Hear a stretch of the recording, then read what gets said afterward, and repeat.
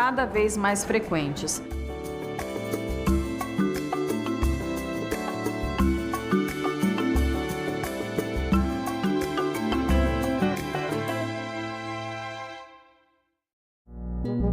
Agora é lei.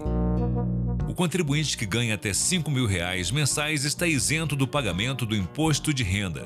Já quem ganha salários acima de R$ 5.000 até R$ 7.350 tem redução de alíquotas. Para compensar os cofres públicos pela perda de arrecadação, a lei aumenta a taxação de altas rendas a partir do ganho anual de R$ 600 mil. O Senado votou, agora é lei.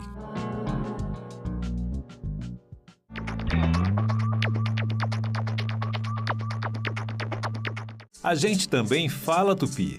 O nome do estado do Piauí vem do tupi e significa Rio dos Piaus ou Rio das Piabas. A palavra é formada a partir de piau, que designa várias espécies de piaus e piabas, peixes de água doce. O termo quer dizer pele manchada, isso porque esses peixes têm listras e marcas escuras nas laterais do corpo. Piau mais i, que significa rio, Piauí. A gente também fala tupi. Os manifestantes conseguiram subir no prédio do Congresso.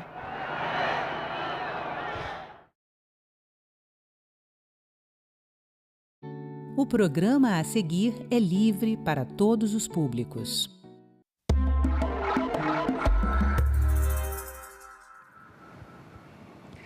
Os jovens da América do Norte e da Europa Ocidental se identificam como menos felizes hoje do que 15 anos atrás. E uma das suspeitas é que isso seja por causa das redes sociais. O Relatório Mundial da Felicidade, que é publicado anualmente desde 2012 pela Universidade de Oxford, tratou sobre esse tema e nós vamos conversar sobre essa relação entre as redes sociais e a felicidade com o professor Vander Pereira, da Faculdade de Engenharia de Software da UNB. Olá, professor, seja bem-vindo. Muito obrigada por participar aqui do nosso programa Cidadania. Muito obrigado, agradeço o convite. Vamos começar do começo, né? O que é a felicidade? Como é que a gente pode medir felicidade? É possível isso? Sim e não, né? Felicidade é um acontecimento subjetivo. Significa que ela está ligada aos sentimentos, emoções, reações de uma pessoa, né? Você pode tangenciar e estabelecer alguns parâmetros para fazer essa medição. Mas a maioria dos relatórios de felicidade, eles são baseados no autorrelato, né? A pessoa responde, por exemplo, numa escala de 0 a 10, o quão você está feliz ou satisfeito com a sua vida, né? Perguntas sobre a ocorrência de emoções na sua vida, né? Emoções positivas e negativas. Então, são parâmetros que tangenciam essa subjetividade. Felicidade é essa sensação, né, que se manifesta em camadas, né? Você pode ter felicidade ligada ao prazer, que não é uma felicidade muito duradoura. Você pode ter a felicidade ligada a coisas que você gosta de fazer, que é o engajamento. E você pode ter felicidade também por ter uma causa grande na vida, que a gente chama de propósito, né? Que são componentes daquilo que a gente chama de bem-estar, né? Se você está em equilíbrio, se você está saudável física, psiquicamente, socialmente, você pode dizer que está feliz. Mas todo mundo sabe que esse estado ele não é absoluto, ele é sempre relativo, ele é sempre passageiro, né? Ninguém alcança a felicidade absoluta. E a felicidade é uma herança evolutiva, né, da nossa espécie. Nós que sobrevivemos somos aqueles hominídeos que um dia sentiram felicidade em estar juntos, em caçar, em sobreviver de maneira saudável. Então, aqueles hominídeos somos nós, né, os felizes. E é interessante porque às vezes a gente pensa em felicidade, né? Você está rindo muito, né? Assim, aquela alegria momentânea, mas em geral quando se mede essa coisa mais a longo ou médio, pelo menos, prazo, né? Um bem-estar mais duradouro, né? Uhum. Porque você pode ter sinais externos de felicidade, né? Que são essas risadas, né? E tem pessoas que exibem muito esses sinais externos. Mas a gente precisa entender que nós, seres humanos, nós não necessariamente temos correspondência entre aquilo que a gente faz publicamente e aquilo que a gente sente internamente. Então, nós somos uma das espécies que consegue mimetizar isso, né? A gente consegue mimetizar sentimentos. Eu posso estar sentindo uma dor e fazer uma cara de alegria, eu posso estar sentindo tristeza e fazer uma cara de felicidade. Então, por isso que esses sinais externos, eles não são bons parâmetros para a gente atestar a felicidade ou mensurar a felicidade. Wander, e você é professor de felicidade na UNB, né? Como é que você chegou a ministrar essa disciplina? Então, né, isso tem muito a ver com a minha trajetória acadêmica. Eu sou uma pessoa que começou fazendo cursos superiores em filosofia, história, psicologia, né, e foi migrando para essa área de tecnologia ao longo da minha carreira, né? Hoje eu trabalho com transformação de serviços públicos digitais, né? A gente atua em vários órgãos da administração pública através da UNB. Mas, então, tem a ver com essa característica de ser alguém que tem esse olhar, né, sobre as ciências da saúde, ciências humanas, e que estava num campus de tecnologia como eu estou hoje, né? Então, devido às demandas, né, dos alunos e professores e servidores e até pais de alunos, a gente começou a pensar que tipo de ação a gente poderia implementar para melhorar a relação dos alunos com a vida acadêmica. A vida acadêmica hoje ela é um desafio muito grande, né?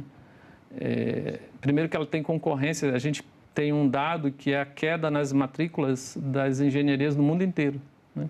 Então, os alunos não estão muito mais interessados em estar passando grande parte da vida num curso de graduação em engenharia. E o dia a dia é muito duro. E ainda a gente estava num campus que tinha sido criado em 2008, né, naquele programa de expansão da universidade pública, acho que era o ministro Haddad na educação. Então, as condições de vivência do campus eram muito duras, difíceis, né? Então, a gente pensou em várias ações, e uma dessas ações que me ocorreu, por ter feito o curso de Yale, foi criar a disciplina de felicidade lá no campus. Eu pensei nisso, mas guardei para mim porque eu achava que não era conveniente naquele momento. Fiquei com certo temor de não ser bem recebida a ideia, né? Como é que você vai fazer uma disciplina no campo de engenharia de felicidade, né? Mas, infelizmente, a gente teve um caso, né, de suicídio na UNB Darcy, e isso precipitou muito a oferta da disciplina. E, graças a Deus, a gente conseguiu ofertar. E já no primeiro semestre de oferta, uma lista de espera enorme, assim. A gente abriu a disciplina com 240 vagas para ser ministrado no auditório. E a gente teve que matricular 265 alunos nessa primeira turma. Então, foi um boom, né? E desde então a gente tem seguidamente ofertado a disciplina também com muito interesse, muito sucesso na afluência de alunos. Eu vou aproveitar e fazer só um parêntese aqui, que essa disciplina em Yale, né, que você falou, né, assim, eu sigo a professora Lauri Santos, né, e assim, é um caso, né, emblemático, que quando ela criou essa disciplina, né, assim, a universidade inteira quis se matricular, não tinha nem espaço para atender todo mundo, e até um pouco semelhante com o seu caso, né? E como é que é? É possível ensinar felicidade? Existem técnicas de felicidade? Então, eis os desafios, né, que a gente teve que enfrentar naquele momento, porque de verdade mesmo, vou falar até baixinho, eu não sabia como as coisas iriam acontecer, eu só sabia que eu deveria levar adiante aquilo, né? E, assim, pensei muito em como ofertar a disciplina e comecei por um raciocínio muito simples. Eu comecei analisando a cultura brasileira e a cultura americana, que é uma cultura anglo-saxã, versus a nossa cultura afro-latina, indígena, né? E as culturas anglo-saxãs, elas são muito pragmáticas.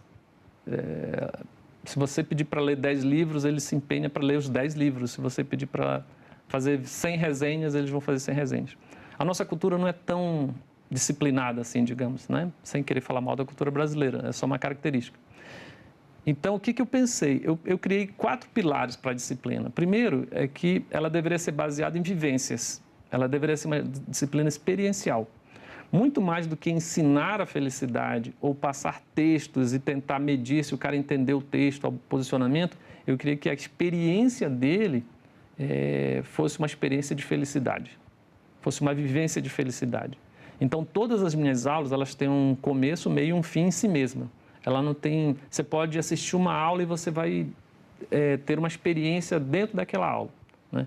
Então, essa foi uma premissa. A outra premissa é que eu deveria trazer informações acadêmico-científicas para a sala de aula. Tem muitos livros sobre felicidade, tem muita gente falando sobre felicidade, e especialmente aqui no nosso Brasil, depois que a minha disciplina foi criada, porque ela acabou produzindo uma onda, né? Teve muita repercussão mesmo. Então, eu estava interessado em vivências na sala de aula baseado em conhecimento realmente validado, né? Esse era o outro pilar. O quarto pilar é que eu precisava criar um contexto dentro da sala de aula de experiência mútua, porque era uma turma muito grande, né? Então, a gente criou pequenos grupos, pequenas células dentro da disciplina, que era onde as coisas aconteciam, onde elas acontecem, né? Então, vivências reais, informações concretas, experiências mútuas e celebração, que é o último tópico da disciplina. Então, é possível ensinar felicidade, mas nesse contexto de academia, né, de padrões mais rígidos, se eu entrasse nesse caminho, eu iria ficar naquela camada. Eu ensino o que é, mas o cara não consegue transformar isso numa vivência da vida dele. Eu optei pela segunda opção. E uma coisa interessante que a Laury Santos sempre repete é que, assim, que a nossa mente engana a gente, né? Assim, tem muita coisa que a gente acha que vai fazer a gente feliz e que, na verdade, isso não se comprova, né? Como, por exemplo, né, a gente acha que se for ter muito dinheiro vai ser muito mais feliz e justamente a ciência, as pesquisas comprovam que não. Assim, claro que se você não tem dinheiro suficiente para as necessidades básicas, isso vai atrapalhar, mas mais do que isso não faz tanta diferença, né? E uma coisa que repete um pouco isso é a nossa relação com as redes sociais, né? Como é que isso, assim, né? A gente acha que quanto mais redes sociais, a gente fica ali, não consegue soltar, mas, na verdade, isso acaba prejudicando. A nossa mente, ela é um labirinto, né? E algumas entradas nela têm armadilhas, né? E uma dessas armadilhas é você representar um mundo que não é correspondente com o mundo real. O que as redes sociais fazem, assim, eu não estou demonizando a rede social, eu não sou anti-tecnologia, até porque eu trabalho com isso, né? Então, as redes sociais, elas não criam nada de novo nessas armadilhas que a mente humana prega na gente. Elas amplificam. Esse é o problema, né? Por exemplo, as pessoas costumam dizer assim, porque as fake news de hoje, elas são aquelas fofocas do doidinho da esquina, da madame, não sei o quê, né? Não é fofoca. A fake news é um produto da nossa sociedade digital. Ela tem começo, meio e fim. E ela é um fenômeno muito diferente, né? Se você pegar a escalabilidade, o formato, o suporte que a IA hoje dá, por exemplo, para as fake news, as deepfakes, né? Então, assim, é um fenômeno novo, né? Que a gente está aprendendo a lidar com ele. Então, as redes sociais, elas não são a origem dos nossos problemas, mas elas amplificam demais. E, por ser um fenômeno muito novo, com transformações muito rápidas, todos nós, inclusive eu mesmo, talvez você, enfim, estamos aprendendo a lidar com esse fenômeno, né? Então, os labirintos que existem na vida real, eles são amplificados, eles são massificados e são adornados, né, com esses elementos digitais, da cultura e da tecnologia digital. Esse é o problema das redes sociais, né? E leva um tempo para a gente aprender a lidar com eles. Por isso que não é uma questão só geracional, né? Quando a gente fala das novas gerações de redes sociais, sim, eles têm algumas características, né? Eu nem posso adentrar muito, porque meu público é muito jovem. Então, tem algumas características que fragilizam esse público. Mas também todos nós que vivemos esse zeitgeist da cultura digital estamos envolvidos. Eu e você, qualquer pessoa de qualquer idade pode entrar nessas armadilhas das redes sociais e não sair mais nunca, né? Então, não é só uma questão geracional. Tem alguma coisa nas redes sociais que a gente está aprendendo a lidar com ela, né? E que nos levam a essas armadilhas que a mente humana permite que aconteçam com a gente. E como são? Quais são essas armadilhas? Por exemplo, a ilusão de que podemos ser felizes nas redes sociais, né? A busca incessante pela felicidade material ou a felicidade absoluta. existem pesquisas que mostram que, a depender do tipo de cultura de um determinado país ou região no mundo, a busca da felicidade produz doenças, né? Por exemplo, em países que têm a vinculação da felicidade com ganhos materiais na vida, o que a gente poderia chamar de prosperidade material na vida, se você se engaja nisso de uma maneira tóxica, adoecedora, você vai ter mais casos de depressão, ansiedade, problemas de saúde mental, né? Porque claramente a felicidade não está na posse de questões materiais, de coisas materiais, né? Como eu falei, a felicidade ela pode se dar pelo prazer, né? Então, o prazer de uma boa comida, né? O prazer de estar com alguém. Ok, aquele é um momento de felicidade, mas é uma felicidade muito fugaz. E ela se esgota rápido e cria uma necessidade de você buscar novamente aquela experiência que nunca mais volta. A experiência, quando você tem um prato de comida que você ama e você tem aquela experiência pela primeira vez, é uma coisa e muito maravilhosa. A segunda vez já não é a mesma coisa, né? Então, essa é uma armadilha que a rede social amplifica muito, muito, muito, né? A possibilidade de eu ser feliz com uma experiência prazerosa. Sim, é possível, mas ela não é eterna, ela não é absoluta. Tem a questão também que se fala muito, né, de que geralmente ele é só um retrato, né, um frame, né, assim, que a pessoa que está mostrando ali aquele momento feliz, publicando aquele momento feliz, ela tem todo o resto da vida, né, que tem altos e baixos, né, ali é só um pedacinho, né, que a gente fica se comparando com aquilo. Tem essa questão, né, que ela faz um recorte da vida, deveria ser um recorte da vida, né? Mas as pessoas experienciam como se fosse a própria vida, né? A gente sabe que as redes sociais elas não estão preparadas para incentivar discussões, debates, reflexões, né? Você tem lá uma máquina de produzir reações nas pessoas. E aí eu fico escravo das reações das pessoas, né? O que me impede de, entre aspas, ser eu mesmo, né? E esse jogo de, se eu for eu mesmo, eu perco likes, curtidas, né? Eu preciso de ser um papel, aí eu começo a acreditar que eu sou esse papel, que minha vida é esse papel, né? As pessoas que não conseguem perceber essa diferença, elas têm um problema, elas não têm problema de dissonância cognitiva, porque elas estão doentes. Agora, quem sofre com isso é quem consegue perceber que eu não sou isso, mas eu estou escravo disso, né? Então, sempre fotos, sei lá, como é que a gente chama, que lacradoras, né? Fotos extremamente impactantes para ganhar likes, né? Então, tem gente que não percebe isso, assim, não sei que eu estou nessa vida, né? Não consigo ver, sou eu mesmo, não consegue, então ela está doente. Agora, quem está, entre aspas, saudável, está sofrendo, porque ela sabe que a vida dela não é aquilo.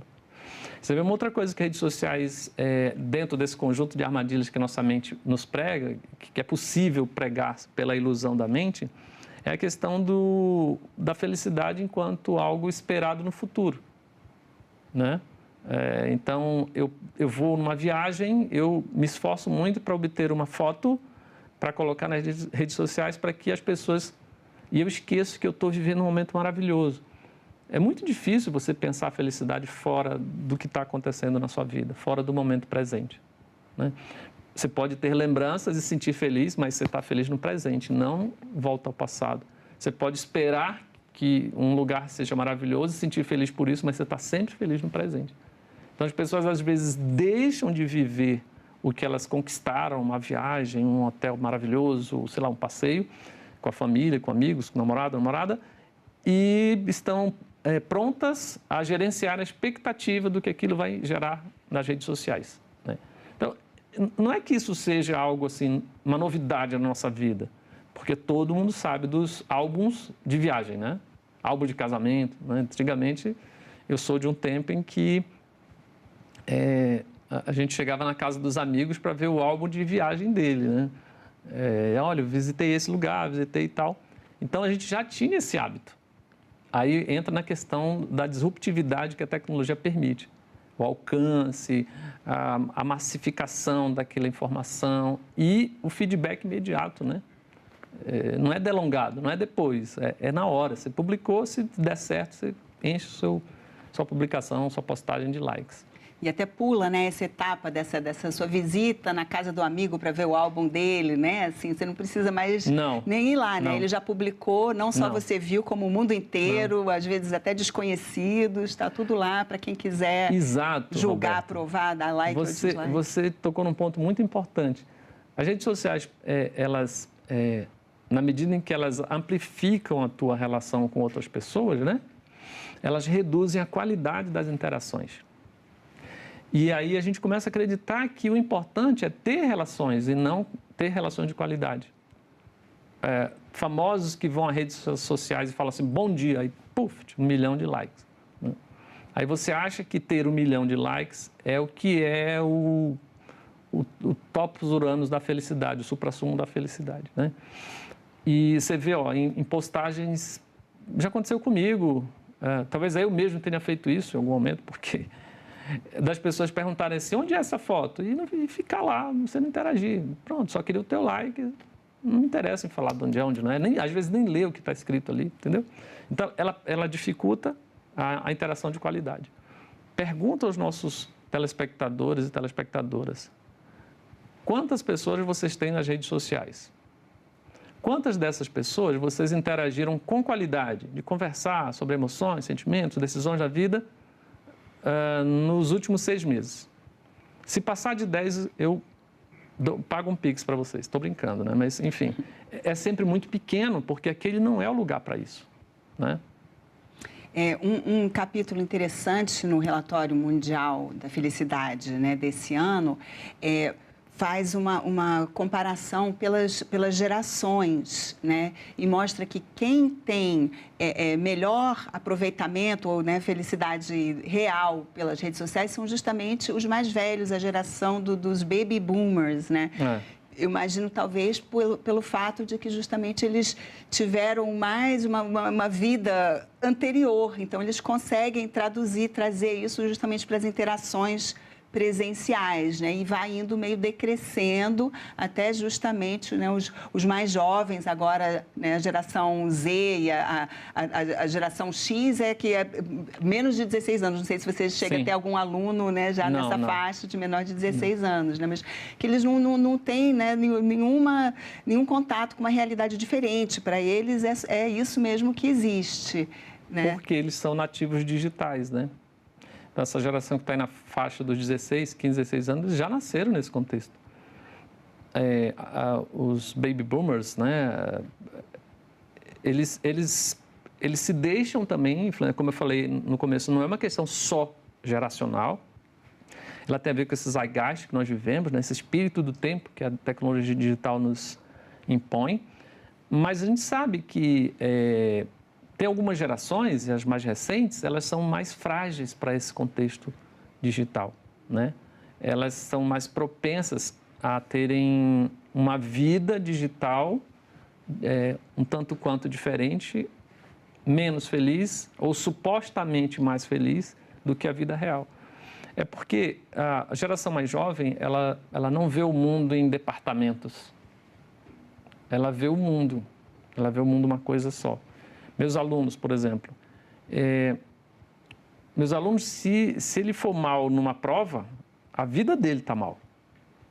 Ele não tem assim, esse aqui é o departamento faculdade, esse aqui é o departamento amigos, né? Coisa que a gente tinha muito na nossa geração, né? Fui mal na prova, fico triste, obviamente, mas vamos fazer um churrasquinho, vamos para o truco, vamos, né? Então, assim, acontecimentos num tipo de situação de vida, ele tende a se irradiar para a vida toda. E as redes sociais, elas são o quê? São ubíquas, são pervasivas, elas têm um potencial de publicização muito alto, né? Uma coisa que acontece com você e um amigo publica, já era, todo mundo já sabe. Então, esses contextos para os quais esses jovens são mais sensíveis, de um modo geral, não é regra, eles são muito infelicitantes na vida, são muito infelicitantes, né? Eu amplifico muito uma experiência de dor que todos nós vamos ter algum dia na vida, né? E nós, seres humanos, nós somos preparados para sentir dor, nós somos preparados para o estresse, nós somos preparados para o sofrimento. A natureza foi sábia, Deus foi sábio. O que a gente não está preparado é para isso ser uma coisa contínua, né? Que não acaba nunca.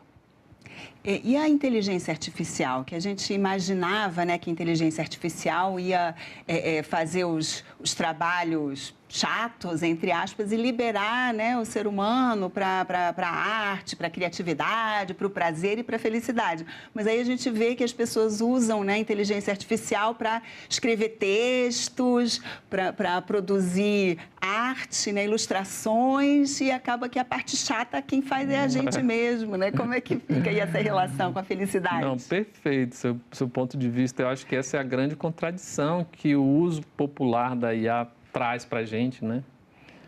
Porque IA, em tese, ela deveria ser exatamente para coisas que são enfadonhas, complexas, no sentido de... nós temos uma capacidade limitada de armazenamento, de compreensão das coisas, né? O que a IA, basicamente, como depende do motor de busca dela, né? É ilimitado. Mas aí o que a gente faz? A gente tenta pedir da IA aquilo que ela não foi feita para fazer para a gente. Né? Uma IA nunca vai ter a sensibilidade na criação. Né?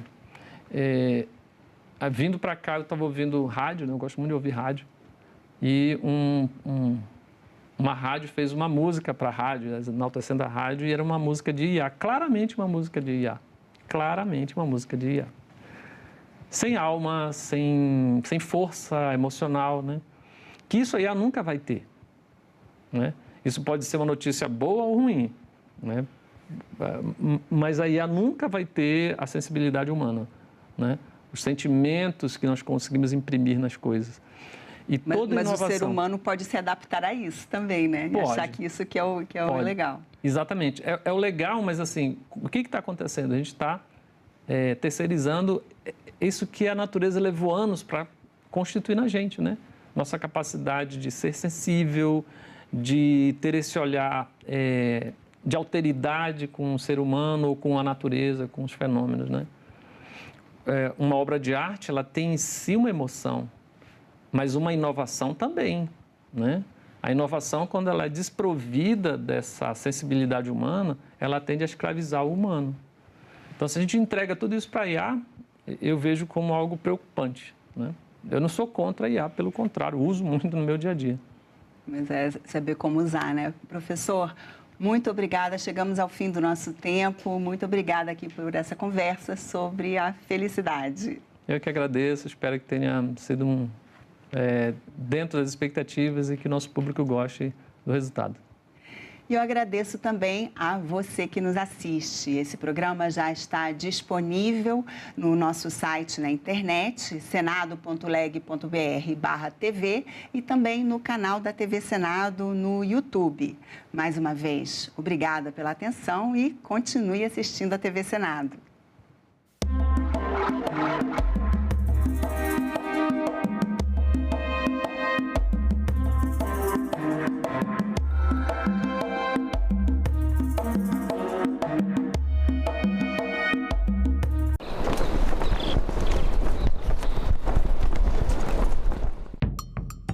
Renova a tua fé na possibilidade do Brasil mudar a forma de lidar com o esporte?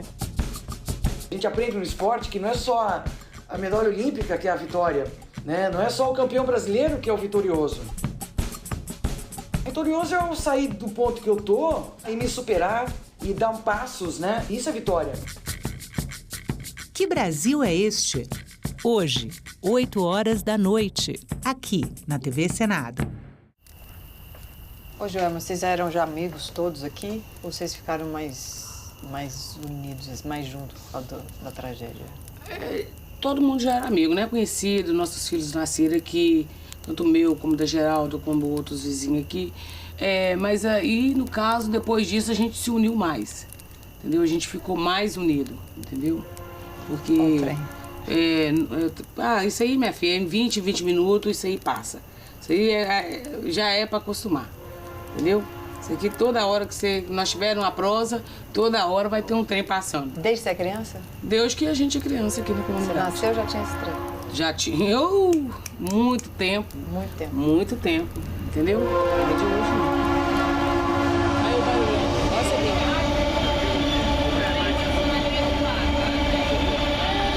isso é noite adentro, minha filha. Isso é a noite adentro.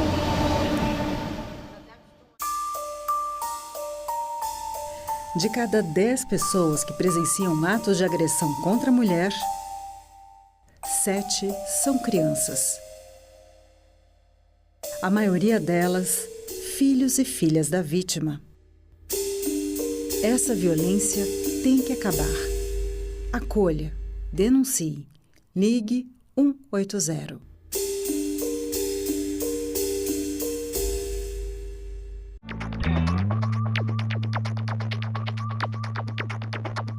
A gente também fala tupi. O nome Sergipe tem origem no tupi e significa no Rio dos Siris. É formado por seri, que quer dizer siri, mais i, palavra para água ou rio, mais p, que significa a preposição em, no. O siri é uma espécie de crustáceo encontrado em locais de areia ou de mangue. O termo siri também vem do tupi e tem o significado de correr, deslizar, provavelmente em razão de como ele se move.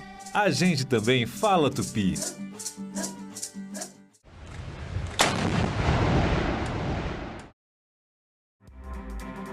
Bom dia, quarta-feira, 10 de junho.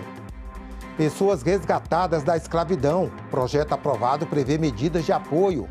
Presidente do Senado defende cautela no exame de projetos de reajuste salarial de várias categorias. Roubo de combustíveis e compra e venda de combustível roubado terão penas aumentadas. E mais, o que acontece hoje nas comissões, Congresso e plenário do Senado. Fique com a gente, o Senado Notícias está no ar.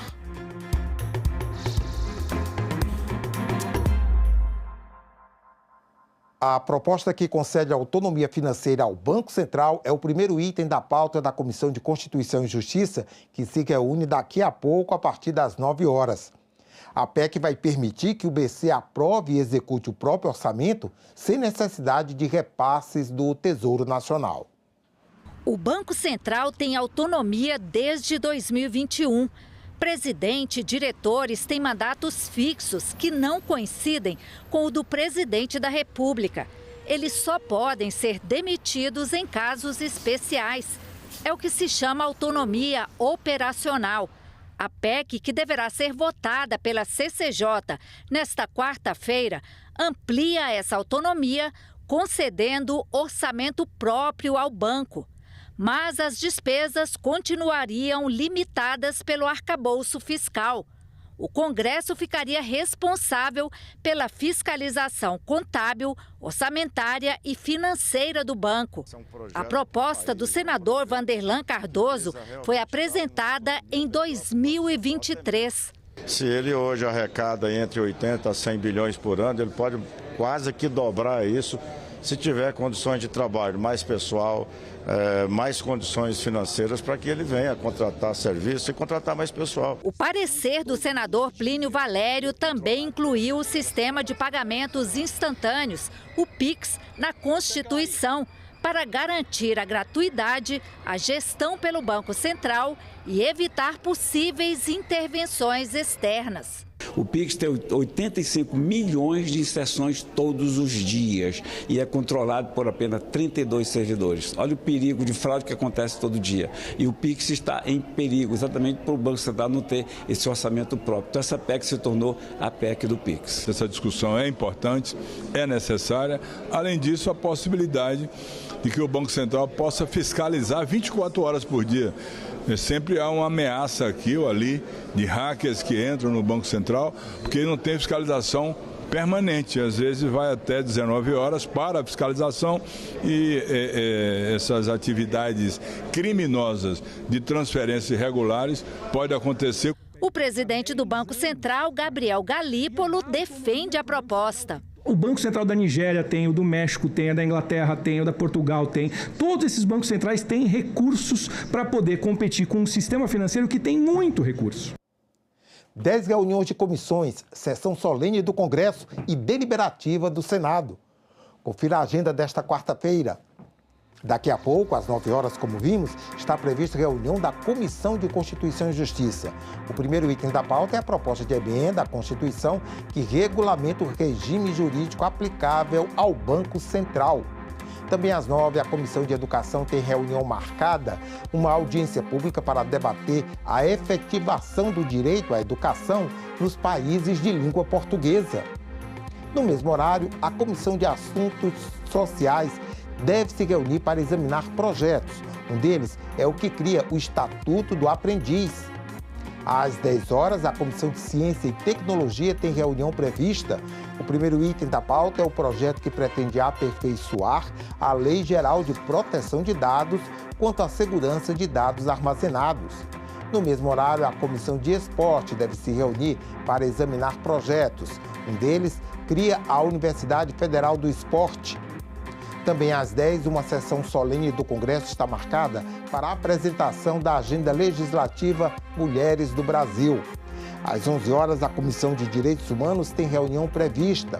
Um dos itens da pauta é o projeto que cria o Sistema Nacional de Informações da Primeira Infância e o relatório Orçamento da Primeira Infância como instrumento de controle social e de fiscalização do orçamento público nessa área. E logo mais às 2 da tarde, a Comissão de Agricultura tem reunião marcada. Senadores examinam indicações de emendas da comissão ao orçamento deste ano e também projetos, como o que prevê a concessão de seguro-desemprego ao trabalhador extrativista vegetal e ao seringueiro que seja dono ou tenha posse de propriedade com até 2 módulos rurais durante o período em que estiver impedido de exercer a atividade. Também às 14 horas, o plenário do Senado deve se reunir em sessão deliberativa. O primeiro item na ordem do dia é a indicação do ministro do STJ, Benedito Gonçalves, para o cargo de Corregedor Nacional de Justiça no CNJ. Às 2h30, a Comissão Mista de Controle das Atividades de Inteligência tem reunião secreta prevista. Deputados e senadores debatem com autoridades problemas relacionados à segurança pública e às organizações criminosas.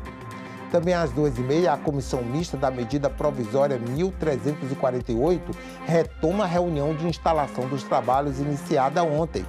A MP prevê, entre outras medidas, a regulação das receitas e da destinação de recursos do Fundo para Aparelhamento e Operacionalização das Atividades FIM da Polícia Federal.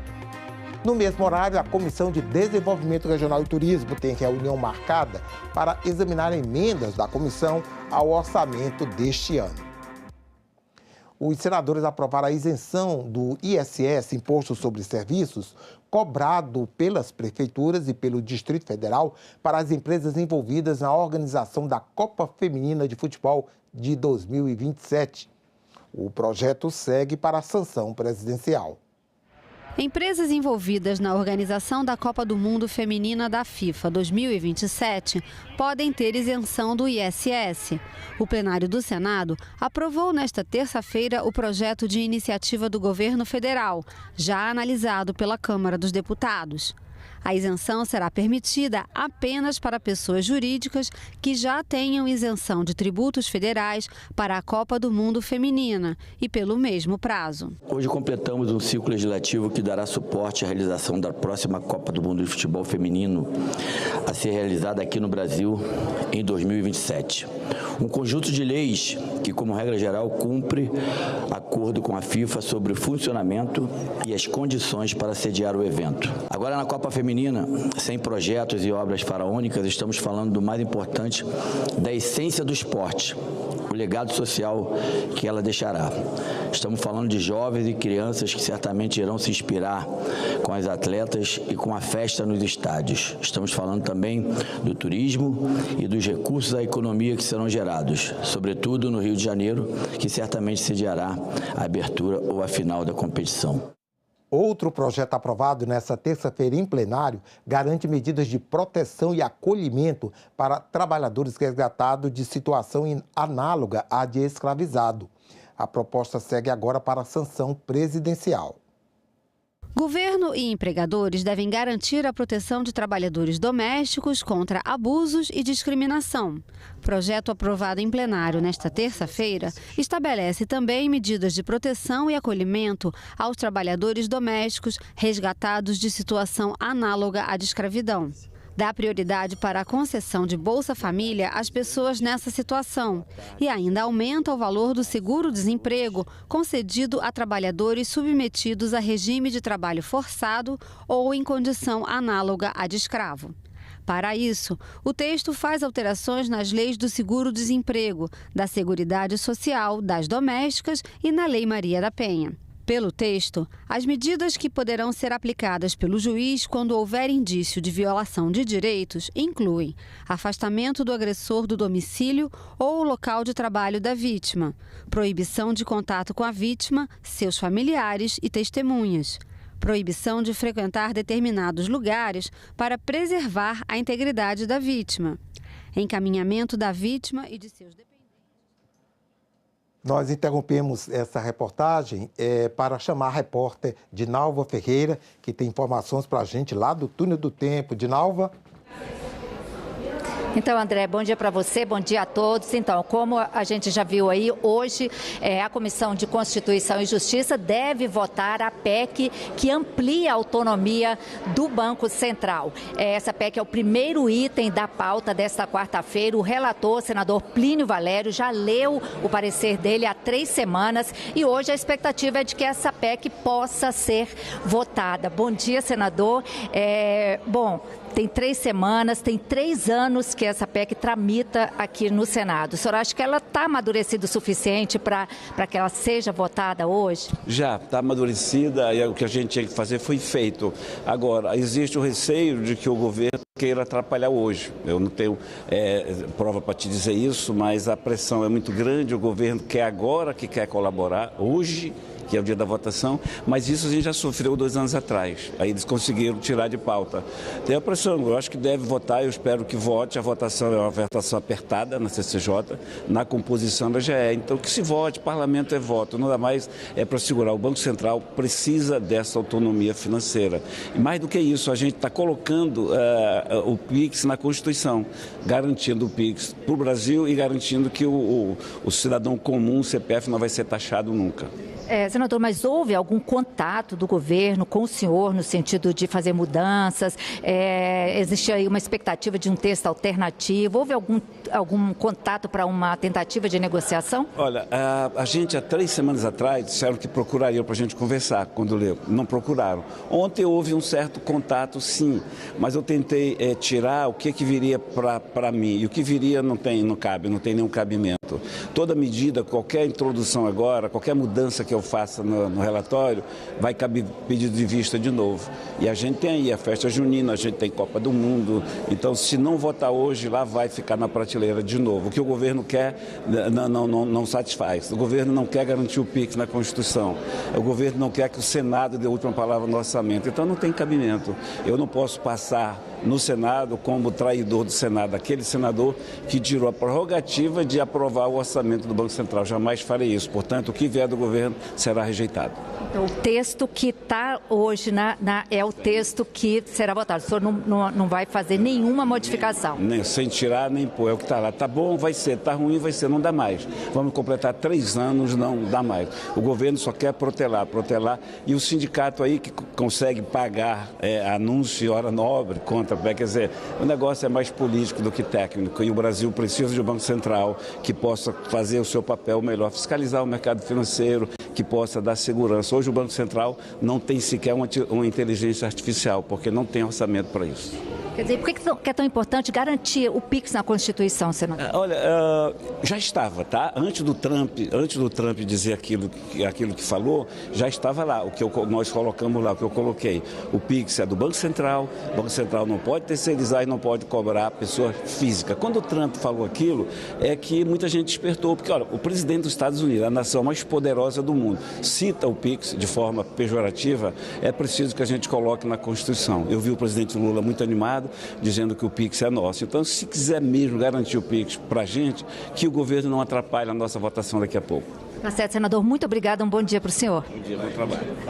André, a gente conversou então agora com o senador Plínio Valério. Ele é o relator dessa proposta que amplia a autonomia do Banco Central. Lembrando que o Banco Central já tem autonomia administrativa desde 2021 e essa PEC dá ao banco também autonomia financeira e orçamentária. A gente ouviu o senador Plínio Valério e a gente vai ficar aqui, a gente continua aqui antes da reunião vamos tentar ouvir algum representante do governo. Voltamos com você aí, André, qualquer coisa eu te chamo. Combinado, Dinalva. Bom dia e bom trabalho para você. Nós vamos agora voltar à reportagem que estávamos exibindo há pouco sobre aprovações no plenário do Senado.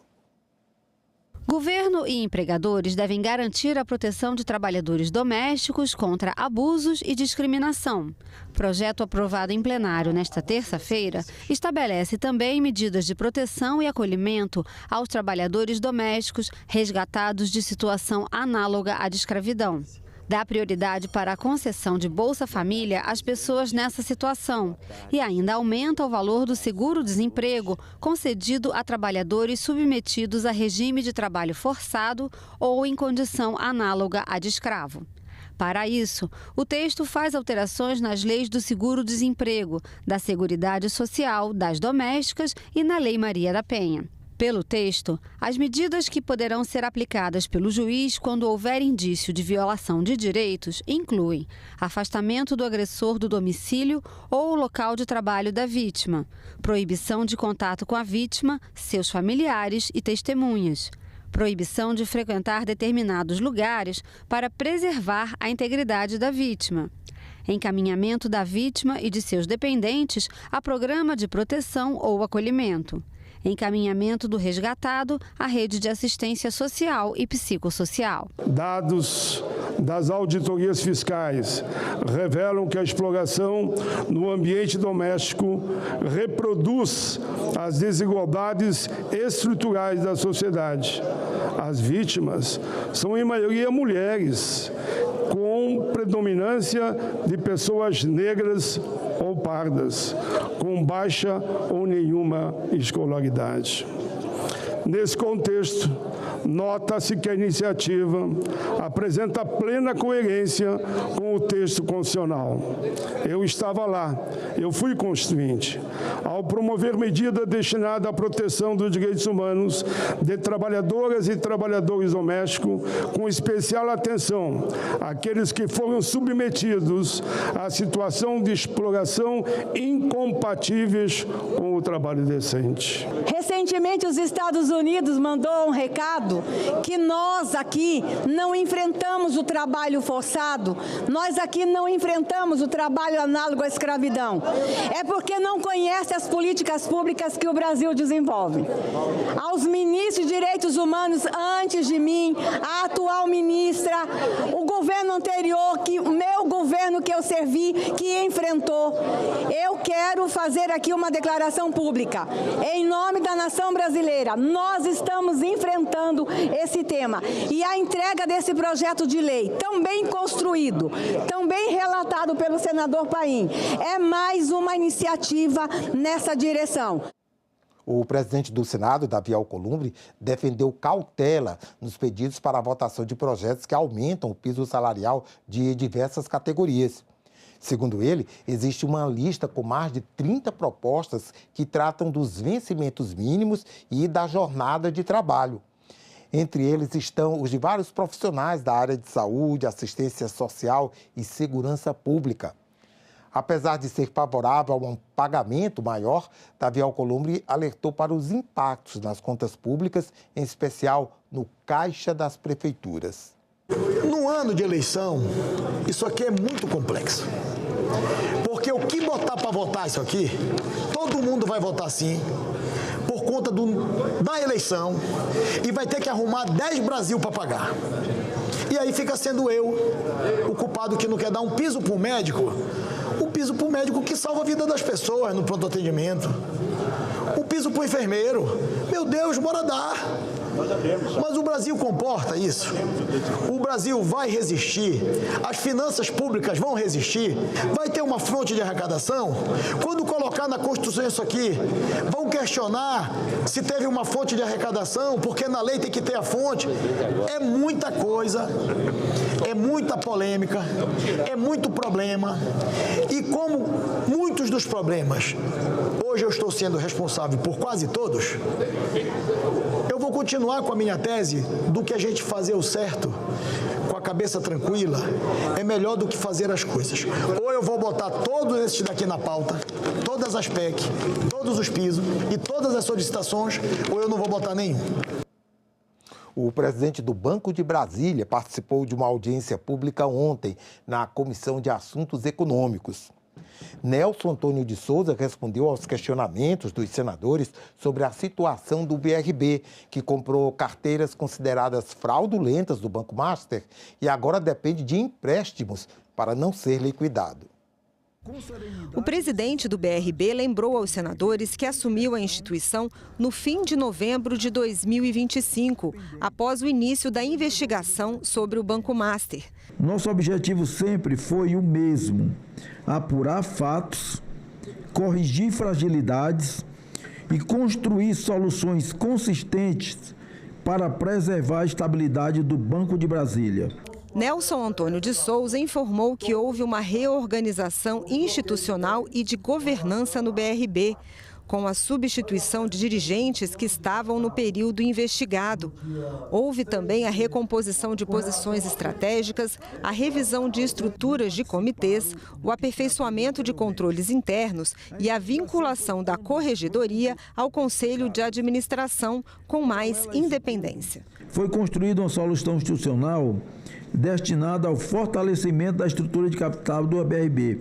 O acordo firmado entre União, Distrito Federal, Banco Central, tem a participação do FGC e das instituições financeiras, especialmente S1, que são as grandes instituições financeiras como Banco do Brasil, Caixa Econômica, BTG, Bradesco, Santander,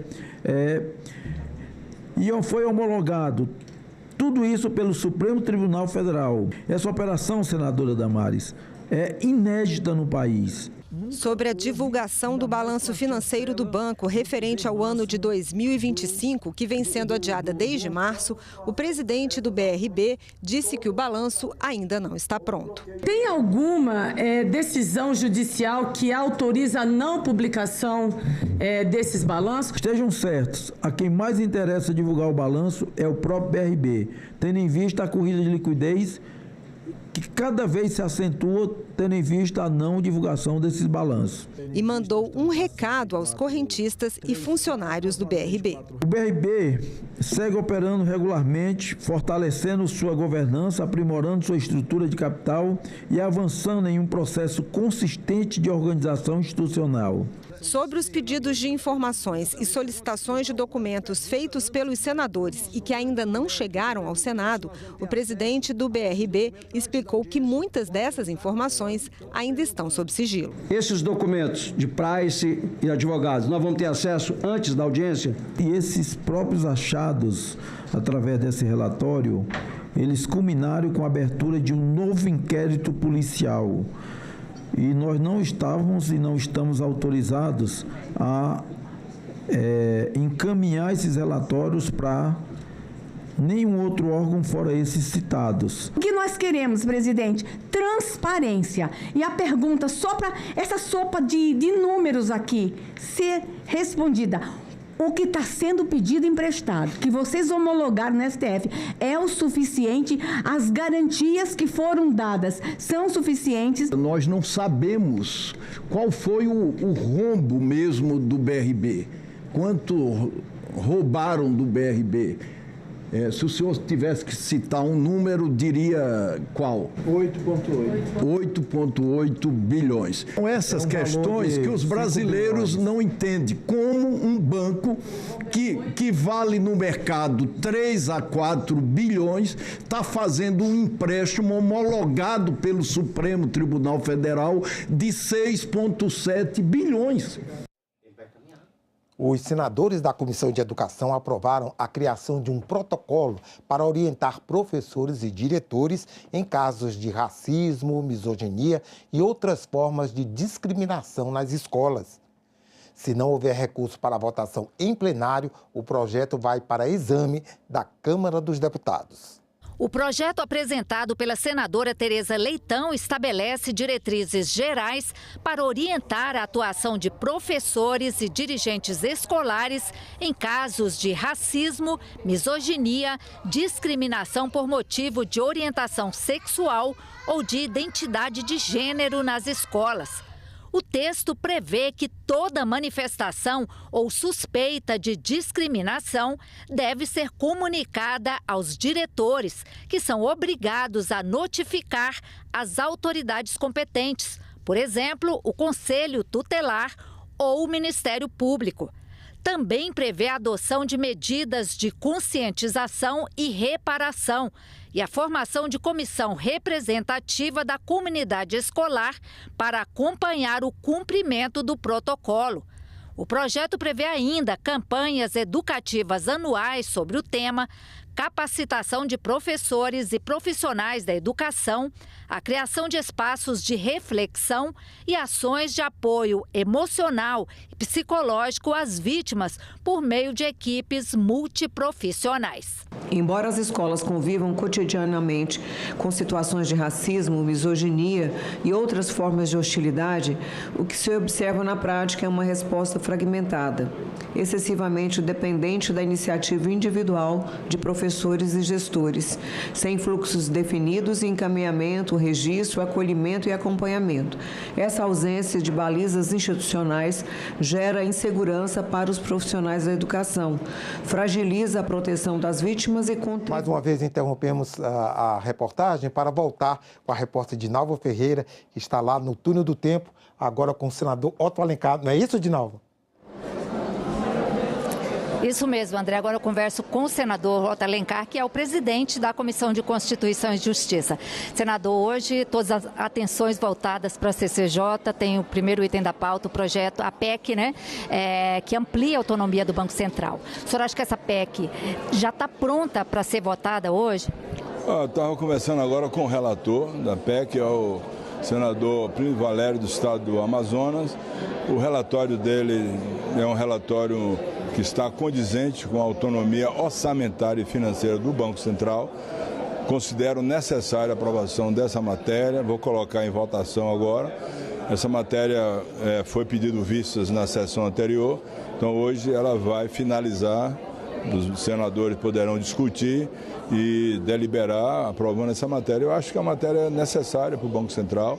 Eu fui algumas vezes conversar com o presidente do Banco Central, o Gabriel Galípolo, ele me mostrou das coisas, nós nos inteiramos bastante disso. Eu acho que o relatório do Plínio é um relatório correto, já foram feitas audiências públicas, consultas, portanto está pronto e finalizado para ser apreciado hoje. Agora, segundo o próprio relator, ele diz que o governo ainda enfrenta resistências, né? O governo, por exemplo, não concorda com a inclusão do PIX na Constituição. Não, o governo mandou uma emenda, uma proposta de emenda levada pelo senador Jacques Wagner. O Plínio não aceitou por alguns motivos, e entre esses motivos que ele não aceitou, eu concordo que não deve se alterar o relatório dele. O PIX vai para a Constituição Federal do Brasil, do povo brasileiro, e estando dentro da Constituição, eu acredito que ele está garantido, não será mais atacado como aconteceu recentemente naquele relatório encaminhado pelos Estados Unidos, né, do Marco Rubio, que citava 20 vezes o PIX. O PIX é uma conquista do povo brasileiro. Não pagar por cartão, não pagar por qualquer tipo de pagamento dos cartões. Todos os cartões que nós temos, Mastercard e vários outros cartões que acontecem aí. Então, o que incomoda os Estados Unidos não incomoda o povo brasileiro. O que é bom para os Estados Unidos não é bom para nós. Então, salve o PIX na Constituição. Agora, senador, só mudando rapidinho de assunto, a PEC que acaba com a escala 6x1. Como é que estão as negociações? Está dependendo, está na mesa do presidente Davi Alcolumbre. Como é que está essa negociação? Não, o Davi não mandou ainda a PEC, que foi apreciada, aprovada na Câmara Federal. Não mandou. O que está comigo aí é uma PEC que foi encaminhada pelos senadores. Tem uma outra PEC que já foi aprovada aqui na CCJ. A do Paim está na mão do Davi. Então tem 3 PECs aí e ele não mandou a da Câmara. Eu só vou cuidar disso quando da Câmara for encaminhada para a CCJ. Como eu não tenho conversado recentemente com o Davi sobre o assunto, porque eu respeito o tempo dele para ele respeitar o meu. Então eu não vou tocar nesse assunto. Ele vai encaminhar na hora que ele achar boa, apropriada, não tem nenhuma dificuldade comigo, a relação dele que é muito boa comigo, então eu vou ficar esperando ele encaminhar. Certo, senador, muito obrigado, um bom dia para o senhor. Voltamos com você aí, André. Obrigado, Dinalva. E está começando nesse momento a reunião na Comissão de Educação, não é isso? Por meio do portal. Lá tem um protocolo, um projeto que prevê um protocolo para orientar professores e diretores em casos de racismo e misoginia. Nós vamos acompanhar, então, essa reunião. O relatório completo com todas as manifestações estará disponível no portal, assim como as apresentações que foram utilizadas pelos expositores. Cada expositor terá 10 minutos para fazer uso da palavra. Informo também que, em razão do número de convidados e do espaço limitado na bancada, as exposições serão divididas em 2 blocos sucessivos. Primeira mesa. Convido para tomar lugar à mesa os seguintes convidados. Senhor Edson Luiz da Rosa Júnior, chefe da Divisão de Cooperação Educacional do Ministério das Relações Exteriores. Tudo bem. Seja bem-vindo, seja bem-vindo. O senhor Felipe me informaram que ainda não se encontra, mas está a caminho. Convidamos a senhora Andressa Pelanda, coordenadora geral da Campanha Nacional pelo Direito à Educação. Senhor Santos Bunga, oficial de comunicação da Associação de Atores Sociais Chaves do Saber, Angola.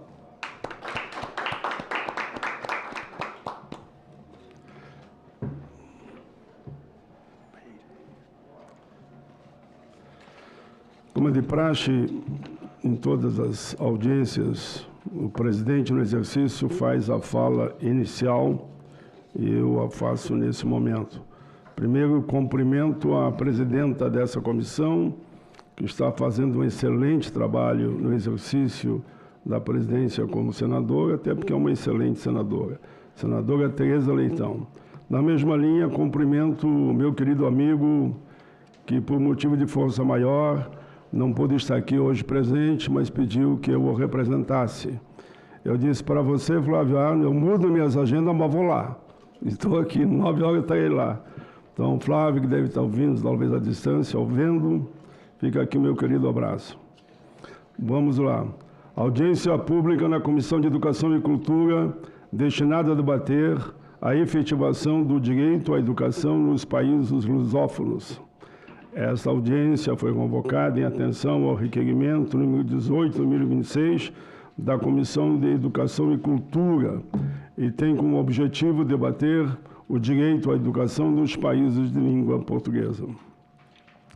É um tema de alta relevância, que merece aprofundamento, especialmente na ilustre presença de representantes dos países que integram a rede lusófona pelo direito à educação. A RELUZ é uma coalizão internacional que reúne entidades dos países de língua portuguesa que atuam pela universalização de uma educação pública, gratuita, inclusiva, equitativa, laica e de qualidade. Nossa língua é utilizada por mais de 260 milhões de pessoas diariamente, mais de 200 milhões no Brasil, 10 milhões em Portugal, 50 milhões na África e na Ásia. É a 5ª língua mais falada no mundo. Esse número não inclui a diáspora portuguesa, estimada em aproximadamente 10 milhões de pessoas em 34 países. E milhões que em todo o mundo utilizam o português como a sua segunda língua. O português é um idioma globalizado, presente em 4 continentes, sendo uma das línguas oficiais de 21 organismos internacionais, com especial destaque para a Organização dos Estados Americanos, a União Europeia, a União Africana e o Mercosul.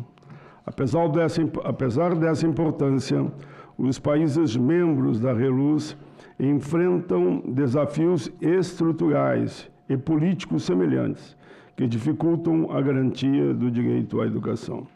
Refiro-me especialmente às desigualdades sociais e econômicas que limitam o acesso e a permanência de nossas crianças na escola.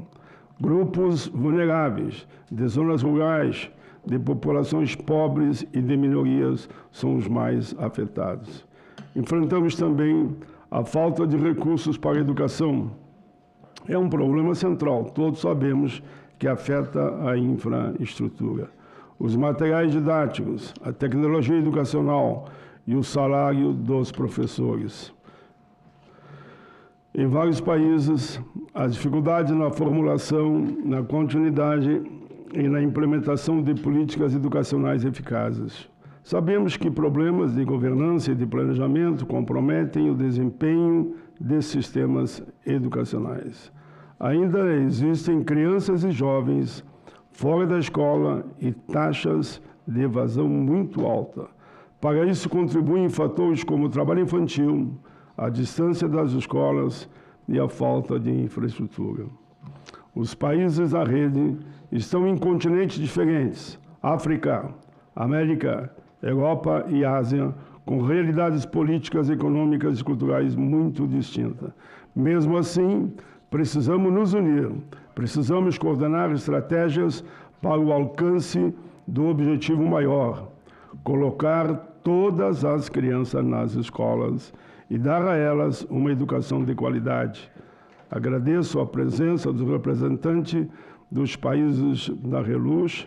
Tenho certeza que hoje poderemos compartilhar experiência, perspectivas e fortalecer ainda mais os laços históricos e culturais que nos unem.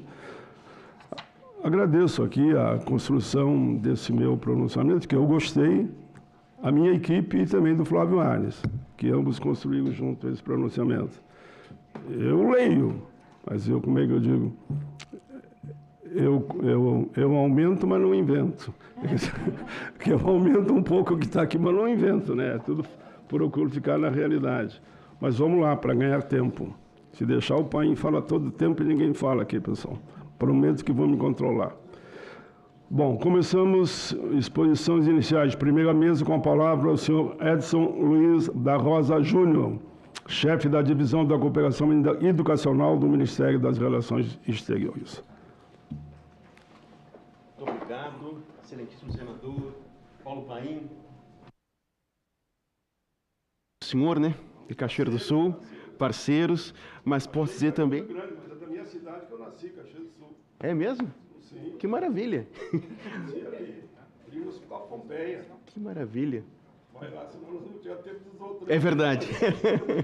Prazer estar em contato com todos os cidadãos que nos acompanham pelas redes sociais, pela TV Senado, pela rádio, e com os senhores e as senhoras da RELUZ, para tratar de um tema tão importante, o acesso à educação, o direito à educação nos países lusófonos.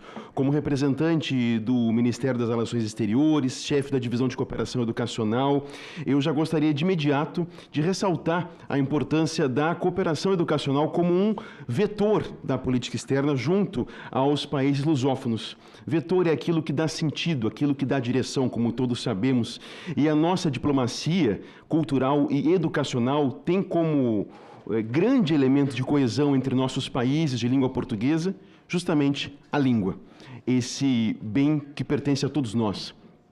Pois bem, a diplomacia cultural e educacional, que promove a educação, a língua portuguesa, a cultura brasileira no mundo, ela, no Ministério das Relações Exteriores, tem no Instituto Guimarães Rosa o seu braço dedicado à cultura e educação.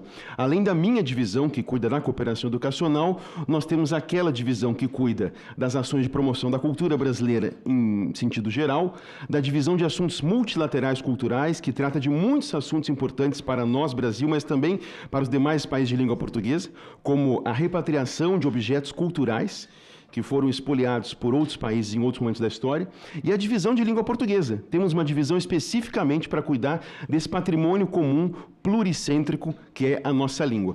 Notem que a cooperação educacional é um ponto de interseção entre duas políticas públicas, a política em educação e aquela política que, por vezes, o cidadão não percebe como uma política pública, que é a política externa.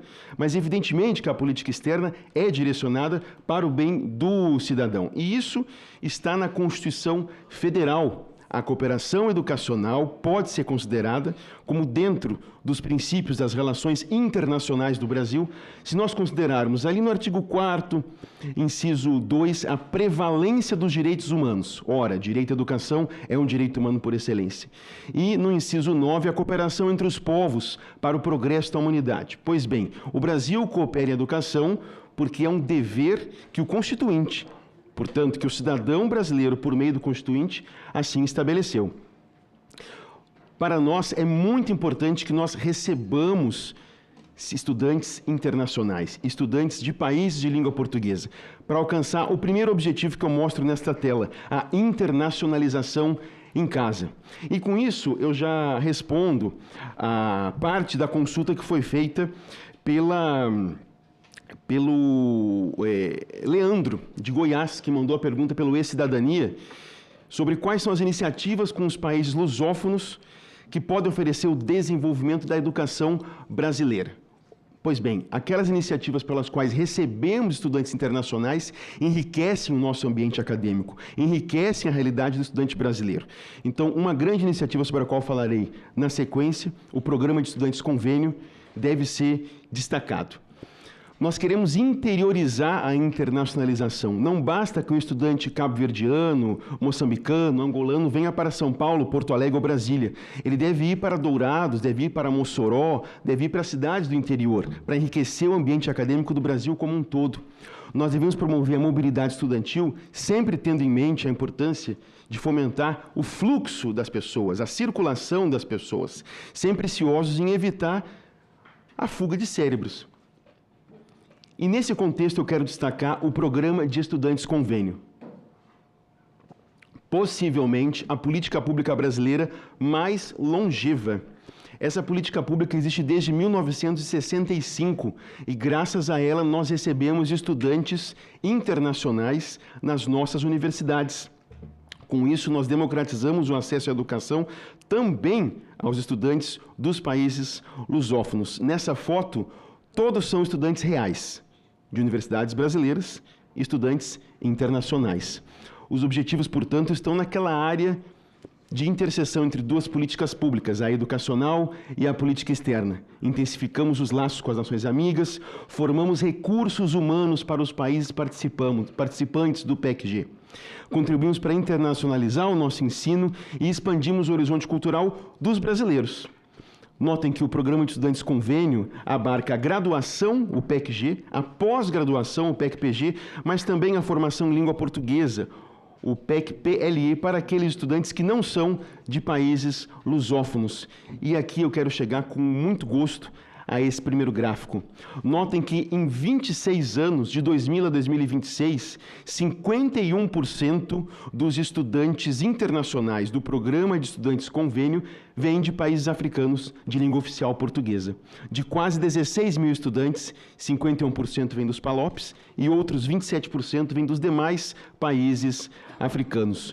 Notem aqui também a importância da cooperação educacional com os países de língua portuguesa, Cabo Verde, Guiné-Bissau e Angola, nas 3 primeiras colocações, mas nesse gráfico também há São Tomé e Príncipe, também há Moçambique. Na seleção do ano passado, em específico, das quase 8.600 vagas universitárias destinadas a estudantes internacionais em todos os 27 estados e no Distrito Federal, aqui do Brasil, nós acolhemos estudantes internacionais a 104 universidades, instituições de ensino superior brasileiras, oferecendo 340 cursos para a formação de quadros de outros países. E olha que interessante, sinal de que a interiorização da internacionalização vem sendo efetiva. A universidade que mais vagas ofereceu no ano passado foi a Universidade Federal de Mato Grosso do Sul. Na sequência, a Universidade Federal de Campina Grande e assim por diante. Os cursos que têm mais demanda pelos estudantes internacionais, naturalmente, medicina. Na sequência, administração, relações internacionais, enfermagem e assim por diante. A importância das ciências da saúde para os países lusófonos é enorme. E com isso eu quero destacar também um programa da Agência Brasileira de Cooperação que vem sendo desenvolvido nesse momento com Angola, na formação de profissionais de saúde. Mais de 100 profissionais, desde 2023, quando o presidente Lula fez uma visita de Estado a Luanda, quando se estabeleceu esse programa, mais de 100 profissionais já voltaram a Angola formados, com pós-graduação na área de saúde, e 800 angolanos, senador e demais colegas, estão nesse momento estudando no Brasil na área de saúde, em um programa que envolve universidades, a Empresa Brasileira de Serviços Hospitalares e a Agência Brasileira de Cooperação. As candidaturas para o nosso programa também vêm crescendo exponencialmente. E a África lusófona, só no ano passado, respondeu por 46% das nossas candidaturas.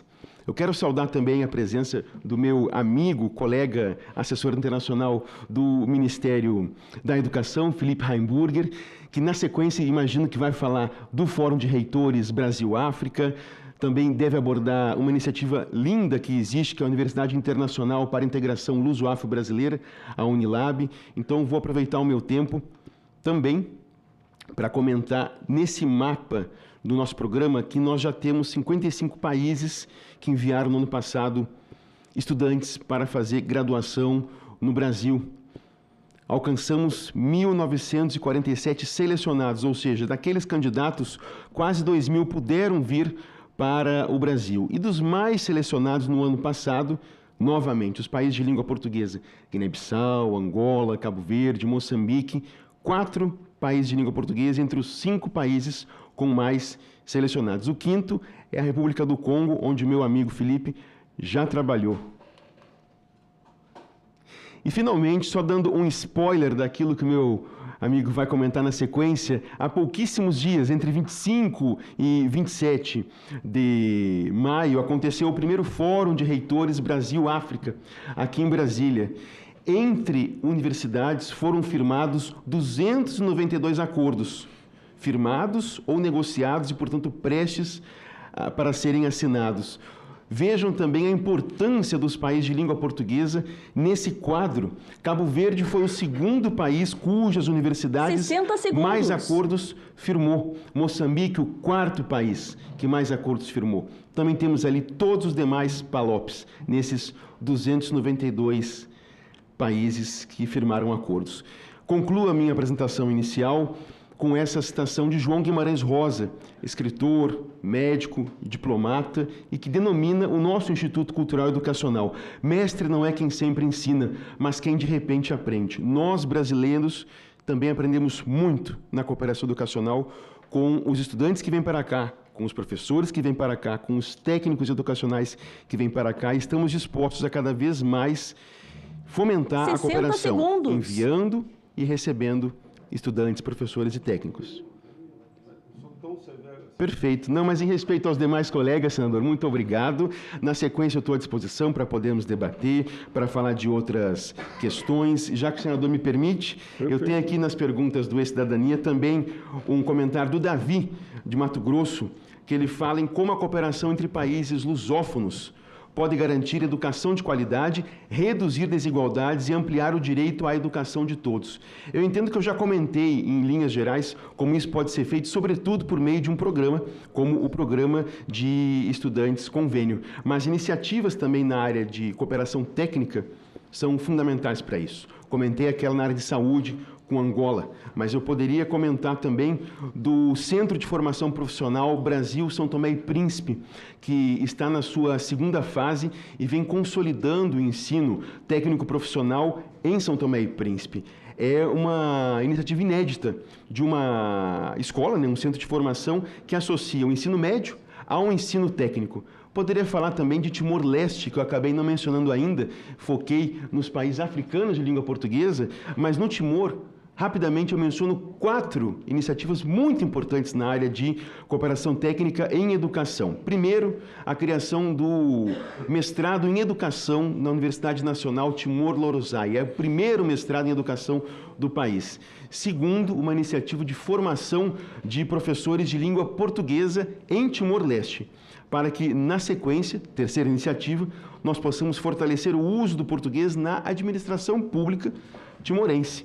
E uma quarta iniciativa, o ensino técnico em cafeicultura, para que nós possamos, junto com o Timor-Leste, fomentar a formação de tecnólogos, de técnicos agrícolas na área do café. Todas essas iniciativas sempre com o a devida atenção à necessidade de solidariedade, de escuta, de respeito às prioridades nacionais estabelecidas pelos nossos parceiros, para que nós possamos atender àquilo que o Constituinte, que o cidadão brasileiro, por meio da Constituinte, decidiu, que a nossa política externa seja voltada ao desenvolvimento de todos os povos, que a cooperação seja para o desenvolvimento do Brasil, mas também dos seus parceiros. Acho que é isso, senador. Perfeito, perfeito. Muito bem. Seu Edson Luiz da Rosa Júnior, chefe de divisão de cooperação educacional do Ministério das Relações Exteriores. Eu dei uns minutinhos a mais para ele, porque ele citou muito ao Constituinte. E como eu fui Constituinte, há 40 anos atrás, somos 4 que estamos no Congresso, eu, o Renan, o Edson, o Aécio Neves e a Lídia da Gamata. Daquela turma de 513 mais 81, 4 estão aqui ainda. E eu sou um deles. Tinha que ter um negão também, né? Por que não, né? Isso é brincadeira que eu faço devido à minha história. E aqui eu coordeno muito esse trabalho da comunidade negra também. E fui o autor do Estatuto da Igualdade Racial. E todas as políticas de cotas para negros, quilombolas, indígenas e também brancos pobres, que alguns pensam que a gente só fez política de cota para nós negros, né? Eu faço esse esclarecimento, que tudo surgiu no governo Lula, viu? Antes não tinha. Eu tive a alegria de ser o autor ou relator de todas as políticas de cota que surgiram da Constituinte para cá, para a integração total da nossa gente, do nosso povo. Ok? Vamos em frente. Eu prometi não falar muito, hein? Mas te dei mais 3. Obrigado. Olha, é 10 minutos para cada um, mas eu darei de 3 a 5, se necessário, para cada um poder completar o seu pensamento. Com a palavra, o senhor Felipe Dutra de Carvalho. Felipe Dutra de Carvalho Romburger, assessor especial para assuntos internacionais do Ministério da Educação.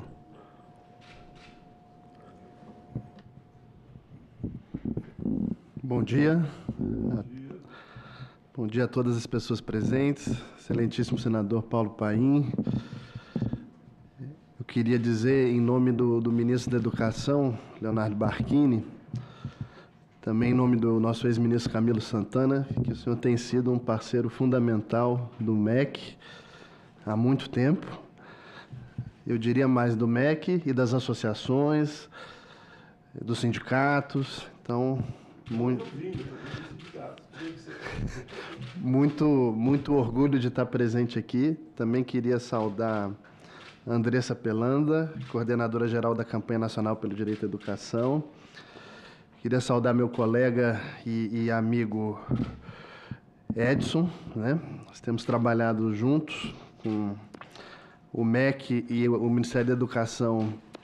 No que tange a cooperação educacional, nós trabalhamos em sintonia fina há bastante tempo, né? Desde que o nosso colega Francisco, que hoje está em Nairobi, ele teve, né, a oportunidade de estar na sua cadeira, e na que eu estou também, e articulou, né, eu acho que com grande mérito, a defesa dos programas, né, do PEC-G, principalmente, que foi duramente atacado no governo anterior. É preciso deixar o registro para que isso não mais se repita, né? Então, essas políticas foram mantidas, consolidadas e ampliadas no governo Lula.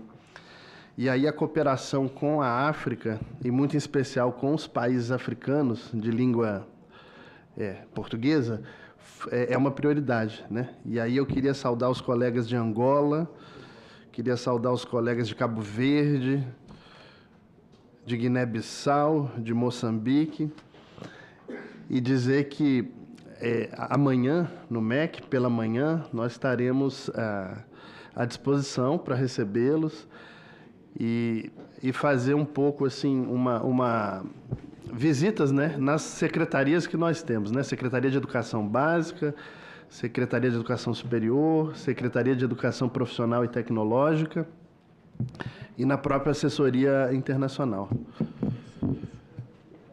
E também na nossa SECADI, que é uma secretaria muito importante, liderada pela secretária Zara, que é a Secretaria de Inclusão do MEC.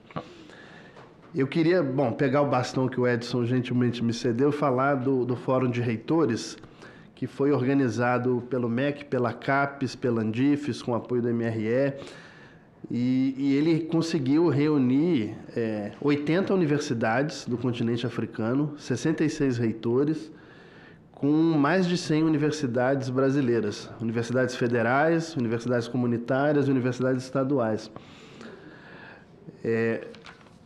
O número de acordos assinados nos 3 dias de evento foi recorde, foram 292 acordos assinados entre as universidades, que têm autonomia, né, no Brasil, e as universidades dos países africanos.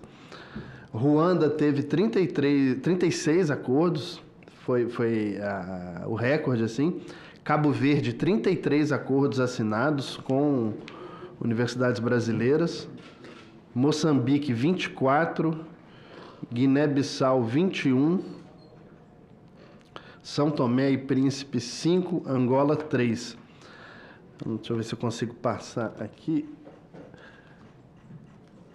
E ali a gente tem o detalhamento de quais universidades especificamente firmaram os acordos.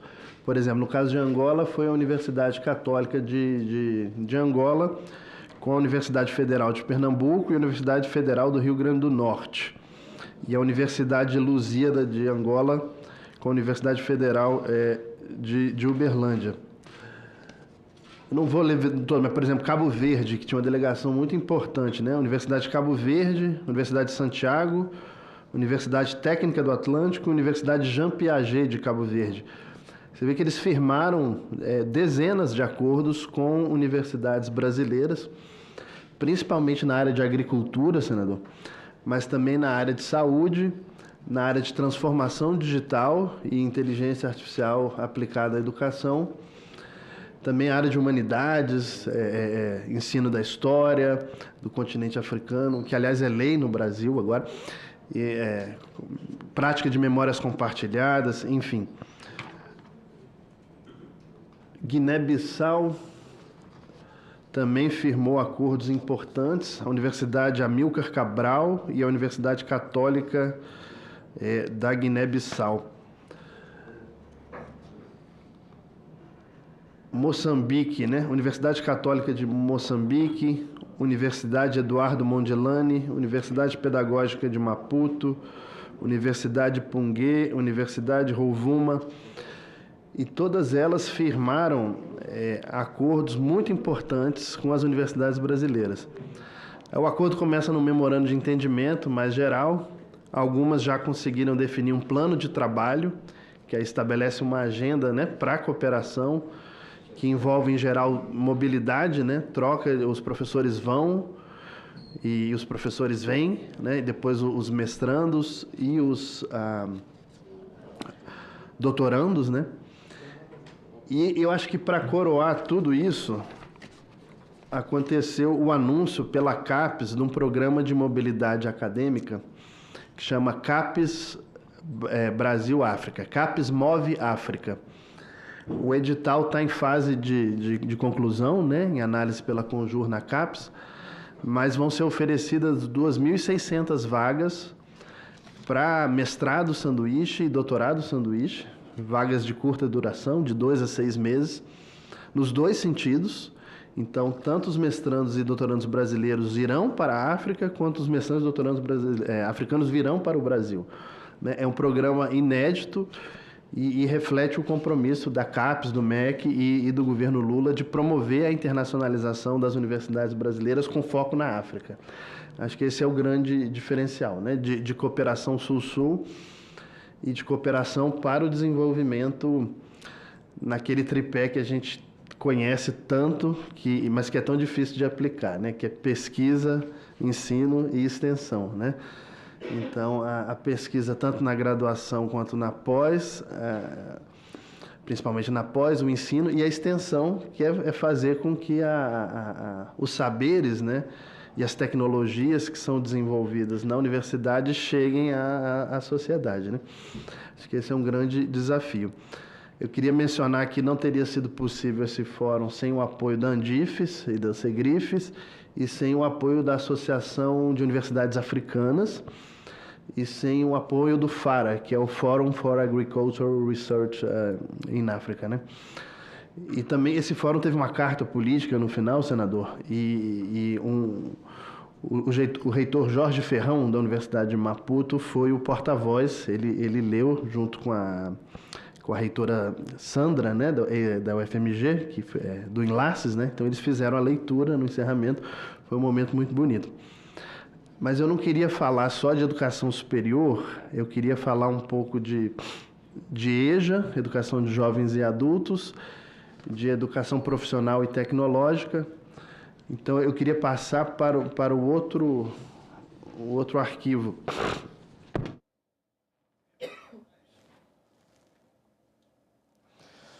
Olá, estamos de volta, são 9h29 e está começando agora a reunião na Comissão de Constituição e Justiça.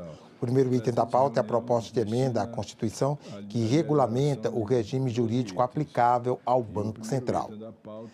Acompanhe. Número 1, que dispõe sobre o regime jurídico aplicável ao Banco Central, de autoria do senador e vice-presidente da CCJ, Vanderlan Cardoso, e de outros senadores, da relatoria do senador Plínio Valério. Favorável à proposta e as emendas número 3, 4, 5, 6, número 17, parcialmente favorável às emendas 10, número 13, 14, 15, e ao contrário às emendas número 1, número 2, 7, 8, 9, 11, 12, 16, 18, 19, 20, 21, 22 e 23, na forma do substitutivo que apresenta observações. Foram apresentadas 26 emendas à proposta.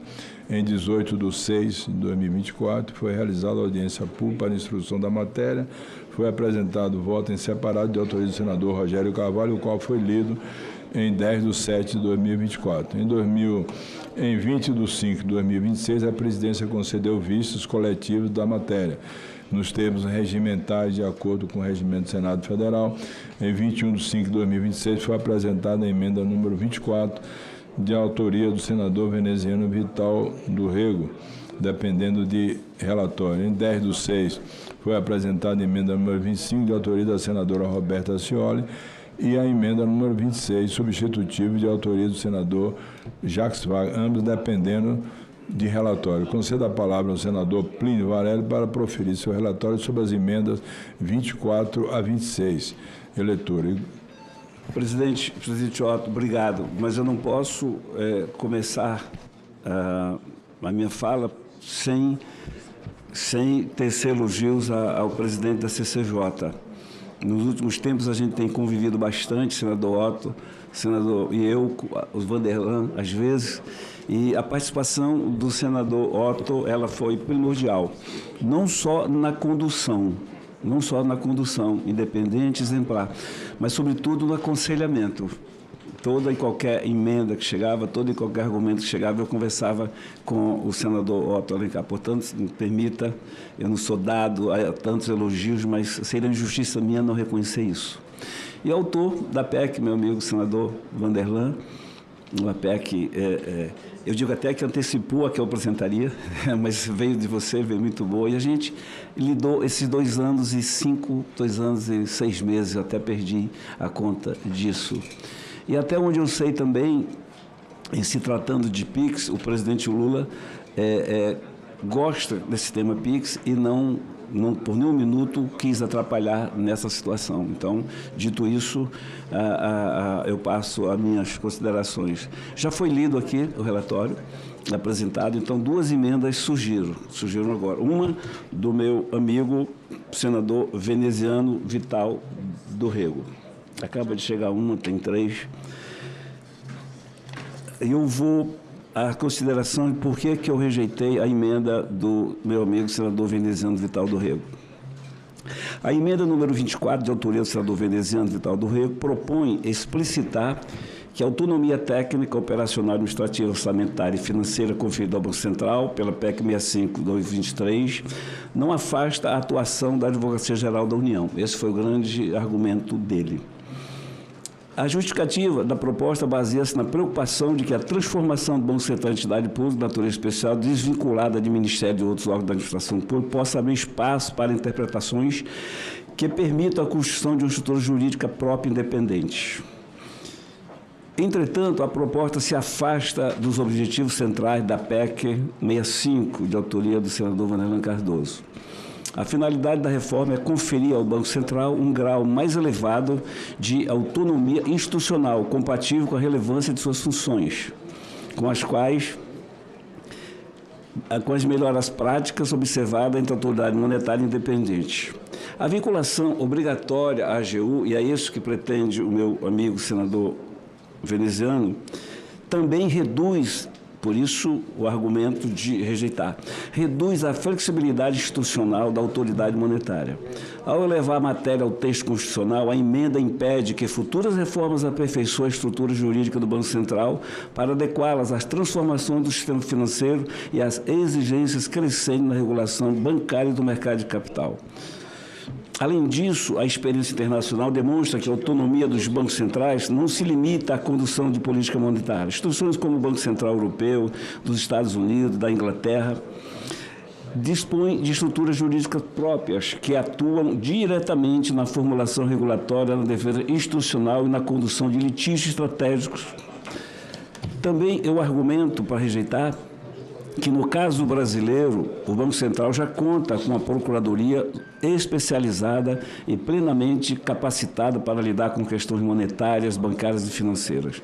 A emenda 24, contudo, busca impedir qualquer possibilidade de evolução desse modelo, constitucionalizando uma vinculação que hoje decorre da legislação infraconstitucional.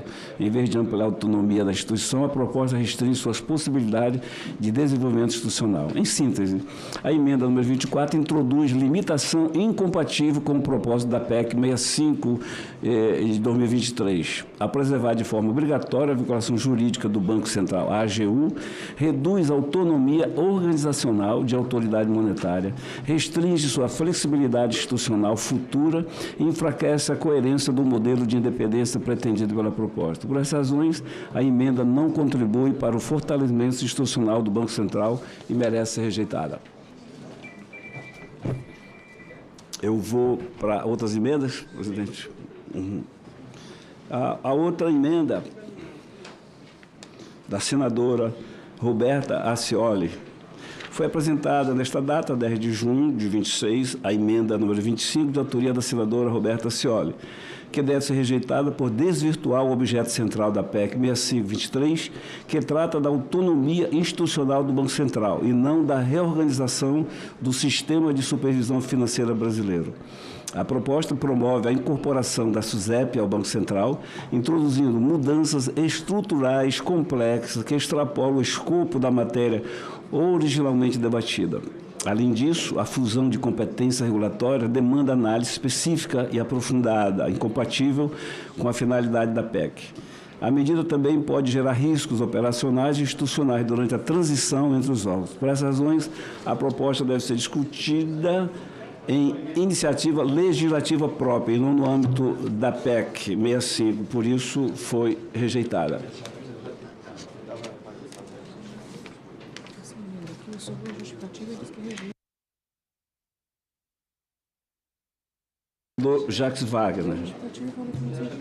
Cadê a justificativa? Não, dele, que era minha. Meu líder baiano. A rejeição lá no Congresso. Eu não tenho argumento.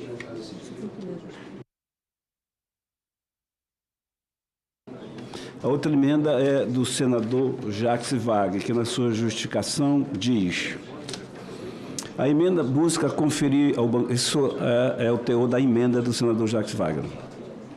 A presente emenda busca conferir ao Banco Central um regime orçamentário compatível com a natureza estratégica de suas funções, sem afastá-lo do controle público nem da disciplina fiscal.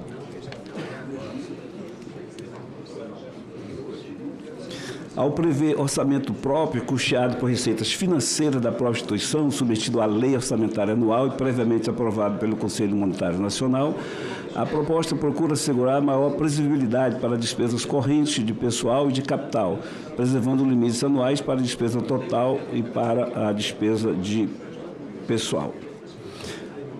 Segundo o senador Jacques Wagner, a medida também responde à necessidade de garantir continuidade operacional, capacidade técnica e modernização institucional em áreas sensíveis para a estabilidade monetária, financeira e tecnológica do país. Nesse sentido, a previsão de dotações mínimas para o funcionamento e a modernização do PIX é especialmente relevante, pois protege a infraestrutura pública essencial de pagamentos instantâneos, hoje indispensável à população, às empresas e ao sistema financeiro, ao mesmo tempo a disciplina do Conselho Monetário.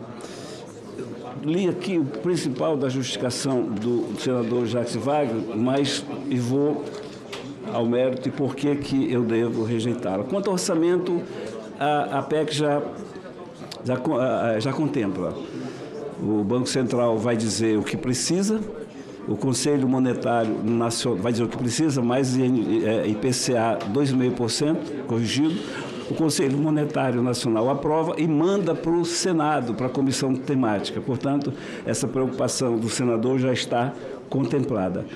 Quanto ao PIX, eu não vejo maior segurança do que nós já colocamos há um ano atrás, já consta há mais de um ano atrás, um artigo que diz que o PIX é do Banco Central, não pode terceirizar, não pode delegar essa prerrogativa a nenhum outro e não pode taxar pessoas físicas. Eu acho que isso aí é o grande ganho e vejo nisso, senador Jacques Wagner. É por isso que eu elogiei o presidente Lula quando disse que o PIX tem que ser do Brasil, tem que ser respeitado.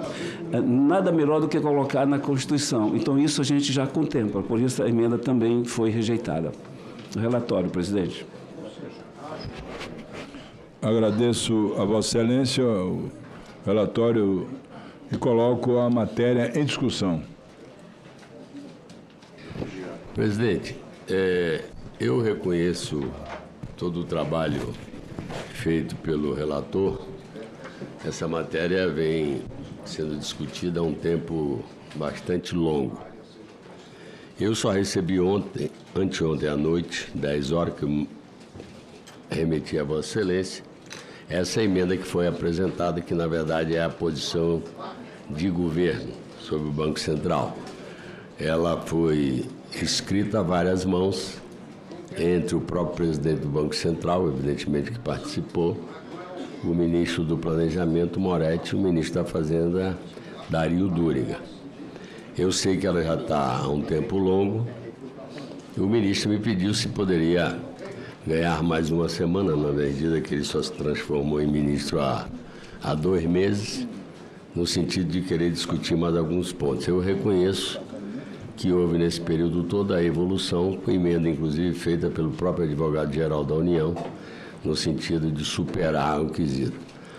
Há uma preocupação, e aí as interpretações são diferentes, sobre o eventual custo que pode trazer. Eu falei isso pessoalmente com o próprio presidente do Banco Central, na medida que qualquer prejuízo o governo, o Tesouro, tem que aportar. E na medida que ele é um ente fora, vou chamar do circuito Tesouro, aquilo poderia vir a impactar no próprio déficit primário do país. Então, essa era uma das preocupações. A área de gestão tinha outra preocupação que eu acho que foi superada com essa emenda que eu me referi. A área da fazenda ainda tem essa preocupação. Por exemplo, com a queda que houve do dólar, do ponto de vista, você realiza um prejuízo.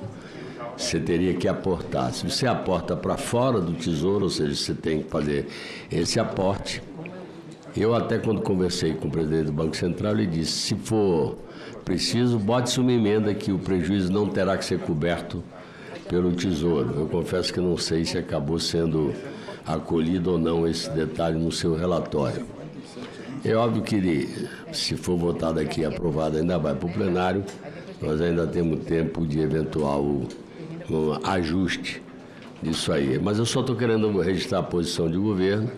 Há um esforço, como houve o esforço tanto do autor quanto de Vossa Excelência e da comissão, e ele me fez esse pedido realmente quando me entregou o texto, que foi anteontem, 10 horas da noite, que eu repassei ao presidente aqui da comissão. Estou falando dessas ponderações só para dizer que não há um antagonismo à matéria, todo mundo reconhece que tem alguns absurdos que não são só do Banco Central. Eu confesso que nem sabia que alguém que trabalha à noite não pode ganhar adicional noturno no sistema nosso público, ou não pode ganhar uma hora extra quando vai trabalhar. Então, é uma coisa meio maluca. Uma dúvida sobre uma frase que o senhor proferiu, pode ser? Claro.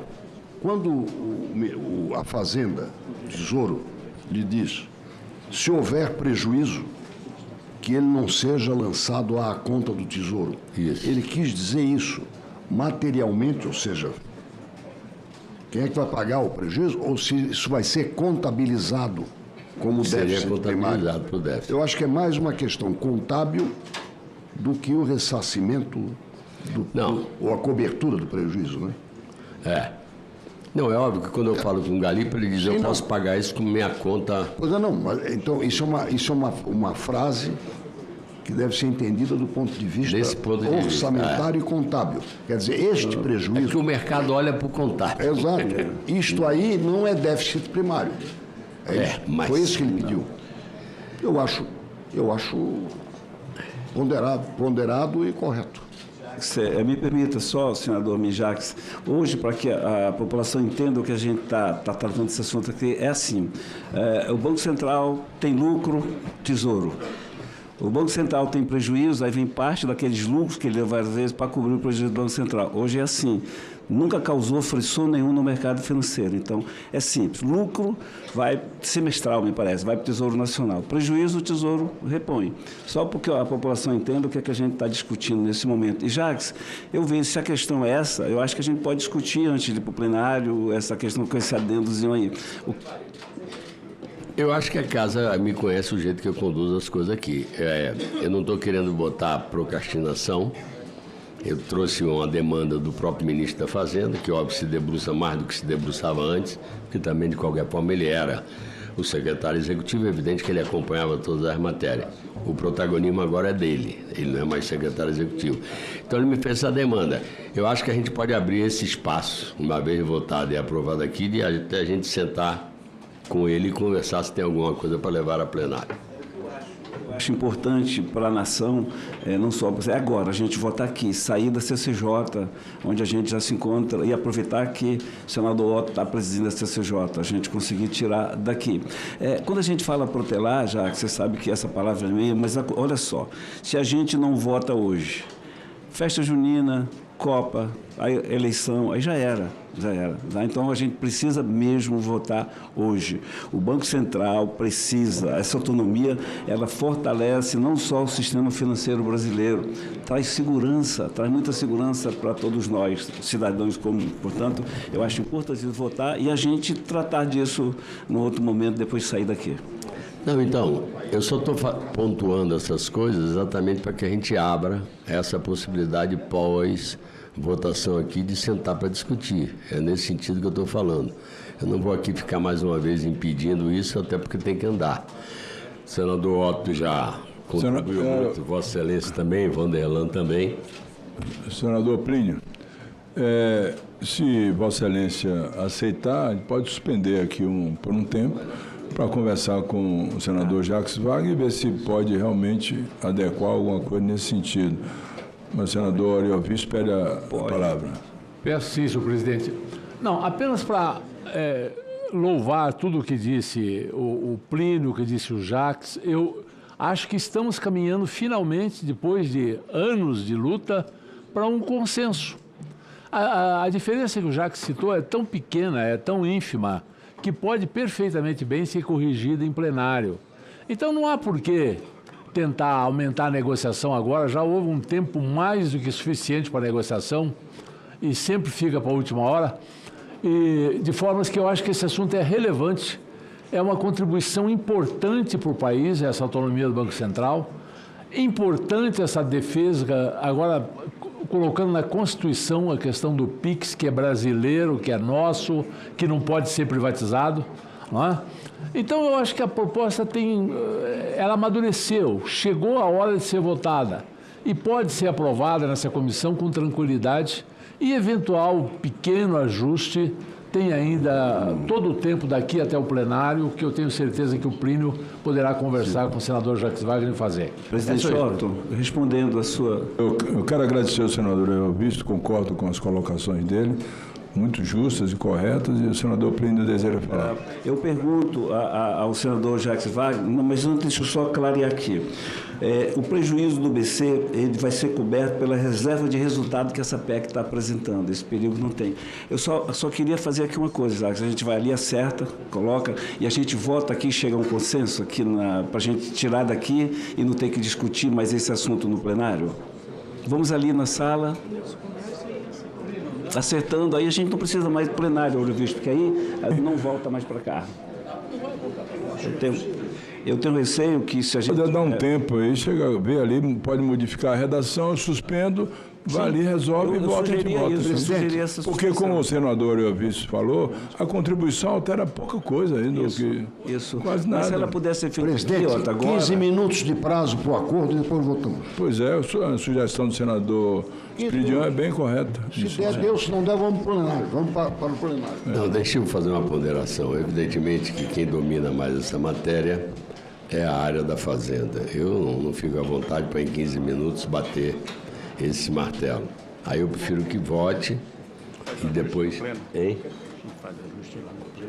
E podemos fazer ajuste no pleno. Não é que eu queira voltar para cá, não. Eu estou falando que eu não fico à vontade para fazer uma negociação que depende do ministro da Fazenda. Apesar de ser líder do governo, tenho o costume de bancar essas coisas, mas eu não quero dizer aqui, já existe uma... essa modificação para mim atende tudo.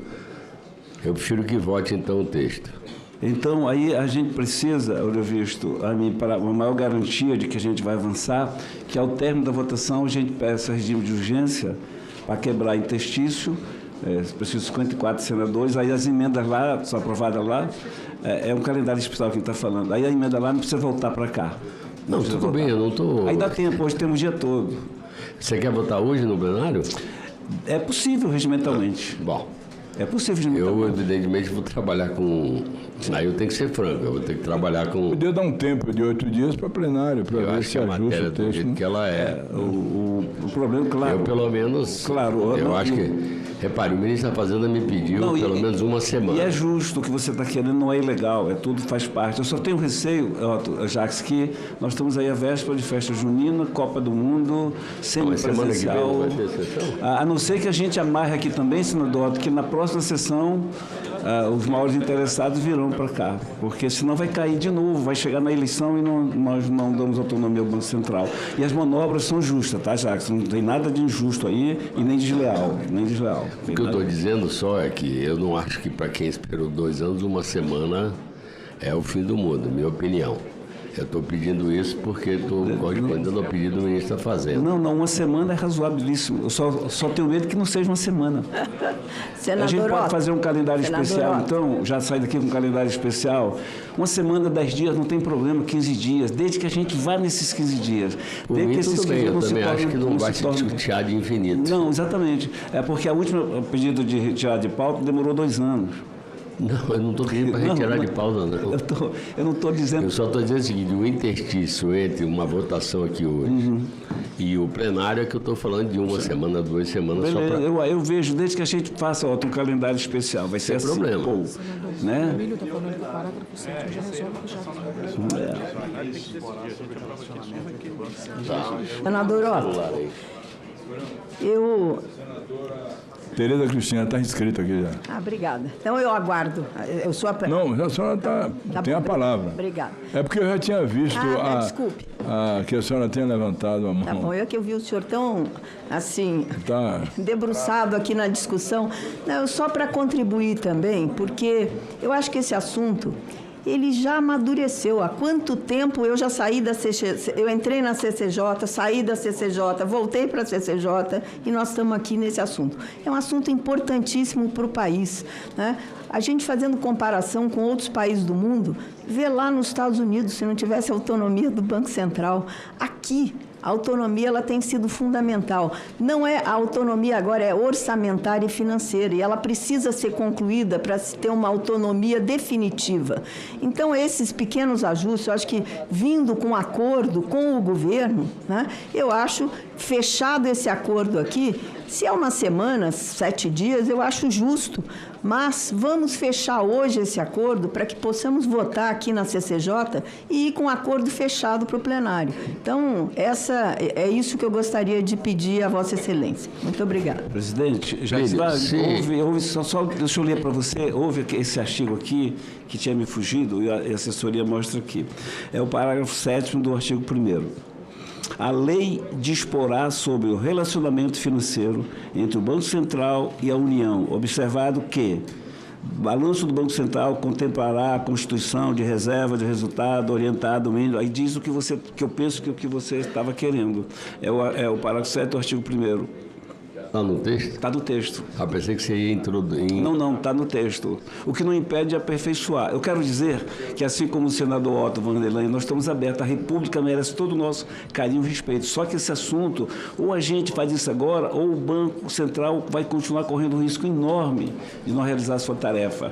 Portanto, Jacques, tenho nesse relator toda a disposição por cima. Eu só queria, calendário especial, votar, porque eu conheço esse procedimento, né? Vai vir festa junina, vai vir Copa do Mundo, aí vai vir, a gente não vota. Então, eu estou aberto a isso sim, mas já está contemplado aqui, tá? Presidente, eu não tenho dúvida que é este o texto que pode ser complementado de sorte a atender a solicitação justa, eu entendo, do Tesouro do Ministério da Fazenda. E poderíamos colocar isso para votar amanhã. Senador... Amanhã é obrigado, quinta, depois, senhor presidente. Terça-feira. Amanhã é quinta, terça-feira. Obrigado, senhor presidente. Cumprimentar aqui o Plínio e parabenizá-lo, Plínio. Nesses 2 anos e quase 6 meses, você ouviu a todos, conversou com todos, conversou com o governo, com os trabalhadores, colaboradores do Banco Central, com a direção do Banco Central, diretores, com a imprensa. Então, esse texto já está bem maduro, todas as discussões, todos os pontos já foram acertados. Inclusive, essa questão, líder Jacques, existe o dispositivo no projeto do encontro de contas do Banco Central com o governo.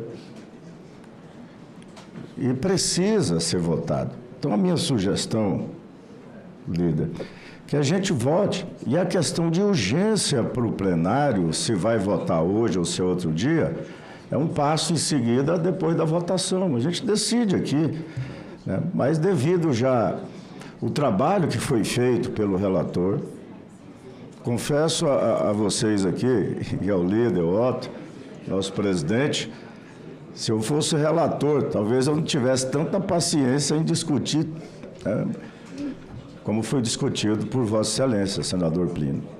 Então, hoje o projeto está em boas mãos, parabéns. O senhor, de uma forma republicana, conversou com todos, com muita paciência, com muito diálogo. E aqui é a casa do diálogo. Então, presidente Otto, eu sugiro que a gente vote E a decisão se vai para hoje ou quando é que vai ser, em seguida a gente mesmo decide. Aqui nós somos soberanos para estar tomando essas decisões de um projeto que já amadureceu tanto, já está para cair de maduro. Né? Essa é a minha palavra. Obrigado. Não, repare, eu não criei nenhum obstáculo. Eu já disse que se vai a votos, que vá a votos. Eu só estou dizendo que eu preciso responder ao meu ministro da Fazenda. Então, óbvio que eu vou trabalhar para não ser votado hoje no plenário, que seja uma semana, 2 semanas, porque ele construiu um texto, óbvio que eu apresentei na forma de emenda, a Vossa Excelência rejeitou, não é aquele texto, tem algum ajuste que possa ser feito. Eu também não estou querendo que vá e volte para cá, não. Se há calendário para a gente fazer eventualmente ajuste na votação de lá, para mim tudo bem. Eu acho que nós podemos votar o texto do Plínio hoje, não votar o requerimento de calendário especial, dar um prazo de 8 dias para plenário, enquanto se chega a talvez uma adição aí do que propõe o senador Jacques Wagner. E já que a gente está acordado, que a votação seja simbólica, então, né? Pode ser simbólica para não ter...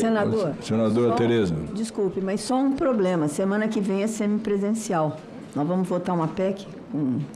Não, se tiver o entendimento, posso fazer uma sessão semipresencial e votar, não tem nenhum problema. E se tiver que vir para aqui, eu também venho. O pessoal fica presencial, eu venho semi ou presencial, não tem nenhum problema. Não tem dificuldade nenhuma, não. Estou falando do plenário. Ah, plenário. Semana que vem do Mas se tiver acordo, foi ser acordado, vota em plenário também, como outras matérias já foram votadas. Depende, se ajustar com o governo, vota, não tem nenhuma dificuldade. Senador Girão. O bom seria ajustar. O senador Davi me garantiu, se chegar esse pedido de urgência devidamente assinado, ele colocaria. Mas eu também não vejo, Jaime, eu acho que o que você está fazendo é razoável, é legítimo, não é desleal. Só que a gente precisa, Otto, do calendário especial, que não seja próximo, mas para dizer, para garantir, para que a gente se prepare para vir, porque esse assunto ele é extremamente importante para a República. Então não vai ser... o próprio Davi pode não ser mais semipresencial, conversar com ele, para ser... Eu só queria, Otto, era saber que nós vamos votar, entendeu, Jacques? Não é... 15 dias não vai alterar, mas a gente precisa sair da CCJ hoje. Presidente, rapidamente, presidente, só para lhe cumprimentar todos os colegas aqui pela maturidade nesse debate. A gente vê que chegamos numa convergência, né? Eu acho que todas as manifestações mostram aqui que a gente está pronto para votar. E a decisão do plenário, deixa para o plenário, deixa para o presidente da casa. Eu quero cumprimentar, senador Otto, pela sua postura democrática aqui. Tá? Isso aí o senador Plínio evidenciou e eu sou testemunha disso. Quero cumprimentar o senador Vanderlan Cardoso também. Eu participei aqui de alguns debates sobre esse assunto e vi que a agonia do Banco Central é grande. Tem prestado um grande papel para a população brasileira, para o nosso país. E essa autonomia financeira é algo extremamente legítimo e necessária para que se possa contratar quem tem que contratar, para o Banco Central continuar forte, fazendo um trabalho, né, que está fazendo e resguardando o nosso país. Então, eu acho que devemos votar agora e a urgência para o plenário eu não vejo nenhum problema que a gente possa fazer também, mas deixa a decisão lá para o presidente da casa, se coloca, se não coloca hoje, ou se coloca semipresencial na próxima semana. A gente já votou PEC semipresencial aqui, né? Então não tem nenhum problema. Eu acho que a gente precisa botar um ponto final nessa agonia do Banco Central que está realmente precisando do nosso apoio. Muito obrigado e parabéns a todos. Bom. Senador Plínio. Senador, tudo que for acordado e for para melhor, a gente concorda plenamente. A minha preocupação, repito, eu estou sendo chato, é essa só. Festa junina, Copa do Mundo, semipresencial. Mas nós estamos aqui diante do líder do governo, nós estamos diante do presidente da CCJ e tudo que a gente fizer aqui será efetivado, eu não tenho dúvida nenhuma disso. E eu gostaria, já que depois de conversar, para mostrar que aquilo que você está preocupado está contemplado. Tá bom? Se não tiver, a gente acrescenta sem nenhum problema. Bom, eu acho que a gente já construiu, ao longo desses 3 anos e 5 meses, um relacionamento de que estamos no tempo da palavra ainda valer. Então eu estou insistindo que por mim voto aqui, se for o voto simbólico para mim, tudo bem. E que a única coisa que eu estou pedindo para atender ao meu ministro da Fazenda é de 1 semana a 15 dias para tentar fazer algum ajuste. Não é para voltar para cá, por mim é para votar no plenário. Diante disso, vamos colocar. Tem algum senador que queira discutir mais a matéria? Não há nenhum senador que queira discutir a matéria. Encerrada a discussão, está em votação o relatório do senador Plínio Valério. Os senhores senadores e senadoras que aprovam o relatório permaneçam como se encontram. O relatório está aprovado. Aprovado o relatório, passa a constituir parecer da comissão favorável à proposta com o acatamento total das emendas número 3, 4, 5, 6, 17, com acatamento parcial das emendas 10, 13, 14 e 15 e nos termos da emenda 27 CCJ substitutivo e contrário às emendas 1, 2, 7, 8, 9, 11, 12, 16, 18, 19, 20, 21, 23, 24, 25 e 26. A matéria vai ao plenário do Senado Federal.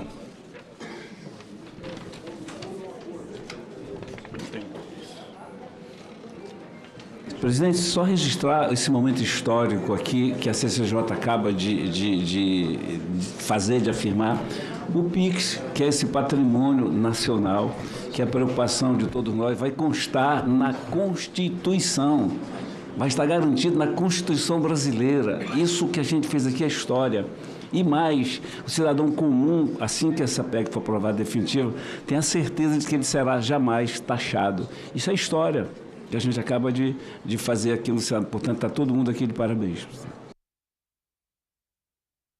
Vossa Excelência, senador Plínio, a matéria aprovada vai ao plenário do Senado Federal. O item 2 da pauta é um projeto que veio da Câmara dos Deputados e lá foi aprovado com grande maioria de votos, veio para o Senado. É o item 2 da pauta, que altera a Constituição Federal para estabelecer direito à aposentadoria diferenciada a agentes comunitários de saúde e agentes de combate a endemias. Senador Irajá, o relator, passa a palavra para ler o seu relatório. Senhor presidente, senhoras e senhores senadores. Pedir silêncio ao plenário por obséquio. Essa cadeira é baixa para chuchu.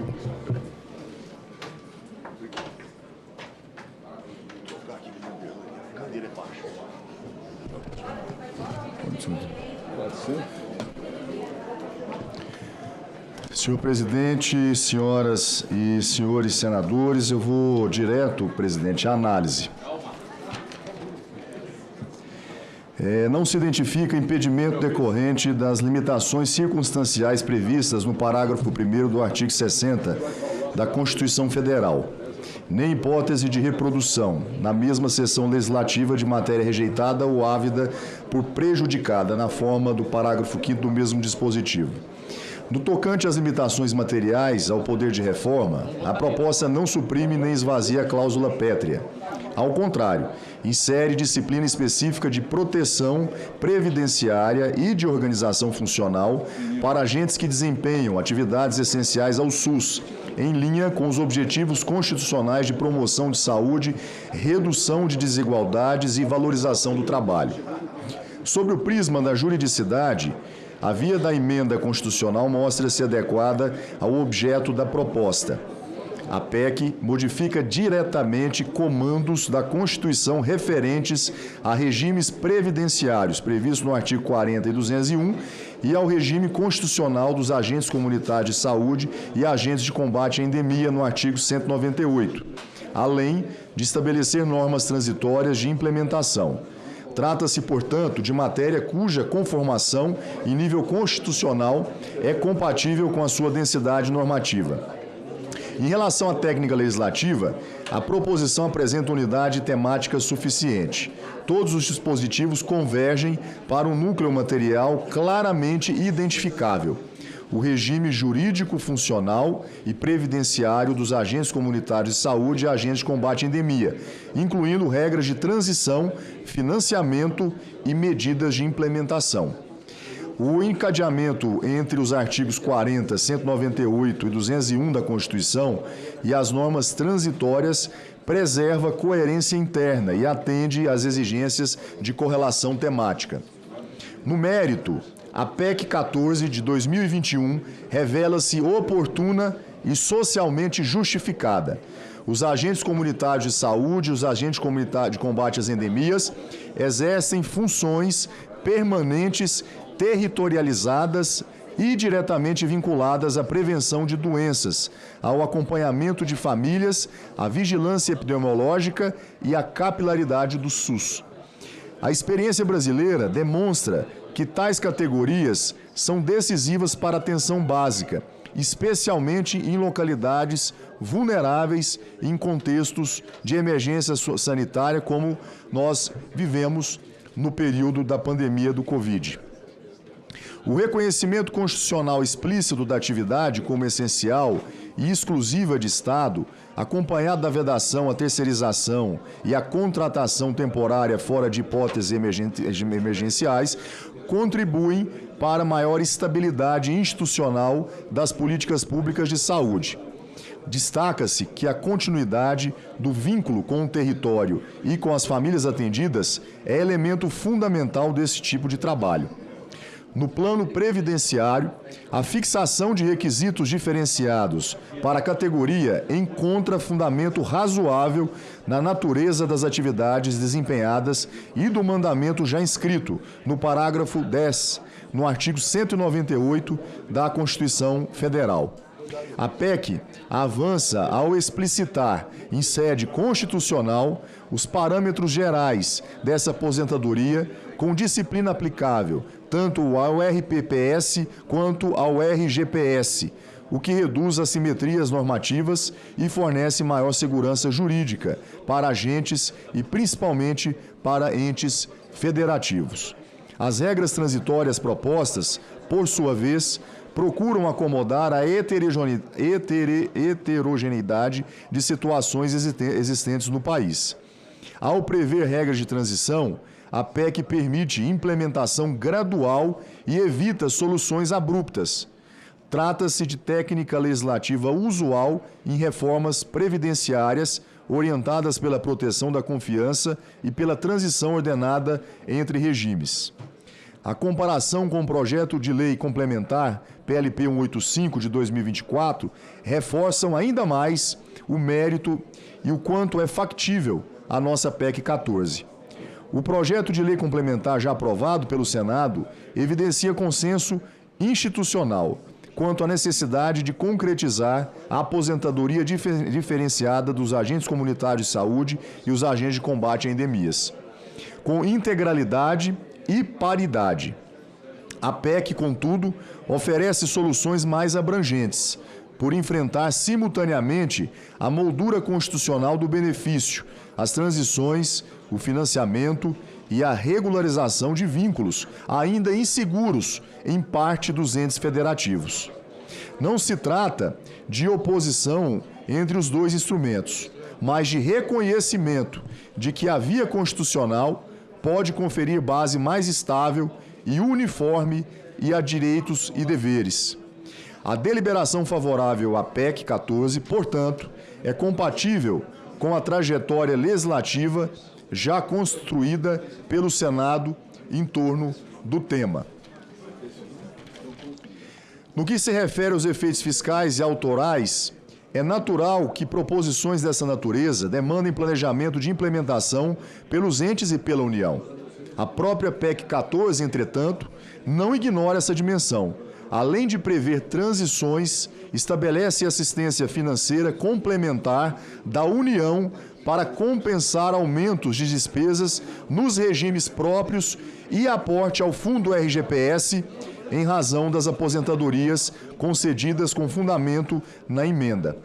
Esse desenho busca compatibilizar a valorização da categoria com a responsabilidade federativa na execução do SUS.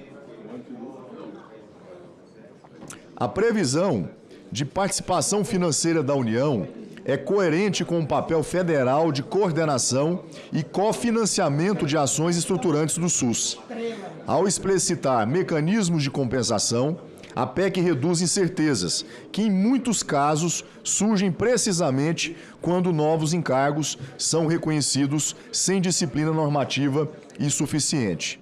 De igual modo, a disciplina de regularização de vínculos prevista pela proposta adota balizas objetivas de elegibilidade e de comprovação, com referência ao processo seletivo público e ao marco temporal definido, além de prazo para a implementação pelos entes federativos. É uma solução que enfrenta passivos históricos de institucionalização na categoria, sem desorganizar a prestação do serviço e sem impor imediatismo incompatível com a capacidade administrativa local. Sobre a ótica federativa, a matéria não reduz a autonomia de estados, Distrito Federal e municípios.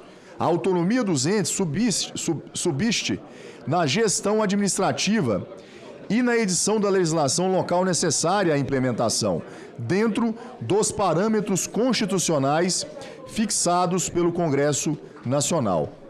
Também não se verifica no texto incompatibilidade com a repartição de competências ou com a separação de poderes. O constituinte derivado pode disciplinar direitos e responsabilidades no próprio texto constitucional, desde que observados os limites materiais no artigo 60 da Carta, o que, como visto, ocorre no presente caso.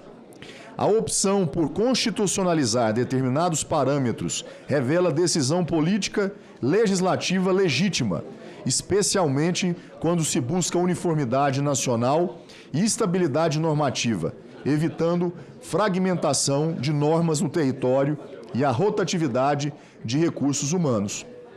Por fim, em relação à emenda 2, que pretende manter a atual redação do parágrafo 10 do artigo 198 da Constituição Federal, entendemos que ela deve ser rejeitada. Isso porque a redação que a PEC confere a esse dispositivo dá direitos previdenciários mais amplos aos agentes comunitários de saúde e aos agentes de combate a endemias, além de uma maior segurança jurídica. Ademais, eventual aprovação dessa emenda faria com que a PEC retornasse à Câmara dos Deputados para uma nova apreciação. Deve-se esclarecer inicialmente que a aposentadoria especial é apenas uma das espécies de aposentadorias diferenciadas previstas na Constituição Federal, como, por exemplo, professores e policiais, que também possuem aposentadorias diferenciadas. Ademais, a aposentadoria especial é concedida apenas em casos de efetiva exposição a agentes químicos, físicos e biológicos prejudiciais à saúde, e não pode ser concedida indistintamente para toda uma categoria profissional, como é o caso dos agentes comunitários de saúde e agentes de combate à endemia, em função da atual redação na parte final do parágrafo 4º-C do artigo 40 da Constituição Federal.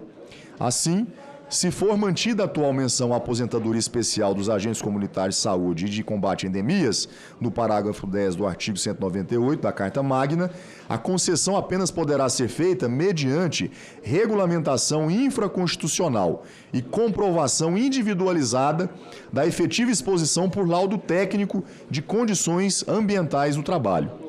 Ao alterar a redação do parágrafo 10 do artigo 198 da Constituição Federal, portanto, a PEC permite que toda a categoria dos agentes comunitários de saúde de combate a endemias disponham de uma regra diferenciada de aposentadoria com idade mínima e tempo de contribuição minorados.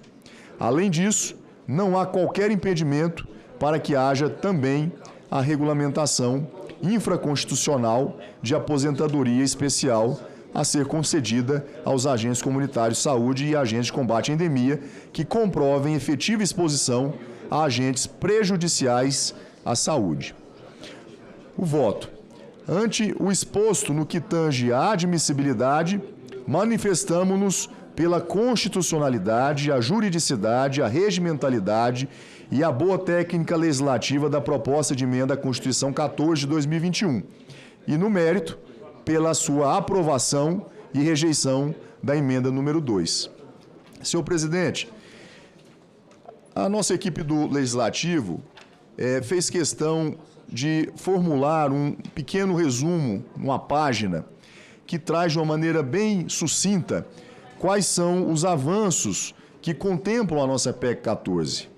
E ela destaca entre esses avanços, entre essas conquistas, 7 pontos principais que eu pedi para que nossa equipe pudesse compartilhar também com a equipe dos nossos colegas senadoras, senadores, para que pudesse trazer de forma mais lúcida, mais clara e mais taxativa quais são esses ganhos a essa categoria de pais e mães de famílias que representam mais de 377 mil agentes comunitários de saúde e de combate a endemias em todo o Brasil. São grandes lutadores, são pessoas que merecem o nosso respeito, a nossa admiração pelo trabalho que realizam por toda uma vida.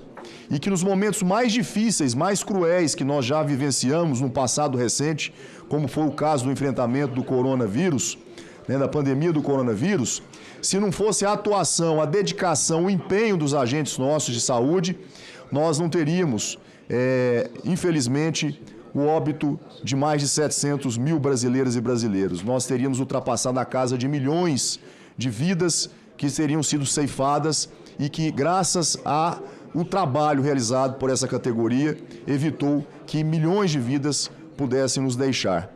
Além do próprio trabalho rotineiro do dia a dia. São pessoas que estão frequentando os bairros, os setores de todos os municípios brasileiros, dos mais longínquos, dos rincões do Brasil.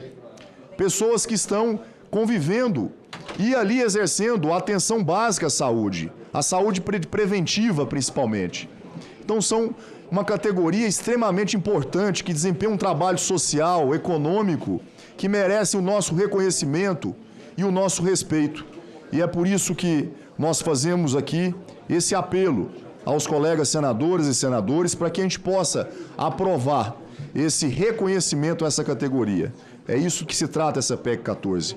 Um reconhecimento de um trabalho histórico, dedicado por toda uma vida a essas pessoas que são brasileiros e brasileiras, que são, como eu costumo dizer, o SUS do Brasil de carne e osso. Eles são, sim, o SUS de carne e osso no Brasil e que nos representam em todos os lares brasileiros. Então, eu peço, senhor presidente, encarecidamente, para que a gente possa apreciar a votação dessa matéria aqui na Comissão de Constituição e Justiça e possamos encaminhar em regime de urgência ao plenário do Senado Federal, ainda se possível no dia de hoje, para que a gente possa entregar a essa categoria essa vitória, essa conquista tão merecida. Fica aqui o meu reconhecimento aos nossos agentes que estão aqui presentes, fizeram questão de estar aqui nos acompanhando, representado por diversas categorias, por diversas associações do Brasil e também dos nossos estados da federação. Quero saudar em nome dos Ronaldos, que são das associações do Tocantins. Eu quero, em nome deles, saudar a presença de todos os agentes que se fazem presentes aqui, dos diversos estados do Brasil. Certamente dos 27 estados da federação estão aqui hoje, organizados, mobilizados, felizes e animados, para que a gente possa votar essa matéria tão importante, esperada por esse setor tão importante da economia brasileira. Muito obrigado, presidente. A matéria está em discussão. Senador Elvisto. Não, eu pedi para falar primeiro aqui. Senador Espiridião. Fabiano Contrato aqui. Senador Elvisto pediu primeiro. Não, eu pedi primeiro. Não, senhor presidente. Conversando aqui com vários colegas, persistem dúvidas. Ninguém aqui é contra. Ninguém quer impedir essa aposentadoria. Mas queríamos um tempo para examinar melhor a questão orçamentária. Nesse sentido, eu vou fazer um pedido de vistas. Concedo vistas, Vossa Excelência. Senador Omar Aziz. Senador Elvisto. Senhor presidente, presidente, eu tinha pedido antes. Não. Meu nome está escrito. Só quero fazer uma colocação aqui. Meu nome está escrito aqui por primeiro. O senador Otto, presidente, é que me. Eu passei, ele pediu primeiro. Não vai passar, não. Ele pediu questão de ordem. Não. Eu pedi para discutir a matéria. Vossa Excelência me escreveu por primeiro. Senador. Me proteja aqui. Já. Foi pedido visto. Eu sei, mas eu quero discutir. Eu vou discutir essa matéria, porque, veja bem, a minha região é uma região muito diferente do Paraná. A gente não pode esperar, só um minutinho, senhor presidente. Com todo o respeito que eu tenho por Vossa Excelência e por todos os colegas senadores e colegas senadoras, nós estamos falando da Amazônia. Nós estamos falando de pessoas que estão lá na ponta, aonde você não chega, nenhum de vocês chegou lá. Nós não estamos falando de um centro urbano no sul do país, nós estamos falando da Amazônia, aonde, se eu citar aqui o número de doenças que nós temos lá, muitos de vocês nunca ouviram falar. São pessoas que trabalham e merecem todo o nosso respeito.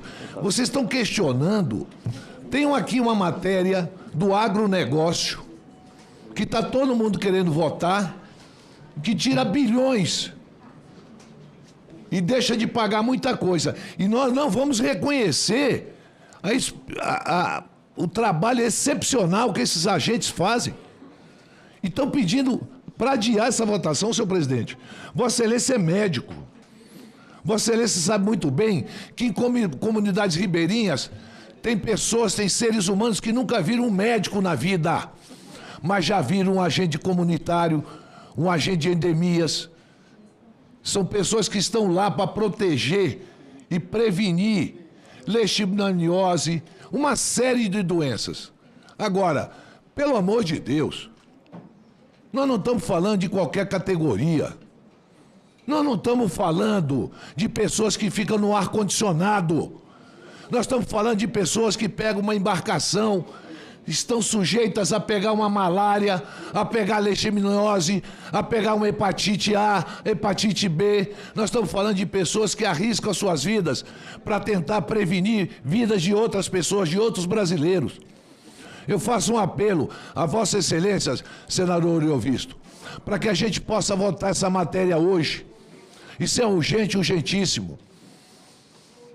E eu estou falando para quem conhece o trabalho deles, porque eu sou da Amazônia, eu sou do estado do Amazonas. Um estado como o estado do Pará, o estado de Amapá, o estado de Rondônia, de Roraima, de pessoas de Tocantins, que o relator é o Irajá, de pessoas, de homens e mulheres que diariamente... Você vai esquecer o Maranhão, ou Mar? De jeito nenhum, o Maranhão também. Mas de forma excepcional tem esse trabalho. O senador Plínio conhece essa realidade. Adiar é protelar. Protelar, nós sabemos muito bem, senador Elvisto, que a partir da semana que vem, poucos ou quase nenhum senador vai estar, o senador vai estar aqui. Vem a festa junina do Nordeste.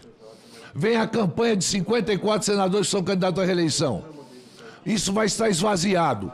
Ou votamos hoje, ou estamos protelando para depois da eleição. E isso não dá para esperar mais. Por isso que eu faço esse apelo em nome da relação e de amizade que eu tenho com Vossa Excelência. Vamos votar essa matéria hoje? Presidente, como eu estou inscrito... Não, agora eu estou inscrito, eu vou falar. Acho que... Primeiro, eu não tenho nenhuma contestação a fazer. Eu só queria explicar que eu sigo o regimento rigorosamente. Foi uma questão de ordem do senador Elvisto. A inscrição para discussão é outra coisa. Vossa Excelência concorda com isso. Então, quem primeiro se inscreveu foi o senador Omar Aziz, agora é Vossa Excelência. Está perfeito. Realmente, as ponderações do senador Omar Aziz, na região dele, mas isso nós estamos tratando de Brasil, não estamos tratando só da Amazônia. É claro que você vê lá a malária, que é uma doença endêmica lá, a febre amarela, uma doença endêmica. O senador nosso general aí, Mourão, que trabalhou na Amazônia, sabe das endemias que tem lá. Inclusive, casos de leishmaniose causado pelo Trypanosoma cruzi. Quem começou com agentes comunitários de saúde no Brasil fui eu como secretário. Mas eu fiz isso porque eu enfrentei em 91 o cólera. E eu não tinha como levar cada casinha do interior, onde não tinha água tratada, aquilo que era importante para conter o cólera, onde pessoas bebiam água de poço, água de riacho, e contaminava o aquífero. E a cólera era uma doença que matou muitas pessoas num momento de interior do Brasil que tinha dificuldades. Começou no Ceará, com o governador da época, Tasso Gereissati, e na Bahia com o governador Antônio Carlos, e eu era o secretário de saúde. Eu conheço exatamente o que é isso. Mas não há como de conceder vistas a quem pede vista dentro do regimento. Eu tenho que seguir o regimento. O regimento da Casa prevê isso. A senadora Tereza Cristina pediu vistas coletivas. A discussão vai continuar. E eu estarei aqui para colocar, quando for devolvida a vista, a votação, sem nenhuma dúvida. Então, isso é regimental. E o regimento, ele é soberano à nossa vontade. É soberano à nossa vontade. Presidente. Isso daí depende da iniciativa de quem pediu vista. Senador Amin. Presidente, me inscreva. Eu acho que, quanto ao mérito, o senador Omar Aziz exerceu o direito de falar de drama regional que, de alguma forma, todos nós vivemos. E quem pede vistas cumpre o regimento. Isso é indiscutível. Agora, eu não posso deixar de trazer aqui uma contribuição singela. Hoje pela manhã eu recebi a presidente do Sindicato dos Agentes Comunitários de Saúde de Santa Catarina. 25 anos de serviço. E eu pedi, me dá um exemplo de uma visita que a senhora faz, ou de uma casa que a senhora visita. 25 anos, 12 visitas por ano, 300 visitas a uma casa. Isso é um trabalho de pastor religioso. É muito mais do que apenas o aspecto profissional. É um aspecto de assistência social, humana. Quer dizer, esse trabalho, o senador Omar Aziz focalizou sobre o aspecto do drama regional, que é respeitabilíssimo. Mas eu queria falar do ponto de vista do agente. Essa doação, essa solidariedade, eu gostaria até eu sonho que ela possa desenvolver outras interações com esta família a que ela assiste. Dou o exemplo aqui da presidente do Sindicato de Santa Catarina, Kevin, da maior cidade do nosso estado, Joinville, como exemplo deste ser humano que pastoreia, senador Plínio, pastoreia, independente de qual é a geografia, a morfologia ou a topografia da região em que trabalha, mas ela faz o trabalho do pastor no amplo sentido da palavra e, por esta razão, respeitado o pedido de vista, eu antecipo o meu voto favorável. Pela ordem, senhor presidente. Senador. Senador Fabiano Contarato. Senhor presidente.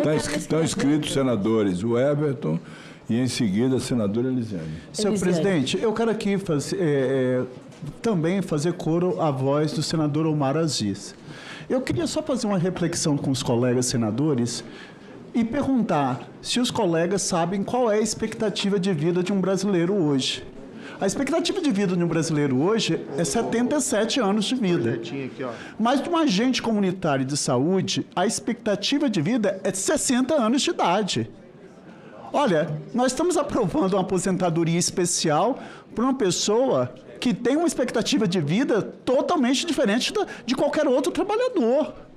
Nós estamos falando de agentes comunitários de saúde que estão aqui expostos a constantes doenças e agentes biológicos. Nós estamos falando aqui em ambientes totalmente insalubres. Risco, integridade física e saúde. Eu não consigo entender. Nós temos que tratar igualmente os iguais na medida que eles se desigualem. Por que tem que ter uma aposentadoria especial? É óbvio, por causa disso. Se eu tenho aqui um dado técnico, científico, apontando que 50% dos agentes comunitários de saúde morrem antes dos 60 anos de idade, isso tem que ter um tratamento diferenciado na hora da aposentadoria. E a realidade do Amazonas, a realidade dos grandes rincões, e não é diferente do meu Espírito Santo. Agora, eu já vi aqui esse Senado dar vista, por exemplo, por 1 hora. Então, dê vista por 1 hora e vamos votar. Agora, você ter a possibilidade da gente aprovar um projeto de fundamental importância é porque, com todo respeito, muitos colegas que estão aqui, senadores e senadoras, que já foram, exerceram outros mandatos e não tiram mérito. Eu fui delegado, fui professor, mas eu queria ver se fosse efetivamente um agente comunitário de saúde com a carga horária exaustiva, com expectativa de 60 anos de idade, que tendo um mísero salário, sem condições nenhuma de segurança, sem nenhuma proteção, entrando onde o Estado está ausente, tendo essa expectativa de vida, é fácil para a gente, homens, brancos, ricos, engravatados, decidir a vida e ir protelando. Isso é muito fácil. Eu acho que o que falta muito, com todo respeito ao Senado, às vezes é exercer a empatia. E a empatia é se colocar na dor do outro. Eu acho que o que me move efetivamente estar na política é isso.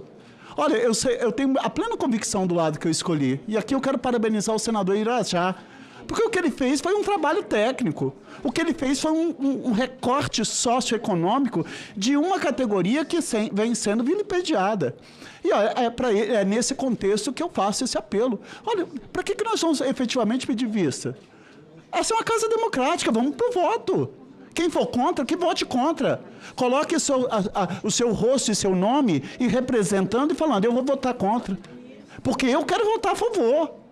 Porque eu sei efetivamente o que é a função de um agente comunitário de saúde que percorre esses rincões do Brasil, se expondo a toda e qualquer sorte de ambiente insalubre, perigoso e de contaminação, e que tem essa, eu volto a falar, expectativa de vida de 60 anos de idade. E que nós estamos aprovando uma aposentadoria especial, porque é óbvio, para aquela que mais efetivamente precisa. Então eu faço também um apelo aqui, na mesma linha do senador Omar, para que nós tenhamos a empatia, a sensibilidade de votar para dar esse reconhecimento tardio de que da valorização dessa categoria. Finalizo aqui, senador, com uma frase que eu gosto muito do Vitor Hugo, que ele diz, não há nada mais poderoso do que uma ideia quando o seu tempo chega. Chegou o tempo dessa ideia de aprovação, de valorização dessa aposentadoria especial. E a quem eu quero aqui, com toda humildade, enquanto cidadão, não como senador, mas também como cidadão brasileiro, agradecer o trabalho que todos os agentes comunitários de saúde e agentes de combate às endemias fazem por todos nós. Muito obrigado, senhor. Estão inscritos para discutir, um instante, senador, um instante. Estão inscritos para discutir os senadores, o Everton, Elisiane, o senador Jada e o senador Exalci. Pela ordem, a senadora Tereza Cristina. Olha, eu primeiro quero dizer que eu admiro o trabalho dos agentes comunitários de saúde, com certeza, não só na Amazônia, em todos os estados brasileiros. Acho que são subremunerados. Enfim, tudo que já foi dito aqui, mais alguma coisa, é pouco para o trabalho de pastoreio, como disse aqui o meu querido amigo senador Esperidião Amin. Então, conversando aqui eu só acho que nós estamos abrindo uma porteira, não contra os agentes, mas nós temos aí uma série de categorias que também querem isso. Mas nós vamos retirar o pedido de vistas, vamos à discussão e aos votos. Muito obrigada, senadora. Do Oriovisto. Senhor presidente, os argumentos do senador Fabiano Comparato, os argumentos do senador Omar Aziz, veja, eu não sou insensível. É evidente que esse pessoal merece. É óbvio. E se for a voto, eu quero dizer até que eu votaria favoravelmente. Quando eu pedi vistas preocupado com uma coisa só. Não adianta aprovar e não ter dinheiro para pagar. Eu coloquei isso porque nós temos uma fila, nós temos bombeiros que merecem, que estão lá, que querem. Nós temos veterinários que estão lá pedindo, que querem. Nós temos mais de 20 categorias que querem piso especial. Isso não vai chegar a bom termo, embora seja justo, embora seja correto. Mas eu quero dizer o seguinte, não sou eu que vou criar problemas. Se a maioria entende que esse é um bom caminho, que deva ser votado e aprovado, sem olhar antes a questão orçamentária, eu não vou criar dificuldade, senhor presidente. Eu retiro o pedido de vista. Senador Eovício, eu quero informar então ao plenário que o pedido de vista foi retirado, nós vamos à discussão e votação depois. Senador Everton. Presidente, cumprimentar aqui o senador Eovício e a senadora Tereza. Como foi retirado e vai ter a votação, então eu vou encurtar aqui minha fala, só já declarando o meu apoio a esse projeto. Parabéns, senador Irajá. Eu tenho já nessa legislatura uma lei aprovada em favor dos agentes comunitários de saúde e os agentes de combate a endemias. Ela autoriza a administração pública a indenizá-los quando fizerem o uso do seu transporte, utilizar o seu transporte particular para exercer a sua função. E eu tenho certeza que a cada dia nós vamos fortalecendo ainda mais essa importante categoria, como aqui já foi falado, eu não vou ser repetitivo, da importância que nós temos e sabemos que os agentes têm no dia a dia, que é os que cuidam lá na ponta da saúde, principalmente preventiva, da nossa população. Então, parabéns a todos os agentes comunitários e vamos para a votação. Senadora Elisiane. Senhor presidente, eu quero cumprimentar o senador Irajá pelo relatório. Não seria, na verdade, diferente. Destacar a importância dos agentes comunitários de saúde no Brasil, não é? É aquele que está lá na ponta, é aquele que vai lá na comunidade, que vai lá no povoado, que sabe o nome das pessoas pelo apelido, não é? É aquele que conhece a realidade. E uma coisa muito importante, nós temos uma maioria absoluta, mais de 60%, quase 70%, senadora Tereza, dos integrantes dos agentes comunitários de saúde são mulheres. Então, são mulheres que estão de sol a sol, conversando com a população, né, ouvindo e contribuindo e evitando o agravamento de doenças sérias, que lá no final das contas incidem diretamente na alta complexidade. Se você não trata a base, você gera, de fato, um problema muito grave ao longo da história dessas famílias. Então, dar a eles salubridade, dar a eles proteção e garantias é um passo, de fato, fundamental. Então, parabéns ao senador Irajá pelo relatório, né? Cumprimento ao senador Eovício e à senadora Tereza pela retirada do pedido de vista. Senador Jader Barbalho. Presidente, depois me inscreva.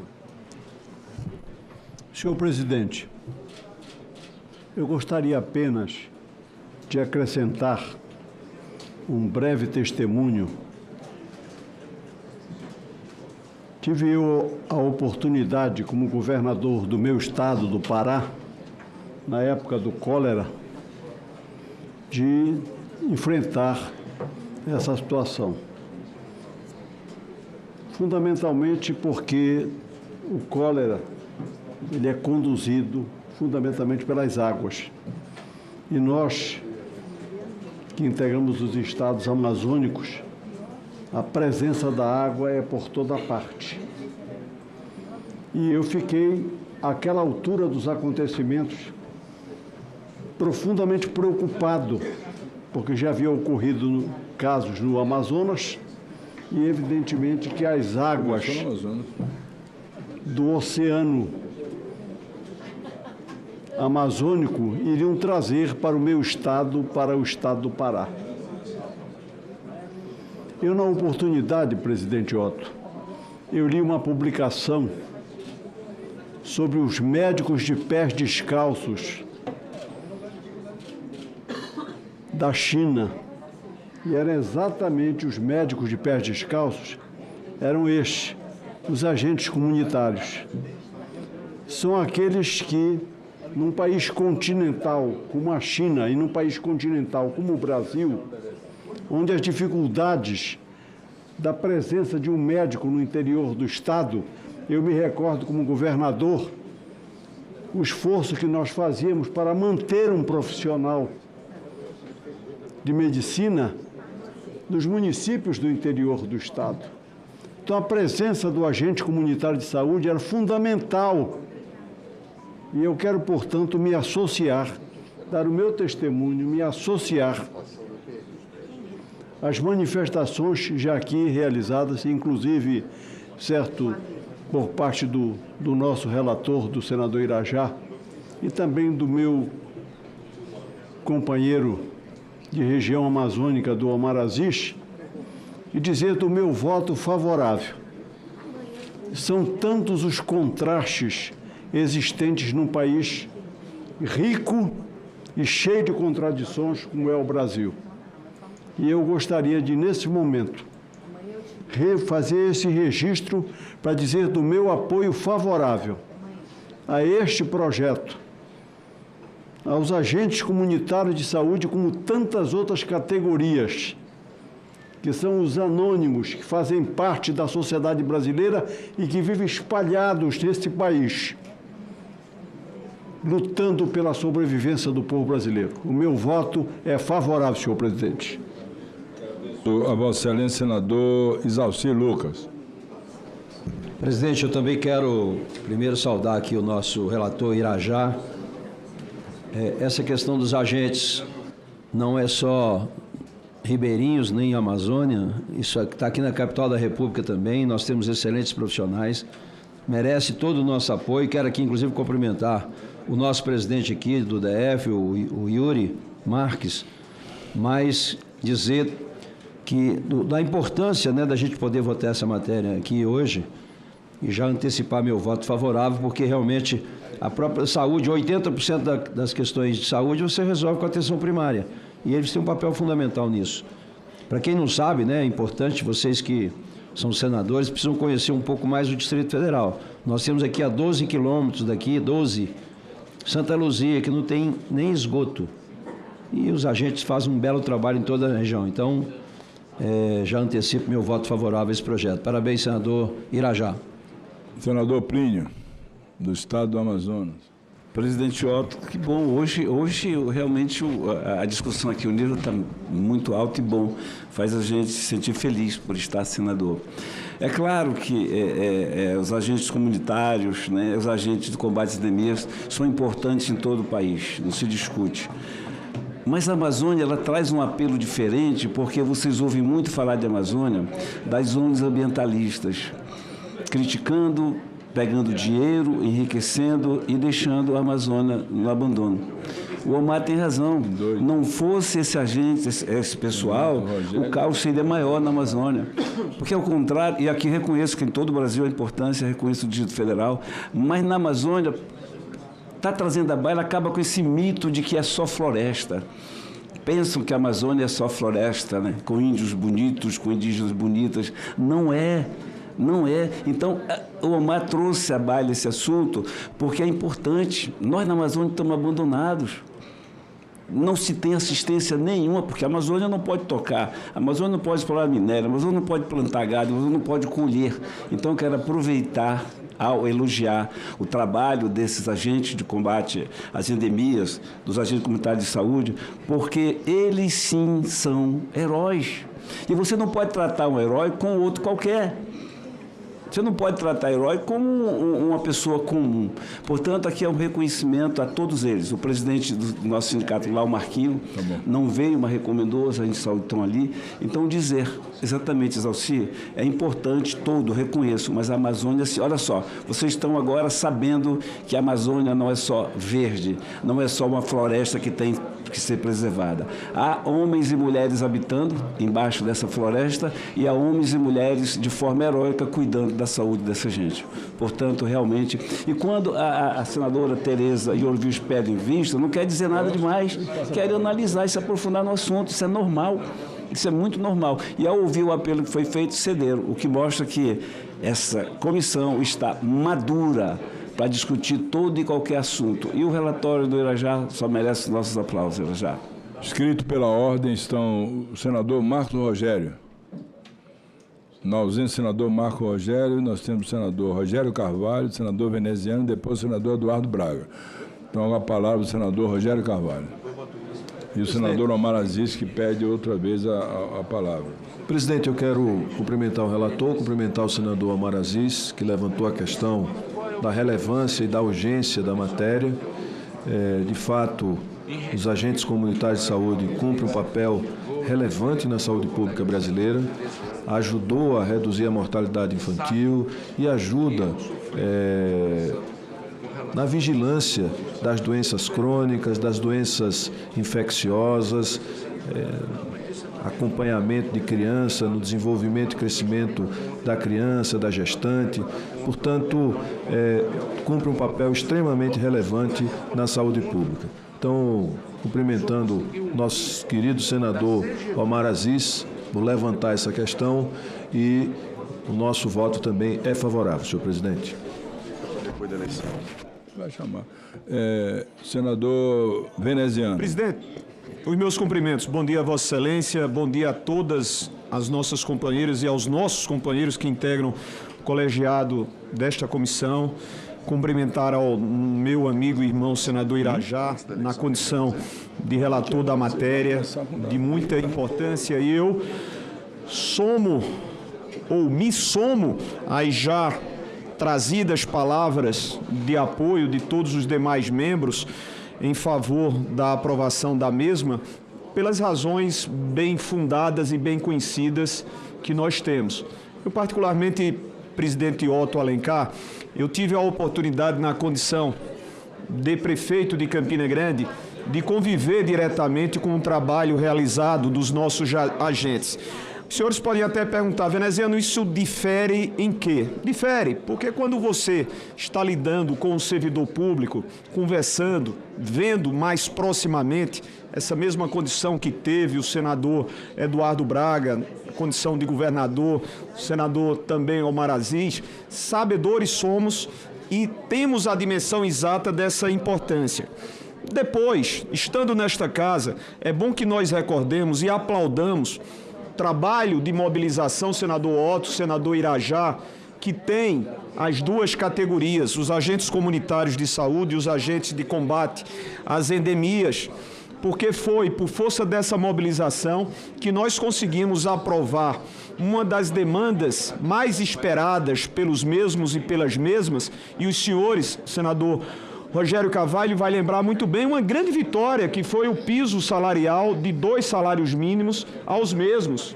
Nós conseguimos destravar e dar a devida celeridade, e me recordo muito bem da ênfase que o nosso líder Eduardo Braga fez quando defendia a matéria. Vou citar uma outra conquista, fruto dessa mobilização e fruto da justeza do pedido dos mesmos, senador Irajá.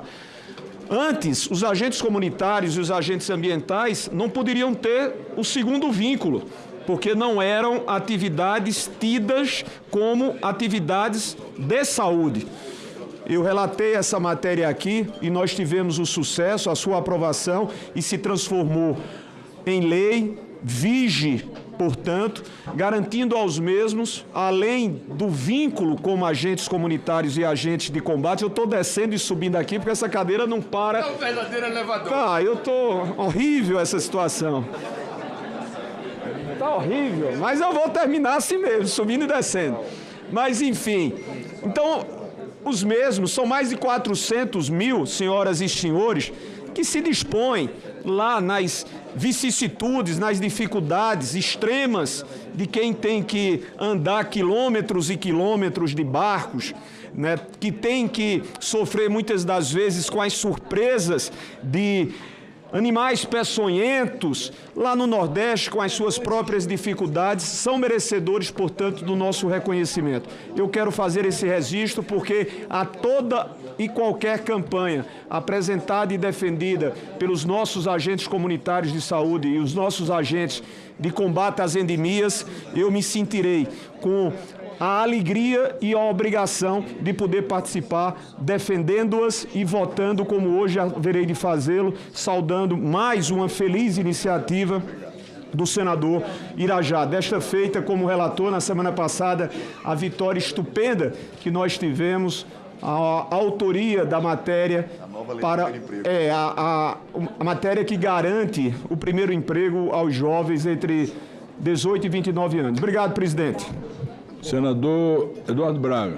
Meu presidente Otto Alencar, meu caro colega senador Irajá, relator da matéria, e meu caro amigo senador Omar Aziz, que antes, mais cedo, enquanto eu estava numa reunião com o presidente da casa, falava aqui em nome da importância dos agentes comunitários de saúde para o estado do Amazonas. Presidente Otto, Vossa Excelência é médico. E como médico, Vossa Excelência tem consciência do desafio da Amazônia e do Amazonas no enfrentamento à malária, ao enfrentamento à dengue e, mais recentemente, no enfrentamento da pandemia. Obviamente, o Brasil sofreu, em regra geral, de norte a sul, de leste a oeste, com a pandemia, mais de 700 mil brasileiros morreram. Mas no meu estado, presidente, os brasileiros amazonenses morreram por falta de oxigênio. Foi o único lugar do mundo em que faltou oxigênio. E foram exatamente nos braços dos agentes comunitários de saúde, nos agentes comunitários de saúde indígena, nos braços dos técnicos de enfermagem, de enfermeiros, de médicos, que nós tivemos a dor e o heroísmo do enfrentamento de certas situações que, lamentavelmente, são de triste memória. Portanto, reconhecer o papel e a importância dos agentes comunitários de saúde e dos agentes comunitários de saúde indígena, porque nós estamos tratando não só dos ACS, mas também dos agentes comunitários indígenas nessa mesma PEC.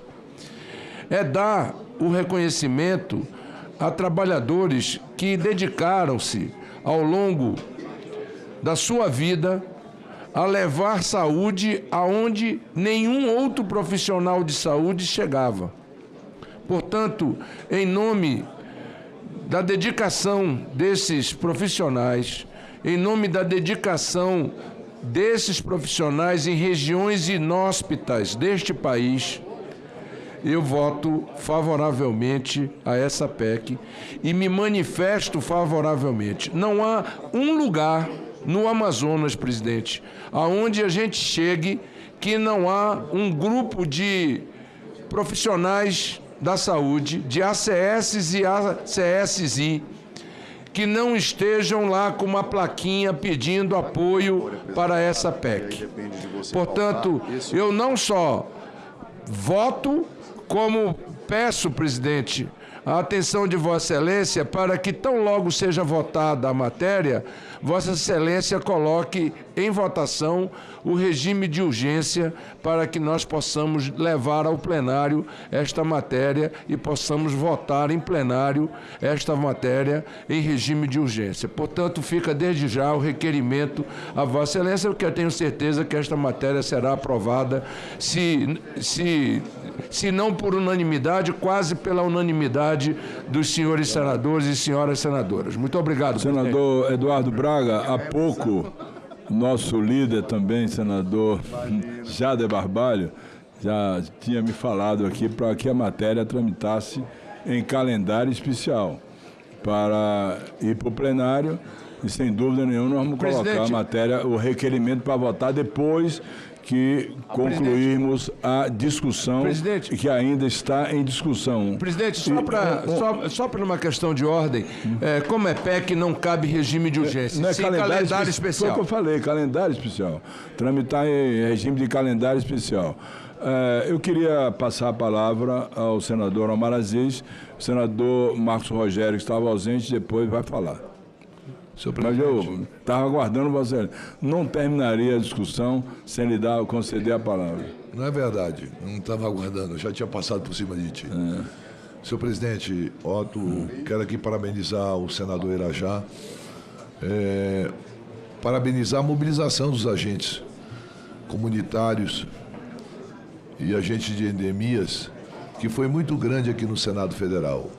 E qualquer lugar que a gente chegava no nosso estado, tanto eu como o Eduardo, existia um apelo para que a gente votasse essa PEC.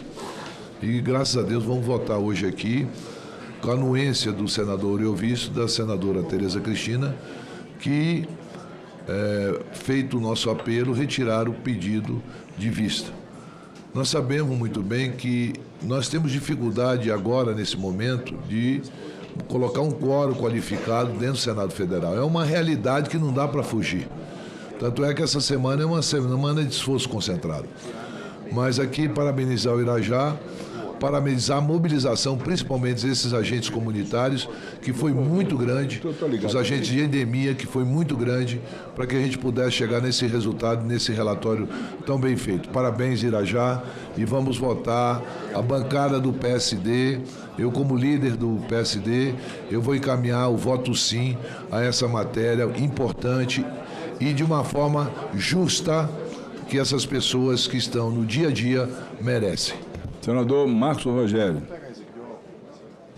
Senhor presidente, senhoras e senhores senadores, eu também gostaria de me manifestar sobre esse tema, que é um tema importante, cumprimentando o senador Irajá pelo relatório apresentado, mas, sobretudo, cumprimentando o conjunto de senadores dessa Comissão de Constituição e Justiça pela compreensão em não pedir vista nessa matéria e permitir que ela pudesse avançar. O agente comunitário de saúde e o agente de combate às endemias, eles estão nas ruas, estão nas casas, nos bairros, fazendo o trabalho de prevenção, de orientação e de controle de doenças. Nós não estamos falando aqui de favor, de privilégio, estamos falando de reconhecimento constitucional. E quem vive, especialmente nos estados da Amazônia, sabe o quanto essas categorias são importantes.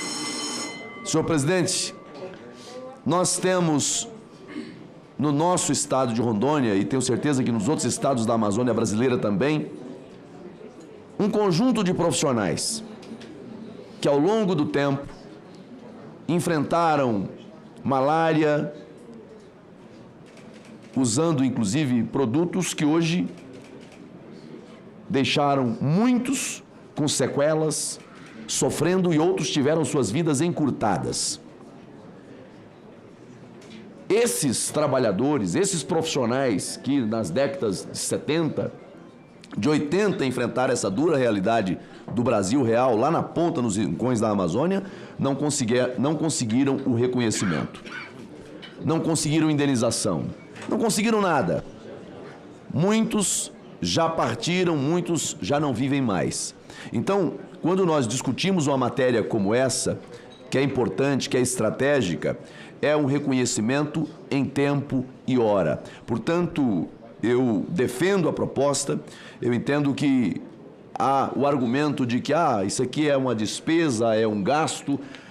Na verdade, gasto, despesa, é quando você não cuida do dever de casa, da prevenção, é quando você não faz o enfrentamento na fase certa e depois, com agravamento, o Estado gasta muito mais. Então, cumprimento o relator pelo relatório apresentado e nós estamos aqui defendendo justamente o interesse da população. O agente valorizado significa saúde mais próxima, prevenção mais forte e atendimento mais eficiente para quem precisa. Minha saudação e cumprimentos a todos os agentes de endemias, que fazem um trabalho tão importante para o Brasil.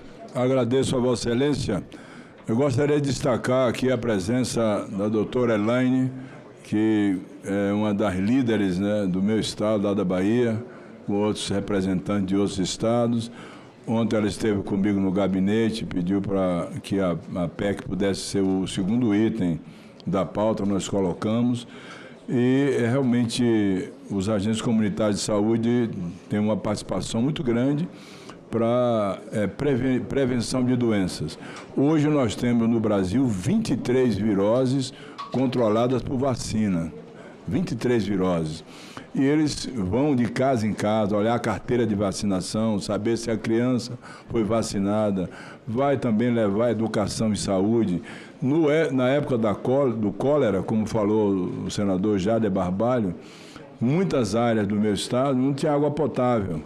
Eles que levavam o hipoclorito para botar 2% do hipoclorito em 1 litro de água para a água se tornar potável e não se recontaminar com o vibrião da cólera. Então, prestou grande serviço ao Brasil para a prevenção de doenças que são redutíveis por vacina, doenças que também são redutíveis com a água potável e não sendo potável, várias contaminações, pessoas que se contaminaram com extosomose, amebíase, várias outras enfermidades, de tal sorte que é relevante realmente esse projeto, essa PEC do Irajá e dar essa condição, até porque eu fico muito feliz, porque em 1991, quando o cólera chegou na Bahia e começou pelo Peru, depois veio para o Amazonas e desceu toda a costa brasileira até chegar no meu estado, os agentes comunitários de saúde, eu tive a oportunidade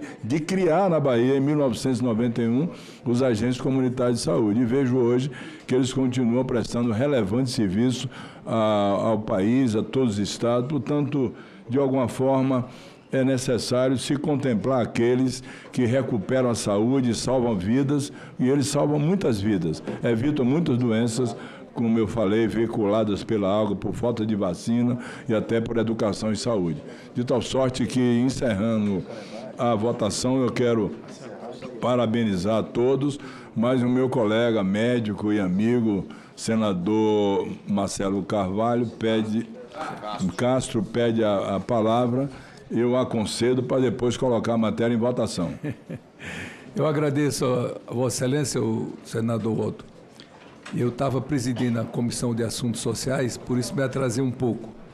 Mas não poderia deixar de passar essa matéria sem a minha manifestação pela importância dessa matéria que traz aposentadoria especial para os ACS e os ACE, os Agentes Comunitários de Saúde e os Agentes de Combate às Endemias, que são categorias que prestam relevante serviço à saúde pública do Brasil. E não vem de hoje, vem desde sempre.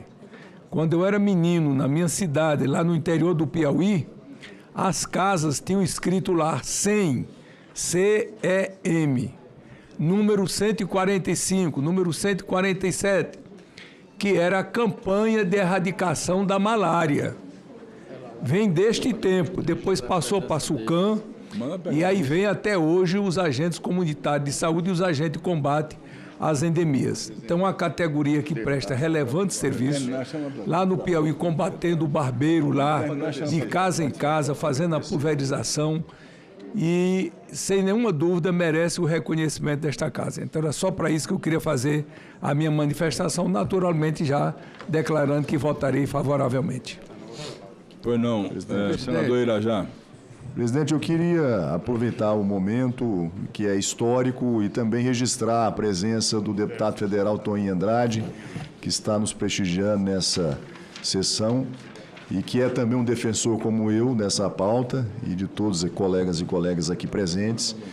Eu também não poderia deixar de agradecer a intervenção do senador Omar Aziz e a sensibilidade da senadora Tereza Cristina, do senador Oriovisto, por terem refletido e aceito a retirada do pedido de vista, o que vai nos permitir finalmente votarmos, nesse dia histórico, essa pauta. E na sequência nós faremos o pedido do calendário especial por se tratar de uma emenda constitucional. Já existe um entendimento e um diálogo com o presidente Davi Alcolumbre para que ele possa apresentar a pauta do plenário do Senado Federal à votação dessa PEC. Portanto, nós poderemos sim concluir a votação e finalmente termos aprovado essa PEC tão importante. Então fica aqui meu agradecimento a Vossa Excelência também pela condução aqui da nossa sessão. Senador Eduardo Braga. Presidente, é só para fazer justiça ao presidente da Associação de Agentes Comunitários de Saúde do Amazonas, o meu amigo Marquinhos, que se empenhou de forma muito intensa em torno do assunto, e ainda hoje pela manhã falamos sobre o assunto. Portanto, aqui as minhas homenagens ao presidente da Associação dos Agentes Comunitários de Saúde do Estado do Amazonas. Muito obrigado. Senhores senadores, eu quero registrar a presença de um estimado amigo, o deputado Túlio Gadelha, que está presente. Foi membro lá da comissão especial da PEC 14, que defende também os agentes comunitários de saúde. E o Túlio está engrandecendo o nosso partido, o PSD, e é pré-candidato ao Senado Federal pelo estado de Pernambuco. A presença eu quero registrar e parabenizar Vossa Excelência pelo seu trabalho na Câmara Federal. Estando encerrada a discussão, eu coloco a matéria em votação. Senhores senadores e senadoras que aprovam, permaneçam como se encontra. Está aprovada a PEC 14 na Comissão de Constituição e Justiça. Como foi solicitado pelo senador Jader Barbalho e o senador Eduardo Braga, eu coloco em votação um requerimento de pedido de tramitação em calendário especial aos senhores senadores para apreciação agora. Senhores senadores e senadoras que aprovam o requerimento, permaneçam como se encontra. Está aprovado o requerimento para tramitação em regime especial, a PEC 14, saudando todos os representantes dos nossos agentes comunitários de saúde, e eu convido para vir até aqui para tirar uma foto conosco. Aqui, Suspende por 2 minutos, então. 2 minutos. Por 2 minutos está suspensa a sessão. Parabéns. Mais, valeu. Você é craque. Vamos tirar uma foto com eles aqui.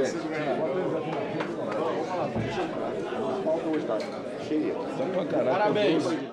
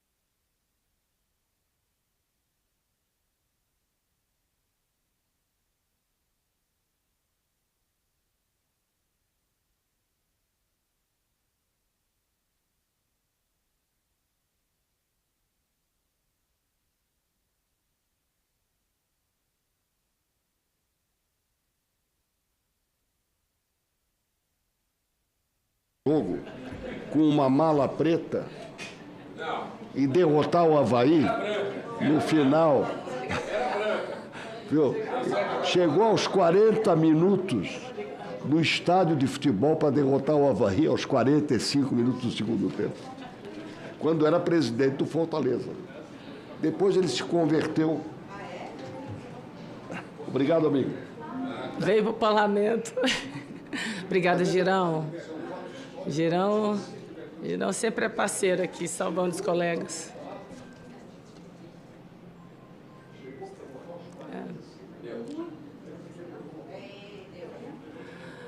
Vamos encerrar a votação.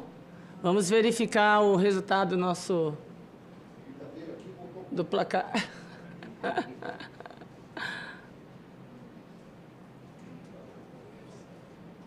Voto sim, 5, não 0, abstenção 0, tá aprovado. Resultado, aprovado o projeto. A matéria ela será encaminhada à Secretaria-Geral da Mesa para as providências cabíveis.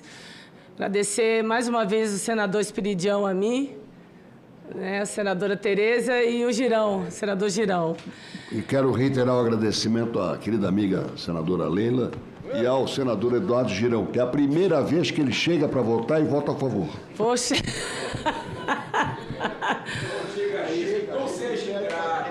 Obrigada, Girão. Obrigada.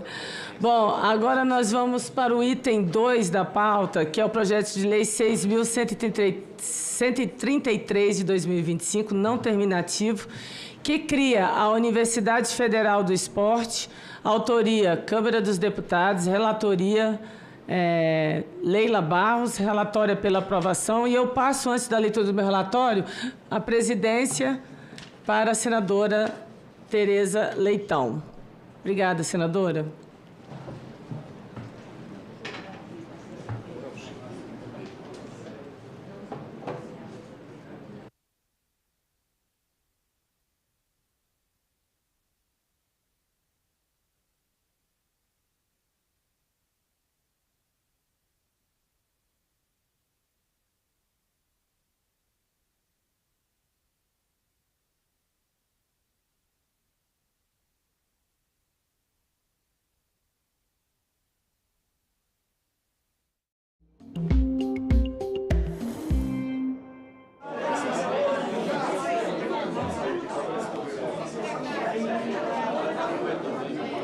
Vamos reabrir a sessão.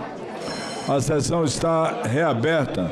Eu passo a palavra ao senador Hamilton Mourão para relatar o item 9 da pauta. Senador Hamilton Mourão.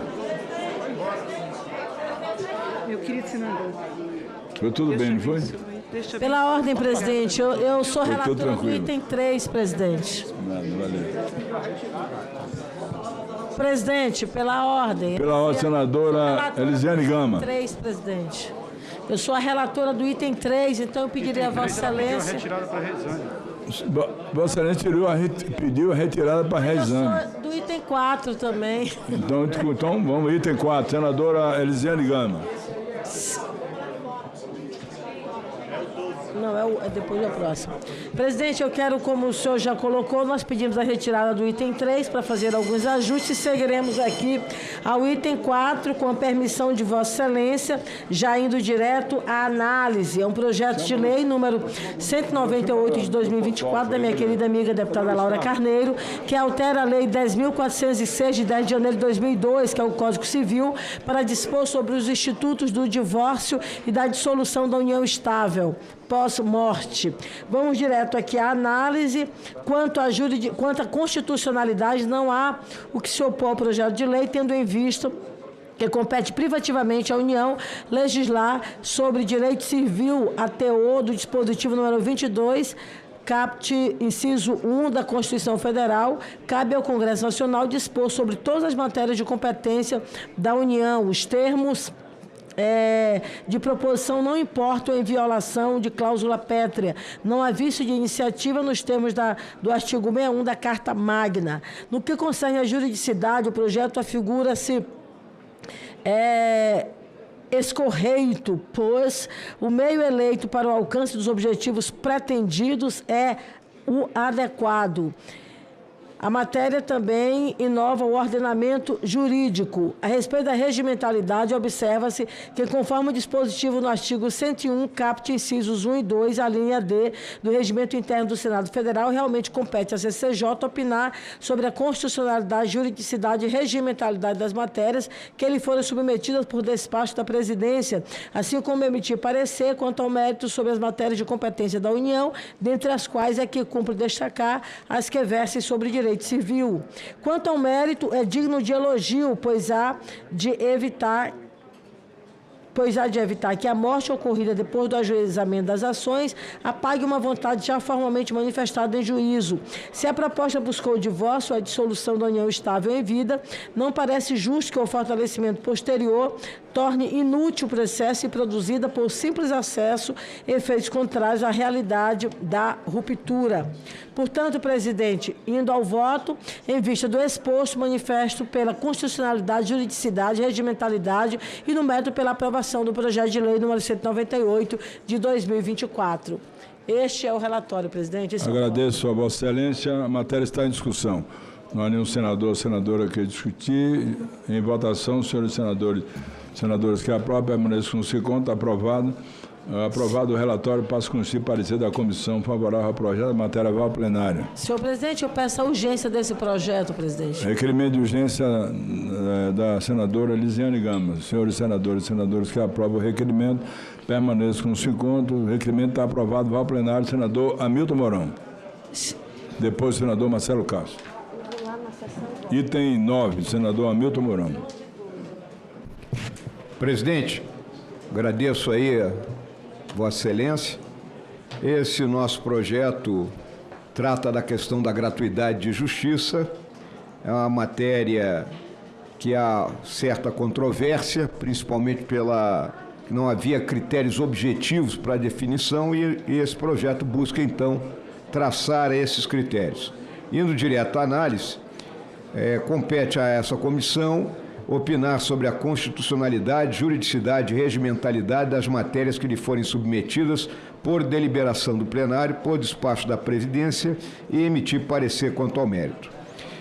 O projeto não apresenta vício de constitucionalidade. Trata de matéria de competência da União, sujeita à deliberação do Congresso Nacional, sem reserva de iniciativa. Quanto à juridicidade e à regimentalidade, as conclusões são as mesmas, pois não vislumbramos vício dessa natureza. Registramos que essas questões também foram apreciadas pela CDH, que não apontou qualquer vício nesses pressupostos. Adentrando especificamente no mérito, entendemos ser a proposição digna de aprovação. A gratuidade de justiça é um benefício que, desde a sua concepção, pretende garantir o acesso à justiça para os excluídos. Era comum a utilização do vocábulo pobre para designar o beneficiário dessa benesse do Estado, o qual ainda estava presente até pouco tempo na Lei 1060 de 5 de fevereiro de 1950. Esse resgate é importante porque é preciso alinhar o benefício à sua razão fundamental de existir, ou seja, garantir que os hipossuficientes economicamente possam ingressar em juízo para defender seus interesses. Apesar de o Código de Processo Civil atual ter avançado bastante na disciplina da gratuidade de justiça, após mais de 10 anos de sua vigência, ele se mostra insuficiente para regulamentar de forma satisfatória a concessão do benefício. A sistemática do Código admite que a gratuidade de justiça seja concedida à pessoa natural por meio da simples declaração e que se presente verdadeira. Ou seja, havendo a autodeclaração, a regra passa a ser a concessão da gratuidade. Não é uma situação ideal e parece ser contrária ao tratamento que a Constituição pretende dar ao assunto, já que ela determina que o Estado deverá prestar assistência jurídica integral e gratuita aos que comprovarem a insuficiência de recursos. Artigo 5º, caput do inciso 74 da nossa Constituição.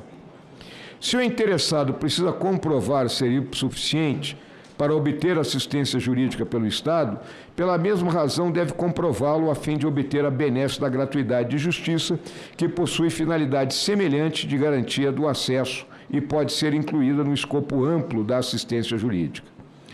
O panorama atual proporciona, portanto, que qualquer pessoa tenha acesso ao benefício, ainda que não se enquadre no critério de insuficiência de recursos. O resultado, infelizmente, é a concessão indiscriminada da gratuidade, beneficiando indevidamente pessoas que não se encaixam na moldura legal e constitucional. Além de prejudicial ao Estado, considerando a natureza jurídica tributária das custas processuais, a concessão indevida do benefício também prejudica os credores das verbas de sucumbência, considerando que o benefício da justiça gratuita garante a suspensão da exigibilidade dessas verbas.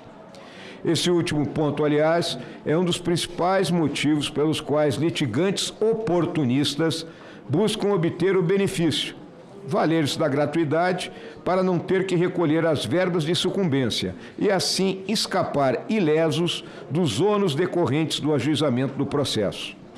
Daí anda bem, paralelamente às preocupações principais do projeto, regulamentar aspectos relacionados à litigância abusiva, tal como propostos pelas emendas acolhidas na CDH. Existe ainda outro problema.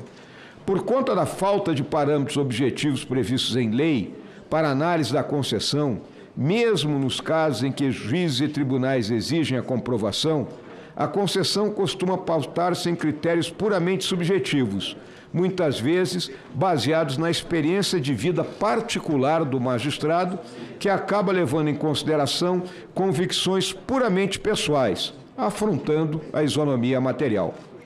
Assim, duas pessoas que estejam na mesma situação econômica financeira podem se deparar com diferentes respostas ao pedido de gratuidade, a depender do órgão julgador. O projeto de lei resolverá esses dois problemas. Em linhas gerais, ele estabelece um sistema no qual será possível a concessão da gratuidade da justiça por duas vias. Na primeira via, o PL estabelece critérios objetivos, nos quais a gratuidade de justiça será concedida op legis, ou seja, pelo simples preenchimento dos requisitos legais. Esse rol inclui aqueles isentos de apresentar a declaração de imposto de renda, os que percebem renda mensal líquida de até 2 salários mínimos, os beneficiários de programas sociais federais e os representados em juízos pela Defensoria Pública, situações em que a lei passará a pressupor que o litigante não tem condições de pagar as despesas do processo, não havendo espaço para apreciação subjetiva do magistrado. Também há previsão de gratuidade para a mulher em situação de violência doméstica e familiar e para o membro da comunidade indígena ou quilombola, desde que figurem no processo ou demandem serviço da justiça em virtude dessa condição. Na segunda via, o PL estabelece a concessão da gratuidade op judicis, isto é, por análise do juiz, mediante a comprovação da insuficiência de recursos em cada caso concreto, o que abre espaço para as pessoas que não se encaixarem naqueles critérios de gratuidade pelo simples preenchimento dos requisitos legais.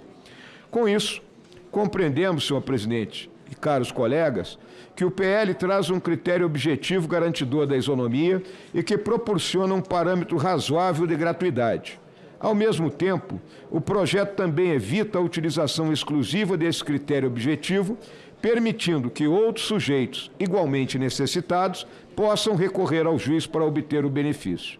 Acreditamos que o projeto, da forma como se encontra, não promove aumento de despesa pública. Pelo contrário, racionaliza a concessão do benefício, dotando o julgador de parâmetros razoáveis para que a gratuidade da justiça seja concedida de forma justa, efetivamente a quem precisa.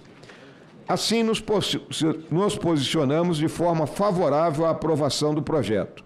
Registramos que esse parecer contou com a colaboração do ministro Og Fernandes, do Superior Tribunal de Justiça, que, além do amplo conhecimento na matéria, foi relator do recurso repetitivo discutido no âmbito do STJ, que versava justamente sobre a adoção de critérios objetivos para a aferição da hipossuficiência. Aproveitamos a oportunidade para agradecer ao nobre magistrado. Por fim, embora consideremos haver bastante mérito no substitutivo proposto pela CDH, propusemos alguns aperfeiçoamentos. Mantivemos a ideia do limite objetivo baseado na renda líquida do beneficiário, mas realizamos ajustes de modo a voltar com o critério da dispensa da declaração do imposto de renda, em consonância com a recentíssima decisão proferida pelo STF na ação direta de constitucionalidade número 80. Também estipulamos como critério objetivo a renda líquida de até 2 salários mínimos, estabelecendo no parágrafo 8º a fórmula de cálculo dessa renda líquida, que deverá excluir despesas como previdência, imposto de renda, pensão alimentícia, oriunda de direito de família, despesas com tratamento de saúde e despesas para aquisição de imóvel em programa habitacional prioritário às famílias de baixa renda, inclusive com financiamento. Incluímos no artigo 99, parágrafo 2º, inciso 2, previsão de que a condição de beneficiário de programa social do governo federal deverá ser comprovada mediante inscrição no CAD único.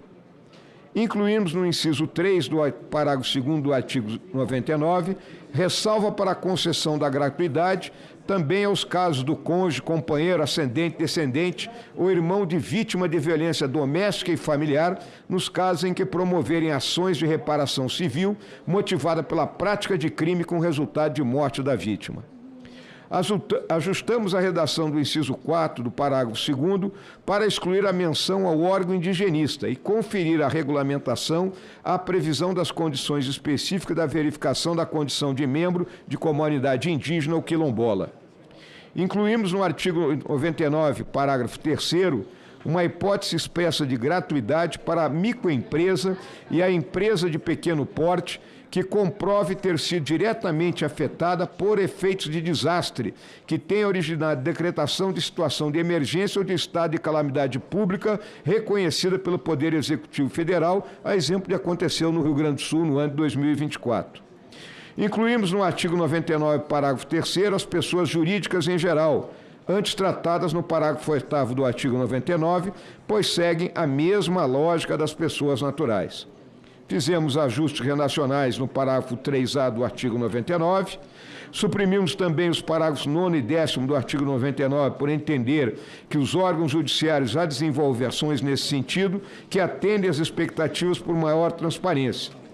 O Conselho Nacional de Justiça, por exemplo, publica anualmente o relatório Justiça em Números, informando dados sobre a concessão de gratuidade da Justiça. Suprimimos as alterações ventiladas ao artigo 98 do Código Civil, entendendo que as disposições iriam de encontro à sistemática prevista atualmente naquele artigo de responsabilidade do sucumbente beneficiário da gratuidade pelas despesas processuais e pelos honorários advogatícios. Incluímos modificação no artigo 100, parágrafo único, para majorar o valor da multa em caso de má-fé, agora 15 vezes o valor da ação. Suprimimos a alteração proposta ao artigo 101 para manter a sistemática atual de cabimento do agravo e evitar o acúmulo de agravos nas instâncias recursais. Removemos o dispositivo que mandava aplicar automaticamente as regras de gratuidade de justiça do Código Civil ao processo do trabalho. Então, não above a justiça trabalhista. É outra questão. Por fim, retiramos as modificações no projeto que visavam a vedar a cessão de crédito para créditos laborais. Nosso substitutivo, portanto, permanece contemplando as emendas 1, 2, 4 e meia dúzia da CDH nos termos do substitutivo. Ademais, também acolhemos a emenda número 8 da CCJ do senador Laércio Oliveira, mantendo no nosso substitutivo a disciplina da litigância abusiva. À guisa de fecho, somos, portanto, favoráveis à aprovação deste projeto de lei na forma do substitutivo que idealizamos. Por isso, o voto é pela constitucionalidade, juridicidade, regimentalidade e, no mérito, pela aprovação do PL 2239 de 2022, pela aprovação das emendas número 1, 2, 4 e meia dúzia da CDH e emenda número 8 da CCJ, no termo do substitutivo que se segue. É o relatório, presidente. Senador Hamilton Mourão, quero parabenizar Vossa Excelência, que se aprofundou num tema que é muito importante, né, para as pessoas, segundo o termo jurídico, insuficientes para pagamento de custas, né, judiciais. Portanto, parabenizo e passo a palavra para discutir a matéria, que a matéria está em discussão, ao senador Fabiano Contarato. Senhor presidente... Senador Fabiano Contarato, para discutir a matéria. Senhor presidente... Presidente, só antes do meu amigo colega Fabiano, o senador Rogério Carvalho apresentou uma emenda supressiva que é em relação à questão da litigância abusiva. E realmente essa questão da litigância abusiva ela tem muito mais a ver, na minha visão, com o papel do advogado, né, que procura toda hora algum cliente e estabelece esse tipo de litigância. E que não seria o caso aqui quando nós estamos tratando única e exclusivamente da questão da hipossuficiência para a gratuidade da justiça. Então, presidente, eu vou acatar aqui a emenda do senador Rogério Carvalho. Acatada a emenda do senador Rogério Carvalho, aceitando no relatório do senador Hamilton Mourão, senador Fabiano Contarato. Obrigado, senhor presidente. Eu só queria fazer uma ponderação ao relator num ponto, senador Otto, que para mim eu acho assim, muito caro e eu acho perigoso. Eu trabalhei na Defensoria Pública e quando a gente quer objetivar um conceito subjetivo, isso é muito grave. E eu vou dar um exemplo aqui, senador Otto. Esse projeto, ele fala que a gratuidade da justiça se alcançará para aquela pessoa que tiver renda mensal líquida de 2 salários mínimos. Hoje não existe isso. Hoje você pode ganhar, por exemplo, R$7.000, mas provar que você tem ali custos com medicação, com R$1.000 de medicação por mês, é a creche do seu filho, é a escola, e você torna-se uma pessoa hipossuficiente, razão pela qual você precisa da gratuidade da justiça. Então, quando nós colocamos num texto, senador Hamilton Mourão, um requisito de natureza objetiva, nós vamos dificultar o acesso das pessoas que têm direito à gratuidade da justiça. Eu acho que nós tínhamos que ter uma emenda supressiva para retirar esse inciso primeiro e voltando ao poder discricionário para que o juiz, analisando caso a caso, ele pudesse falar, olha, esse caso precisa efetivamente da assistência judiciária gratuita. Agora, se eu coloco um patamar de que 2 salários mínimos é o limite para uma pessoa ter acesso à justiça, com todo respeito, nós vamos inviabilizar o acesso à justiça das pessoas que mais precisam. Eu estou falando por experiência, com toda humildade, que eu trabalhei na Defensoria Pública. Não é simplesmente você falar que aquela família ganha 2 salários mínimos, que ela não vai poder ter assistência judiciária. Você está violando o direito dela, porque é uma garantia constitucional o acesso à assistência judiciária gratuita. Isso não é um mero capricho, isso não é uma mera faculdade, isso é uma garantia constitucional. Eu trabalhei no interior em que a delegacia não tinha fórum. Quando eu falava assim, olha, você tem que entrar com uma ação lá na outra comarca, 60 quilômetros da onde que eu era delegado, a pessoa nem ia. Agora você vai chegar e vai falar, olha, para você teve um direito violado, você tem que entrar na justiça para ter seu direito, mas eu vou ter que falar que você não pode ter assistência judiciária gratuita porque você ganha 2 salários mínimos. Eu acho que, com todo respeito, nós estamos inviabilizando aquele direito para as pessoas que mais precisam. Então eu faço aqui um humilde apelo. O relatório foi perfeito, foi muito bem escrito, foi desenhado, mas eu só queria que não tivesse a minha solicitação e o apelo ao relator vamos suprimir o inciso primeiro quando ele fala perceber renda mensal líquida de até 2 salários mínimos. Veja bem, eu queria ver uma pessoa ganhando 2 salários mínimos e que tem 3, 4 filhos e que tem que pagar um plano de saúde ou nem plano de saúde tem, e que tem uma despesa com médico, e que tem despesa com farmácia, e que tem despesa com uma escola, que ele com muitas dificuldades paga uma escola particular para um filho, 2 salários mínimos, ele não vai ter acesso à assistência judiciária gratuita. Então eu faço aqui um apelo de que nós possamos aprovar esse projeto, sim, mas, por favor, não vamos manter o requisito de natureza subjetiva para que o juiz... Eu tenho que partir da premissa... Olha, isso em direito administrativo se chama a presunção de legitimidade dos atos praticados pela administração pública. Eu tenho que acreditar que o juiz, quando concede assistência assistência judiciária gratuita, ele está analisando caso a caso. E toda decisão judicial, ela tem que ser fundamentada. Isso não sou eu que estou dizendo, isso é a Constituição Federal. Então, eu não posso partir da premissa de que aquele juiz que não concedeu o que concedeu, violou qualquer norma. Não, ele fez de forma fundamentada. Agora, a partir do momento que a gente altera a lei de assistência judiciária gratuita e coloca um requisito de natureza objetiva, que hoje não tem, nós vamos dificultar o acesso das pessoas que efetivamente têm direito à assistência judiciária gratuita. Fica aqui o meu apelo para que seja feito faço aqui uma solicitação de uma emenda oral para a supressão do inciso 1º, que limita o atendimento da assistência judiciária gratuita para aquela pessoa que receber renda mensal líquida até 2 salários mínimos. Tiramos esse requisito de natureza objetiva e volta ao requisito de natureza subjetiva para que o juiz analise caso a caso. Muito obrigado, senhor presidente. Senador Hamilton Mourão. Senador Fabiano Contarato, eu sei que Vossa Excelência domina o direito como ninguém, e eu respeito Vossa Excelência por isso, mas eu acho que Vossa Excelência não leu tudo. Nós mantivemos a via do juiz poder definir se há ou não o interesse da gratuidade da justiça. Então, existem 2 vias. E o primeiro requisito que está colocado é aqueles que estão dispensados de pagar imposto de renda. Hoje são R$5.000, que é muito mais que 2 salários mínimos.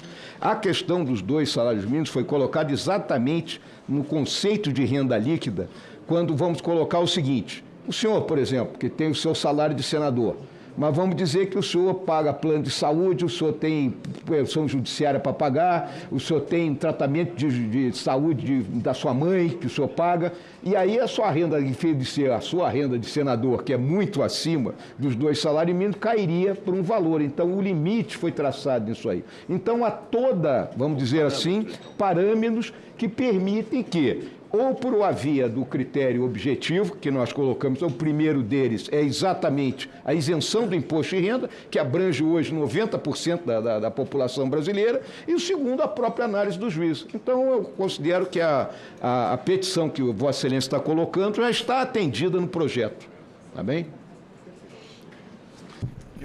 Eu só volto a falar porque agora inverteu o ônus. Agora o ônus, antes você tinha a presunção de boa-fé e que você vai ter a assistência judiciária gratuita. Agora não. Agora isso não vai mais acontecer. Eu só faço aqui um apelo nesse sentido e respeito a decisão de Vossa Excelência, mas eu li sim o projeto detidamente, fiz questão de sair de lá para vir aqui, porque justamente já foi tentado fazer isso, colocando um requisito de natureza objetiva, quando nós tivemos aquela fala no final do ano passado, os colegas sabem, para votação de fundo para a Justiça Federal, e colocava lá a assistência judiciária para quem ganha até R$5.000. Agora, volta com esse requisito de natureza objetiva que, para mim, com todo respeito, a decisão do relator, ela é um retrocesso para aquelas pessoas que vão precisar da assistência judiciária gratuita, e respeito a decisão de Vossa Excelência, e mais uma vez parabenizo pelo relatório. Muito obrigado, senhor presidente. Encerrada a discussão e votação. Senhores senadores e senadoras que aprovam o relatório do senador Hamilton Mourão, permanece o assunto aprovado, o relatório, a matéria vai ao plenário do Senado Federal. O item 5, como pede o senador Marcelo Castro. Pela ordem. É que ele estava no 9, eu sou o 10. Ele pediu antes de Vossa Excelência. De Vossa Excelência, depois eu coloco o senhor. Presidente Otto, pela a não ser que ele, num gesto, a senadora queira brigar. É porque eu estou com uma agenda aqui, eu vou até pedir uma ajuda para o meu colega que lê para mim. Presidente realmente Otto, eu não consigo ficar. Presidente Otto, eu queria solicitar a urgência desse PL. Pois não. O senador Hamilton Mourão pede e eu acato um requerimento de urgência para a votação. Senhores senadores e senadoras que aprovam o requerimento, permaneçam como se encontram aprovado o requerimento de urgência do senador Hamilton Mourão. O senador Marcelo permite? Senador Marcelo ou senadora Elisiane? Não, eu Passa a palavra para a senadora Elisiane. Senhor presidente, se Vossa Excelência me permitir, eu vou direto ao voto. Pode sim, senhora. Eu acho que ajuda. Pode, senador. São três... É o item 10. É o item 10, né? Na verdade, assim, é um item atrás do outro. Se Vossa Excelência me permitir apenas o voto, eu vou lendo apenas o voto. Sem problema, está autorizado, senador. Então, vamos lá. É o projeto de lei número 4.300 de 2025, que é o item 10, da deputada Laura Carneiro, que dispõe sobre a divulgação do serviço telefônico de denúncias relacionadas à violência contra a mulher.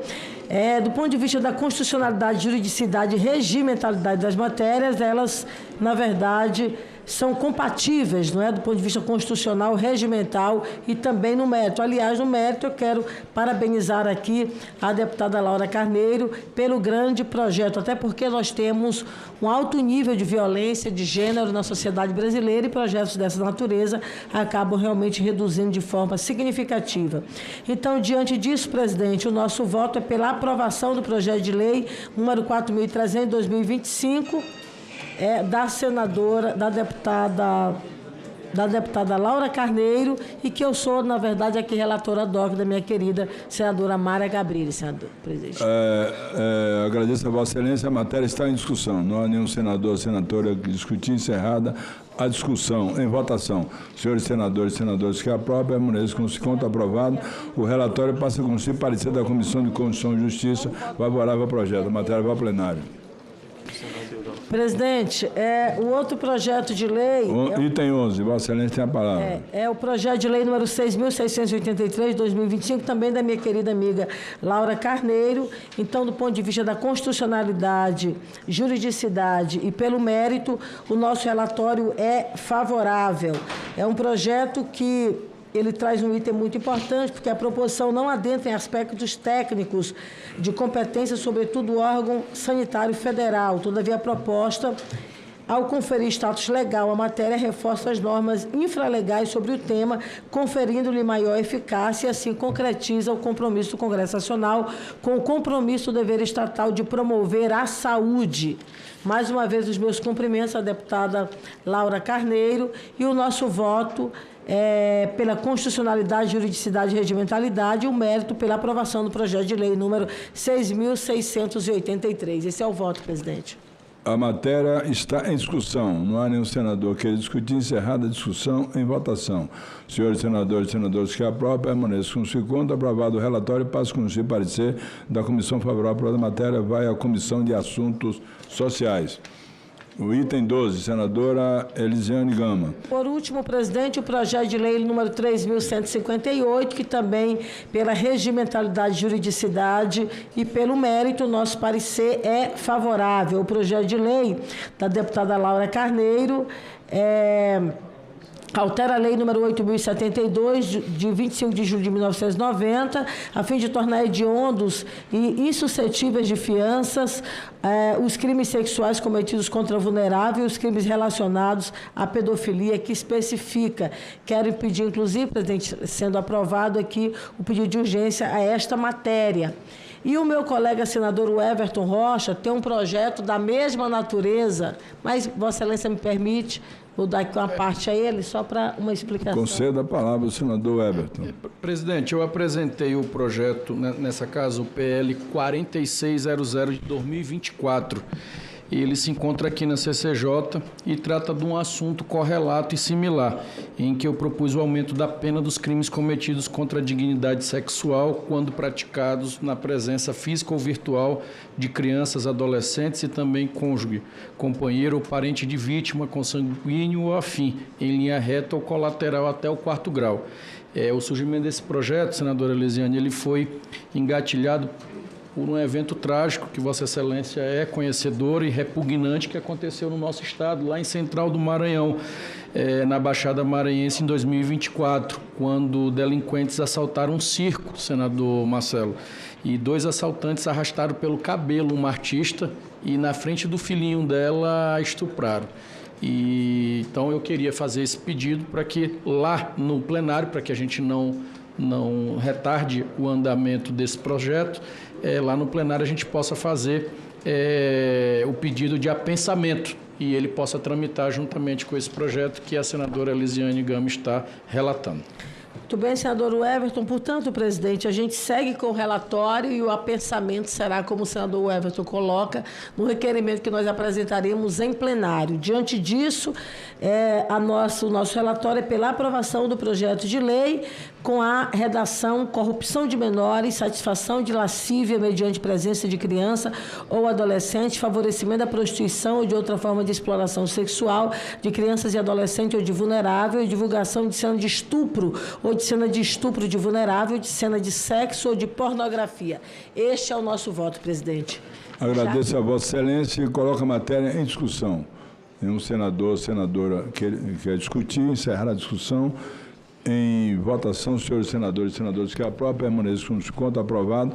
O relatório passa a constituir parecer da comissão favorável ao projeto, eu gostaria de com pedir a emenda urgência número do 1 CCJ e também com a proposta encaminhada pelo senador Everton, que foi acatada e de acordo com o encaminhamento e a letra da lei acrescida ao projeto relatado pela senadora Elisiane Gama. E o pedido de urgência para tramitação no plenário. Como pede Vossa Excelência, encaminhado o pedido de urgência. Senhores senadores e senadoras que aprovam a urgência, permaneçam com 50 aprovada a urgência, a matéria vai ao plenário. Senhor presidente, só agradecendo ao meu colega Marcelo Castro pela paciência e parabenizando ele que está despontando em primeiro lugar lá no Piauí para voltar para esta casa, pela competência e pela atuação dele aqui, que ele sabe disso. Não é porque ele cedeu espaço para eu falar, não, presidente. Vossa Mas Excelência, ele é um dos senadores mais atuantes dessa casa e muito competente. Senadora Elisiane Gama, Vossa Excelência deve saber que o senador Marcelo Castro é psiquiatra. E se Vossa Excelência precisar de alguma consulta, eu tenho a impressão que ele vai concedê-lo pelo Sistema Único de Saúde. Senador Marcelo Castro. Senhor presidente, senhoras e senhores senadores, o nosso projeto aqui que eu vou relatar, da Comissão de Constituição, Justiça e Cidadania, o projeto de lei número 1242 de 2026, PL número 9600 de 2018, da deputada Laura Carneiro. A senadora Elisiane relatou 3 projetos da deputada Laura Carneiro. Eu vou relatar aqui o 4º. É uma fábrica de projetos que altera a lei número 10.406, de 10 de janeiro de 2002, do Código Civil, o decreto-lei número 2.848, de 7 de dezembro de 1940, Código Penal, para dispor sobre a proteção da imagem, da honra e da dignidade da pessoa e da família, vítimas de crime ou acidente, inclusive quanto à divulgação da imagem de cadáver. O que motivou esse projeto, senhor presidente, senhoras e senhores deputados, foi o acidente que aconteceu com a cantora Marília e compositora Marília Mendonça, que foi filmada a imagem dela, foi divulgado. Isso causou um grande trauma e esse projeto visa exatamente a proteger essas imagens de pessoas que são vítimas de acidente ou de violência. Então, as modificações aqui tanto ocorrem no Código Civil quanto no Código Penal. No Código Civil, nós temos o capítulo dos direitos da personalidade, que estão no artigo 20. E o projeto da deputada Laura Carneiro introduz mais um parágrafo. Tem o parágrafo único, passa a ter o parágrafo 1º e o parágrafo 2º. E no parágrafo 2º, que é acrescido, diz assim: inclui-se a proibição a que se refere o caput deste artigo, a divulgação de imagem que identifica a vítima de crime ou acidente por qualquer pessoa ou meio de comunicação, inclusive na internet, ressalvada a divulgação de fatos e informações de relevante interesse público. Nós preferimos fazer uma modificação e, para isso, estamos apresentando um substitutivo. Então, o parágrafo 2º, no nosso parecer, está sendo modificado para ficar assim: Inclui-se na proibição a que se refere o caput deste artigo o registro. Nós estamos acrescentando aqui o registro, não só a divulgação. Então vai ficar proibido, diante de um acidente desse, a pessoa fotografar, registrar e também divulgar, por qualquer meio, de imagem que identifica a vítima de crime ou de acidente. E acrescentamos aqui, que não estava no projeto da deputada Laura, acrescentamos aqui o cadáver também.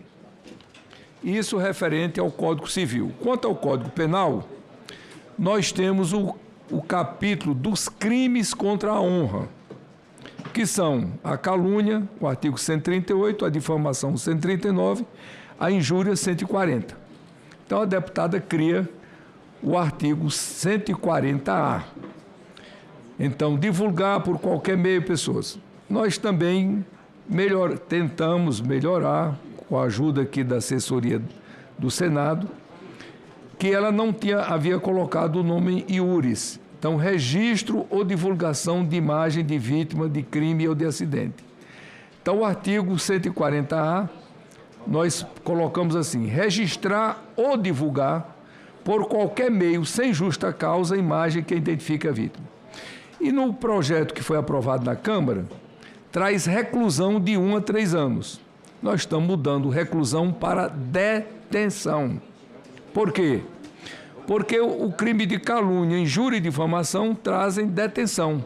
Como está no mesmo capítulo, nós, para manter a coerência, então, estamos mudando de reclusão para detenção. O senhor permite Pois não, nobre senador Amin. Eu não sei como é que na aula de psicologia se diferencia difamação, injúria de calúnia. Mas há uma diferença jurídica. Na calúnia, eu imputo, ou seja, eu acuso a vítima desta ofensa, eu atribuo a ele a prática de um crime. Portanto, a graduação não pode ser essa. Não pode ser uma coisa similar para os 3 tipos. Pelo menos injúria e difamação podem ser merecedoras de detenção. Calúnia, não. Porque eu estou atribuindo ao outro um crime. Psicologicamente, ele está mordendo a maçã, para voltar lá para a primeira contravenção da humanidade, lá no Gênesis. Mas, no mundo civilizado, uma difamação é um desaforo. Injúria também é um outro desaforo. Seria chamar a ambos, a Vossa Excelência, grande atleta que é, e a mim, de carecas. Isso seria uma xingação apenas, ou tentativa de xingação. Quer dizer, não nos atribuindo, sei lá, o que quer que seja, um defeito. Agora, a calúnia é diferente. A calúnia, eu estou acusando o passivo, o agente passivo da minha ação, da prática de um crime. É uma outra coisa. Então eu queria chamar a atenção para esse aspecto, talvez até pedir uma assessoria técnica. Eu não estou preparado para discutir esse assunto, mas essa me saltou aos olhos. Tá, senador Amin, nós não estamos modificando isso que está no Código Penal. Sim. Então, o que é que está aqui no Código Penal? Hoje, calúnia, artigo 138. Calúnia alguém, imputando-lhe falsamente fato definido como crime. Como crime, é isso que Pena, detenção de 6 meses a 2 anos e multa. Difamação, artigo 139. Difamar alguém, imputando-lhe fato ofensivo. Pena, detenção. Injúria, artigo 140. Injuriar alguém, ofendendo-lhe a dignidade ou decoro. Pena, detenção de 1 a 6 meses e multa. Então, o que é que ocorre? O projeto que foi aprovado na Câmara não altera aqui o Código Penal, continua como está. ele acrescenta um outro item, que é o registro ou divulgação de imagem de vítima de crime ou de acidente. Então, nós temos crimes contra a honra, calúnia, difamação e injúria. Agora, se for aprovado o projeto aqui, nós teremos calúnia, difamação, injúria e registro ou divulgação de imagem de vítima de crime ou de acidente. Aí, foi acrescentado lá na Câmara o artigo 140A. Que é o da calúnia. Não, o da calúnia já está lá. É o registrar ou divulgar vítimas de acidente. Está entendendo? Aí o que é que ocorre? Como nós estamos no capítulo do crime contra a honra, ela colocou aqui reclusão. Como todos os outros três são detenção, para manter a coerência, nós estamos mudando reclusão para detenção, para manter a mesma calibração que é feita hoje pelo Código Penal. Mas no Código Penal, já no Código Penal, a pena de detenção, no caso, de calúnia, vai a quanto tempo? De 2... Aí depende. Se for calúnia, vai de 6 meses a 2 anos, mais multa. Ou seja, vai a 2 anos, que é o limite da detenção. É o limite da detenção. Exato. É o máximo da detenção. Perfeito. Então, o que nós estamos acrescentando, quer dizer, a deputada Laura Carneiro está acrescentando no Código Penal mais um tipo, né? Além da calúnia, da difamação, da injúria, agora a divulgação e o registro de imagem de vítima de crime ou de acidente. Ou seja, a partir de agora fica proibido você... O senhor esclareceu, está esclarecido. E também no capítulo do Código Penal dos crimes contra o respeito aos mortos. Então, nós temos o artigo 212, que é vilipêndio a cadáver. O que é que a deputada fez? Está criando, que é o artigo 212, está criando o artigo 202A. 212A. Fotografar, filmar e divulgar por qualquer pessoa ou meio de comunicação imagem que identifique o cadáver. Nós estamos, acreditamos, aperfeiçoando e criando aqui um registro, modificando o artigo, botando assim, registrar, nós estamos incluindo também registrar, ou divulgar por qualquer meio, sem justa causa, imagem de cadáver. E ela coloca também reclusão e nós estamos substituindo por detenção. Por quê? Porque no capítulo aqui do crime contra o respeito aos mortos, também está detenção. Então, como está no mesmo capítulo, não seria correto um ser detenção e o outro reclusão. Então, feito esses esclarecimentos, senhor presidente, tudo aqui está dentro da regimentalidade, constitucionalidade. Achamos que o projeto é meritório, é oportuno. Não se pode fazer exploração de pessoas que são vítimas, que estão lá indefesas. Então, a não ser que haja interesse público na divulgação, que é um caso para ser analisado, e por isso nós somos de parecer favorável à aprovação desse projeto.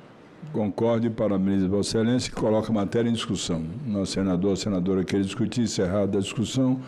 A matéria está em votação. Senhores senadores e senadoras que aprovam, permaneçam como se encontram. Aprovado o relatório, passa a constituir parecer da comissão favorável ao projeto nos termos da emenda 1 da Comissão de Constituição número 1, substitutivo. A matéria vai ao plenário.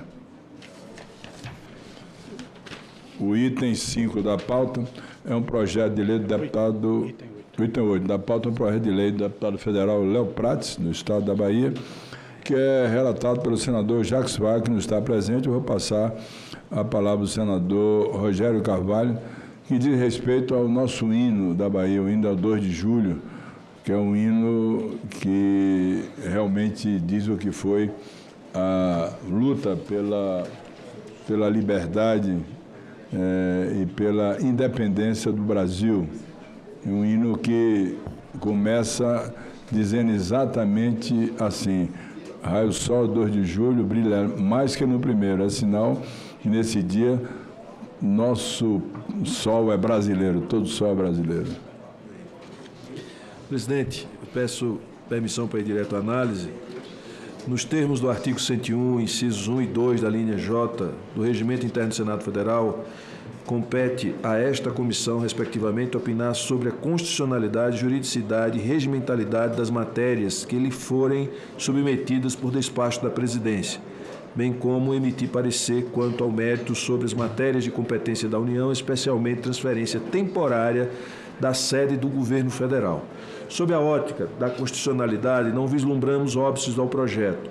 A sede do Governo Federal é Brasília, enquanto capital federal, conforme previsto no artigo 18, em parágrafo 1º da Constituição, não obstante o texto constitucional autoriza a transferência, desde que temporária, da sede do Governo Federal para outra localidade, mediante lei ordinária aprovada pelo Congresso Nacional e sancionada pelo Presidente da República.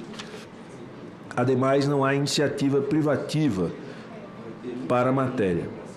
Na sequência, sob o prisma da juridicidade, consideramos que a proposta se encontra apta a integrar o ordenamento jurídico de maneira harmônica, coesa e coerente. Não é a primeira vez que se promove a transferência temporária da sede do Governo Federal, nem a primeira vez que Salvador a recepciona. A Lei número 8.675, de 7 de julho de 93, transferiu a sede simbolicamente para Salvador nos dias 15 e 16 de julho de 1993, datas de realização de reuniões da cúpula da terceira Conferência Ibero-Americana de Chefes de Estado e de Governo. Por exemplo, mais recente, a Lei 15.251, de 3 de novembro de 2025, que a transferiu a sede do Governo Federal para Belém, no Pará, no período de 11 a 21 de novembro de 25, durante a 30ª Conferência das Partes da Convenção Quadro das Nações Unidas sobre Mudança do Clima. Da mesma forma, a análise da proposição no plano da regimentalidade não indica qualquer empecilho à sua livre tramitação. No mérito, somos pela aprovação da matéria. Salvador, nossa primeira capital e braço histórico da formação política do Brasil, simboliza o lugar em que nosso país deixou de ser apenas uma declaração formal às margens do Ipiranga para se tornar de fato uma nação livre. Nesse contexto, reverenciar Salvador com a transferência temporária da sede do Governo Federal é reconhecer o papel decisivo do povo baiano na construção das nossas identidades e soberanias nacionais. Diante disso, ante o exposto, opinamos pela constitucionalidade, juridicidade e regimentalidade do PL número 5.572 de 2025, bem como no mérito por sua aprovação. Parabenizo a Vossa Excelência e destaco a iniciativa do deputado federal Léo Prates, do Estado da Bahia, que esse projeto para a transferência simbólica da sede do Governo Federal para o município de Salvador, no Estado da Bahia, no dia 2 de julho, quando nós comemoramos a independência do Brasil, com um dos hinos mais bonitos da nossa independência, que é o hino ao 2 de julho. Portanto, eu coloco a matéria em discussão. Senhores senadores, se nenhum senador ou senadora quer discutir, encerrar a discussão em votação. Senhores senadores e senadoras que aprovam, permaneçam com a matéria, vá ao plenário do Senado Federal, senador Rogério Carvalho. Pedi urgência, presidente, pela natureza da matéria. Vossa Excelência pede urgência, eu acato o seu requerimento, coloque em votação, senhores senadores e senadoras que aprovam o requerimento do senador Rogério Carvalho. Se permaneça com os contos aprovado o requerimento, a matéria vai em regime de urgência para o plenário do Senado Federal. O item 7, não terminativo, altera a lei 13.105, 16 de março de 2015, Código de Processo Civil, para dispor sobre a transferência automática do montante da prestação alimentícia. É de autoria da nobre deputada federal Tabata Amaral, que está presente, e a relatora é a senadora Ana Paula Lobato. Eu coloco em votação. Vossa Excelência tem a palavra. O senhor colocou em votação, conceda a palavra. Senhor presidente, peço licença para ir diretamente à análise. Quanto aos requisitos formais e materiais de constitucionalidade, nada a opor ao PL número 4.978 de 2023. No que concerne à juridicidade, o projeto mostra-se sem defeitos. A respeito da regimentalidade, também não há reparos a serem feitos. No que concerne ao mérito, a proposição merece aplausos. A proposta acrescenta dispositivo ao artigo 530 do Código de Processo Civil para possibilitar ao exequerente requerer, em qualquer fase do cumprimento de sentença, a transferência automática, mês a mês, do valor da prestação alimentícia para a conta de sua titularidade ou de seu representante legal. O texto também prevê, na falta de saldo insuficiente, a indisponibilização automática de ativos financeiros do executado, limitada ao valor atualizado da prestação em atraso, inclusive quando se tratar de empresário individual, ainda que os ativos estejam afetados à atividade empresarial.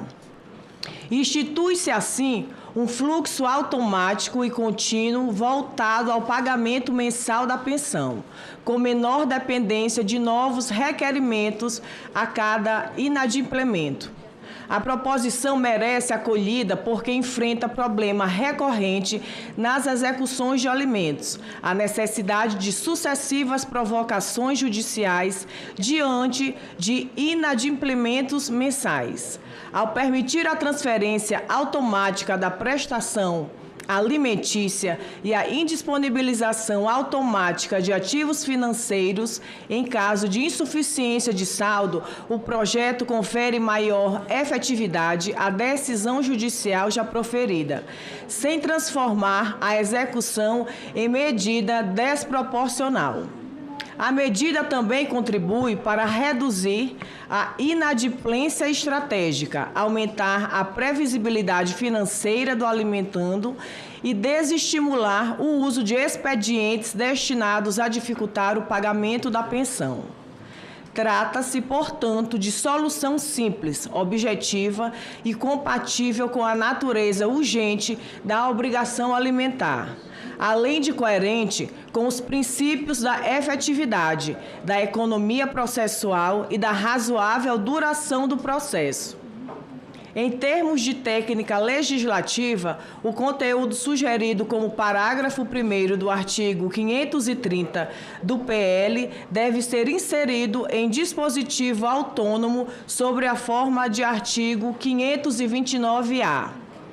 O artigo 529 do Código de Processo Civil trata da satisfação continuada da obrigação alimentar por meio do desconto em folha de pagamento do devedor.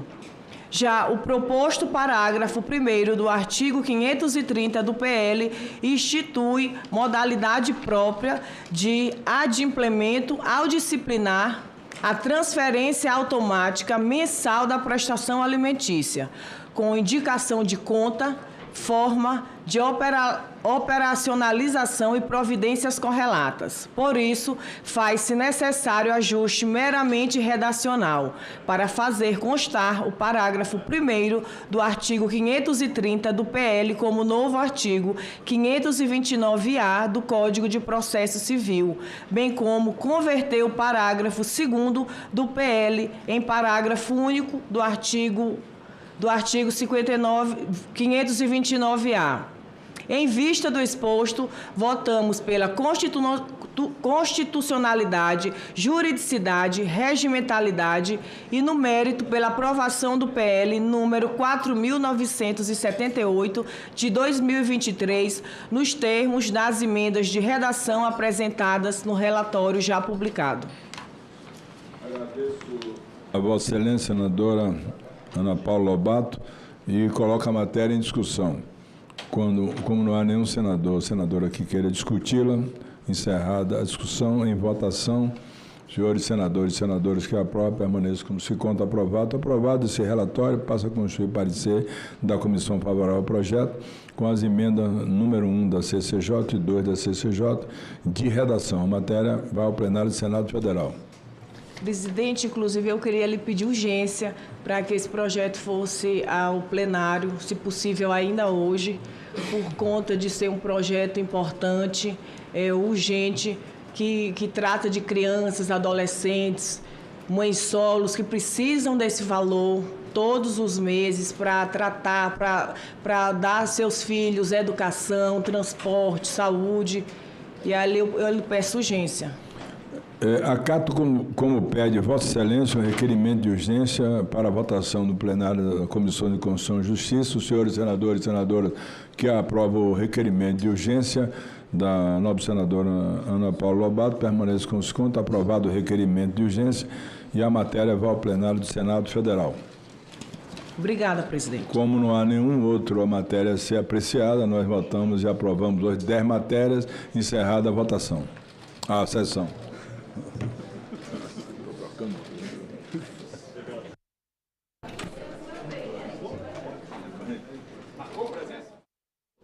Que horas são, gente?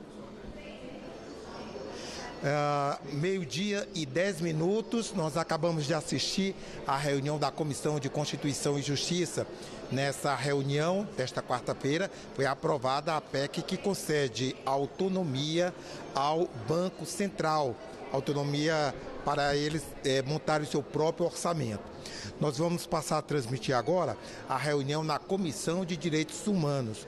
Um dos projetos em discussão na comissão, nesta reunião, é o que trata de aumentar penas para quem comete crimes contra crianças e adolescentes. Acompanhe. Exatamente o resumo disso. E a audiência que o senhor fez aqui chamou a atenção do Brasil, né? E a gente está aí, infelizmente, senadora Roberta, com uma série de crimes, especialmente de pessoas em situação de rua. As pessoas indo jogar fogo, botar fogo em pessoas em situação de rua por ódio. A pessoa de rua, e aí que configura a aporofobia, pobreza, ódio à pobreza. Então, quando o Randolph trouxe o projeto, houve questionamentos, vai ser questionado com certeza algumas coisas na Comissão de Segurança, na CCJ, mas essa comissão discute tão somente a questão do direito e da dignidade humana. Então, as pessoas morrerem, serem queimadas, por brincadeira, brincar, isso é brincadeira? Aonde é brincadeira queimar pessoas em situação de rua? Aonde é brincadeira? Estão passando na rua e fazendo elas de alvo, atirando nelas. Então, assim, senador Randolph, eu fiquei muito feliz com essa matéria. E mais feliz ainda com o seu voto, senador Paim. Então, agora segue para a CCJ, para discussão em caráter terminativo, mas a gente agravar a pena. Agravar a pena. Chega de ódio nesse país, chega. Então, assim, senador Paim, parabéns. Eu vou colocar em votação, em discussão a matéria. Não havendo mais quem queira discutir, encerro a discussão. Em votação, relatório apresentado. Aqueles que aprovam, permaneçam como se encontram. Aprovado o relatório que passa a constituir o parecer da CDH ao projeto com uma emenda, né? Parabéns, senador Paim. Agora a matéria segue para a CCJ. E parabenizando, senador Paim, eu quero parabenizar pela vitória no plenário ontem. Né? Que matéria, que entrega. A senhora colaborou. Sim, quando chegou... Eu fico tão feliz em ver leis que estão sendo sancionadas, que foi um trabalho dessa comissão aqui. Então, ontem, mais uma matéria entregue para o Brasil. Aquela matéria me emocionou demais, né? O enfrentamento, o trabalho forçado, reforçar tudo que já existe, o cuidado ao empregado no ambiente doméstico. Eu fiquei muito feliz. Ontem foi um dia, assim, de celebração para mim, parabéns. Senador Paim, eu queria lhe convidar para o senhor presidir. Eu farei uma leitura também resumida do meu voto, e depois eu faço a leitura apenas das emendas, dos requerimentos, que já estão aqui publicados, e a gente já faz encerramento com 15 itens deliberados nessa tarde.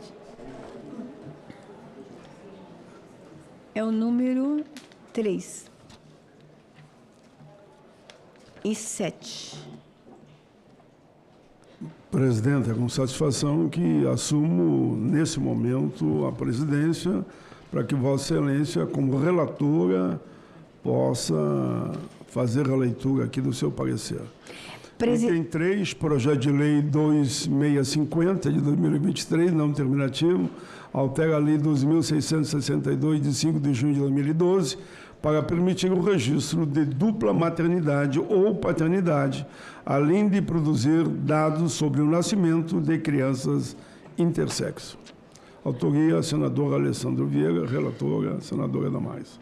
Presidente, eu vou fazer uma rápida explicação. Eu vou emitir parecer para 2 projetos de lei agora. Um eu vou rejeitar e o outro eu vou acolher.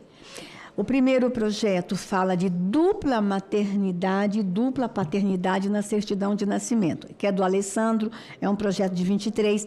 Esse eu vou rejeitar porque nós já temos atos normativos nessa direção. Mas o outro fala de crianças intersexo. E esse a gente vai acolher, e foi um relatório construído com especialistas, presidente, com pessoas da área da saúde. A criança intersexo, deixa eu explicar para quem está nos assistindo, eu vou usar um termo que a gente usava muito no passado, são as crianças hermafroditas. Na hora de registrar essa criança, como é que se dá o registro dessa criança, se ainda existe todo um procedimento de saúde, todo um procedimento de investigação, mas a criança não pode ficar sem uma certidão de nascimento para que tenha direitos garantidos. Então, é exatamente sobre isso que meu voto fala, e é uma questão de justiça, de direito, de acolhimento, de proteção das crianças intersexo. Não se vê, presidente, quanto ao PL 3004 de 23, qualquer problema de juridicidade. Muito ao contrário, a proposição expressa a disposição do Parlamento de conversar com os costumes e as práticas sociais que vão desenvolvendo de modo espontâneo à medida que a vida social avança. Vemos isso com bons olhos e reconhecemos o mérito da proposição. Contudo, quer nos parecer não ser boa prática o deixar-se um campo de formulário oficial, qualquer que seja, em branco. A justificação da proposição, ela mesma, traz a solução a informar que, nos dias de hoje, já não se força uma decisão não confiável que atribua algum sexo ao recém-nascido, tendo o Conselho Nacional de Justiça determinado que, em caso de recém-nascidos com anomalias de diferenciação sexual que não permite ao médico a determinação do sexo da criança, seja o campo sexo preenchido com a expressão ignorado. Iremos propor emenda com esse conteúdo de modo a evitar campos em branco em documentos oficiais. Em outras questões, o preenchimento do campo do sexo como ignorado do recém-nascido para nascidos intersexos é altamente relevante para fins de produção de dados epidemiológicos oficiais. Atualmente, o Brasil não possui estatísticas confiáveis sobre o nascimento de pessoas intersexos, o que dificulta a formulação de políticas públicas. A matéria já foi enfrentada pelo Conselho Nacional de Justiça por meio do provimento 122221, que disciplinou o registro do sexo como ignorado para a pessoa nascida intersexo. Da mesma forma, o Tribunal de Justiça do Estado do Rio Grande do Sul, por intermédio do provimento 1 de 2020, instituiu a regra de lançamento da expressão ignorado no assento de nascimento da pessoa intersexo, mediante comprovação médica. Referido provimento estadual também estabeleceu a obrigação de o cartório comunicar o fato do Ministério Público para fins de acompanhamento da situação do menor, caso os responsáveis legais se abstenham de promover a inclusão do sexo definido no registro no prazo de 60 dias. Entendemos que a medida que visa evitar a atribuição arbitrária de um sexo, quando não se é possível por meios médicos eficientes, essa determinação no nascimento garante direito à personalidade e cidadania imediata àquelas crianças que, sem ela, sofrem os efeitos de uma definição arbitrária que a ciência demonstra ser incerta ao nascimento. Faz-se necessário, contudo, assegurar à criança o direito de ter seu sexo devidamente definido no registro civil. Nesse sentido, entende-se que o Ministério Público deve atuar como garantidor dessa prerrogativa, cabendo-lhe acompanhar o procedimento e zelar pelos interesses do menor. Destarte, apresentamos emenda no sentido de que a Procuradoria competente seja notificada em prazo razoável, a fim de acompanhar o caso e assegurar o direito da criança. Por seu turno, já o PL 2650 de 23 também nos esclarece suas justificativas. Lá se diz que as práticas registrais odiernas já comportam a descrição na declaração de nascido vivo de 2 pais ou de 2 mães. Portanto, o que se tem é que a demanda contida no PL 2650 já está contemplada pela Lei 12.662 de 2012. e o PL 30.044 de 2023. Acrescentamos também as emendas para ajustar a redação da proposição à Lei Complementar 95 de 98, bem como para substituir a expressão anomalia da diferenciação sexual para a ideia de distúrbio malformativo da diferenciação sexual, em razão de constar assim na 11ª revisão da Classificação Internacional de Doenças, a CID-11 da Organização Mundial de Saúde. Evita-se com isso dúvidas quanto ao sentido da expressão. O voto, presidente, é pela aprovação do PL 3054 de 23 e pela rejeição do PL 2650 de 2023, com a emenda que eu já falei, que está devidamente publicada. Esse é o parecer, esse é o voto, presidente. Em discussão do relatório, aqueles que queiram se manifestar, por favor, se pronunciem. Não havendo ninguém se manifestando, eu coloco em votação aprovado o relatório da senadora Damares Alves. Obrigada.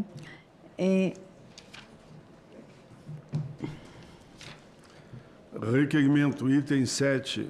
Requer discutir a memória do Holocausto Cigano, Holocausto Romani, o enfrentamento a anticiganismo, antissemitismo, perseguições étnicas e intolerância, bem como a necessidade da preservação da memória histórica das vítimas do regime nazista. Autoria, senadora Damares Alves. Concedo a palavra à presidenta e senadora Damares Alves para a leitura do seu requerimento. Presidente, nos termos regimentais, eu estou pedindo uma audiência pública para a gente discutir a memória do Holocausto cigano. A gente fala muito da memória do Holocausto judeu, mas a gente esquece como o povo romani, como os ciganos também sofreram naquele período. E eu estou trazendo aqui para essa discussão, presidente, coordenador do Grupo de Estudos Ciganos, o doutor Marcos Guimarães, a doutora Aline, consultora do Alto Comissariado das Nações Unidas para Direitos Humanos, o doutor Carlos Reis, coordenador-geral do Museu do Holocausto de Curitiba, e o doutor Igor Shimura, presidente do Instituto Pluri Brasil. Então, é uma matéria dessa comissão, povos tradicionais. Nós já estamos discutindo a sua autoria, o Estatuto do Cigano, e a gente fazer essa audiência para lembrar ao Brasil e ao mundo de como foram vítimas também durante aquele período sombrio da história da humanidade. O Holocausto cigano precisa ser lembrado. Então, essa é a audiência pública. Em discussão, em votação, requerimento. Aqueles que aprovam, permaneçam como se encontram. Aprovado. Presidente, eu agora vou fazer a subscrição dos requerimentos 84, 85, 86, 87 e 88 do senador. 87 do senador Girão. Vou ler apenas a emenda, vou ler em bloco. E nós vamos transformar em convite, tá, senador? Ele faz convocação, mas como é extra pauta, a gente vai fazer em forma de convite. Requer o convite do senhor Dario Carnevale Durigan, ministro da Fazenda, para que compareça a essa comissão, a fim de prestar informações sobre os impactos das apostas de cota fixa sobre a população brasileira, especialmente famílias, crianças e adolescentes. Requerimento 85. Requer que seja convidada a senhora Ana Cristina Viana Silveira, presidente do Instituto Nacional do Seguro Social, para comparecer a essa comissão a fim de prestar esclarecimento acerca do despacho por ela assinado em 1º de junho de 26, que tornou sem efeito a rescisão do Acordo de Cooperação Técnica 2 de 22, celebrado entre o INSS e a Confederação Nacional dos Trabalhadores Rurais, Agricultores e Agricultores Familiares, CONTAG, estabelecendo a vigência do referido instrumento. Requerimento 85, presidente, requer que seja 86. Requer que seja convidado o senhor Volney Queiroz, ministro da Previdência, a comparecer a essa comissão a fim de prestar informações sobre a decisão administrativa que restabeleceu os efeitos do Acordo de Cooperação Técnica 2 de 22, celebrado entre o INSS e a CONTAG. Requerimento número 87. Esse agora é de minha autoria, já lemos. Então, eu li o requerimento 83, 84, 85 e 86, de autoria do senador Girão, do qual eu subscrevi. E o 87, senhor presidente, é só para incluir mais um convidado na audiência pública sobre o Holocausto, o requerimento que aprovamos anteriormente. E, por fim, presidente, eu quero apresentar a minuta da indicação que sugere ao Poder Executivo Federal, por intermédio do senhor Ministro do Estado da Saúde, a estruturação e implantação de linha de cuidado integral à pessoa com síndrome de Prader-Willi no âmbito do Sistema Único de Saúde. É apenas uma indicação, foi fruto de uma audiência pública nessa comissão e eu peço também que essa indicação seja aprovada para que a gente possa encaminhar ao Ministério da Saúde. Então, são os requerimentos e a indicação, presidente. Todos os requerimentos lidos pela presidenta Damaris Alves e eu no exercício para que ela possa apresentar os seus pareceres e também a indicação, coloque em votação. Aqueles que concordam, permaneçam como se encontram aprovados. Obrigada, presidente. Presidente, só para avisar que nós teríamos uma diligência semana que vem ao Maranhão. Era semana que vem, né? Era essa semana. Essa semana ao Maranhão. Retorna a presidência para ela. Deixa eu só informar o presidente primeiro. E essa diligência era um pedido da senadora Elisiane e outro de minha autoria. Nós visitaríamos aquela empregada doméstica que foi espancada grávida, aquele caso absurdo que chocou o Brasil e o mundo, mas ela não está bem de saúde. Ela pediu para adiar essa conversa com a comissão e tudo que a gente quer é que a vítima não seja mais revitimizada e que ela esteja cuidada. Então, a gente adiou a diligência. Mas, na diligência, a gente também iria a Bacabal para falar com a mãe daquelas 2 crianças desaparecidas, que foi objeto de audiência pública dessa comissão. E nós iríamos, presidente, para sua alegria, a uma comunidade de quebradeiras de coco, que nós aprovamos aqui no Senado, e o presidente Lula está sancionando a lei que torna o ofício da quebradeira de coco como patrimônio cultural. E a gente ia ter uma celebração com as quebradeiras de coco. Então, são 3 pautas extraordinárias que faz parte dessa comissão, mas a gente adiou a diligência e, assim que possível, a gente avisa a data da diligência ao Maranhão. Obrigada, presidente. Eu vou aos expedientes, mas o senhor fica liberado, presidente.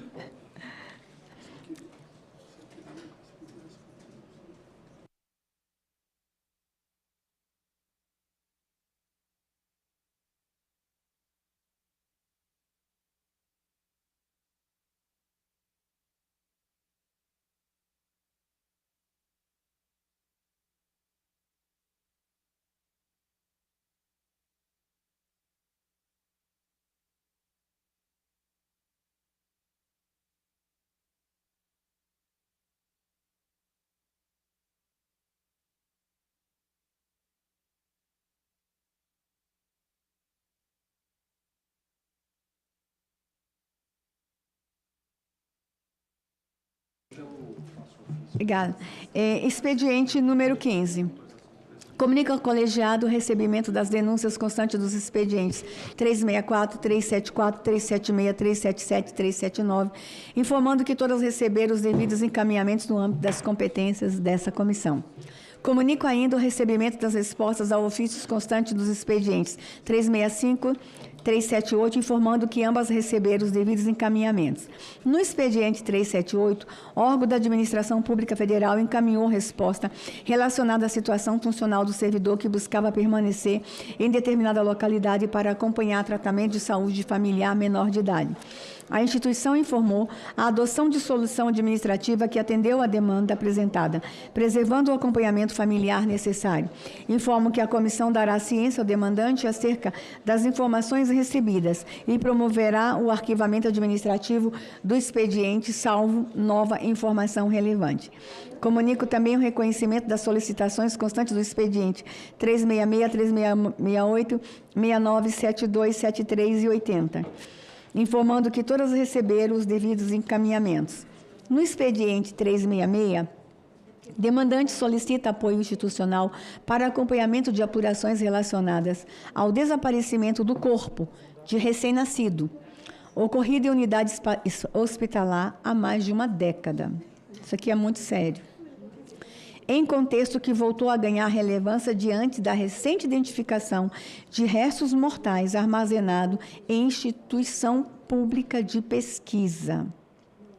A manifestação requer esclarecimento acerca dos procedimentos de identificação, guarda e destinação dos corpos encontrados, bem como a adoção de medidas destinadas à preservação do material biológico até a conclusão dos procedimentos de identificação cabíveis. Informo que a comissão deliberou pelo encaminhamento da demanda aos órgãos competentes para que prestem informações atualizadas sobre as investigações e procedimentos em curso, bem como para que avaliem a adoção de medidas necessárias à adequada preservação dos elementos relacionados ao caso. Para quem está nos assistindo, houve uma recente divulgação que na Fiocruz, é isso? Foram encontrados restos mortais de corpinhos de bebês, de fetos e recém-nascidos, se não me engano. E isso está sob investigação, tá? Mas nós temos que entender também que a Fiocruz é uma instituição de pesquisa. Nós não podemos endemonizar o que está acontecendo, por favor. Isso está sendo investigado e assim que isso for esclarecido, a gente traz. Só que uma pessoa teve um bebezinho desaparecido em um hospital. O corpinho do seu bebê foi desaparecido mais ou menos na data que se estão dizendo a data dos corpinhos encontrados. Então, essa pessoa que tanto procura o corpinho do bebê quer saber se um desses que estão lá na Fiocruz é o corpinho do seu bebê, que foi encaminhado para lá. Então, nós vamos acompanhar isso aqui com toda delicadeza. Essa comissão tem sido acionada pelos casos mais, assim, mais dolorosos que a gente possa imaginar. Então, todo carinho com essa família. E a gente só vai dar divulgação depois que a gente tiver as respostas da Fiocruz, com todo cuidado e atenção, porque envolve corpos de criança, uma instituição séria, que é a Fiocruz, e envolve aqui uma família em desespero. Então, todo acompanhamento, todo cuidado no acompanhamento a este caso, ok? Comunico, por fim, o recebimento dos informes constantes no expediente 367, 370, 371, 375 e 381, que receberam os devidos encaminhamentos.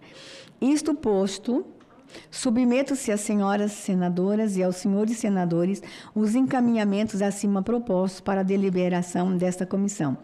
As senhoras senadoras e os senhores senadores que concordam com os encaminhamentos sugeridos permaneçam como se encontram.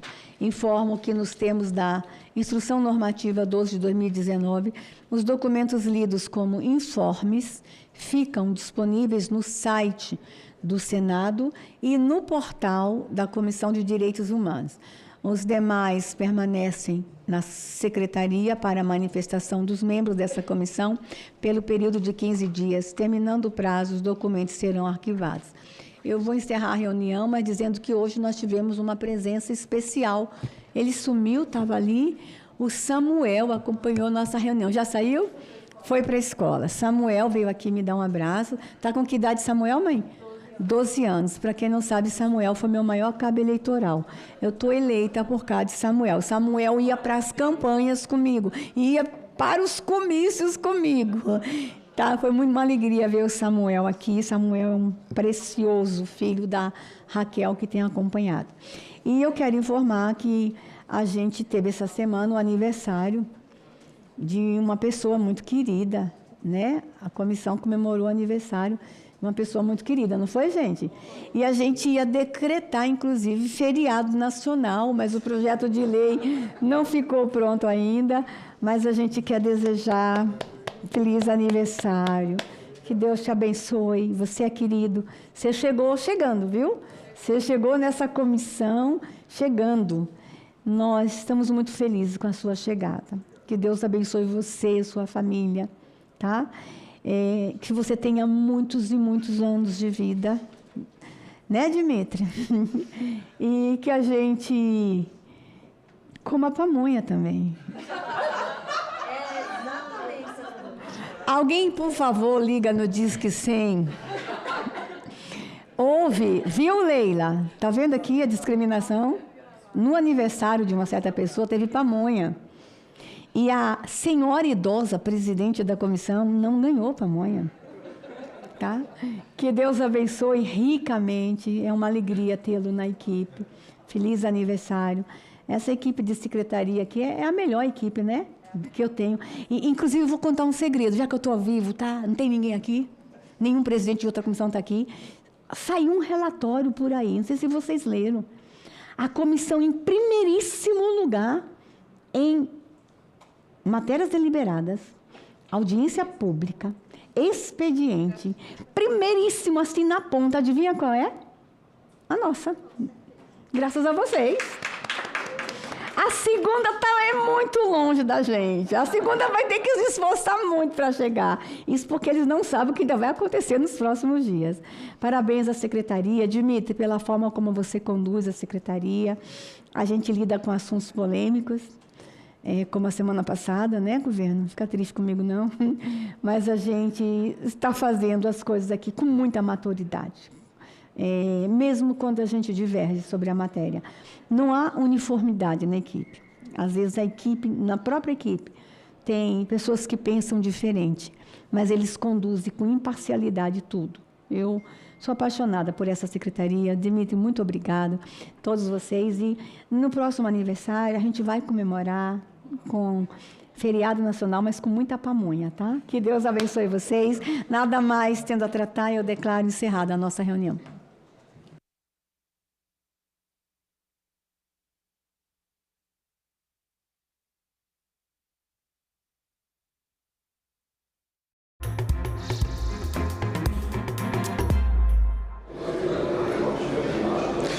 Olá, boa tarde. Nós estamos aqui com mais uma edição do Senado Notícias.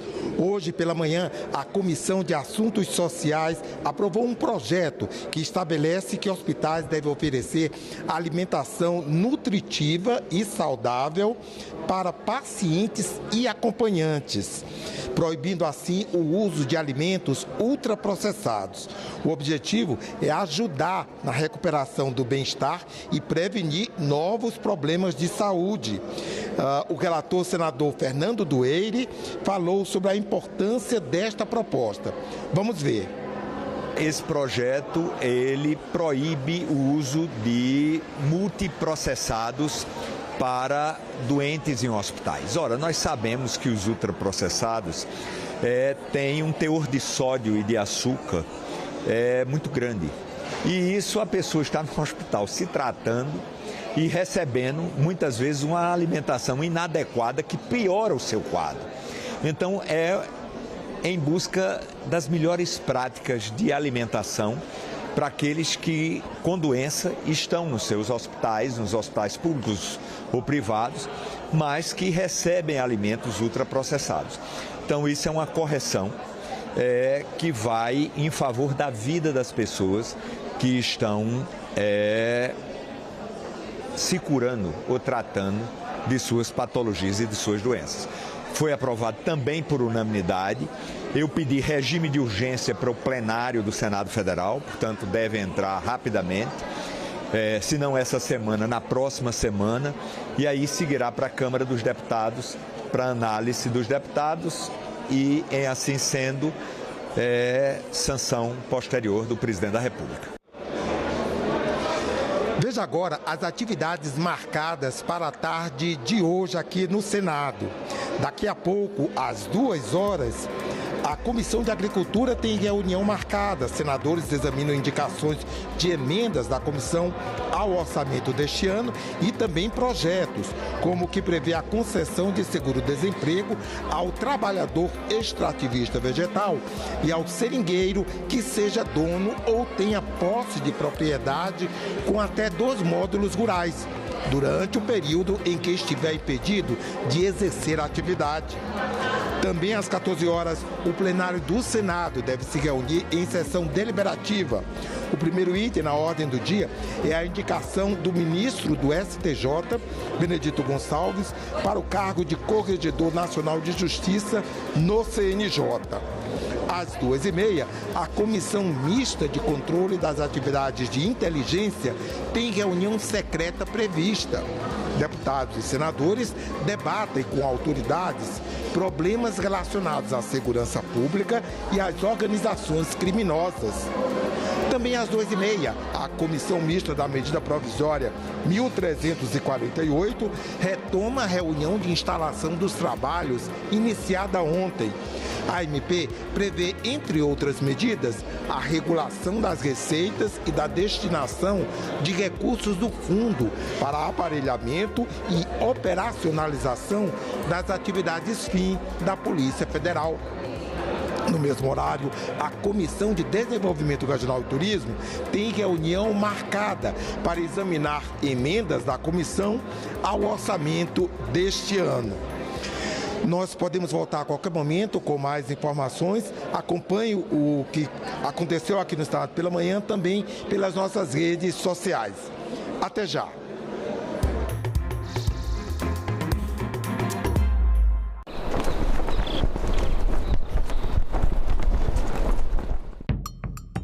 Renova a tua fé na possibilidade do Brasil mudar a forma de lidar com o esporte? A gente aprende no esporte que não é só a medalha olímpica que é a vitória, né? Não é só o campeão brasileiro que é o vitorioso. O vitorioso é eu sair do ponto que eu tô e me superar e dar passos, né? Isso é vitória. Que Brasil é este? Hoje, 20h, aqui na TV Senado. A gente tem que separar em algumas camadas essa questão, né, do ser acessível digitalmente. Né? A gente tem o acesso, né, que é considerado, e quando a gente fala acesso, é ter acesso à internet, você ter, né, como usar um celular, um computador, a conexão ser estável, isso é uma coisa. A gente tem outra camada, né, quando a gente considera a questão da acessibilidade, que é o uso. O uso é, você sabe usar, né, toda a tecnologia que está aí disponível, você entende a linguagem, você consegue realizar ali as tarefas. Então, essa é uma outra camada quando a gente fala de acesso digital. E a gente vai para a acessibilidade. Que a acessibilidade é o quê? É permitir que os ambientes na web, os sites, os aplicativos, estejam prontos para serem acessados por todas as pessoas.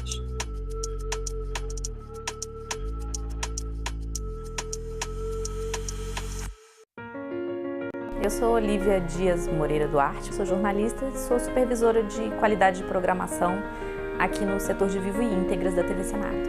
O que a gente faz, basicamente, é captar e transmitir tudo que é atividade legislativa aqui no Senado Federal. A pessoa que vai sentar à noite e assistir uma TV comercial do jornal mais assistido do país, ela vai assistir uma coisa que foi captada aqui por esse setor da TV Senado. A transparência é o principal produto que o Vivo oferece, a transparência pública. Então a TV, eu acho que ela contribui com a democracia e com a cidadania mesmo. Você vê a diversidade desse país, a cultura desse país, em que você está valorizando a política, em que você está valorizando o diálogo, o debate. Então eu tenho orgulho de trabalhar nesse veículo e eu tenho orgulho de trabalhar com essa equipe. Nós não podemos negar que com a chegada da mídia digital, a nossa juventude, as nossas crianças está perdendo o hábito da leitura. A gente está vivendo num mundo mais digital. Será que por conta disso a gente lê menos? É preciso uma educação para a leitura impressa e é preciso uma educação para a leitura digital. Em discussão, nesta quinta, 20h, aqui na TV Senado. Calendário Eleitoral 2026. A partir de 30 de junho, pré-candidatas e pré-candidatos não podem mais apresentar ou comentar programas de rádio e televisão. As emissoras ficam proibidas de transmitir programas que tenham a participação deles, já que a exposição frequente nos meios de comunicação pode influenciar o eleitorado.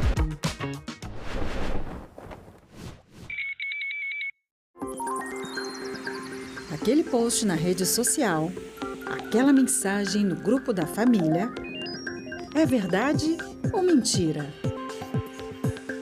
Se você receber uma informação duvidosa sobre o Senado, mande para o Senado Verifica, um serviço de checagem que analisa notícias e responde se a informação é falsa, verdadeira ou imprecisa. Ficou na dúvida? Senado Verifica. Em junho, a TV Senado apresenta documentários que investigam como o ser humano tem se relacionado com o meio ambiente. Será que a gente tem autoridade moral, a nossa geração, fazer uma intervenção desse tamanho num rio como esse, sem saber quais vão ser as consequências? Mostra Senadoc, toda sexta, a partir das 9 horas da noite, aqui na TV Senado. Segui o caminho da lama. O rio ainda parecia vivo. Por cima ele tá assim, mas se você entrar dentro d'água, ele tá todo sujo, tá cheio de lama. Se você entrar, mexer com a água, o barro sobe todinho. Então o rejeito tá todo aí no fundo do rio ainda. Esse rejeito, o que ele fez? Ele estacou uma lama que vira um concreto na nossa ilha. Você entendeu? Então, assim, virou um concretor. Em vez de adubar igual as enchentes normal, vem e traz os nutrientes de outro lugar, renovando a terra todo ano. Esse veio e se instalou lá e aonde planta, a planta sai com deficiência. A planta não sai uma planta, uma planta saudável. Ela sai com a folha enrugada, ela sai, a bananeira, de vez de sair o broto para cima, ela sai um broto mais grosso e descontrolado. Agora é lei.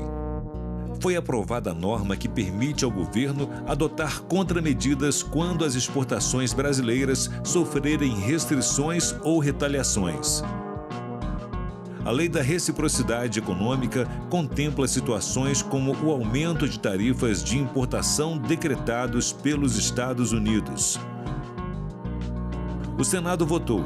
Agora é lei.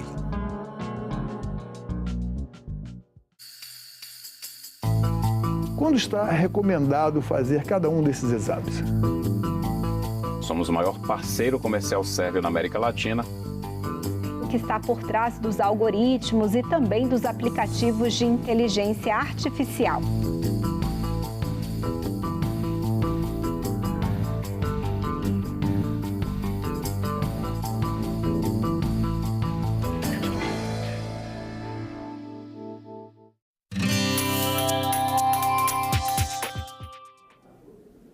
Olá, eu sou a Carla Benevides e está começando mais um programa Argumento. Agências climáticas internacionais alertam para o risco da formação de um super El Niño a partir de junho deste ano e que pode se estender até o verão de 2027 aqui no Brasil. Há riscos de secas severas, enchentes, tempestades, com reflexo no agronegócio, no abastecimento e também na infraestrutura das cidades. O Senado tem debatido esse tema com foco na prevenção e também na resposta rápida aos possíveis desastres naturais. E aqui comigo no estúdio está o senador Espiridião Amin, progressista de Santa Catarina, que foi o autor de uma sessão temática que debateu esse tema. Não foi isso, senador? O senhor ouviu especialistas hoje, né? Qual foi o diagnóstico? Talvez porque eu tenha a marca da enchente, né, na minha vida. Fui governador de Santa Catarina em 83, 84, quando nós sofremos a maior de todas. Foi aí que eu aprendi o que quer dizer El Niño.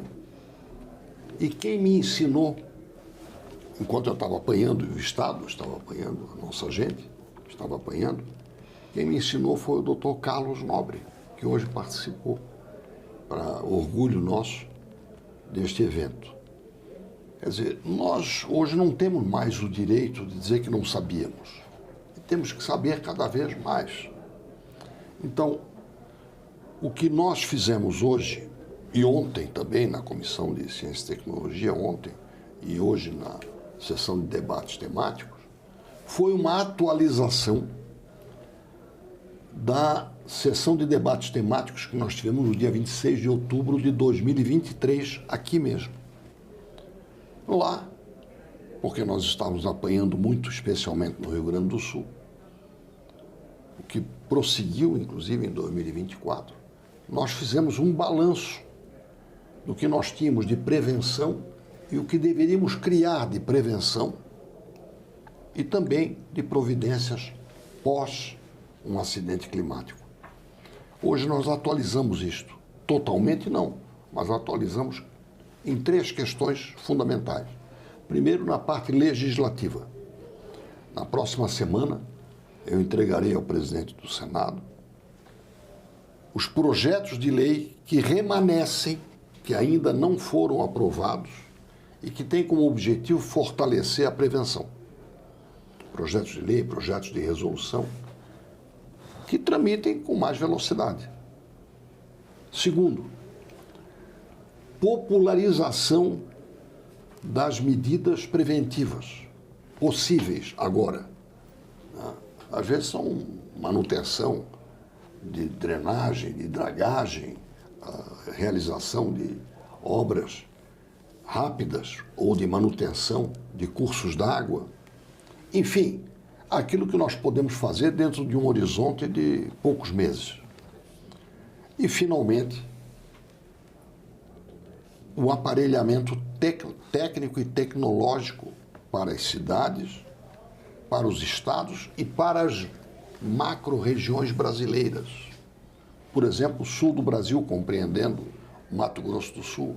A questão da Amazônia, ao inverso do sul, que se pronuncia seca, favorecendo incêndios, com todas as consequências posteriores.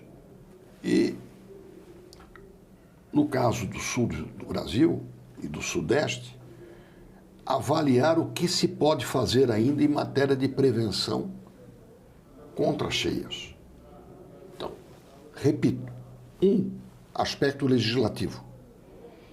2, atualização tecnológica. O que nós podemos ainda vir a dispor de instrumento preventivo? E, finalmente, um conjunto de ações para reduzir danos, reconhecendo que nós não fizemos tudo. O que deveria ser o nosso paradigma? Estamos preparados? Não, nós não estamos preparados. O que deveria ser o nosso modelo? Japão. Vamos demorar muito para chegar lá. E uma das formas de chegar lá, a tal popularização, é realizar ensaios, simulações do que fazer diante de um tal acidente. Esse é o caminho e hoje o que nós fizemos foi nos atualizar no que é possível fazer e não sabíamos há 3 anos.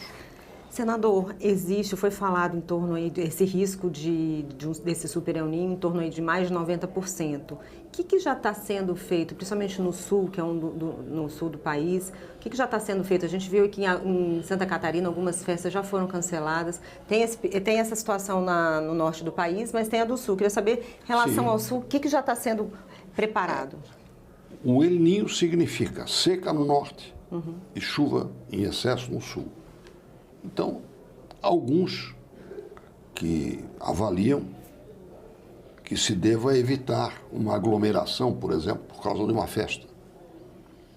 Eu não tenho opinião sobre isso. Eu acho que cada um decide de acordo com a sua realidade. Mas tudo isso cria um estado mental ruim, né? Se eu fico esperando pelo ruim, eu já fico triste antes. Já me dá tristeza. Isso afeta a saúde mental das pessoas. Já afeta o meu humor. Então, eu não sou propagador de desastre. Eu estou aqui pensando em prevenir e evitar.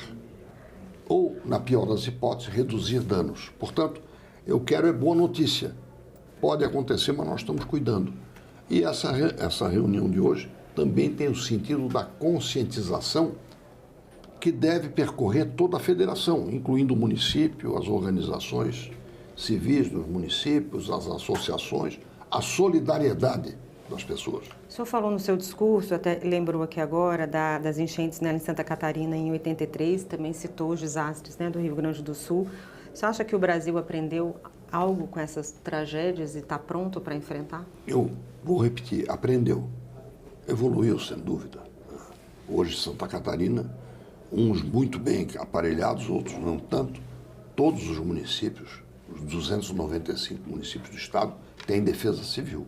Claro que em escala muito variada de competências. Ou seja, nós aprendemos.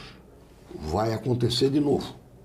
E isso tem que ser analisado racionalmente.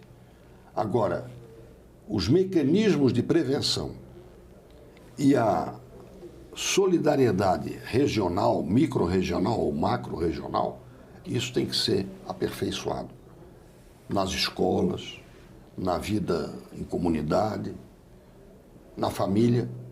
Isso tem que fazer parte da nossa preparação. Com a mesma naturalidade com que eu pego um guarda-chuva para enfrentar a chuva do dia, eu tenho que pensar em outros aparatos para enfrentar algo que não seja tão simples quanto uma chuva. Senador, esse debate aconteceu também na Comissão de Ciência e Tecnologia, né, do senador, Sim. promovida pelo senador astronauta Marcos Pontes. E lá houve uma fala de um especialista lá do CEMADEM que ele falou o seguinte, que o que mata não necessariamente são as chuvas, mas quando elas acontecem em áreas vulneráveis, a situação de Petrópolis, de alguns lugares que não deveria haver moradias. Esvaziar esses locais já com essa ameaça seria uma alternativa? Hoje foi um dos tópicos ressaltado. Quer dizer, os planos diretores dos municípios, nós aprendemos em Santa Catarina isso definitivamente em 1986, quando o Atlas do Estado mostrou as áreas inundáveis. Mas, além disso, você tem que ter as áreas de risco, que muitas vezes não são inundáveis. A chuva pode fazer deslizar uma encosta. Rio de Janeiro tem casos terríveis disso. Então, áreas de risco, seja porque está no nível da enchente, na cota, e quando tem enchente chega lá. Seja área de risco por deslizamento, por exemplo, quando o solo fica encharcado, vem mais uma chuva e leva tudo. Isso exige geologia, exige identificação da área de risco, e isso é uma tarefa municipal. Só que o município não tem meios de fazer isso sozinho. Uma coisa é um município que tem 20, 25 geólogos, e outro que não tem nenhum. Então, as associações de municípios, as bacias hidrográficas, ou seja, as formas de associação políticas ou naturais, têm que ser apoiadas por políticas públicas. E é isso que nós temos que aperfeiçoar na primeira tarefa do dia, a atualização legislativa. E isto tem que ser feito com a maior rapidez. Na terça-feira, eu repito, entregarei a lista de prioridades para o presidente do Senado. O senhor acha que também seria importante uma ação conjunta de municípios, estados e o governo federal? Sim. Nós tínhamos convidado, infelizmente não foi possível a participação do presidente da Confederação Nacional dos Municípios, mas ele mandou o documento. E é claro que, além dos estados que se fizeram presentes aqui, direto ou indiretamente, é preciso que haja uma ação federativa. União, estados, municípios e, através destes, as associações que organizam a nossa sociedade. É um assunto prioritário. Não pode se levar isso sem a percepção de que é uma coisa séria, que está sendo anunciada por órgãos científicos que são respeitáveis. Senador, muito obrigada pelos seus esclarecimentos e aí, sucesso nessas implementações legislativas. Eu que agradeço. Vamos ganhar. Nós vamos vencer essa batalha. Obrigada, senador. E eu agradeço a você também que nos assistiu. Se você quiser rever essa entrevista, é só acessar o nosso site senado.leg.br/tv ou o nosso canal no YouTube. Continue ligado na gente e até a próxima.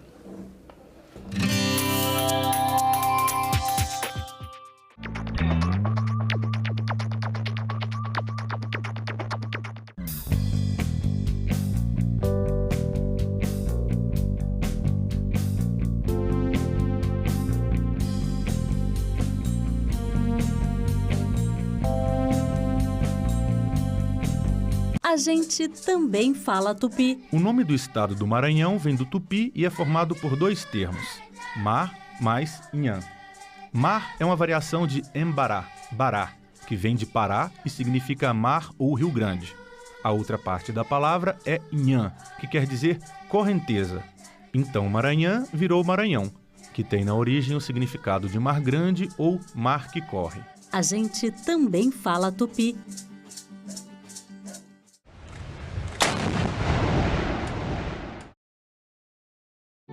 O programa a seguir é livre para todos os públicos.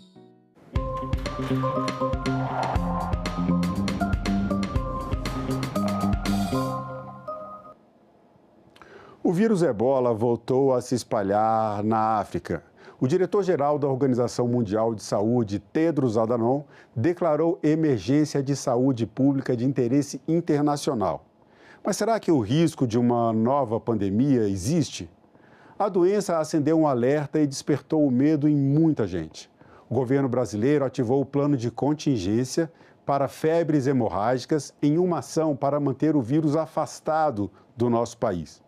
Quais os riscos de o vírus Ebola chegar ao Brasil? Como é a doença? Como é o contágio? São muitas as perguntas e hoje no Senado Live você vai entender melhor o assunto.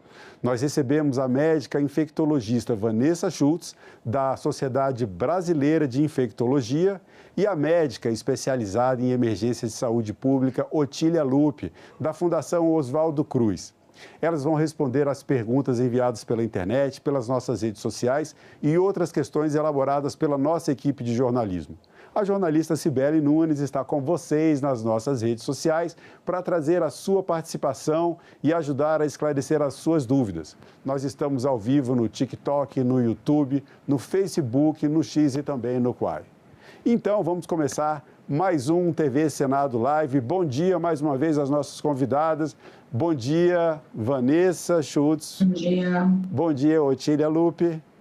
Bom dia. E bom dia, Cibele Nunes, sempre comigo aqui, fazendo a ponte com as nossas redes sociais. Eu vou começar perguntando para a Vanessa, já para a gente entender. Vanessa, o que é o vírus Ebola? Como é a doença causada pela transmissão desse vírus? Sim. Então, o vírus Ebola, na verdade, ele foi, a gente ficou conhecido, então, a partir de 1970. Então, foi um vírus identificado próximo do rio Ebola, então, ali na República do Congo, enfim, na África. Então, e desde lá ele vem causando alguns surtos lá, especificamente na África, né, que envolve o Sudão do Sul, a República do Congo, eventualmente alguns outros países, né, que já tiveram outros surtos, que foi o surto maior, que foi entre 2014 e 2016, mas a cepa naquele momento era uma cepa que se chamava Zaire, né?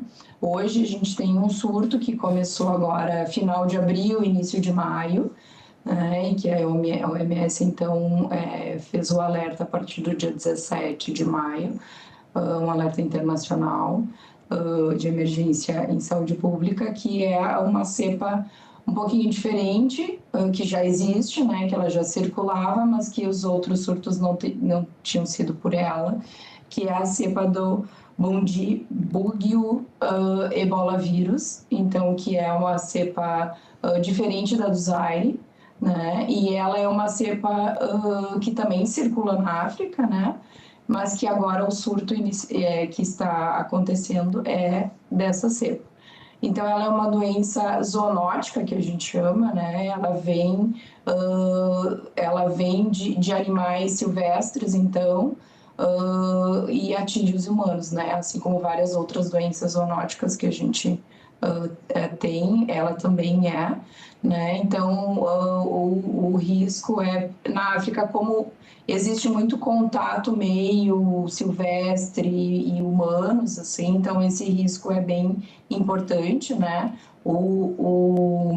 Digamos assim, o vetor mais, o reservatório, na verdade, do vírus mais comum são morcegos frugívoros, né, que, enfim, tem nessa região, mas pode ter em primatas não humanos, enfim, né, macacos, enfim, que também tem contato com secreções desses morcegos, assim como os humanos, se tiverem contato com essas secreções, ou sangue, enfim, ou material orgânico de animais silvestres que estejam contaminados com vírus, principalmente desses dois tipos de animais, eles podem se contaminar. Então, a contaminação vem a partir de contato direto com secreções, com sangue, né, com fezes, urina, enfim, tudo que possa estar contaminado com o vírus, né? Tu perguntaste como se manifesta a doença, né? Então, ela é uma doença, então, febril, né? Ela começa num quadro agudo, febril.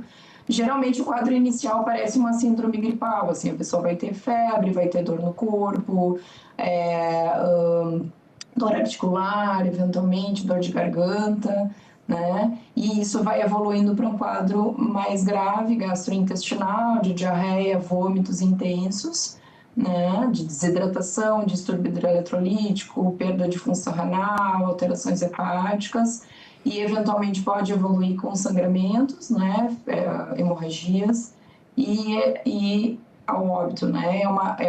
É uma infecção com uma letalidade muito alta, né, ainda, porque a gente tem ainda pouco recurso, apesar de que a cepa Zaire, ela já tem tratamento e vacina disponível, né, mas a cepa atual, ela não tem ainda disponível nem vacina e nem tratamento específico.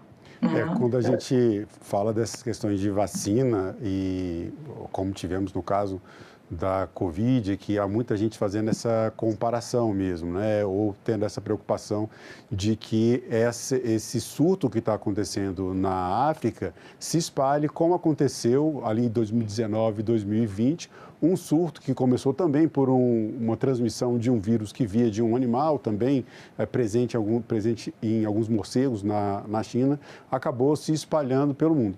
E essa questão do contágio também preocupa muita gente. Eu queria que a doutora Otília nos falasse um pouco agora sobre isso. Como é que é esse processo de contágio e comparando com o coronavírus? É possível dizer que eles têm formas de contágio semelhantes? Vamos esclarecer isso para as pessoas. Bom dia a todos. Bom, a história do ebola é uma história fascinante, né? Desde a década de 70, como a Vanessa falou, a gente até hoje está procurando todos os reservatórios, mas comparando com o Covid, são duas zoonoses, elas começam em animais, né? São doenças virais, mas elas têm capacidade de transmissão bem diferente, né? Ambas são contagiosas, mas o contágio do ebola ele depende do manuseio de secreções. Lá no início, o que acontece é que algum animal que está albergando o vírus, a gente acha que os morcegos são os principais envolvidos, em algum momento eles diretamente através do manuseio da carcaça, do consumo da carne desses animais, ou indiretamente pela contaminação, por exemplo, do chão de uma caverna ou de frutas que vão ser consumidas por homem, ele alcança o ser humano. Tá? Então, a forma da doença sair do ambiente silvestre para o ser humano é essa. E isso acontece de forma contínua nessas regiões onde a doença ela é endêmica. Então, eventualmente, ela funciona como uma doença emergente. Uma vez alcançado o primeiro indivíduo, aí há a transmissão para os seus contatos próximos. A transmissão da doença, diferente do coronavírus, que tem uma transmissão respiratória, portanto, acaba tendo casos secundários num número mais rápido, aqui no ebola é necessário contato íntimo com secreções. Então, o que a gente aprendeu dos mais de 15 surtos, são 17 surtos até agora do vírus ebola, é que é necessário o manuseio, o contato com sangue, com sêmen, com urina, com fezes, com leite materno. No preparo do corpo, por exemplo, para o sepultamento, é ali que acontece o contágio, diferente da transmissão respiratória do Covid. E então, até a forma de conter a transmissão passa por outras medidas, né? Preparo do corpo, a assistência dentro dos hospitais feita com proteção para proteger o profissional de saúde. E aí o risco de escapar ali da transmissão local é muito menor. A gente tem que lembrar que essa doença ela está saindo de regiões remotas da África, zonas rurais, e nesse momento parte desse surto se explica porque é uma zona que está em conflito armado há muito tempo, então é uma zona de guerra, com deslocamento de população, e por isso esse surto demorou a ser detectado, né? Porque lá, localmente, é uma doença que é esperada, então existem mecanismos de detecção precoce e controle. Mas esse surto especificamente parece que ele circulou abaixo da capacidade de detecção durante alguns meses e por isso já emergiu com um número maior de casos suspeitos, casos confirmados e óbitos. Para essa doença alcançar as capitais, as vilas, a gente tem que imaginar que um indivíduo doente, portanto contagioso, vai alcançar essa região. E aí a gente está falando de uma região onde as pessoas não se deslocam a pé.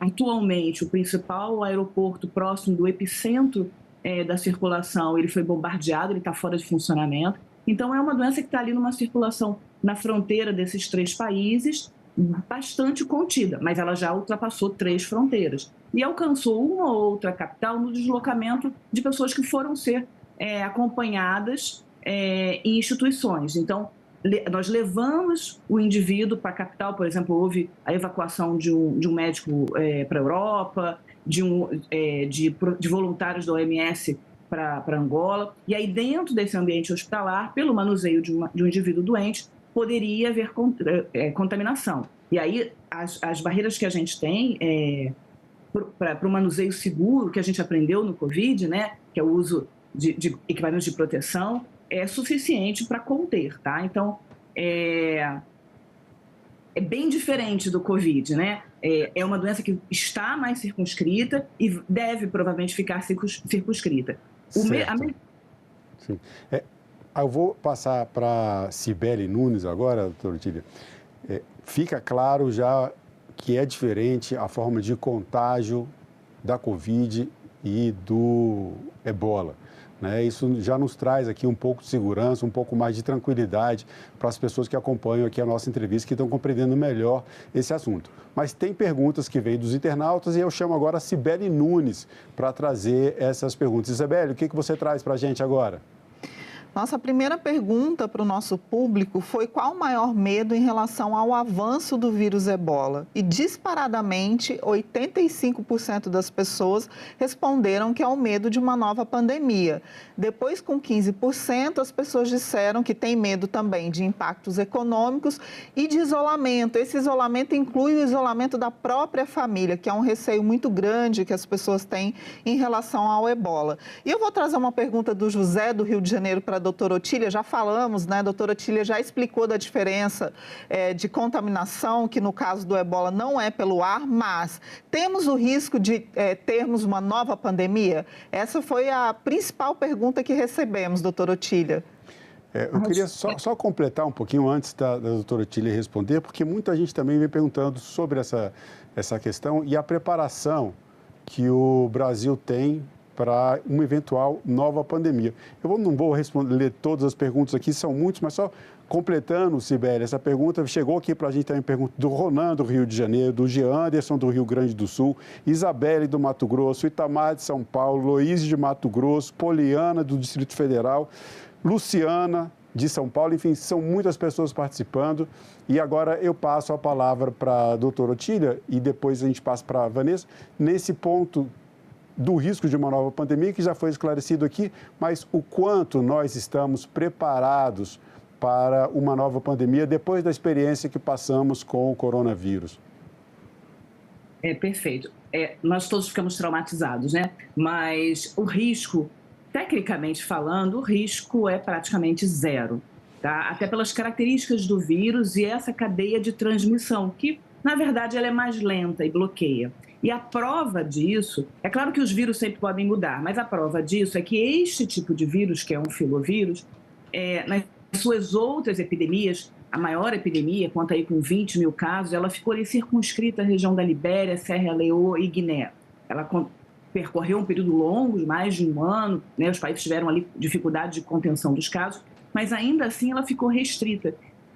Então a gente tem experiência com vários pequenos surtos, e todos têm sido abortados agora porque a gente tem vacina, remédio sendo desenvolvido de uma forma mais eficiente. E o grande surto de 2014, que a doutora Vanessa mencionou, ele contou com milhares de casos, mas ele acabou ficando restrito a uma região que é uma região grande, né? São 3 países, mas sem o risco de pandemia. Então, a chance desse vírus se tornar de fato pandêmico, hoje, com o conhecimento que a gente tem sobre essa família de vírus, é nula.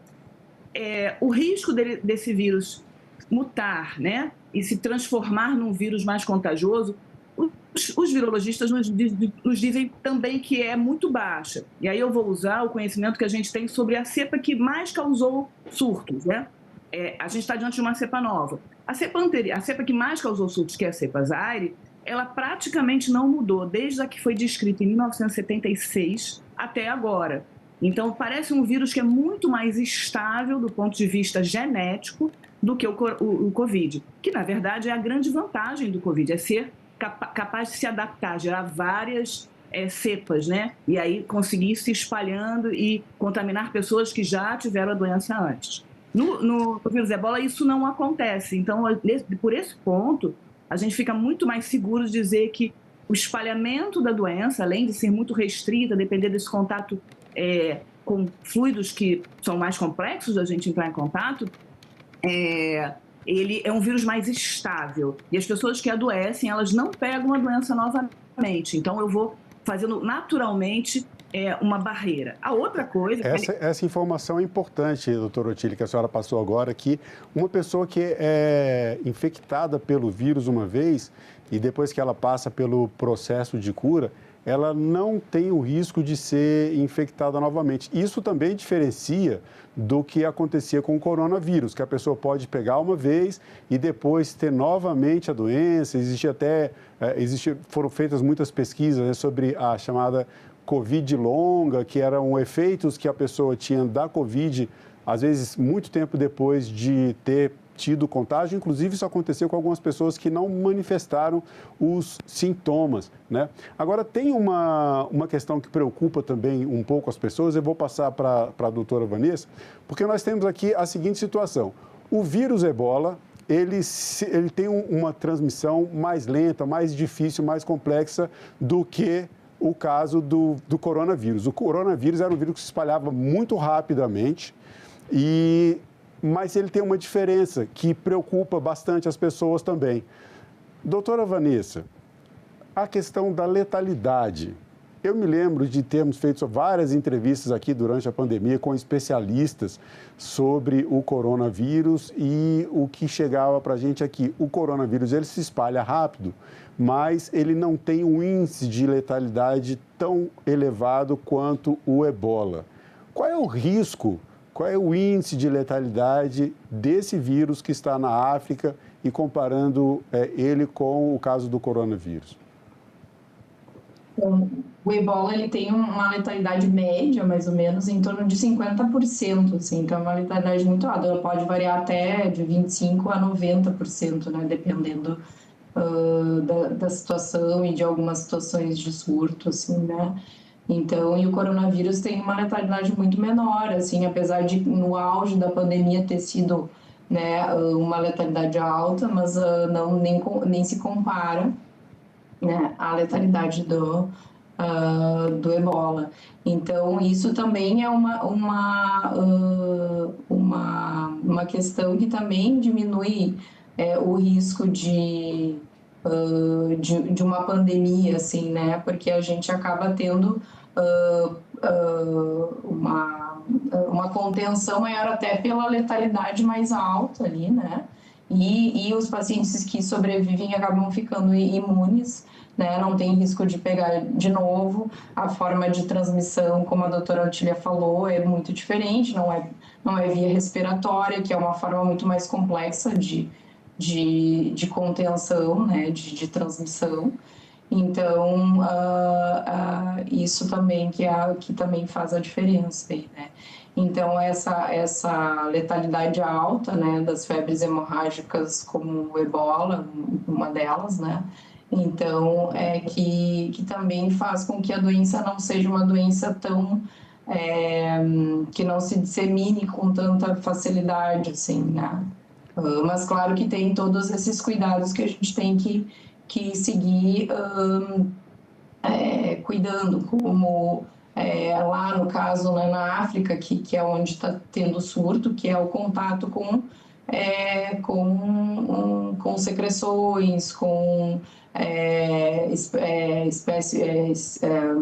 secreções, urina, fezes, enfim, de quem está contaminado, né? Porque lá o problema maior, como a Otília falou, é o risco da transmissão local, porque é um lugar que tem baixo recurso, né? Muitos locais de saúde, na verdade, são precários, né? Então, isso também facilita um pouco a disseminação, e aí não tem os EPIs adequados, né? Essa é uma grande preocupação que existe por lá também, esse problema da estrutura de saúde pública, especialmente porque o vírus está se disseminando na República Democrática do Congo, que é uma região de conflito. E tanto a senhora quanto a doutora Otília falaram aqui dessa questão das secreções, e o que está acontecendo também é que, por parte da população, muitas vezes as pessoas querem tirar os seus entes queridos, seus familiares dos hospitais, e daí vão fazer isso sem o manuseio correto, e há casos já sendo noticiados de depredação desses hospitais, dessas unidades de saúde, o que pode ampliar o risco de disseminação lá no país, no caso da República Democrática do Congo. Mas eu vou chamar a Cibele Nunes, porque ela tem mais perguntas das nossas redes sociais. Cibele, o que você traz agora? Muita gente nos assistindo pelo TikTok agora, Marcelo, e eu vou trazer a seguinte pergunta para a doutora Otília. Tivemos casos recentes dessa variante no Brasil, ou isso é fake news circulando pelas redes sociais? Esse é um ponto importante, porque tem muita gente querendo saber também sobre o risco de desinformação. Vou trazer aqui só mais alguns nomes de pessoas que perguntaram sobre isso. O Ronan, do Rio de Janeiro, o Adegício, de Minas Gerais, Vivian, do Ceará, Eduardo, de Rondônia, quer dizer, de muitos estados brasileiros, as pessoas querendo saber sobre esse problema da desinformação. Doutora Otília, a palavra está com a senhora. Pois é, a gente agora tem que lidar com a doença e com a desinformação. Então, a primeira coisa é consulte sempre sites confiáveis, Ministério da Saúde, Fiocruz, Sociedade Brasileira de Infectologia, onde as informações de fato são checadas e são corretas, tá? Isso é muito perigoso, a gente deixar que o ruído nos atrapalhe. Não, na verdade, nós nunca tivemos nenhum caso de doença pelos filovírus, pelo grupo como um todo, e especificamente pelo ebola, nenhuma das variantes. Essa variante esse é o segundo surto detectado, então ela também é uma variante bastante rara. Então a gente pode ter muita tranquilidade de dizer, a gente teve apenas 2 suspeitos em 2014 que chegaram lá na Fiocruz, na instituição onde eu trabalho, que eram casos de malária e gripe de viajantes que estavam vindo de regiões próximas aonde estava acontecendo. E eles foram detectados, isolados. Nós fizemos o diagnóstico da doença que eles tinham. Um, na verdade, nem tinha doença, era uma gripe, era uma coisa mais banal, mas teve uma febre, ele foi detectado, ele ficou em isolamento, em segurança máxima, e tudo correu muito bem. Então, a gente soube detectar, receber com segurança, sem risco nem para profissionais, né, nem para a população. Então, a gente já teve nosso evento teste em 2014. E, na época, o surto estava acontecendo até em países mais próximos, né, na África Ocidental. Agora, é numa região ainda mais remota. O Fábio, do Distrito Federal, ele mandou uma mensagem para a gente muito bonita, pedindo para que nós fizéssemos uma homenagem a 3 brasileiros que fazem parte da Cruz Vermelha Internacional e que teriam morrido trabalhando na África, justamente para conter a disseminação dessa doença. Eu chequei a informação, a Cruz Vermelha Internacional realmente houve 3 mortes, mas foram de pessoas de outras nacionalidades, enfermeiros de outras nacionalidades. Claro, fica aqui a nossa homenagem a esses enfermeiros e a todas as pessoas da área de saúde que se debruçam sobre o problema, que estão lá em campo, cuidando dos pacientes, as nossas especialistas que estão aqui com a gente, esclarecendo o assunto, que pesquisam a saúde, que fazem parte dessa rede de profissionais que se preocupam em cuidar da saúde, especialmente da saúde pública e da saúde coletiva das pessoas. Mas não houve mortes de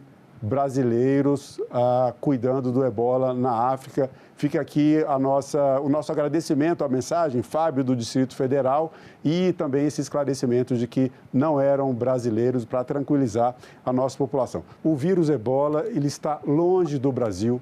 Há poucas ou quase nula, como disse a doutora Otília, a chance de termos a presença do vírus ebola no nosso país.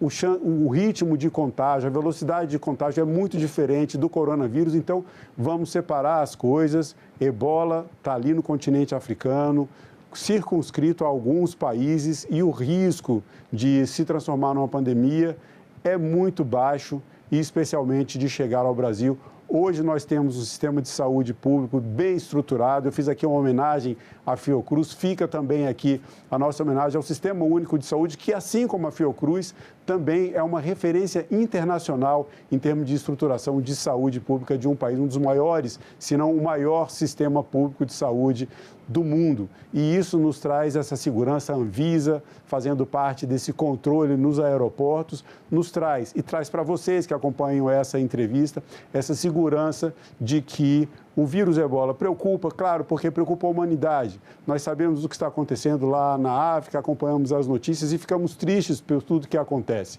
Mas, felizmente, a população brasileira pode ficar tranquila, porque nós não temos risco de um surto de ebola no Brasil.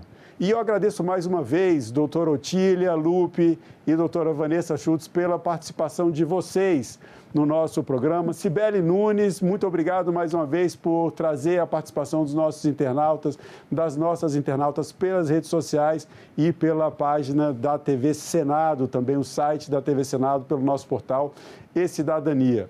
E eu lembro a vocês que o TV Senado Live vai ao ar todas as sextas-feiras, às 9 horas da manhã.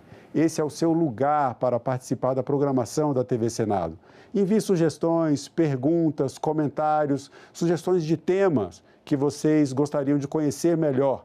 Aqui no Senado Live nós vamos trazer a participação de vocês para interagir com a nossa TV. E nós estamos presentes nas principais redes sociais também, trazendo um espaço de comunicação entre o Senado Federal e toda a população brasileira. Assinem o canal da TV Senado no YouTube, ative as notificações e acompanhe tudo o que é feito no Senado Federal diretamente da fonte. Na TV Senado, democracia é todo dia.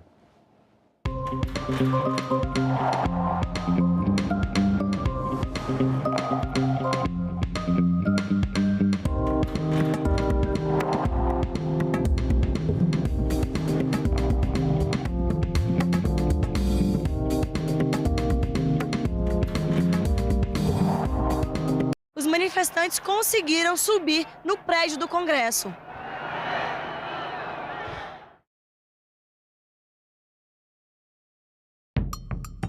Renova a tua fé na possibilidade do Brasil mudar a forma de lidar com o esporte? A gente aprende no esporte que não é só a medalha olímpica que é a vitória, né? Não é só o campeão brasileiro que é o vitorioso. Vitorioso é eu sair do ponto que eu tô e me superar e dar passos, né? Isso é vitória. Que Brasil é este? Hoje, 8 horas da noite, aqui na TV Senado.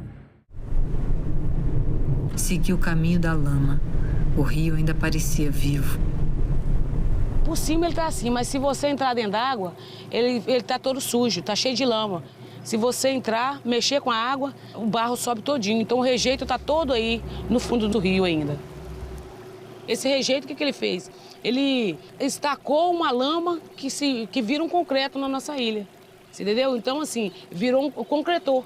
Em vez de adubar igual as enchentes normal, vem e traz os nutrientes de outro lugar, renovando a terra todo ano, esse veio e se instalou lá, e aonde planta, a planta sai com deficiência. A planta não sai uma planta, uma planta saudável. Ela sai com a folha enrugada, ela sai, a bananeira, de vez de sair o broto para cima, ela sai um broto mais grosso e descontrolado. Agora é lei. A cerimônia do Quarupi, realizada no Parque Indígena do Xingu, no Mato Grosso, foi reconhecida como manifestação da cultura nacional. O Quarupi ocorre entre agosto e setembro, reunindo diversas etnias indígenas do Alto Xingu. Os temas do ritual são a morte e o luto, ao mesmo tempo em que se homenageia a memória de entes queridos. O Senado votou, agora é lei.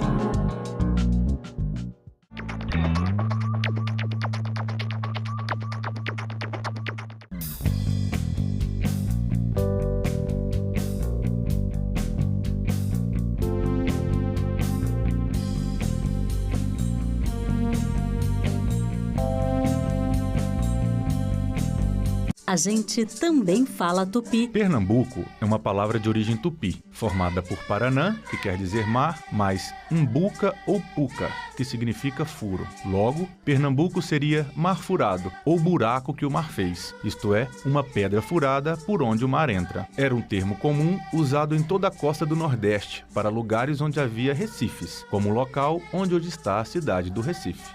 A gente também fala tupi.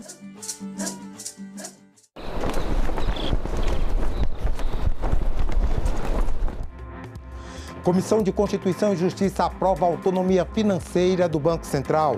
Comissão de Assuntos Sociais aprova mais segurança na hora do parto. E evento da Rede Legislativa inaugura a transmissão experimental da TV 3.0. Veja também a agenda da tarde de hoje aqui no Senado.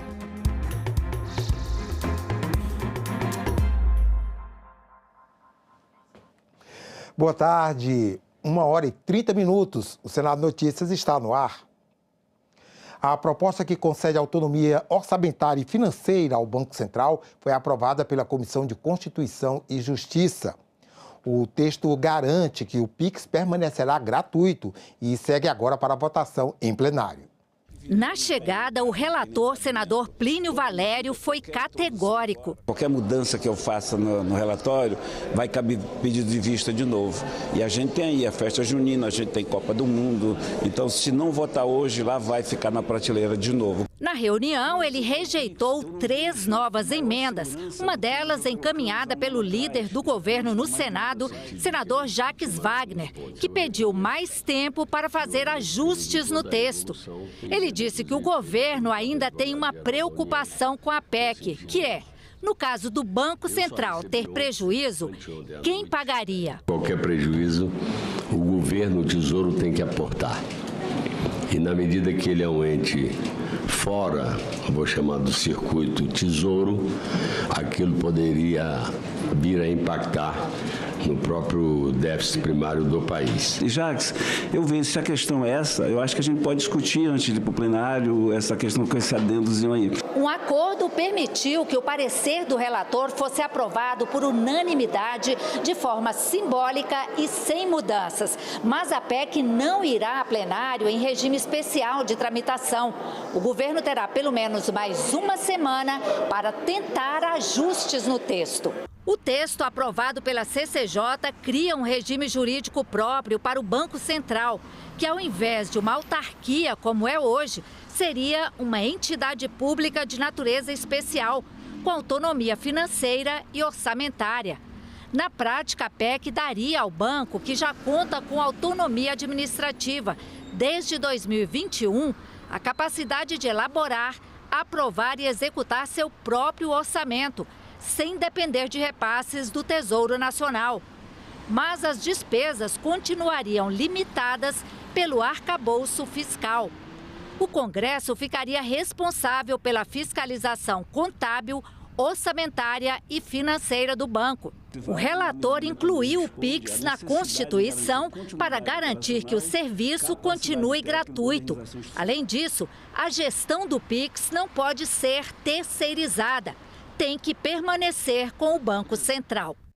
A proposta que concede aposentadoria especial aos agentes comunitários de saúde e agentes de combate a endemias foi aprovada pela Comissão de Constituição e Justiça. O texto vai a plenário. No início da reunião, o relator, senador Irajá, leu o parecer e fez um apelo pela aprovação da PEC, que deverá beneficiar quase 400 mil agentes comunitários de saúde e agentes de combate a endemias de todo o país. São grandes lutadores, são pessoas que merecem o nosso respeito, a nossa admiração pelo trabalho que realizam, por toda uma vida. Mas a votação esbarrou em um pedido de vista dos senadores Oriovisto e Tereza Cristina. Ninguém é contra, ninguém quer impedir essa aposentadoria, mas queríamos um tempo para examinar melhor a questão orçamentária.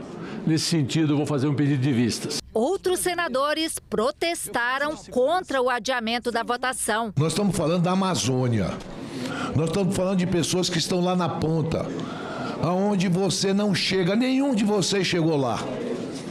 Nós não estamos falando de um centro urbano no sul do país, nós estamos falando da Amazônia, aonde, se eu citar aqui o número de doenças que nós temos lá, muitos de vocês nunca ouviram falar. Os senadores Oriovisto e Tereza Cristina atenderam os apelos e retiraram o pedido de vista. E o projeto foi aprovado por unanimidade. A proposta inclui na Constituição que a atividade dos agentes comunitários de saúde e dos agentes de combate a endemias é essencial e exclusiva de Estado.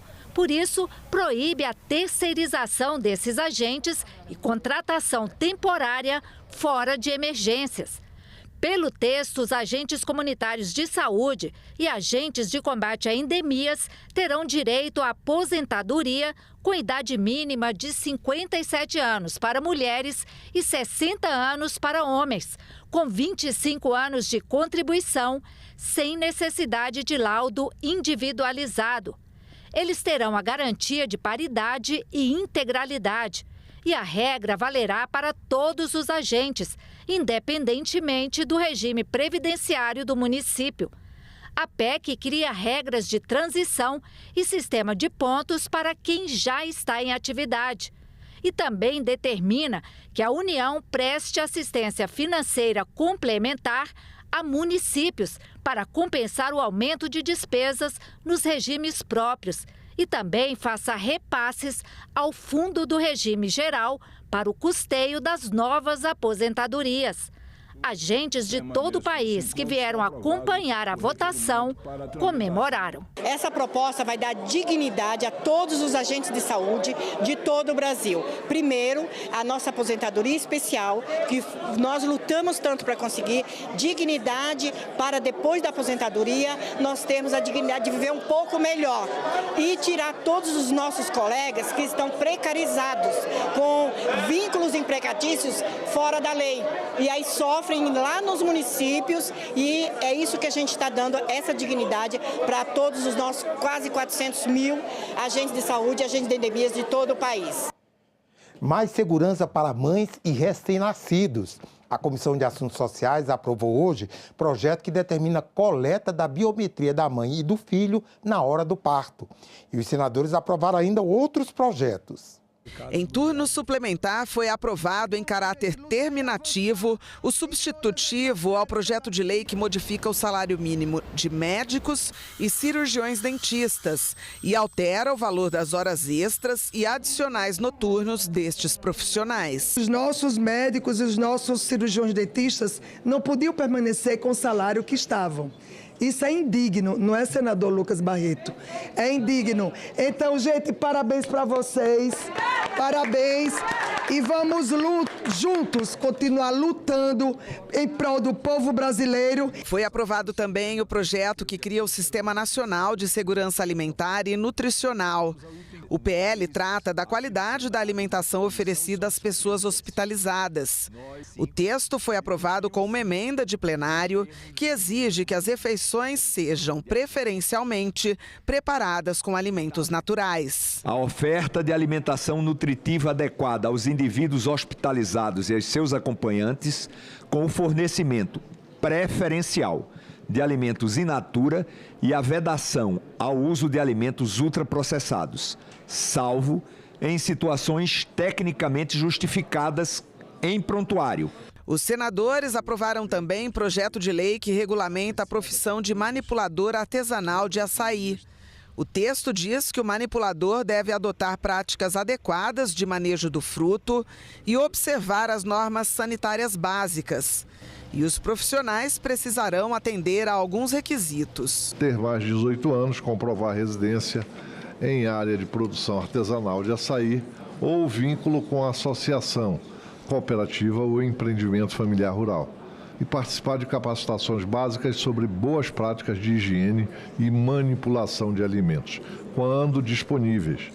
A experiência mínima de 1 ano na atividade pode substituir a exigência de cursos formais mediante declaração de entidade representativa local. Outro projeto aprovado na Comissão de Assuntos Sociais é o que exige a biometria da mãe e do recém-nascido na hora do parto.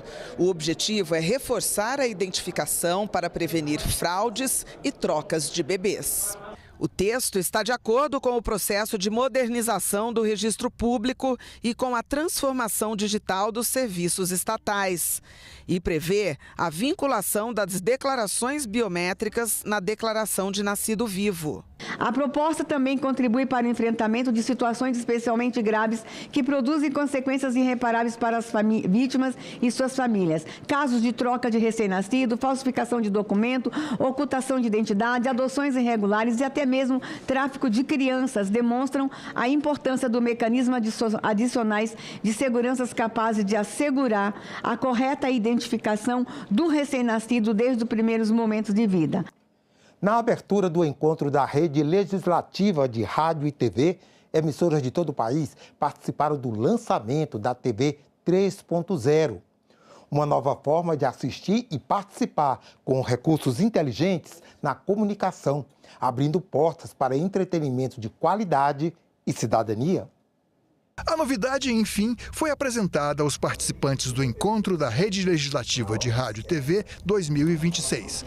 Comunicadores de todo o país acompanharam a primeira exibição experimental e deram conta de como a televisão 3.0 vai abrir um cardápio de novas possibilidades, democratizando o acesso e chegando até os mais distantes rincões do país. A gente está construindo a maior rede de comunicação pública do mundo. E considerando que, sentados nessa mesa aqui, a gente representando instituições que zelam pela qualidade do conteúdo que é produzido e que é transmitido, então a gente vai construir, né, aí agora a bola está com vocês, comunicadores, a melhor rede de comunicação do mundo também. A gente tem uma TV não mais anônima, agora a gente tem uma TV personalizada, a gente tem uma TV que é voltada para o usuário. Então, aqui nesse bonequinho, a gente está ilustrando que tem um usuário que está personalizando a TV do jeito que ele desejou, do jeito que é recomendado para ele. E aqui a gente tem uma primeira tela, com o menu lateral, com algumas funcionalidades que a gente lista aqui de busca, a página de início, né? E a gente vai elencar cada programa desse aqui ao vivo, programação, serviços, configurações e notificações. Estamos aqui com a TV Senado e todas as outras, pessoal, todas as redes públicas que estão disponíveis, a gente insere aqui. Isso não é limitado a esse conjunto, a gente pode inserir qualquer rede pública que queira ingressar, que deseja ingressar, solicitando ao comitê gestor para participar da plataforma comum. Então, aqui a gente trouxe, rapidamente aqui para ilustrar, um programa de retirada de medicamentos para a população em casa. Então, aqui você seleciona uma farmácia que esteja mais próxima da sua residência e eu não sei como chegar nessa farmácia.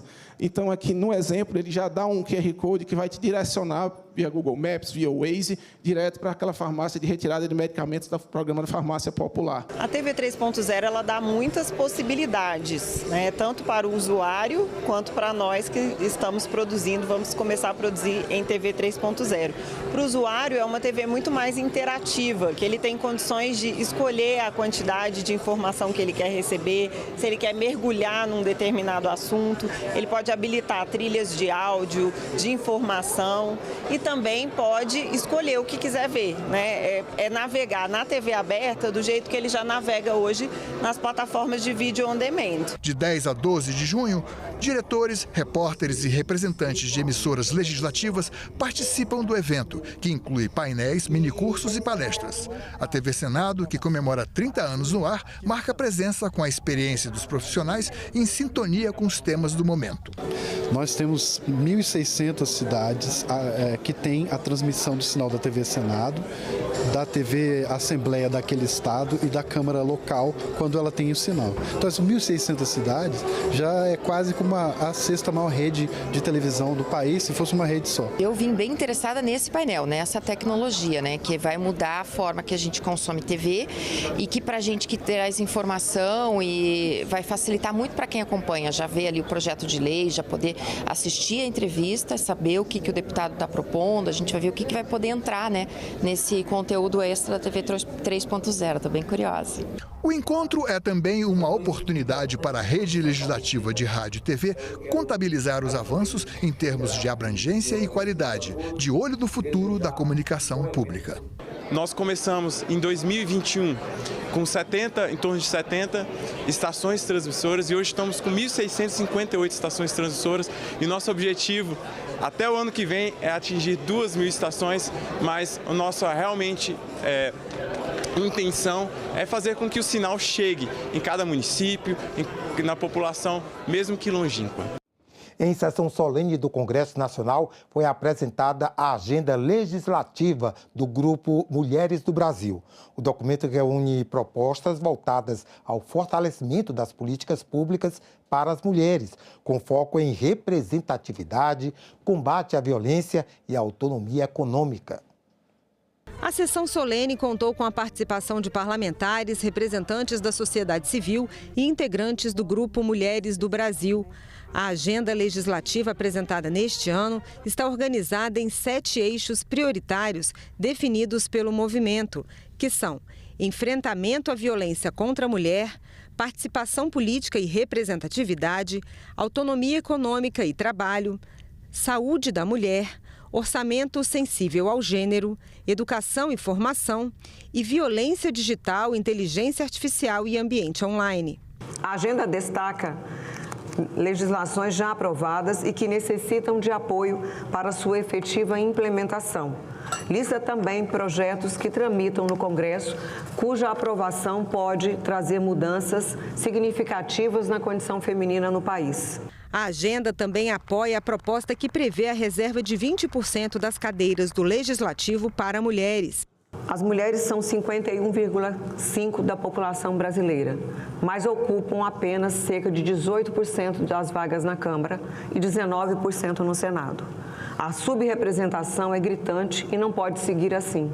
O projeto é um passo importante rumo a um dos principais objetivos do Grupo Mulheres do Brasil, ocupar pelo menos metade das vagas nas casas legislativas do país. O Brasil é dos brasileiros, mas é das brasileiras. O nosso compromisso é seguir construindo no parlamento as respostas concretas para os desafios enfrentados por nós brasileiras, garantindo a proteção, oportunidades, igualdade e cidadania, porque mais mulheres na política ou mais mulheres no lugar aonde ela quiser significa mais democracia. O Brasil não pode continuar tomando decisões para as mulheres sem as mulheres, mas a voz da nossa democracia, infelizmente, ainda é masculina. Atualmente, embora sejamos a maioria da população brasileira, nós não ocupamos nem 20% das cadeiras aqui no Congresso Nacional.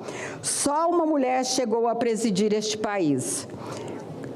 E governadoras também são muito poucas. Imagina prefeituras, muito menos ainda percentualmente. Nos tribunais, tampouco temos estatísticas das quais nos orgulhamos. Temos pouquíssimas ministras, dando a palavra final sobre o que é a justiça no Brasil. Das cadeiras do Supremo Tribunal Federal, temos apenas um rosto da nossa querida Carmen Lúcia. Precisamos mudar isso, porque é justo. A deputada Tabata Amaral lembrou avanços conquistados pelo parlamento em defesa das mulheres. Não dá para falar de oportunidade enquanto tiver mulher sendo assassinada e estuprada. Não dá para falar só de trabalho, só de educação, enquanto tem ditos youtubers e influencers gravando vídeo ensinando a dopar uma mulher, estuprar ela para divulgar esse vídeo depois. É isso que a gente quer combater. E com muito diálogo com a esquerda e com a direita, a gente vai conseguir criminalizar esses atos de misoginia, de ódio contra as mulheres. E isso tem que sair em forma de lei, de legislação. Preste atenção, não pode ser mais tão somente uma portaria, não pode ser mais tão somente um decreto, tão somente uma resolução. Nós temos que construir uma legislação. Na sessão dedicada às pautas femininas, a maioria dos presentes eram mulheres, com poucas exceções, como o senador Fabiano Contarato, que foi destacado pelas participantes. Ele prestou uma homenagem às mulheres vítimas de feminicídio. É como se houvesse uma chamada de onde não tem nenhum aluno para responder, nenhuma aluna. Vítimas de feminicídio. Maria, Marta, Rita, Joana, Carol, Carolina, Regina. Ninguém está aqui para defender ou falar por elas. Veja agora as atividades marcadas para a tarde de hoje. Daqui a pouco, às 2 horas, a Comissão de Agricultura tem reunião prevista. Senadores examinam indicações de emendas da comissão ao orçamento deste ano e também projetos, como o que prevê a concessão de seguro-desemprego ao trabalhador extrativista vegetal e ao seringueiro que seja dono ou tenha posse de propriedade com até 2 módulos rurais durante o período em que estiver impedido de exercer a atividade. Também às 14 horas, o plenário do Senado deve se reunir em sessão deliberativa.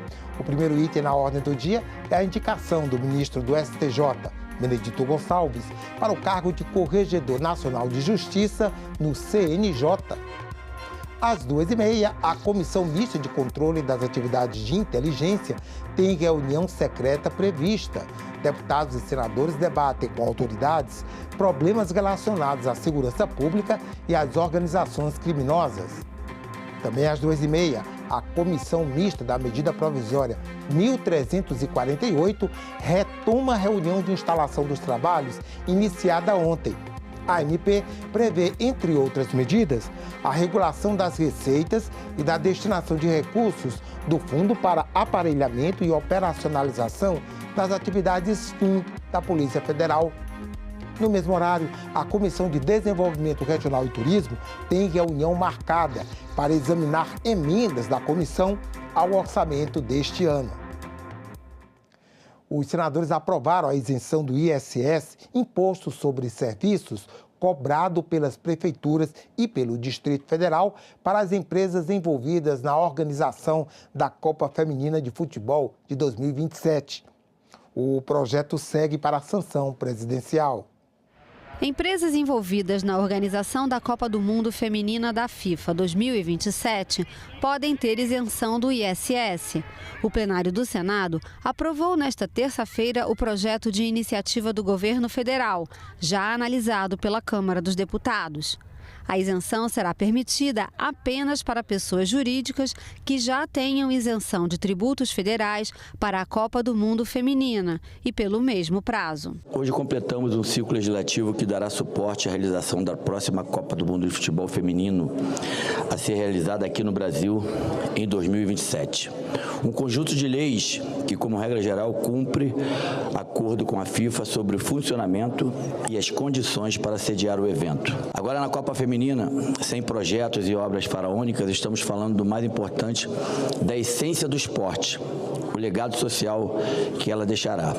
Estamos falando de jovens e crianças que certamente irão se inspirar com as atletas e com a festa nos estádios. Estamos falando também do turismo e dos recursos à economia que serão gerados, sobretudo no Rio de Janeiro, que certamente sediará a abertura ou a final da competição. Outro projeto aprovado nesta terça-feira em plenário garante medidas de proteção e acolhimento para trabalhadores resgatados de situação análoga à de escravizado. A proposta segue agora para a sanção presidencial. Governo e empregadores devem garantir a proteção de trabalhadores domésticos contra abusos e discriminação. Projeto aprovado em plenário nesta terça-feira estabelece também medidas de proteção e acolhimento aos trabalhadores domésticos resgatados de situação análoga à de escravidão. Dá prioridade para a concessão de Bolsa Família às pessoas nessa situação e ainda aumenta o valor do seguro-desemprego concedido a trabalhadores submetidos a regime de trabalho forçado ou em condição análoga à de escravo. Para isso, o texto faz alterações nas leis do seguro-desemprego, da Seguridade Social, das domésticas e na Lei Maria da Penha.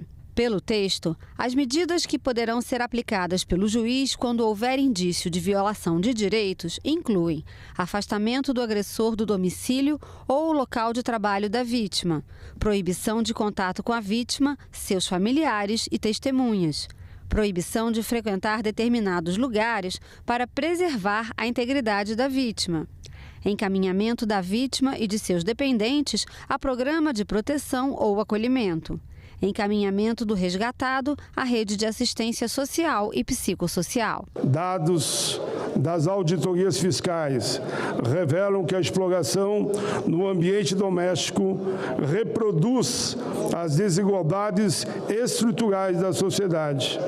As vítimas são, em maioria, mulheres, com predominância de pessoas negras ou pardas, com baixa ou nenhuma escolaridade. Nesse contexto, nota-se que a iniciativa apresenta plena coerência com o texto constitucional. Eu estava lá, eu fui constituinte. Ao promover medida destinada à proteção dos direitos humanos de trabalhadoras e trabalhadores domésticos, com especial atenção àqueles que foram submetidos à situação de exploração incompatíveis com o trabalho decente. Recentemente, os Estados Unidos mandou um recado que nós aqui não enfrentamos o trabalho forçado, nós aqui não enfrentamos o trabalho análogo à escravidão. É porque não conhece as políticas públicas que o Brasil desenvolve. Aos ministros de Direitos Humanos antes de mim, a atual ministra, o governo anterior, o meu governo que eu servi, que enfrentou. Eu quero fazer aqui uma declaração pública. Em nome da nação brasileira, nós estamos enfrentando esse tema. E a entrega desse projeto de lei, tão bem construído, tão bem relatado pelo senador Paim, é mais uma iniciativa nessa direção.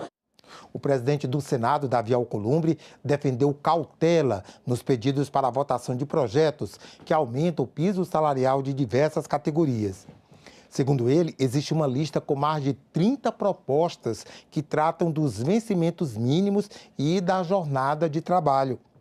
Entre eles estão os de vários profissionais da área de saúde, assistência social e segurança pública. Apesar de ser favorável a um pagamento maior, Davi Alcolumbre alertou para os impactos nas contas públicas, em especial no caixa das prefeituras. No ano de eleição, isso aqui é muito complexo. Porque o que botar para votar isso aqui, todo mundo vai votar sim, por conta da eleição, e vai ter que arrumar 10 Brasil para pagar. E aí fica sendo eu o culpado que não quer dar um piso para o médico, o piso para o médico que salva a vida das pessoas no pronto atendimento, o piso para o enfermeiro. Meu Deus, bora dar. Mas o Brasil comporta isso. O Brasil vai resistir. As finanças públicas vão resistir. Vai ter uma fonte de arrecadação.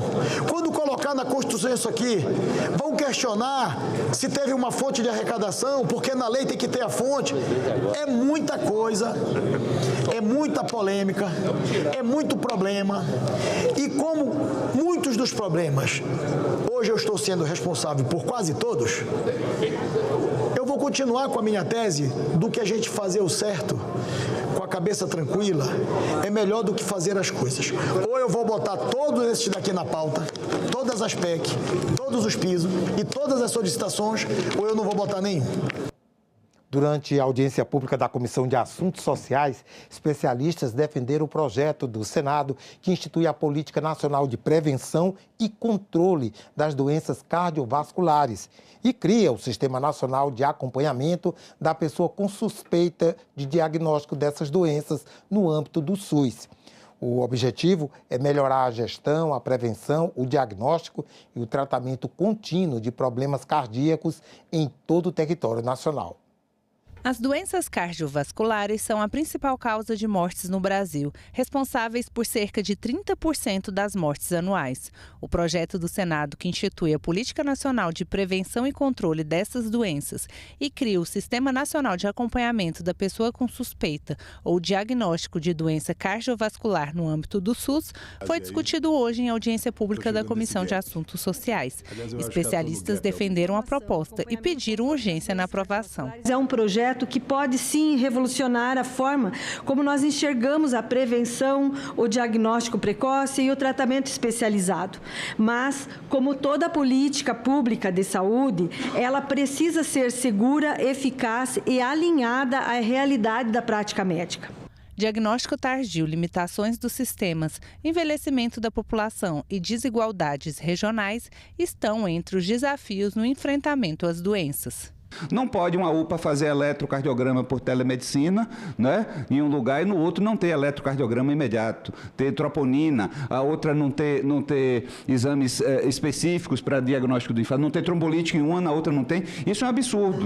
A linha de cuidado do infarto, essa Sociedade Brasileira de Cardiologia insistiu que o Ministério precisa bancar, que seja igual em todos os locais do país. Baixa percepção de risco, o paciente cardiopata, ele não se reconhece como paciente, ele não se reconhece, tem uma fragmentação do cuidado e os médicos que estão aqui presentes sabem que o maior desafio não é só do Brasil, é do mundo, é a baixa adesão ao tratamento. Sobre a incorporação de novas tecnologias cardiovasculares pelo SUS, defendida pelos participantes, o Conselho Federal de Medicina pediu que seja considerado o seu posicionamento técnico. A Conitec continuará avaliando custo, efetividade, impacto orçamentário e viabilidade de incorporação. E o CFM traz o olhar sobre a segurança clínica, a curva de aprendizado necessária, os critérios de indicação e os resultados em cenários reais da prática brasileira. É uma parceria que agrega valor e evita que tecnologias inseguras ou prematuramente aprovadas cheguem ao paciente. Uma exposição aqui no Senado marca o Dia da Marinha. Soberania começa no mar é o nome da mostra que apresenta as riquezas potenciais presentes nas 12 milhas náuticas do território brasileiro.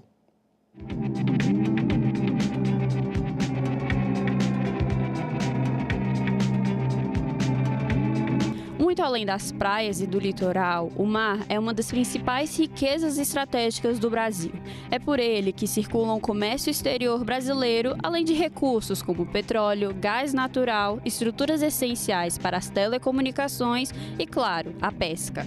Para destacar a importância desse patrimônio e como parte da campanha do Dia da Marinha, o Senado recebeu a exposição Soberania Começa no Mar. A amostra, promovida pela Marinha do Brasil, é composta por painéis informativos e imagens e apresenta ao público a dimensão da área marítima que abriga recursos naturais estratégicos, com papel fundamental para a economia, a segurança e o desenvolvimento do país. Um incremento na mentalidade marítima para que a sociedade tenha a perfeita noção da importância do mar, dos rios, exatamente na vida do cotidiano de cada brasileiro. Cuida das pessoas, daqueles às vezes não vistos pelo Estado brasileiro, que são os quilombolas, os indígenas, os ribeirinhos, os que menos têm às vezes a presença do Estado, e a Marinha está lá presente. O objetivo da exposição é aproximar a sociedade da importância do mar para a soberania nacional e para o futuro econômico do Brasil.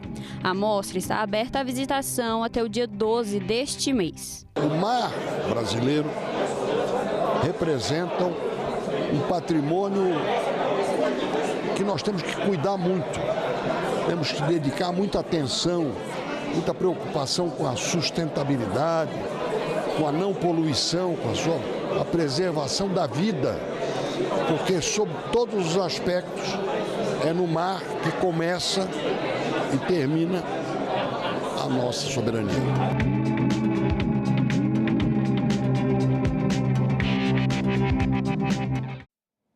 E nós voltamos a qualquer momento com mais informações ao vivo sobre as notícias do Senado.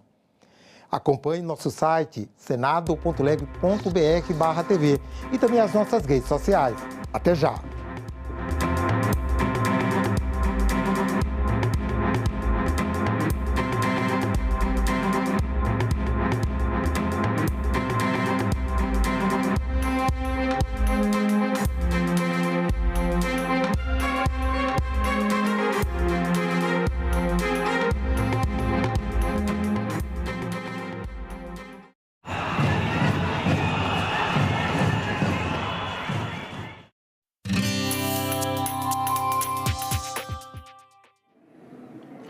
Olá, eu sou a Carla Benevides e este é o programa Argumento.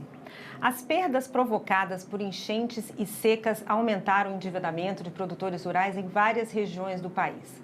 O tema voltou ao centro dos debates aqui no Senado, com a previsão de votação pelo plenário de um projeto que prevê a renegociação das dívidas desses produtores rurais.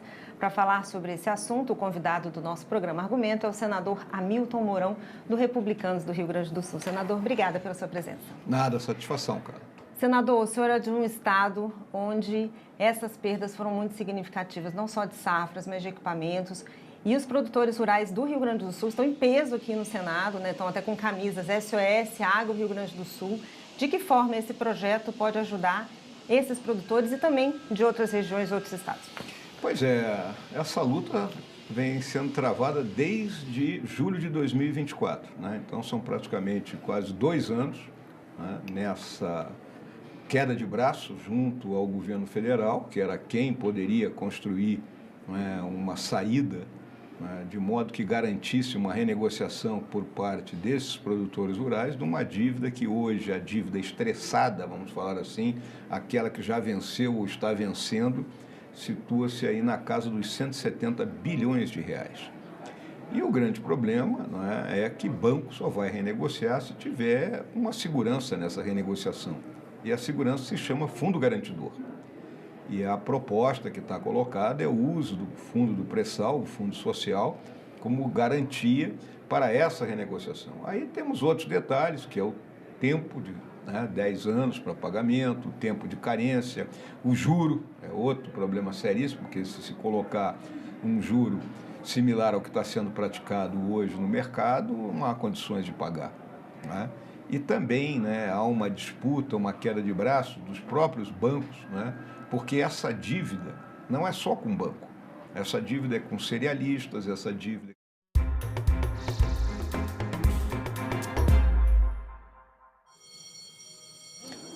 Boa tarde, são 2h06 em Brasília. Você estava acompanhando a programação da TV Senado e passa a assistir a partir de agora a sessão plenária do Senado Federal. Entre os itens da pauta está a indicação de Benedito Gonçalves para o cargo de corregedor do CNJ. Acompanhe.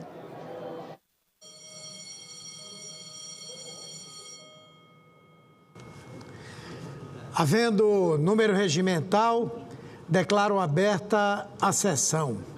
Sob a proteção de Deus, iniciamos nossos trabalhos. As senadoras e os senadores poderão se inscrever para o uso da palavra por meio do aplicativo Senado Digital, por intermédio dos totens disponibilizados na casa ou por solicitação à mesa durante a sessão.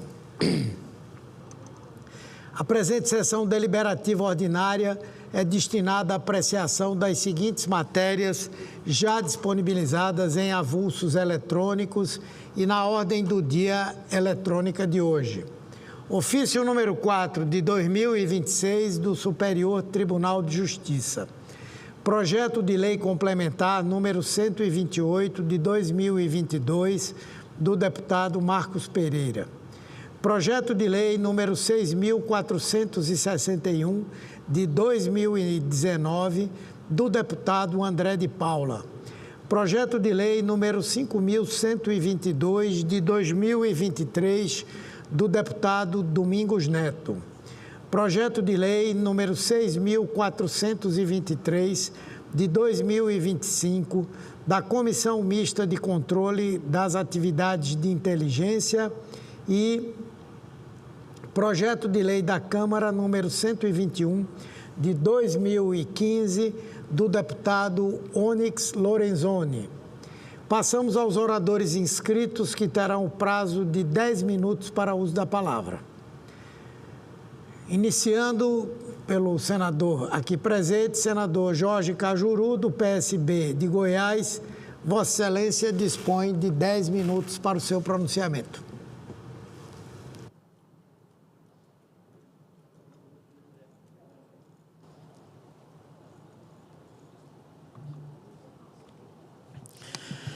Inicialmente, prazer revê-lo, amigo senador Humberto Costa, se Deus quiser, certamente reeleito pelo amado estado de Pernambuco.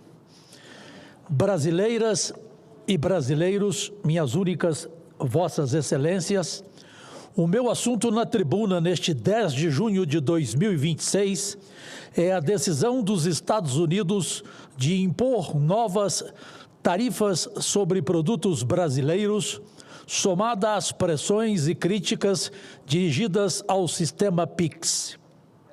Trata-se de situação que, a meu ver, impõe o debate sobre uma questão estratégica para o futuro do país: a defesa da soberania econômica e da capacidade do Brasil de decidir seus próprios rumos.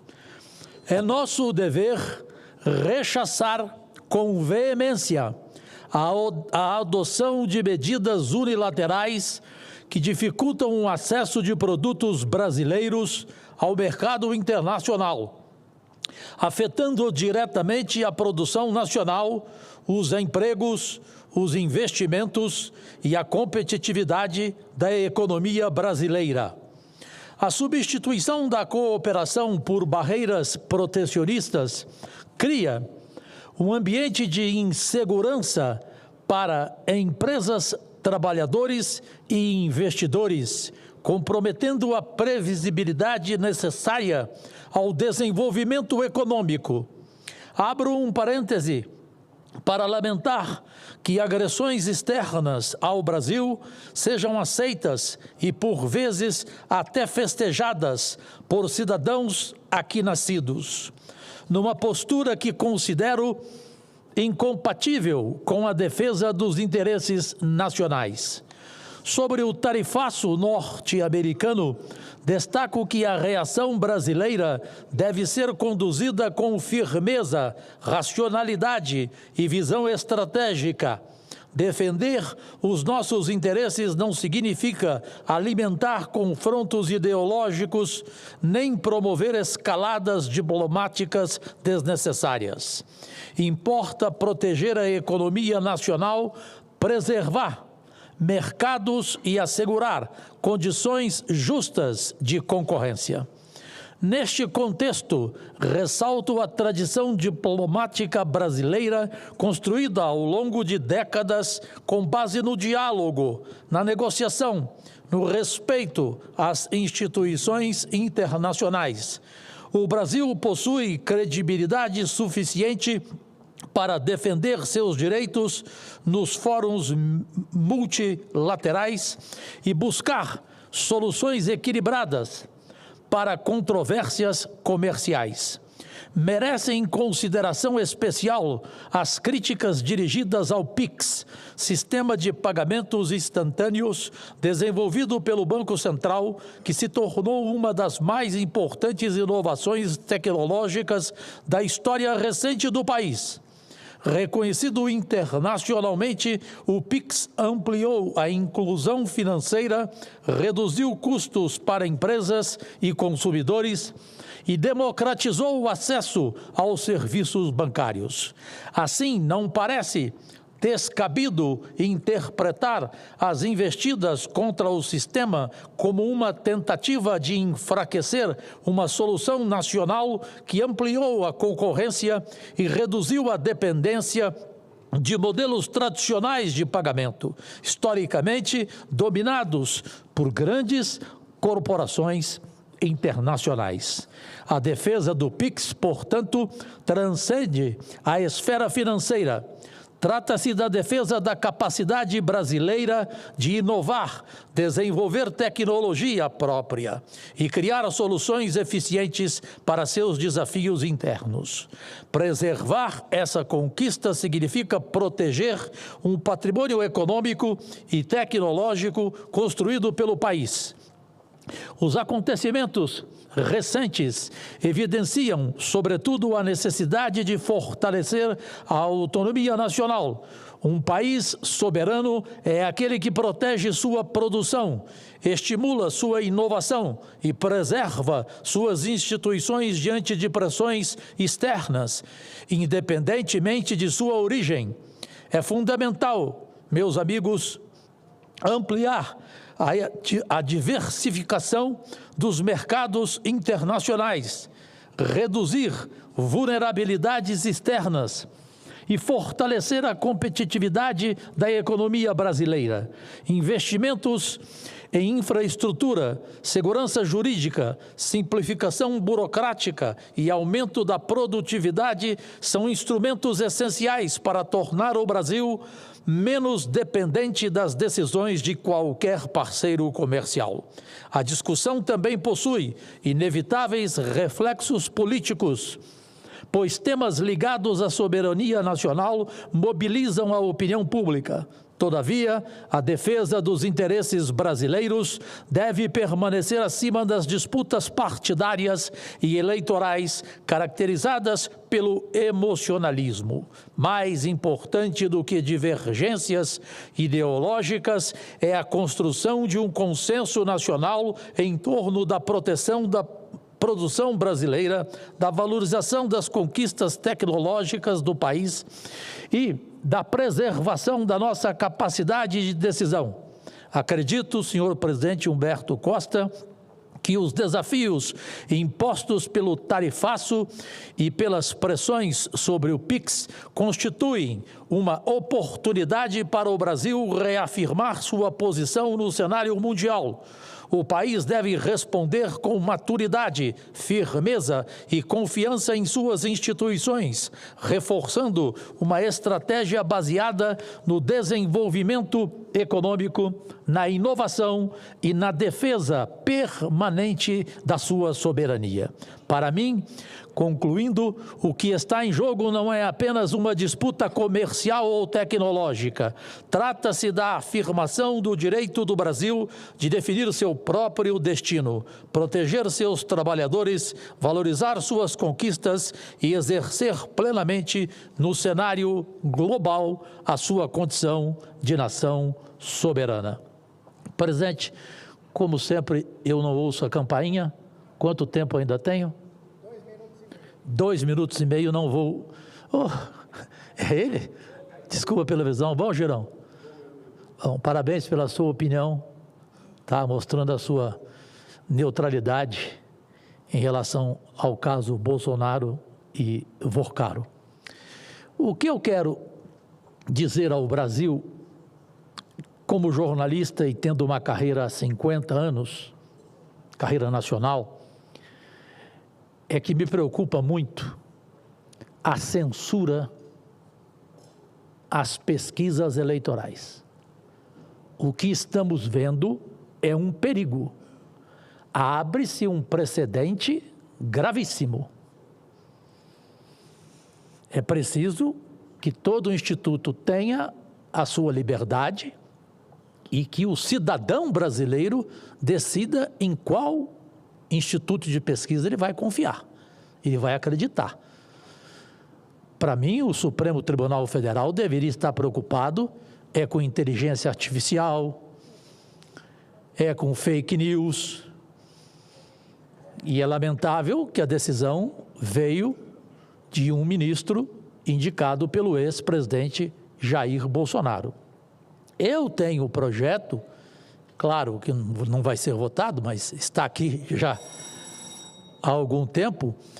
Eu falei para o Girão em 2019 que eu proibiria as pesquisas até 45 dias antes da eleição. Ou seja, só liberaria resultado de pesquisa 45 dias. Sabe por quê, Girão? Porque um ano antes, Instituto, na maioria, segundo o Tancredo Neves e segundo o José Sarney, na maioria das vezes, negocia. Ou seja, é um partido que compra a pesquisa. Logo, o partido pode ser beneficiado, evidente, ele que está sendo o pagador da pesquisa. E aí, quando chega na hora da eleição, 45 dias antes, aí o Instituto começa a fazer a pesquisa séria para ele não perder a credibilidade e ir à falência.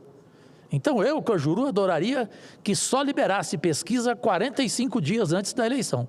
Mas agora, não tendo isto liberado, por gentileza, censura a essa hora é realmente preocupante. Agradecidíssimo. Muito obrigado, senador Jorge Cajuru. Eu quero lhe dizer uma coisa, eu concordo com o que o senhor falou. Inclusive, eu tenho um projeto que eu dei entrada em 2019, proibindo a realização de pesquisas e divulgação delas. Se eu não me engano, a minha, pedi para a nossa atenciosa secretaria pesquisar aqui, a minha é 30 dias ou é 60 dias? A sua é 45. Está parada aqui na casa, não tem interesse do sistema de colocar para votar as nossas. Por quê? Por que será? Né? Se dependesse de pesquisa, senador Cajuru, eu não sei se foi o seu mesmo caso em Goiás, mas se dependesse de pesquisa, eu não estaria aqui no Senado Federal. Sabe por quê? Porque na véspera da eleição, no sábado, foi divulgada uma pesquisa para o Senado no Ceará. Várias pesquisas foram divulgadas, mostrando que eu estava em 4º lugar. 4º, lá atrás, com 10% e tudo. E no dia seguinte, nós ganhamos a vaga do presidente do Senado, o povo do Ceará que quis a mudança. O senhor tem a palavra? Eu queria lhe chamar até para a presidência, se o senhor puder assumir. Eu lhe dou a palavra aí, mas se o senhor puder assumir para eu fazer minha fala. Obrigado. Volto com o maior prazer. Eu vi a sua situação e lá você enfrentava o mesmo que eu, em Goiás, enfrentei, um coronel político. No Ceará, o seu caso era o Eunício. Em Goiás, o meu caso era Marconi Perillo. E eu fiquei até uma semana antes da eleição, sabe em que lugar, Girão? Em 5º lugar. E eu ganhei com 1.600.000 votos, num estado de 3 milhões de eleitores. Então, veja bem, todos os institutos me colocavam em 5º lugar e colocavam Marconi Perillo em 1º lugar. Dia da eleição, urna aberta, Cajuru na frente e Marconi em 5º lugar. Então, veja o que é pesquisa neste país. Eu tenho medo de acreditar na maioria delas. Agora, fazer censura, eu repudio totalmente. É verdade, porque abre um precedente perigoso, né, senador Cajuru? O senhor tem razão. E, olha, a minha memória não me deixou aqui falhar. O nosso projeto de lei 5379 de 2020, ele proíbe a divulgação de pesquisas eleitorais a partir do 30º dia anterior até às 18 horas nos respectivos estados do dia do pleito. Então, 30 dias antes, né, um mês antes das eleições. E se o que aconteceu com o senhor, em 5º lugar nas pesquisas, e assume uma cadeira com recorde de votos, como assumiu, se aconteceu comigo no Ceará, se o nome disso não é manipulação, o que fizeram com o cearense e com o goiano, eu não sei que nome se dá. Eu peço ao nosso querido senador Cajuru para assumir, enquanto eu faço meu discurso. Obrigado. Agora em Brasília, 2h22. Você acompanha ao vivo aqui pela Rádio e TV Senado a sessão plenária desta quarta-feira. Senador Jorge Cajuru assume agora a presidência dos trabalhos. Ouviremos em seguida o pronunciamento do senador Eduardo Girão, do Novo do Ceará. A tribuna, com a palavra, nesta sessão deliberativa de quarta-feira, como sempre, ele, o cearense, exemplo nesta casa, Eduardo Girão. Paz e bem, meu querido amigo, senador Jorge Cajuru, no estado de Goiás. Quero cumprimentar as demais senadoras, demais senadores, funcionários dessa casa, assessores, quem nos está acompanhando, que é o que a gente serve, para você que a gente está servindo aqui, você brasileira, brasileiro, sedento por justiça, pela verdade. Muito boa tarde. Senhor presidente,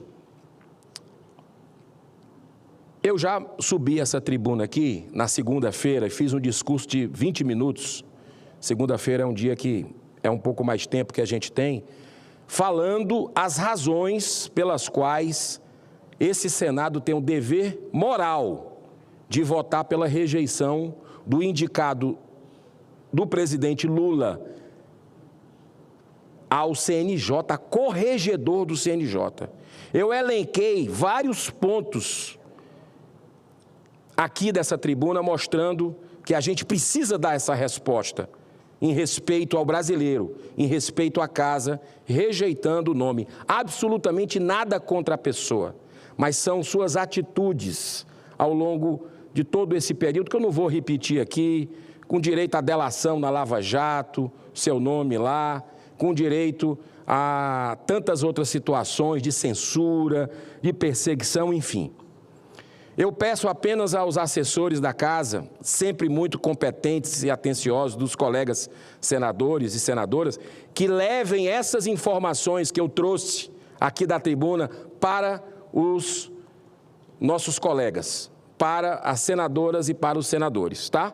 Essas informações para que eles tenham, nessa tarde decisiva, tarde e noite decisiva que a gente vai ter, que eles estejam municiados de dados sobre essa indicação. Olha só, corregedor, não é qualquer coisa. É exatamente poder abrir processo disciplinar em uma série de coisas. A responsabilidade é grande.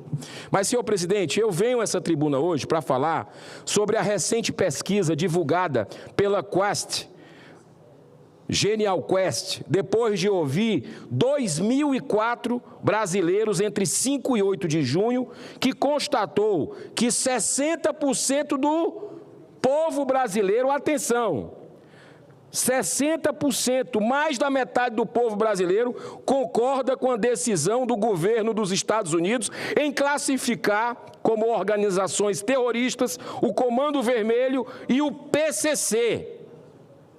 Apenas 29% não concordam. Olha só, que interessante, governo Lula. É igual aquela música, agora só falta você, que está resistindo. O senhor quer soberania de quem? É a soberania dessas facções criminosas que já dominam e já humilham o povo brasileiro, que não tem direito de ir e vir para trabalhar nem por lazer? Ou o senhor defende a soberania verdadeira do Brasil, que é enfrentar o crime como tem que ser enfrentado, que não é feito no Brasil? O principal, senhor presidente, argumento dado pelo secretário de Estado norte-americano Marco Rubio é de que essas organizações representam, sim, uma ameaça transnacional, atuam em diversos países e promovem violência sistemática contra agentes públicos e a população civil. Nós estamos falando aqui de facções que controlam, muitas vezes, territórios inteiros, dominam presídios, financiam-se por meio do narcotráfico, da lavagem de dinheiro, da extorsão, do contrabando de armas. Quem não viu o Fantástico nesse final de semana da Rede Globo, eu cito, que fez uma matéria dizendo que até o pãozinho francês, em determinados locais do Rio de Janeiro, o fornecedor e o preço são dados pelo tráfico. Nós perdemos o controle completamente. O Estado precisa retomar. E se a ajuda vem de fora, qual é o problema de aceitar? Se é para o bem da nação? Eu não entendo Tem alguma coisa por trás, tem alguma coisa muito estranha nisso tudo. Senhor presidente, organizações que desafiam diariamente o Estado brasileiro e que em muitas regiões impõem seu próprio sistema de poder pela força das armas e pelo terror psicológico sobre comunidades inteiras, são terroristas. Sim, o PCC e o Comando Vermelho deixaram há muito tempo de ser apenas grupos criminosos locais, transformaram-se em estruturas empresariais do crime, com ramificações internacionais, conexões com cartéis estrangeiros e capacidade financeira B de bola e de índio, bilionária. Diversos relatórios apontam que suas influências já ultrapassam as fronteiras brasileiras e alcançam outros países da América Latina, da Europa e até dos Estados Unidos. Senhor presidente, Lula e o PT vêm tentando fugir de sua responsabilidade como o diabo foge da cruz, atacando os Estados Unidos, ao levantar uma tese descabida de ameaça à soberania nacional. Pensa que a gente é bobo, que a gente é tolo? É evidente que qualquer cooperação internacional deve respeitar a soberania brasileira. Nenhum país pode admitir interferências indevidas em seus assuntos internos, mas soberania não pode ser confundida com rendição ao império do crime. A verdadeira soberania se exerce quando o Estado tem capacidade de proteger sua população, controlar seu território e garantir que a lei prevaleça sobre o crime. A classificação anunciada pelos Estados Unidos vai permitir que possa haver o bloqueio de movimentações financeiras por parte desses organismos internacionais, sem a necessidade da aprovação da justiça brasileira. Concordo plenamente com a visão do desembargador Sebastião Coelho e do general Vilas Boas, um herói nacional, que acabou de lançar um livro aqui no Senado ontem, super prestigiado, eu fui lá, mostrando efetivamente que Lula e o PT, informações do desembargador Sebastião Coelho, Lula e PT deveriam sim se importar com a perda da soberania, mas não diante dos Estados Unidos, e sim diante da China, que está avançando aqui no Brasil de uma forma assustadora, comprando tudo. Isso o governo Lula não vê e não age. O pomposo título de República Popular da China tenta esconder sua real condição de um país comunista e imperialista que impõe plena censura ditatorial, persegue adversários. A respeitável agência internacional de risco, a Moody's Rating, classificou o Brasil como um dos países mais expostos ao domínio chinês, numa dependência estrutural crescente. Eu pergunto a você que ama o Brasil, a quem interessa isso? As relações comerciais com o nosso país já ultrapassam 170 bilhões de dólares anuais. Nos últimos anos foram investidos quase 50 bilhões de dólares em energia elétrica, petróleo offshore e minerais críticos para a transição energética. É cada vez maior a exportação de minério de ferro bruto, enquanto aumenta a importação de aço industrializado da China. E triplicou nos últimos anos a participação chinesa em rodovias, geradoras de energia e em minas de ouro e urânio brasileiros. Cadê, Lula, a sua preocupação com a soberania do Brasil? Eu encerro, senhor presidente, com esse profundo pensamento nos deixado pelo presidente norte-americano que acabou com a escravidão em seu país. Lembre-se quem foi, Abraham Lincoln. Abro aspas para o que ele falou. Frequentemente na vida pública é necessário ter mais coragem para fazer aquilo que é certo do que ser temeroso e continuar fazendo aquilo que é errado. Senhor presidente, muito obrigado pela sua tolerância. E quero apenas dizer que em dezembro do ano passado, eu tentei aqui no plenário do Senado fazer essa equiparação dessas facções criminosas que humilham o meu povo do Ceará e muitos brasileiros em outros estados, a equiparação dessas facções com terrorista. Eu tentei. Não foi aceito. E eu tentei mais, além de facções criminosas, eu coloquei, sabe o quê? Milícia junto.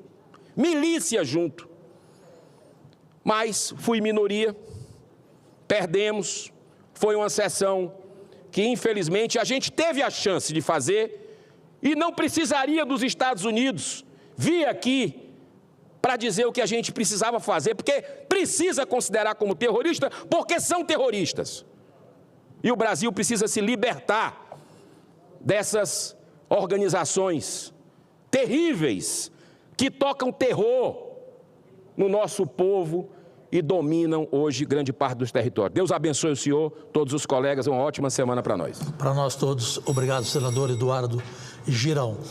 Bem, em permuta com a nossa querida senadora Zenaide Maia, com essa educação francesa, não é isso? Mas ele merece usar a tribuna, daqui a pouco também a pernambucana, a senadora Tereza Leitão. Senador Lucas Barreto, o tempo de 10 minutos, a tolerância. Senhor presidente. O senhor sempre muito querido no estado do Amapá, que nesse momento espera pelo seu pronunciamento. Senhor presidente, aproveitar para complementar também o discurso aqui do nosso querido senador Girão, agradecer a senadora Zenaide, por fazer essa permuta. Eu inicio, senhor presidente, falando da discussão sobre a margem equatorial. Começa a escapar das simplificações ideológicas. O debate já não cabe mais na caricatura entre explorar e não explorar. Falo isso porque Venezuela, que está lá em cima, tem 25% do petróleo do mundo. Suriname explorando já 400 mil barris de petróleo por ano. Guiana Inglesa, 2,5 milhões de barris de petróleo já por ano. Agora a França autorizou a exploração de petróleo também na sua costa. O Congresso francês autorizou. E o Brasil, nós estamos prospectando. E tivemos notícia hoje que a Petrobras falou que vai precisar de 40 bilhões de reais para fazer a exploração. Mas lá estima-se, senador Girão, que nós tenhamos 35 milhões de barris de petróleo, de óleo bruto, e 2 trilhões de metros cúbicos de gás. Ou seja, é o grande prêmio que todos têm. E ali nós vamos ter, rumo ao Merconorte, nós vamos ter toda a cadeia produtiva do petróleo. E o Amapá é um dos poucos que tem energia para recepcionar essa demanda que vai ter. Nós geramos lá no Amapá 1.000 megawatts de energia, que nós injetamos no Linhão. Então, o problema real é muito mais complexo. Como administrar uma nova fronteira energética em uma região ambientalmente sensível, geopoliticamente estratégica, mas socialmente desigual. O Brasil pode até comemorar o aumento do seu IDH, mas nós do Amapá continuamos escravos ambientais, vivendo num presente de pobreza, aguardando um futuro de incertezas. Somos órfãos do bem-estar social comemorado pelo Brasil. Em nossa Amazônia, as forças ideológicas invisíveis nos impõem restrições de acesso a nossas riquezas e aos nossos ricos territórios, dificultando ou inviabilizando o seu uso e desestimulando a atração de investimentos modernos em energia, logísticas, minerais estratégicos e terras raras. O petróleo do pré-sal da margem equatorial irá recolocar nossa gente na chamada escada do desenvolvimento, descrita pelo economista Hua Zhong-Shang, permitindo que, mesmo tardiamente, que possamos subir os degraus do progresso do bem-estar social por uma via segura e ambientalmente equilibrada. Tenho plena convicção de que encontrar petróleo é muito mais fácil do que construir um projeto regional de desenvolvimento ao seu redor. Nenhuma caminhada se faz sem dar o primeiro passo. A nova indústria energética do Brasil passará a viver um novo capítulo com a exploração do petróleo e gás na margem equatorial. Os limites não são estações, senador Girão, de chegada. Em verdade, são as margens de construirmos novas oportunidades e caminhos. A exploração do petróleo e gás irá pôr fim a esse humilhante paradoxo amazônico, em que nossa população continua vivendo na pobreza sobre um território de imensas riquezas socialmente adormecidas e contemplando a natureza. Senhores senadores, senhoras senadoras, reportagem publicada pelo jornal O Estado de São Paulo em 1º de junho já aponta que os pré-candidatos à presidência da República deverão incorporar essa temática em suas propostas de governo, diante da perspectiva de investimentos privados já superiores a 180 bilhões de dólares nos próximos anos, destinados à ampliação da escala de prospecção, produção e verticalização da cadeia de petróleo e gás na margem equatorial, bem como a produção de energia e minerais críticos. O Amapá será a nova meca da energia verde. O Amapá está se preparando para construir um modelo próprio e singular de desenvolvimento baseado na governança do conhecimento, sem repetir os erros do passado e, sobretudo, capaz de harmonizar a utilização desses recursos energéticos. Com a conservação ambiental da Amazônia Atlântica, promovendo o equilíbrio e ampliando a base segura de bem-estar social para a nossa gente. Nenhuma sociedade, senador Cajuru, alcançou elevados índices de desenvolvimento humano e econômicos apenas distribuindo renda, ou seja, Bolsa Família. As nações que prosperaram, foram capazes de gerar riquezas, agregar valor aos seus recursos naturais e criar oportunidades por meio de educação e do conhecimento para a sua juventude. A educação gera o conhecimento gera o trabalho, e é o trabalho que gera dignidade. Para que o desenvolvimento se instale, o Estado deve oferecer segurança econômica, diversificação produtiva e oportunidades inclusivas e permanentes para a população. Modelos excessivamente dependentes de transferências públicas, embora importantes em determinadas circunstâncias e depois de uma pandemia, possuem caráter efêmero e não substituem uma estratégia consistente de crescimento, geração de riqueza e transformação social pelo conhecimento e acesso tecnológico. E é esse o futuro e direito que nós do Amapá reivindicamos. Então, senador Girão, no Amapá hoje, no Vale do Jari, no Pará, na Renca, no Parque do Tumucumaque, tem lá centenas de garimpeiros que estão trabalhando lá há 50, 100 anos. E hoje as operações entram lá, destroem tudo, que é um absurdo, destruir retroescavadeira, podia dar para a prefeitura, tocam fogo em tudo, poluem o meio ambiente. E no Jari está acontecendo isso. É operação todo dia agora. Não é nem é no Vale do Jari, porque é no lado do Pará. Muito pouco no lado do Amapá. Mas lá os garimpeiros estão sofrendo. Esses dias, obrigaram as mulheres a tirar roupa para serem revistadas. Absurdos que não podem, senhor presidente. Eu preciso falar aqui, nós precisamos ter uma pacificação nisso. A Renca lá, só na Renca, de acordo com o Instituto Roots, que é o centro de estudos que assessora o Pentágono, tem 1,7 trilhões de dólares em minerais nessas terras raras. A maior província mineral do mundo. Tem tudo lá. A Renca, que é a Reserva Nacional do Cobre, só não tem cobre. Era um nome de cobre porque não tem. E é fruto, essa reserva foi criada quando da Guerra Fria ainda, dos Estados Unidos com a União Soviética. Quando vieram explorar no Amapá manganês, ficou para Icome e a Vale do Rio Doce, os outros minerais. Então, senhor presidente, para finalizar, nós precisamos sim regulamentar a Renca, que será motivo de discurso nosso na tribuna na próxima semana. Porque é uma riqueza do povo do Brasil, não é do Amapá, não é do Pará.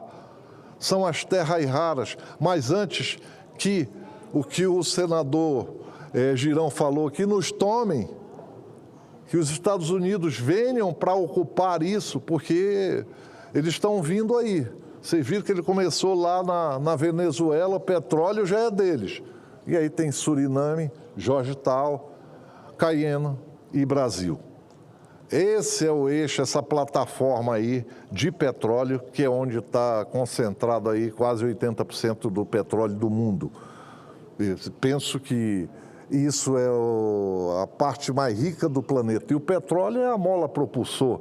Não é só óleo e gás. Do petróleo são feitos 170 produtos para todo tipo de indústria. Então, antes que nos tomem, senador Girão, o senhor tem toda a razão, concordo com o senhor, nós temos que regulamentar e explorar racionalmente, porque é um bem que é para ser explorado. É como o manejo florestal, você derruba uma árvore e nasce 10, mas é uma árvore que ia cair, ou seja, tem todo um critério e gera riqueza, gera problema. Ninguém preserva nada se não estiver dando lucro. Então, essa é a ordem. E eu falo isso porque sou do estado mais preservado do Brasil. Só que no Amapá leram John Wong, chutando a escada. Todos os estados se desenvolveram e o Amapá preservou e não recebeu nada, não ganhou nada. É o paradoxo amazônico. Nós temos o povo, aliás, nós temos o estado mais rico, mas temos o povo mais pobre. Obrigado, senhor presidente.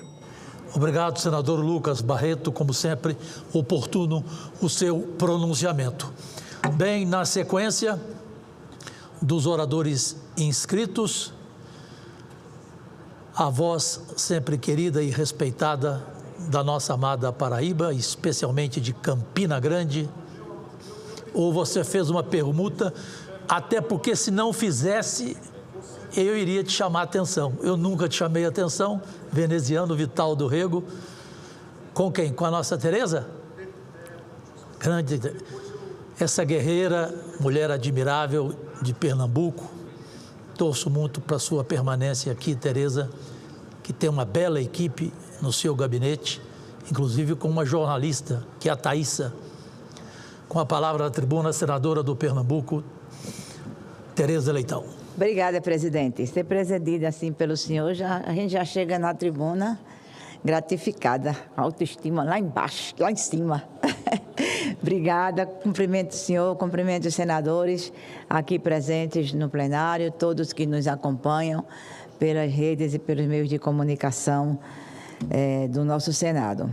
Eu hoje vou pautar minha fala, senador, por um manifesto público de todas as entidades do Fórum Nacional de Educação, no qual eu tenho a honra de representar o Senado, acerca do Fundo Social do Pré-Sal, em defesa dos royalties do petróleo e do gás, para a educação pública e para as políticas sociais, assim como é hoje e assim como ele foi pensado e programado.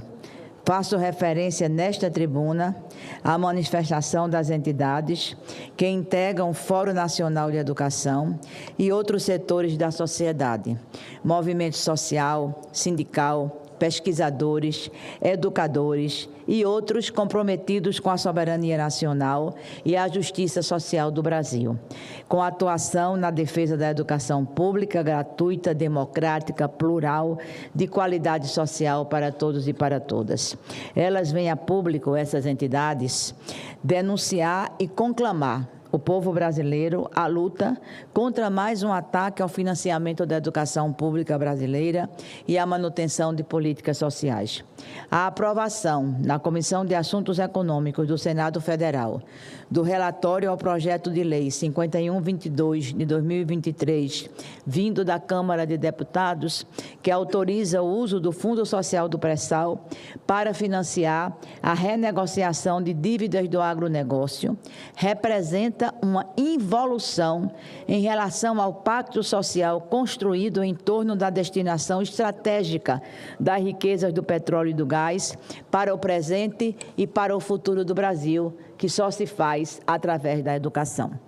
Nós destacamos que esse movimento, esse mecanismo não colabora com a inclusão escolar e a qualidade da educação pública em todos os níveis, etapas e modalidades de ensino.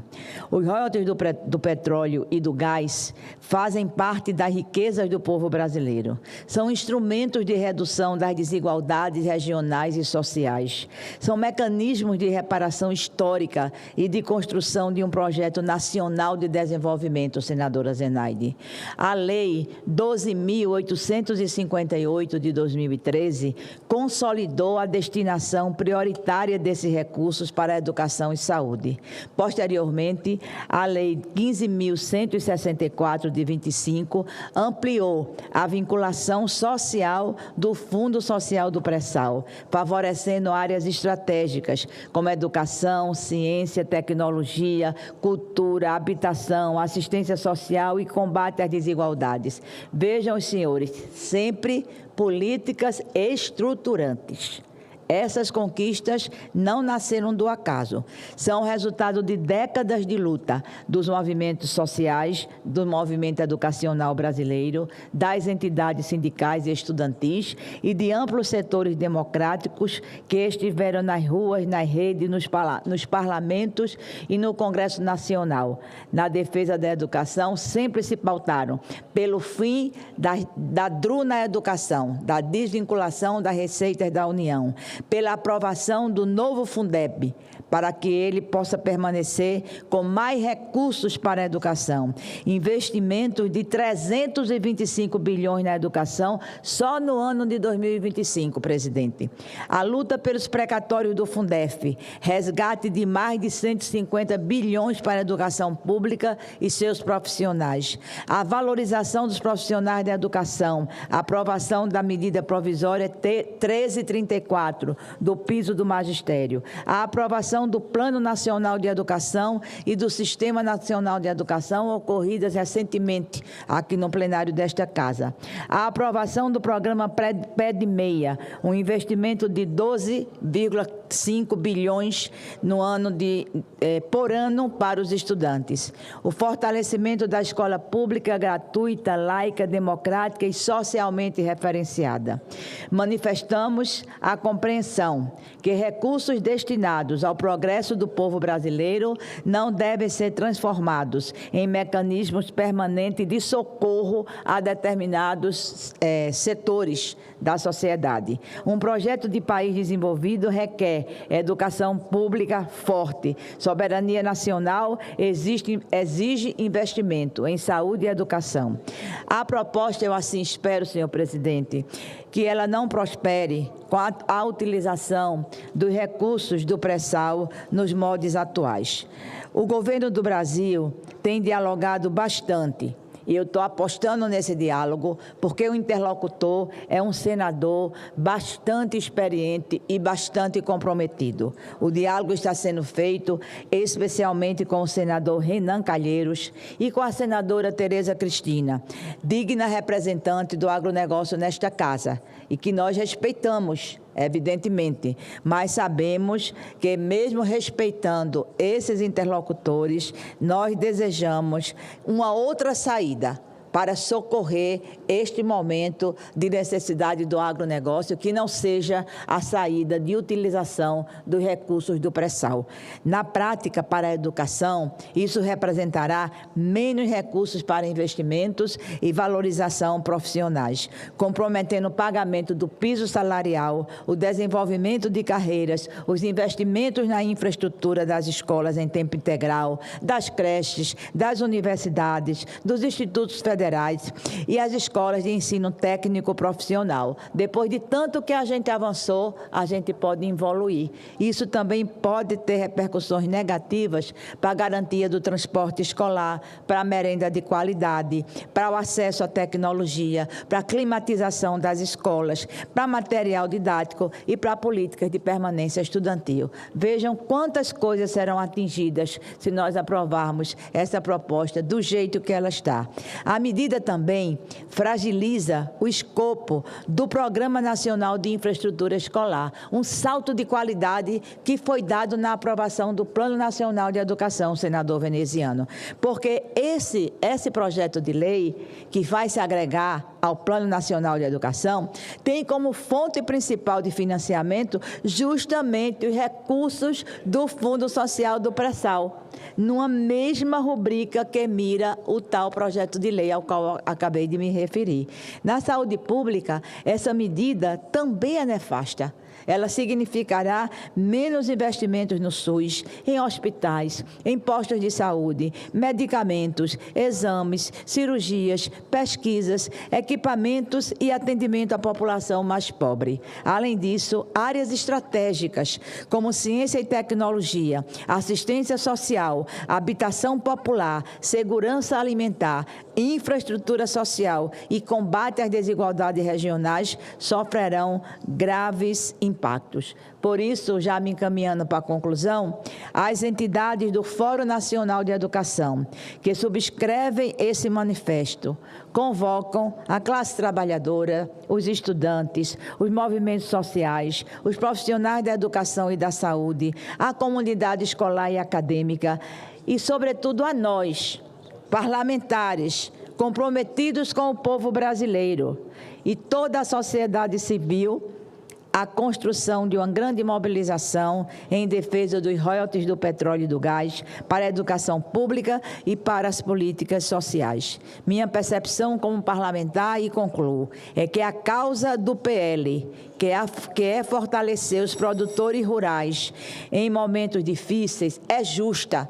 Nós não estamos contra a causa, nós estamos contra a forma que está sendo buscada para resolvê-la, mas ela não pode ser viabilizada às custas dos recursos da educação e de instituições educativas, de ciência, de tecnologia, de cultura, de habitação, de assistência social e combate às desigualdades. Para tanto, precisamos seguir construindo outros caminhos para viabilizar a medida de forma equilibrada, deixando o Fundo Social da maneira como ele está, com as prioridades que ele tem, porque ainda temos esse grande desafio, que é a aprovação do Plano da Infraestrutura Escolar, que está adequado ao Plano Nacional de Educação, que aprovamos por unanimidade aqui na Casa e no Senado, na Câmara de Deputados, em um movimento que envolveu toda a sociedade. Assinam esta carta todas as entidades do Fórum Nacional de Educação.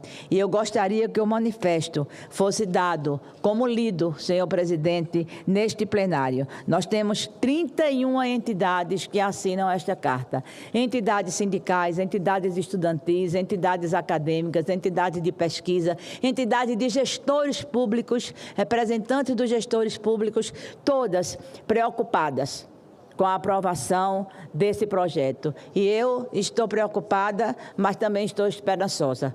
Esperançosa e confiante de que a negociação com esses dois importantes e responsáveis interlocutores, que são o senador Renan Calheiros e a senadora Tereza Cristina, possam buscar, junto ao governo, junto ao Poder Executivo, uma alternativa que socorra as necessidades do agronegócio, sim, mas que não coloque as mãos no pré-sal, nos rotes da educação, por essa luta histórica que rapidamente eu aqui descrevi. Muito obrigada, senhor presidente.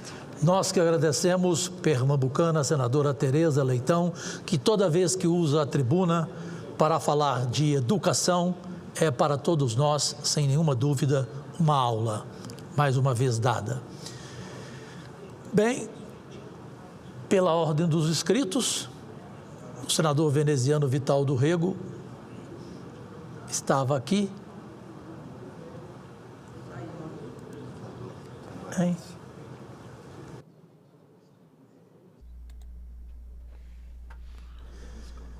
Bem, enquanto não chega o senador veneziano Vital do Rego, vamos seguir a ordem dos inscritos e chegou a vez do catarinense, que eu ainda não tive o prazer de conhecê-lo pessoalmente, mas já sei da sua história bonita em Santa Catarina e de sua probidade, o senador suplente do meu amigo Jorge Seife, senador Hermes, à sua disposição à tribuna.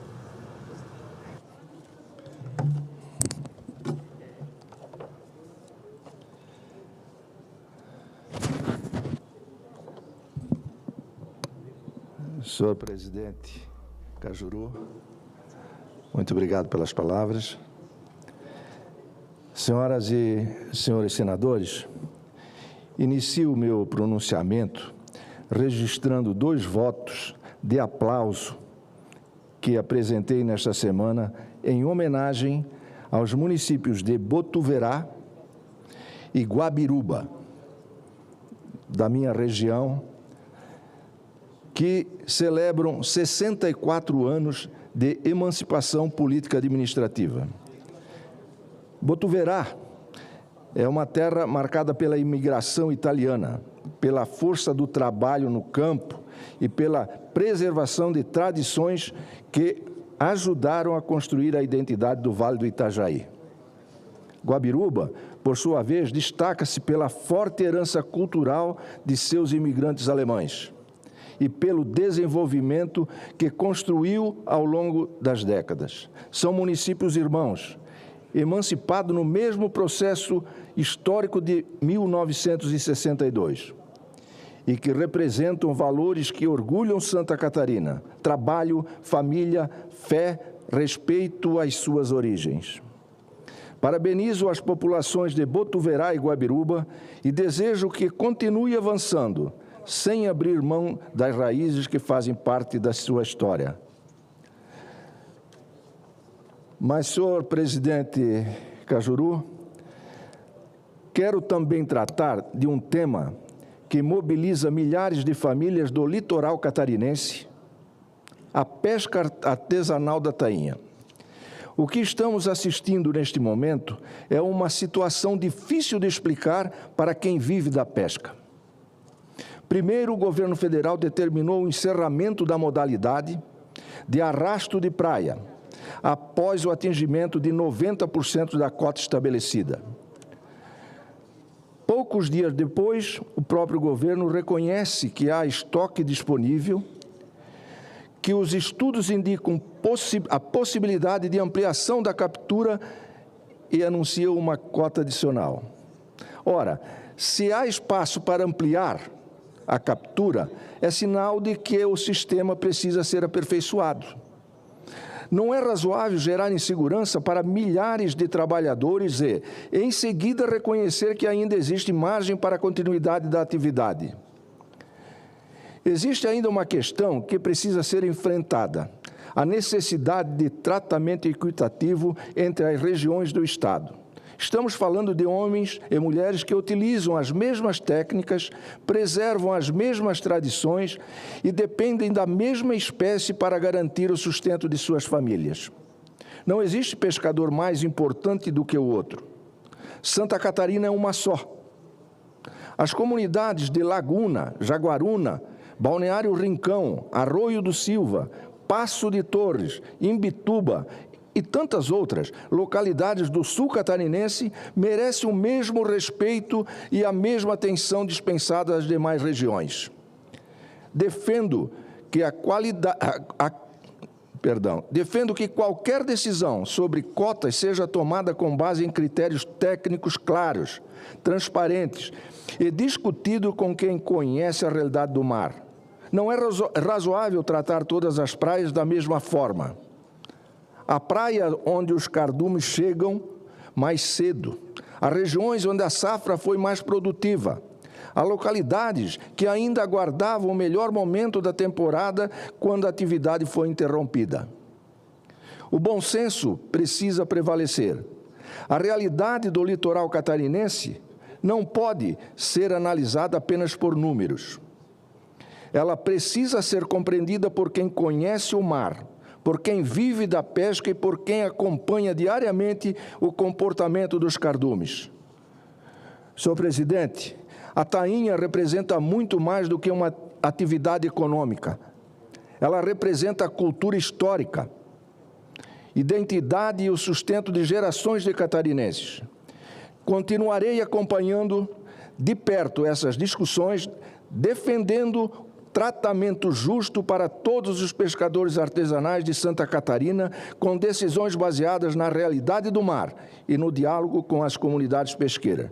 Meu muito obrigado, presidente. Nós que agradecemos, senador Hermes, que usou a expressão que lhe cabe, bom senso, sem nenhuma dúvida, no seu pronunciamento.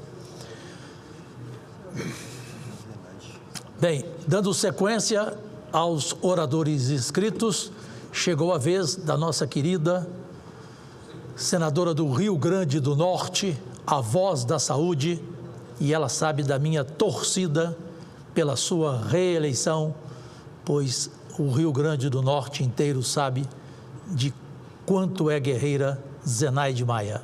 Na tribuna. Boa tarde a todos e a todas aqui presentes. Quero cumprimentar o nosso presidente Jorge Cajuru, meus colegas parlamentares, senadores e senadoras, os veículos de comunicação, as redes sociais. Eu quero falar aqui endividamento das famílias.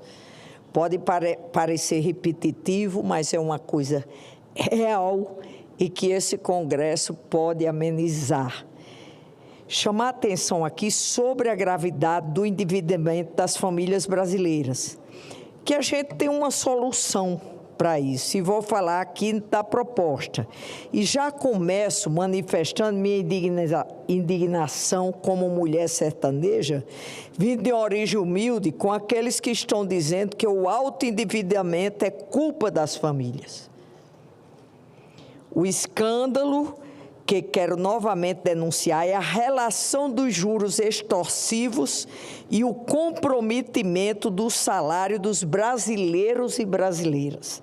As taxas de juros cobradas por bancos, cartões de crédito, estão engolindo o orçamento e a renda das pessoas.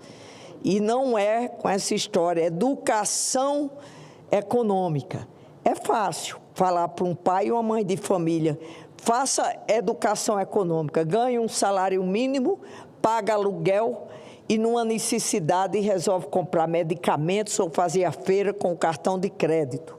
Se ela pagar o mínimo do cartão de crédito, nunca mais ela vai sair dessa dívida. Com juros de mais de 400% ao ano, gente. Ninguém consegue ter capacidade de pagamento de despesas básicas.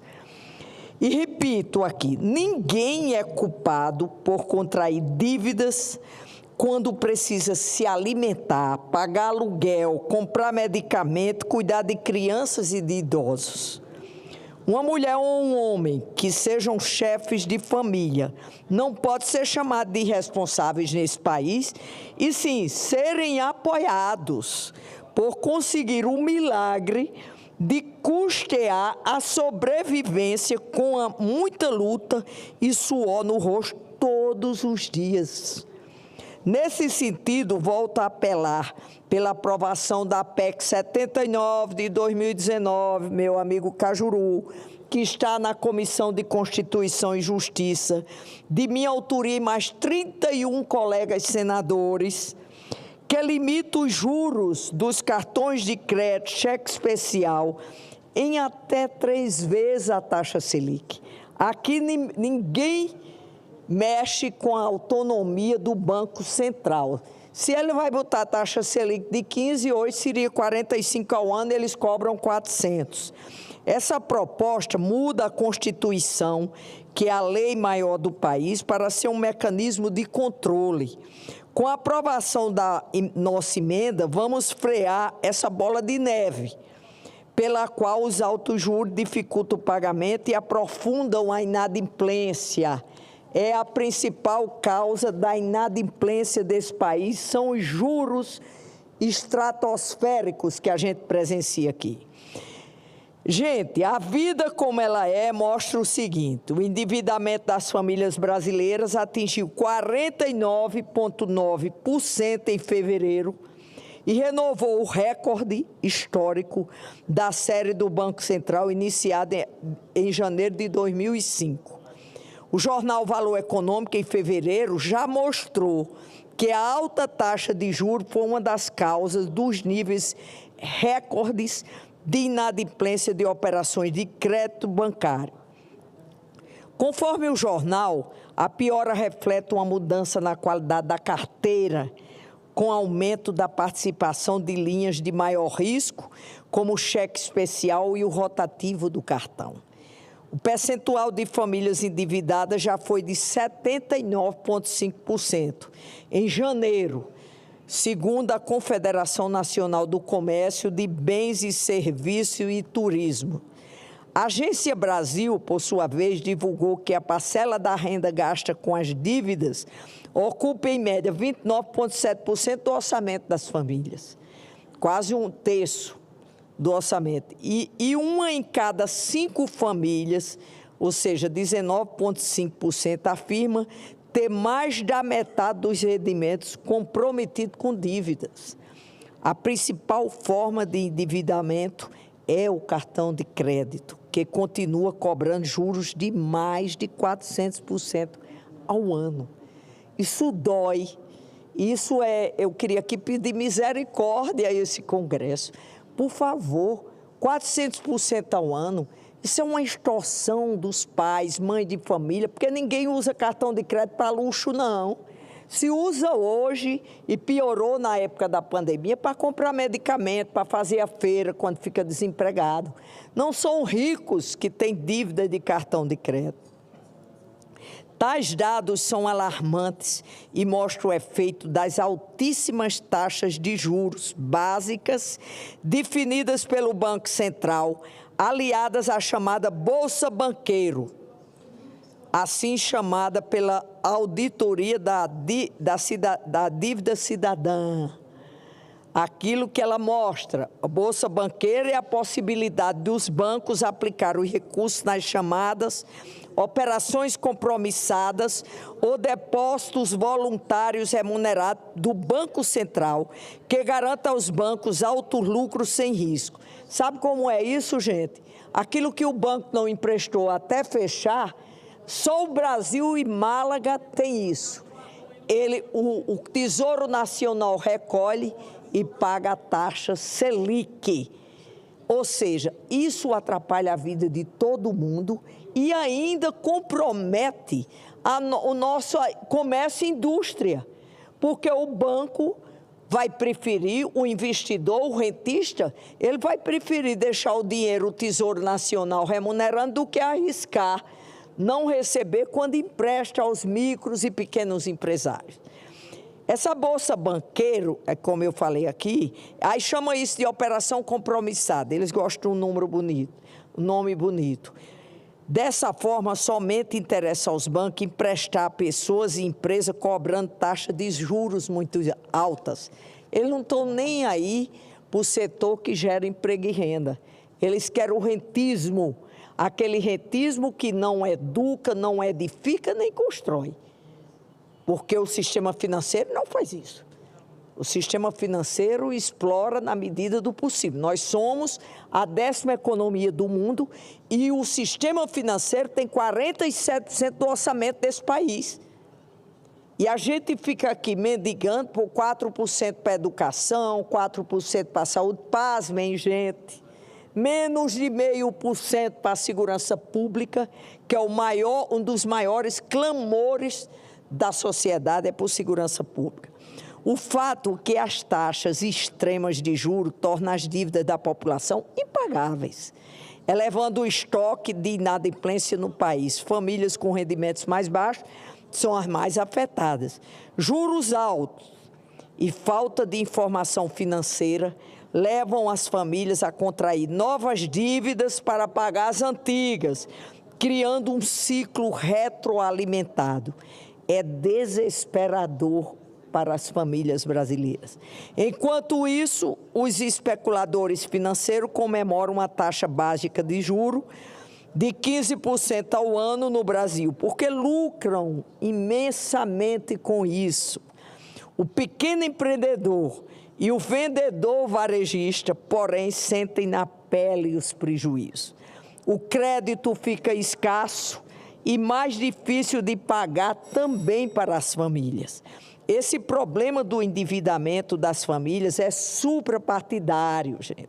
Não pode virar motivo de briga ideológica dentro do parlamento. O nosso papel aqui é dar resposta à sociedade e criar soluções.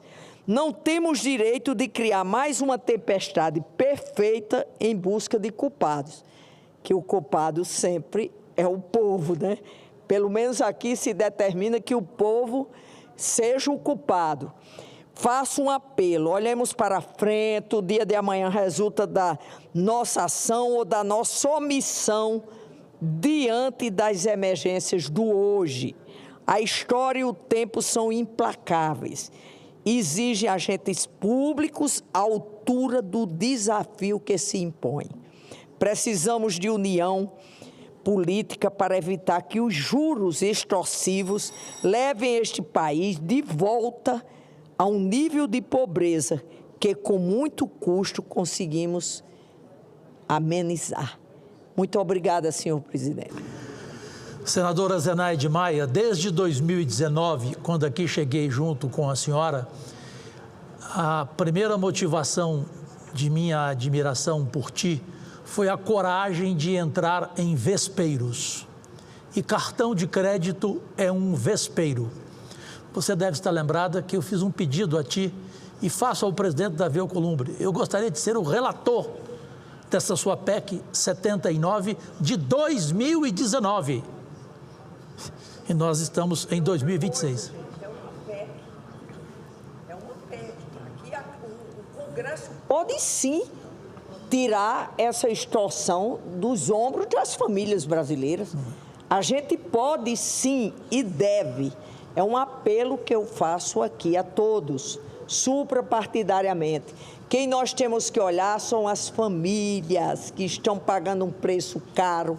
É nossa indústria, nosso comércio, que não consegue fazer financiamento porque os juros são exorbitantes. Obrigada, senhor presidente. Eu que te agradeço, senadora Zenaide, reforço o pedido que gostaria muito, seria um privilégio relatar essa sua PEC de número 79, que, aliás, senador Márcio Pitar, voz amada do nosso Acre, senador Cleitinho, ali como sempre, tirando foto, o mineiro de Divinópolis, que depois de senador, ele é um bom cantor, ou seja, bom desde que a gente não o escute. Ele é melhor como senador do que como cantor. Nada, ele dança, ele é terrível no palco.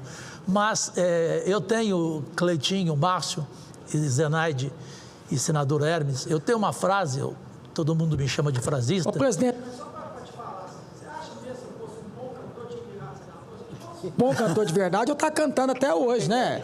Então virei senador e quer continuar, ainda tem esse futuro, promete esse ano ainda, se Deus quiser, viu? Mas não, você não canta mal, não, você canta bem, que tem senador aqui que canta mal pra caramba. Aqui você empata com Otto Alencar. Mas Márcio, Cleitinho, só rapidamente dizendo, de uma frase em relação ao pronunciamento da senadora Zenaide, que é minha, que banqueiro nunca quebra. Quem quebra é o banco. Essa é uma frase minha. E qual é o exemplo que nós temos? Márcio Bittar e Cleitinho. O Vorcaro. O Vorcaro quer devolver 40 bi. Portanto, ele não está quebrado. Ele não vai quebrar nunca. 40 bi, depois fica só 2 anos na cadeia, volta para a sua vida, para a sua farra e pronto, e continuando convidando quem ele quiser. Mas pela ordem, com boas companhias aqui, não sei se são pessoas do Acre, senador querido Márcio Bittar. Presidente Cajuru, muito obrigado, Cleitinho, pela recepção, muito obrigado, presidente Cajuru.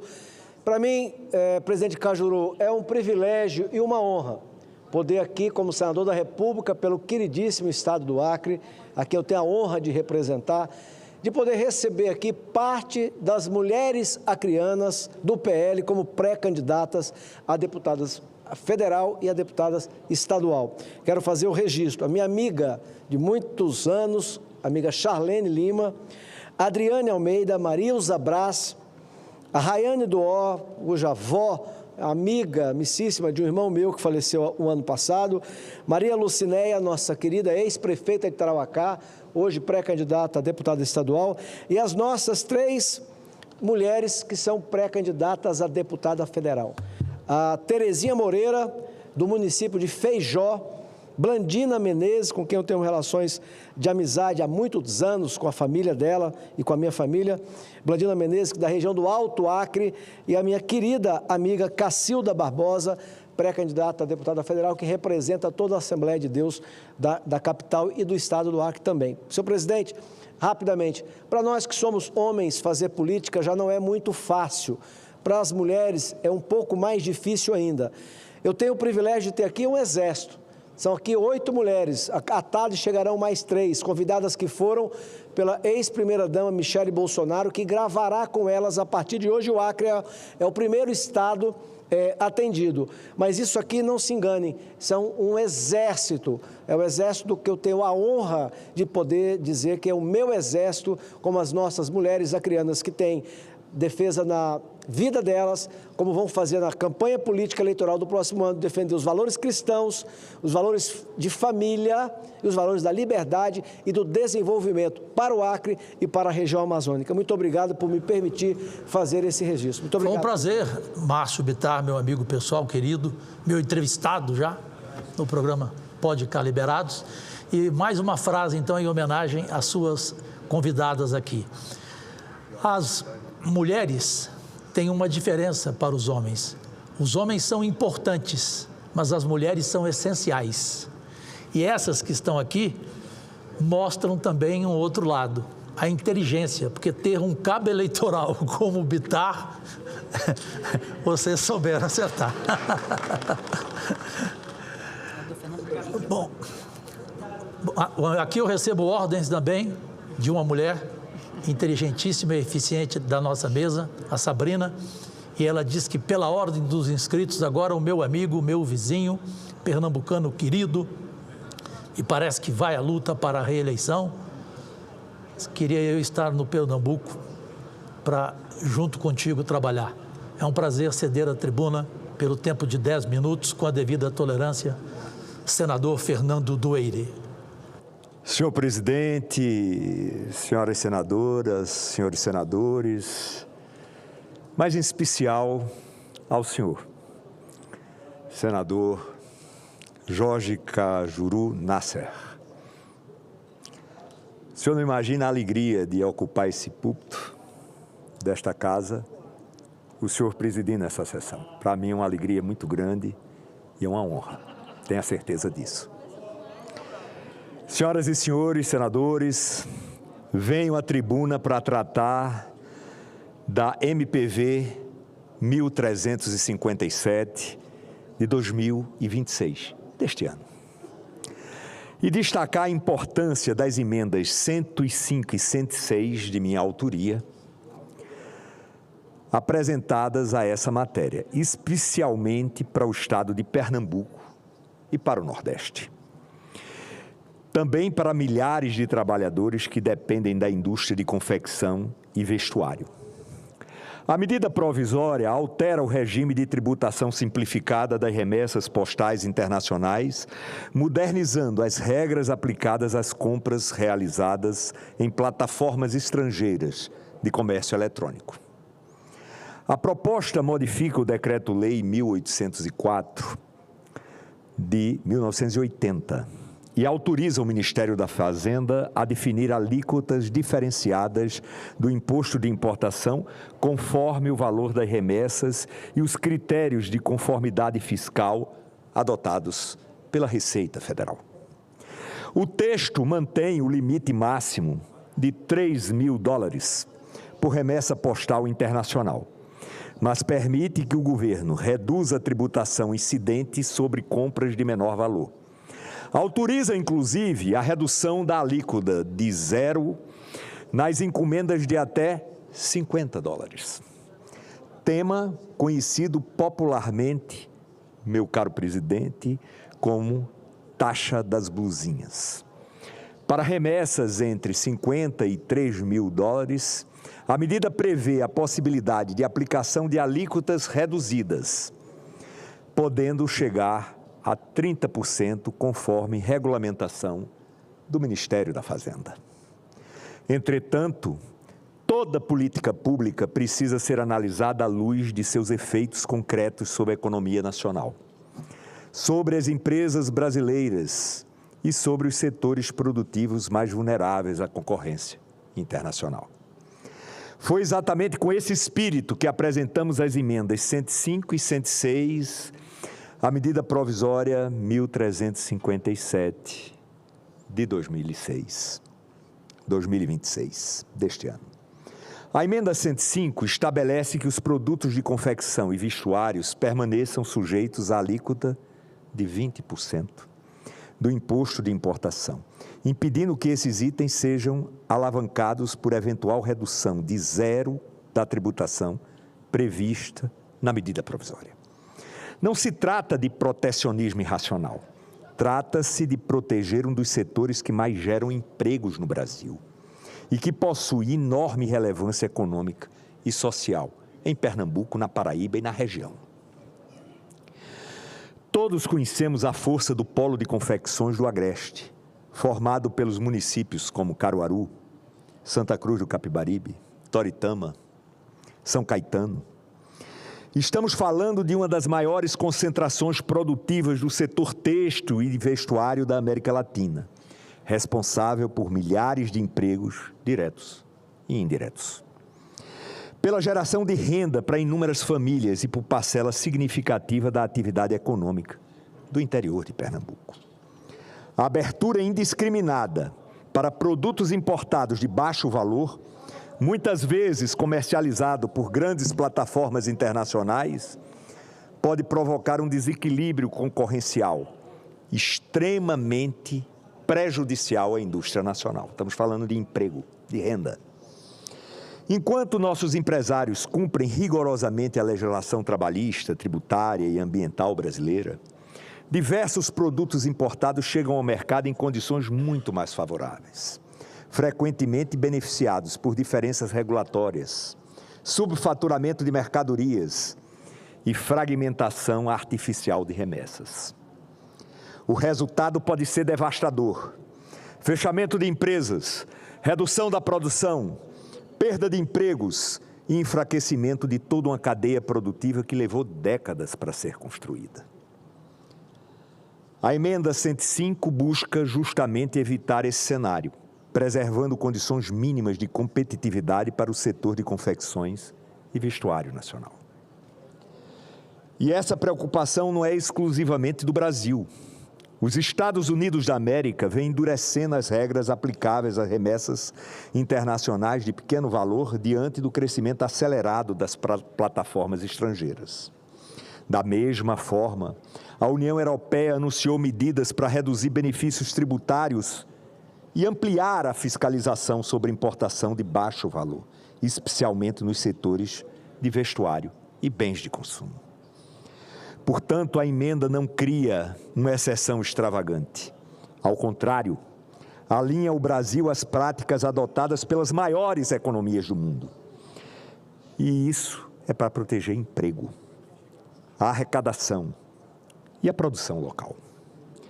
Também merece destaque a emenda 106.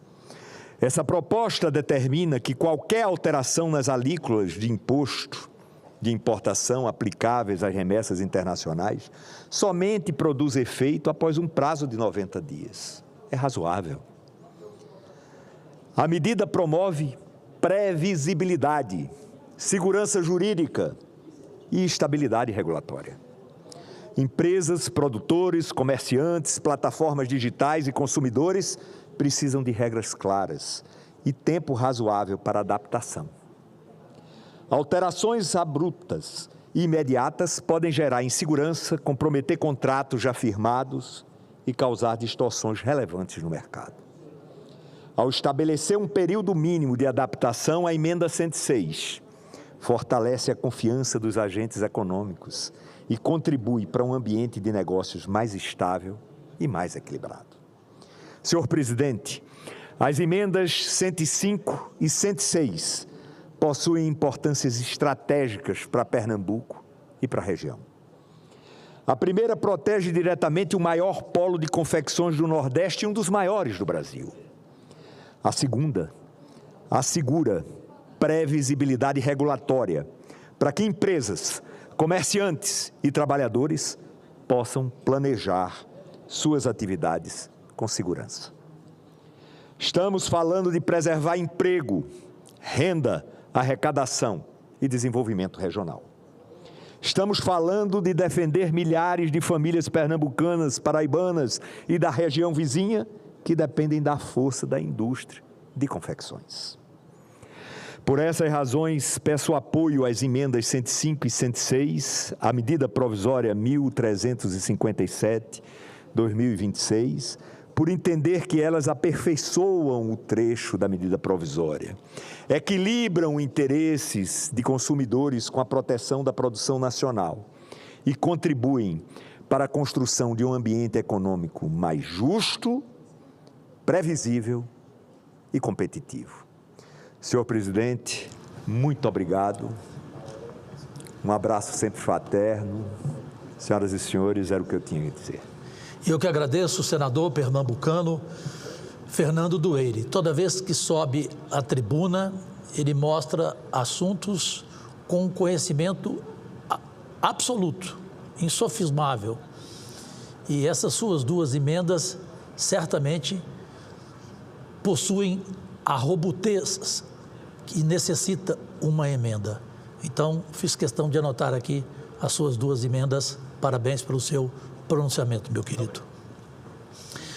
Bem, usando aqui a cadeira da presidência do Senado, eu volto a ter a honra de chamar para a tribuna um jovem que juntou figurinhas do Cajuru na televisão brasileira e que hoje me dá a honra de ser companheiro.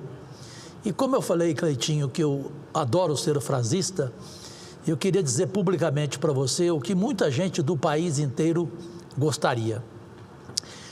É muito importante quando você fala na tribuna, nas suas entrevistas, que quem pauta o seu trabalho, quem pauta a sua direção na vida, não é o seu partido político, e sim a população mineira, e é por isso que você chegou onde você chegou em apenas 4 anos aqui no Senado Federal e especialmente no seu estado de Minas Gerais. É um prazer chamá-lo para a tribuna.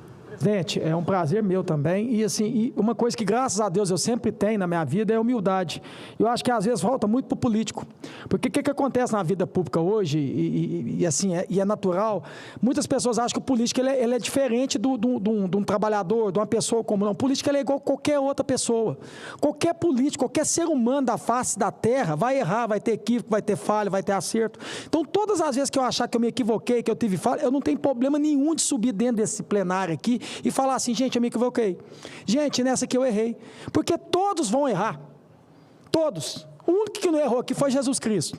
que morreu crucificado e fazendo só o bem. Então, qualquer um que estiver na face da terra aqui, que for político, que for rei, que for presidente, que for governador, que for senador, vai errar. O problema é que o do político ele é tão vaidoso que ele não consegue chegar só, gente, eu errei. Essa aqui eu me equivoquei. Essa aqui e voltar atrás.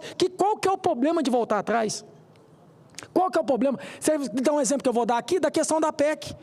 Cajuru, você é prova disso, que a maioria das vezes você está aqui em plenário aqui. Eu fui um dos primeiros parlamentares, tanto deputados e senadores, de apoiar a questão do fim da escala 6x1.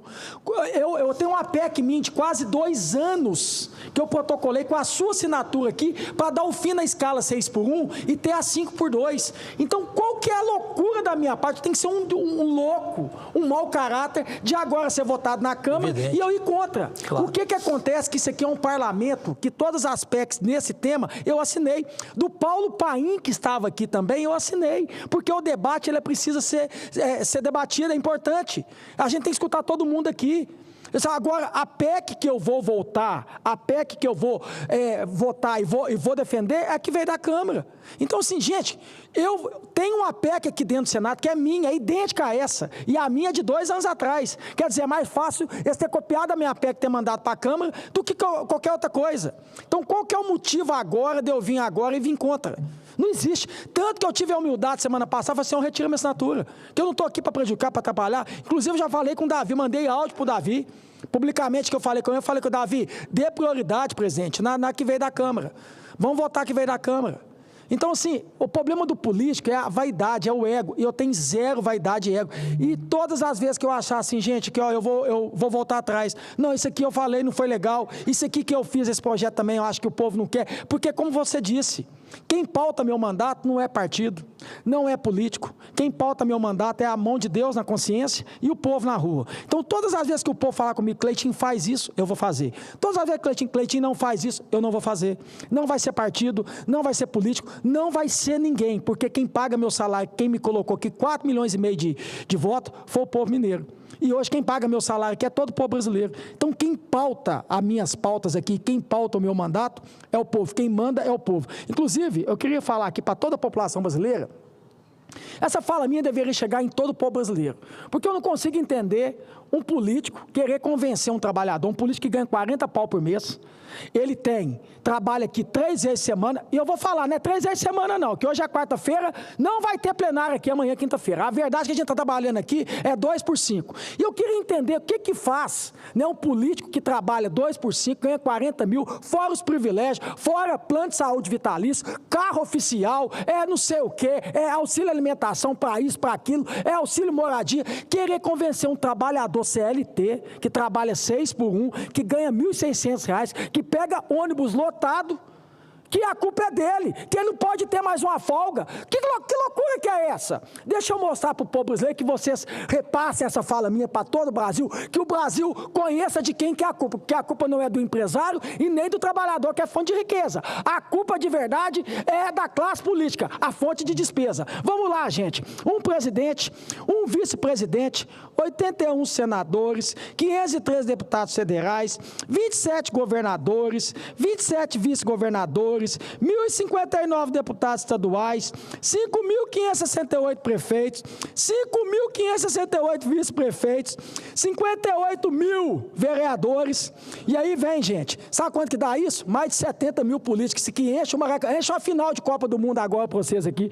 Não sei, quase meio milhão de assessor, que a maioria das vezes, gente, ó, não estou aqui para julgar não, viu, mas vocês já sabem como é que é. Sabe quanto que custa isso para o país? Que não é o trabalhador que trabalha na escala 6 por 1, que pega ônibus lotado, que é a culpa dele não, pelo contrário, ele trabalha para manter esse custo aqui, ó. Olha isso aqui, 248 mil reais por minuto, 15 milhões por hora, 357 milhões por dia, 10 bilhões por mês, 130 bilhões por ano.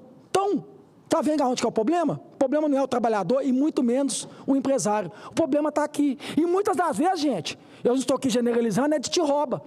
E lembrando que tem esse ano a festa da democracia, 5 bilhões para torrar, para poder fazer campanha nas suas custas.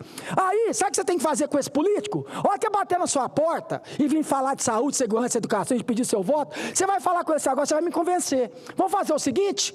Eu quero que você saia de ser político, de ganhar 40 mil por mês, de fazer uma escala 5x2, de ter essa quantidade de privilégio e vir trabalhar na minha escala, 6x1, pegar ônibus lotado e ganhar R$ 1.600. Eu quero ver quantos políticos vai continuar aqui nessa tribuna aqui, defendendo o povo. Eu quero ver quantos políticos é candidato, se tiver que trabalhar numa escala maldita de 6x1 e ter que ganhar R$ 1.600 e ter que pegar ônibus lotado. Duvido! Eu quero ver.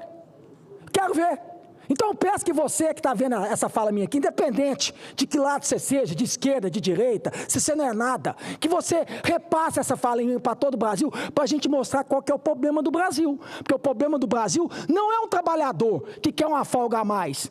Não é. O problema do Brasil não é o empresário que está pedindo redução de imposto, desoneração da folha. Não é. O problema do país está aqui. A fonte de despesa está aqui, no Congresso Nacional, que eu já vou repetir novamente. Se quiser meter processo, mete processo. Ainda tem um monte de picareta ainda que rouba dinheiro público e desvia dinheiro público. E se eu estiver mentindo aqui, gente, eu abro o microfone aqui para o debate. A verdade prevalece. Eu abro o meu microfone para debate com qualquer político, qualquer senador, quiser debater comigo, se eu estou falando é mentira. Que dia que um trabalhador ou empresário é fonte de despesa? Pelo contrário, rala para pagar imposto, para poder manter isso aqui. E como eu falei para vocês, que fique claro aqui, viu, gente? Não é só também não, viu, presidente? O poder legislativo não, tem o poder executivo e tem o poder judiciário. Inclusive o poder judiciário, ele tem 12 bilhões para gastar. Inclusive o poder judiciário, ele gosta de abrir licitação aí para carros, né? Igual teve o TST que abriu aí, quase 10 milhões de reais para comprar carro de 350 mil reais. Eu faço uma pergunta, o trabalhador CLT, ele tem direito de carro oficial de 350 mil reais? Tem um poder judiciário também, desembargadores, juízes, vossas excelências, que gosta de abrir licitação para comprar iPhones. Olha aqui, gente, o iPhone. Nossa senhora, desculpa, é porque eu estou nervoso. Olha isso aqui, o iPhone, gente. E será que eles não têm ganhando 40 mil com um monte de privilégio, conseguir comprar iPhone? Não, mas eles têm direito de abrir licitação. Aí eu pergunto para você, trabalhador, 6x1 CLT, como é que você compra seu iPhone? Você não trabalha com o seu salário, vai lá e divide até de 10 vezes? Por que as vossas excelências não podem comprar com o seu próprio bolso, com o seu salário, que já é 40 pau? Tem que ainda ter esse privilégio. É assim que funciona. É assim que funciona o sistema do Brasil. E é isso que a gente precisa mudar. É assim que a gente muda o país. É hora que a gente entender que a gente está aqui para servir. Não é para ser servido. A gente está aqui para servir. É assim que a gente vira o jogo. E é todos vocês, a hora que vocês entenderem que vocês são patrão, que isso aqui que está aqui são empregados de vocês, e que vocês que ditam a ordem, é que vocês que mandam, é igual essa bandeira que está aqui, ó, ordem e progresso. A hora que dá, você pode ter certeza, ter ordem, vai ter progresso. Não existe um país que vai ter progresso sem ordem, não. Então, mas quem dita a ordem são vocês. Quem mandam são vocês. E está aqui para a gente obedecer. Vocês saiam de casa, né, para poder ir votar agora. Ao que chegar lá no domingo, tem que acordar cedo e é obrigado a votar ainda, né? Senão é multado ainda. Tem que ir lá votar. Antes, Cajuru, tem que pagar. Eu vi uma frase sua uma vez, você colocou nas suas redes sociais, mostrando lá que o cara ainda, além de poder votar no você, ele te paga para você poder ainda fazer campanha. E depois que ele ganha a eleição, ele vai lá e te rouba também. Então assim, pelo amor de Deus, população brasileira,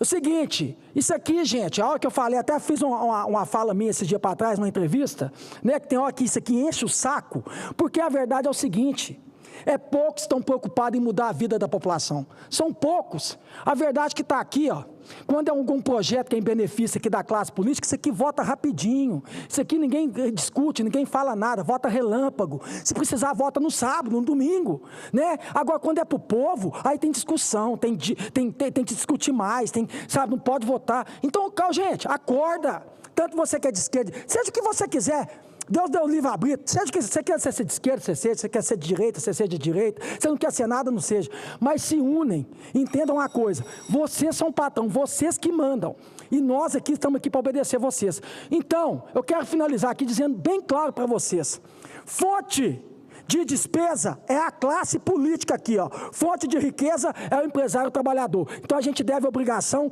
e deve honra ao trabalhador empresário. Então que vote o mais rápido possível o fim da escala 6x1 e dê dignidade e faça a escala 5x2. Muito obrigado, senhor presidente. Parabéns, senador de Minas Gerais, Cleitinho.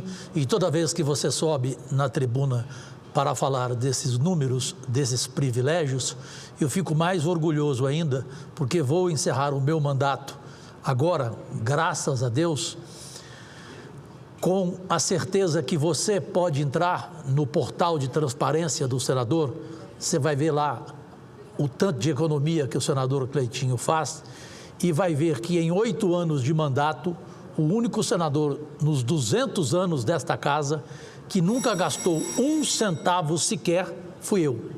Rigorosamente nada eu aceitei e admiro a sua postura e a sua coragem de sempre chegar aqui e falar absolutamente a verdade nua e crua que tanto irrita a população brasileira, e aí os bons são prejudicados. Aquela história de que os inocentes pagam pelos pecadores, porque os que agem assim, às vezes nem são reconhecidos ou demoram para ter o reconhecimento. Graças a Deus que Minas Gerais já te reconhece, em função do que acabou de dizer na tribuna do Senado Federal. Bem, senhoras e senhores, não havendo mais oradores presentes, a presidência suspende a sessão deliberativa, que será reaberta para a apreciação das matérias constantes da ordem do dia. Está suspensa a sessão e daqui a pouco voltará o nosso querido e histórico presidente do Congresso Nacional, Davi Alcolumbre, para esta quarta-feira. Agradecidíssimo, Deus e saúde, brava gente brasileira.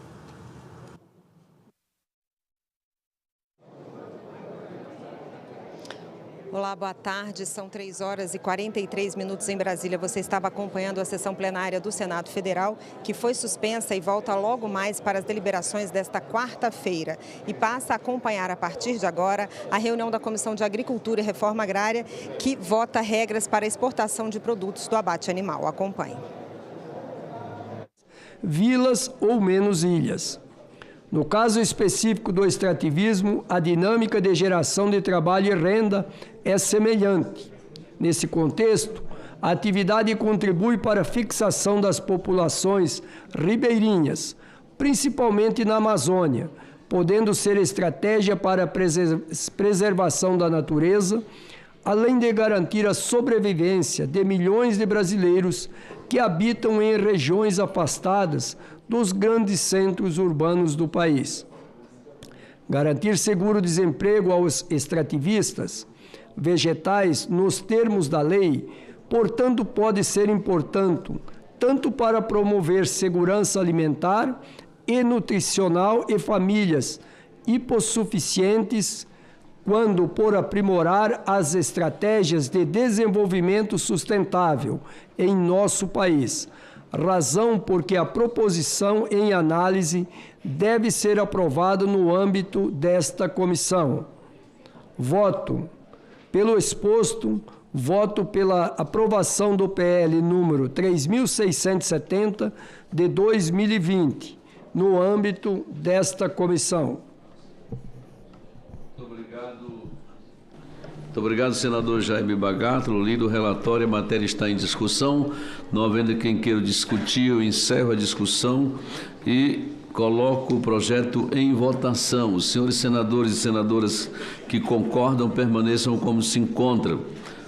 Aprovado. O relatório que passa a constituir parecer da comissão favorável ao projeto.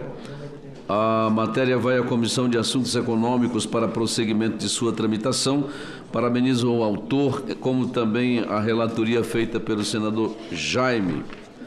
Meus amigos, considerando que o horário também já nos manda embora, não tendo nada mais a tratar, encerra a presente sessão, agradecendo a todos os senhores e senhoras nessa oportunidade pelo comparecimento e a presença aqui com a gente. Encerrado.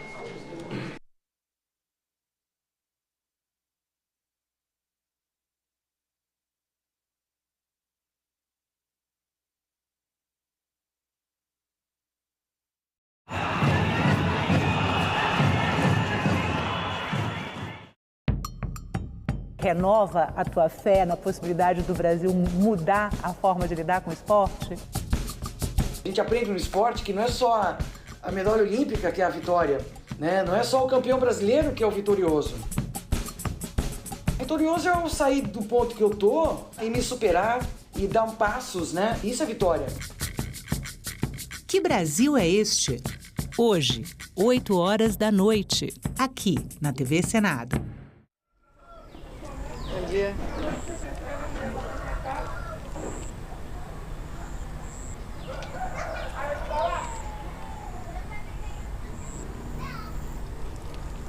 Novas formas de medo e desconfiança. De repente, as sirenes que não tocaram em Mariana e Brumadinho começaram a soar por todos os cantos. De repente, divulgaram que mais de 40 barragens estavam em risco de rompimento. O estado se transformou num campo minado, numa bomba relógio prestes a explodir a qualquer momento. Muita gente foi retirada de suas casas às pressas. Descobriram que viviam em áreas de risco, que a mineradora chama de ZAS, Zona de Autossalvamento. Ou seja, se a lama vier, as pessoas têm que fugir para uma zona segura por conta própria. Agora é lei. O programa Acredita no Primeiro Passo foi criado para auxiliar na renegociação de dívidas e facilitar o acesso ao crédito de pequenas empresas. O objetivo é a qualificação profissional e a inserção socioeconômica por meio do emprego e do empreendedorismo. Podem participar do programa pessoas inscritas no Cadastro Único, o CAD Único.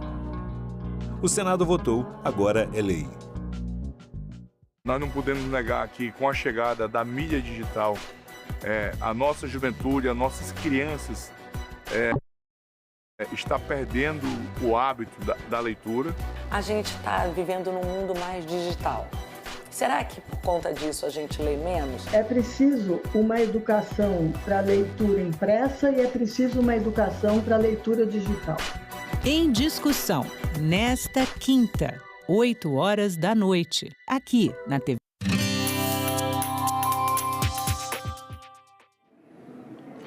Olá, eu sou a Carla Benevides e este é o programa Argumento. As perdas provocadas por enchentes e secas aumentaram o endividamento de produtores rurais em várias regiões do país. O tema voltou ao centro dos debates aqui no Senado, com a previsão de votação pelo plenário de um projeto que prevê a renegociação das dívidas desses produtores rurais. Para falar sobre esse assunto, o convidado do nosso programa Argumento é o senador Hamilton Mourão, do Republicanos do Rio Grande do Sul. Senador, obrigada pela sua presença. Nada, satisfação, cara. Senador, o senhor é de um estado onde essas perdas foram muito significativas, não só de safras, mas de equipamentos. E os produtores rurais do Rio Grande do Sul estão em peso aqui no Senado, né? Estão até com camisas SOS, Agro Rio Grande do Sul. De que forma esse projeto pode ajudar esses produtores e também de outras regiões, outros estados? Pois é. Essa luta vem sendo travada desde julho de 2024, né? Então são praticamente quase 2 anos, né, nessa queda de braço junto ao governo federal, que era quem poderia construir, né, uma saída, né, de modo que garantisse uma renegociação por parte desses produtores rurais de uma dívida que hoje, a dívida estressada, vamos falar assim, aquela que já venceu ou está vencendo, situa-se aí na casa dos 170 bilhões de reais. E o grande problema, não é que banco só vai renegociar se tiver uma segurança nessa renegociação. E a segurança se chama fundo garantidor. E a proposta que está colocada é o uso do fundo do pré-sal, o fundo social, como garantia para essa renegociação. Aí temos outros detalhes, que é o tempo de 10 anos para pagamento, o tempo de carência, o juro é outro problema seríssimo, porque se colocar um juro similar ao que está sendo praticado hoje no mercado, não há condições de pagar, né? E também, né, há uma disputa, uma queda de braço dos próprios bancos, né, porque essa dívida não é só com o banco. Essa dívida é com cerealistas, essa dívida é com cooperativas, onde o agricultor termina também se financiando para poder realizar a sua atividade. Senador, essa proposta ela veio da Câmara dos Deputados, chegou aqui no Senado, ela foi aprovada na Comissão de Assuntos Econômicos, mas no relatório do senador Renan Calheiros, entraram outras categorias, né, de produtores rurais também, outras situações. E isso colocou o governo em alerta, houve uma preocupação com as contas públicas e se falou também na possibilidade da edição de uma medida provisória para tentar fazer um meio termo entre a proposta do Senado e o que o governo pode pagar. Como é que está essa negociação? Na realidade, o governo ele não vai pagar nada, né? O governo tem um fundo, ele não vai tirar um recurso, um centavo do orçamento, né? E o governo vai utilizar o fundo social, como falei aqui, como garantidor. Então, vamos colocar o fundo social ali, a gente espera 30 bilhões nele, né? Pela regra de Basileia, aí, de sistema bancário, esse recurso pode ser girado em torno de 7 vezes, dá uns 210 bilhões, né? O que cobre os 170 bilhões que estão para serem renegociados. Mas a gente vê que o governo tem uma certa dificuldade em compreender isso. Não está colocada aí na mesa só a dívida do agro do Rio Grande do Sul, muito pelo contrário, está do Brasil inteiro, que foi a forma também encontrada para que houvesse uma união de esforços aqui dentro do Parlamento e, em particular, aqui dentro do Senado. Então, eu vejo, vamos dizer o seguinte, o governo tem que compreender, né, que o agro hoje é o que dá uma vantagem comparativa para o Brasil no concerto das nações. É onde nós temos, vamos dizer assim, uma certa dominância em termos econômicos. Apesar, e aí vamos acender a luzinha aqui, gente, hoje nós estamos vendo os Estados Unidos, o governo americano, buscando recuperar o seu protagonismo no agro. Então, a ida do presidente Trump agora, recentemente, ao estado de Wisconsin, que é vamos dizer, o epicentro do agro americano, o acordo da China e dos Estados Unidos, que foi assinado em maio, né? Nós temos essa guerra aí do Irã, temos o tarifaço, né? Então tem uma série de outros pontos acontecendo, e se o nosso governo deixar as coisas rolarem do jeito que está, ele vai matar a galinha dos ovos de ouro. Tem uma coisa que tu falaste, né? Que é a questão de não prejudicar a questão fiscal do país, né? Aí eu vou dizer aqui com todas as letras, olhando bem para a Câmara, é piada de salão o governo do PT falar em equilíbrio fiscal, né? Porque é o governo que mais esburacou, né, a capacidade de pagamento do nosso país. Senador, os produtores rurais eles têm reclamado exatamente dessa demora nas soluções. A senadora Tereza Cristina sinalizou vencimento de parcelas do Plano Safra. E aí eu queria a sua opinião, o que seria mais rápido e mais eficiente? A aprovação desse projeto, que se for aprovado pelo plenário do Senado, volta para a Câmara, ou a edição de uma MP? Pois é, o MP sempre causa temor, porque o governo emitiu um MP ano passado, a 13/14, onde ele colocou uma linha de financiamento de 12 bilhões, mas com juros totalmente insuportáveis, tanto que dessa linha de 12, o pessoal acessou meia dúzia, acessou metade, né?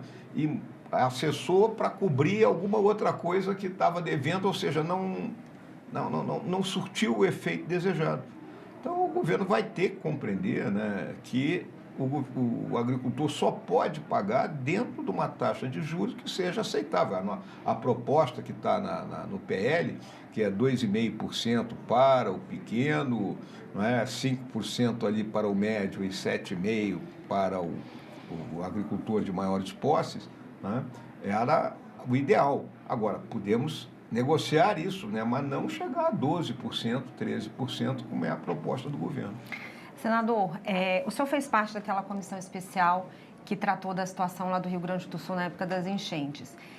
Para evitar que as novas safras se percam, a gente tem aí a possibilidade de um super El Niño, né, que está sendo anunciado, e corre-se o risco de mais prejuízos.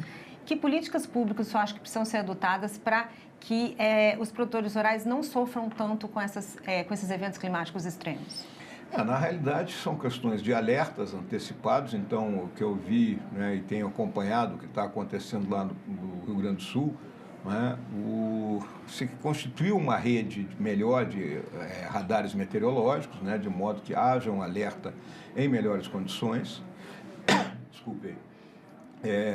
Também, né, as obras de contenção de cheia, mas isso abrange mais a área ali da Grande Porto Alegre, não tem muito a ver com o negócio do agricultor. E, na realidade, a cheia ela atingiu os agricultores do Vale do Taquari, mas outras partes do estado foram atingidas especificamente não pela cheia, pela seca. Né? E nós pegamos ali 5 secas seguidas. E aí acontecem as quebras de safra. Então, na realidade, a gente tem que compreender que o Rio Grande do Sul hoje é um epicentro da mudança climática, né? E tem que aumentar a resiliência do agricultor. Então, no caso da seca, o que se pode ser feito? É a reservação de água, porque a água cai em abundância em outros períodos do ano. Mas há uma dificuldade, aí aquela queda de braço com o pessoal do meio ambiente, na construção de açudes, no uso das próprias áreas de preservação ambiental que estão em regiões alagadas, né, para transformar aquilo numa área de reservação de água. Então, são coisas que nós temos que trabalhar. Os estados do Sul já têm se preparado, né? Santa Catarina já anunciou aí o cancelamento de algumas festas específicas aí dessa época do ano. O estado do Rio Grande do Sul está se preparando para essa possibilidade de Super El Niño? Sim, o Rio Grande do Sul vem se preparando para isso, mas com atraso. Muita coisa que foram prometidas ali, né, e o próprio governo do estado não conseguiu executar. Há uma dificuldade da administração pública pelas questões de licitação, projeto, né? A administração pública ela termina sendo muito lenta nisso aí, né? Eu acho que uma coisa onde se foi muito bem foi na questão de defesa civil. E realmente agora se fala em defesa civil, há um sistema de defesa civil melhor, mas em outros pontos, né, há um atraso. E as próprias questões que estavam ligadas às ações do governo federal também feitas com atraso. Houve recuperação de estrada, de ponte, etc. e tal, mas muita coisa ainda, principalmente construção de moradia para as pessoas, as famílias que perderam sua moradia. Tem, nos projetos do governo do estado do Rio Grande do Sul, acho que tem 10% das moradias construídas, e do governo federal acho que é 5%. Então, é pouca coisa, né? Senador, só para a gente finalizar, qual a expectativa para a aprovação desse PL que prevê a renegociação das dívidas? Nós sabemos que não vai ser simples, porque há emendas que entraram aí e que mudam o PL, né? E são emendas que eu vejo que estão vindo de gente ligada ao governo. Então, nós estamos negociando ainda, né? A nossa principal negociadora é a senadora Tereza Cristina, né? Estou aguardando ainda um contato com ela, não tive esse contato, né? Para ver como é que está isso, e a gente vai ter que levar a plenária amanhã e tentar impor uma maioria de votos, que é assim que funciona a democracia, para que a gente aprove o projeto. Tá certo, senador. Muito obrigada pelos seus esclarecimentos. Nada, Carla, eu que agradeço. E eu agradeço a você também que nos assistiu. Se você quiser rever essa entrevista, é só acessar o nosso site, senado.leg.br/TV, ou o nosso canal no YouTube. Continue conosco e até o próximo. Calendário Eleitoral 2026. A partir de 7 de abril, servidoras e servidores não podem mais receber aumento salarial. A exceção é o reajuste para repor as perdas provocadas pela inflação. A restrição só termina depois da posse de quem se eleger em outubro, ou seja, em 2027.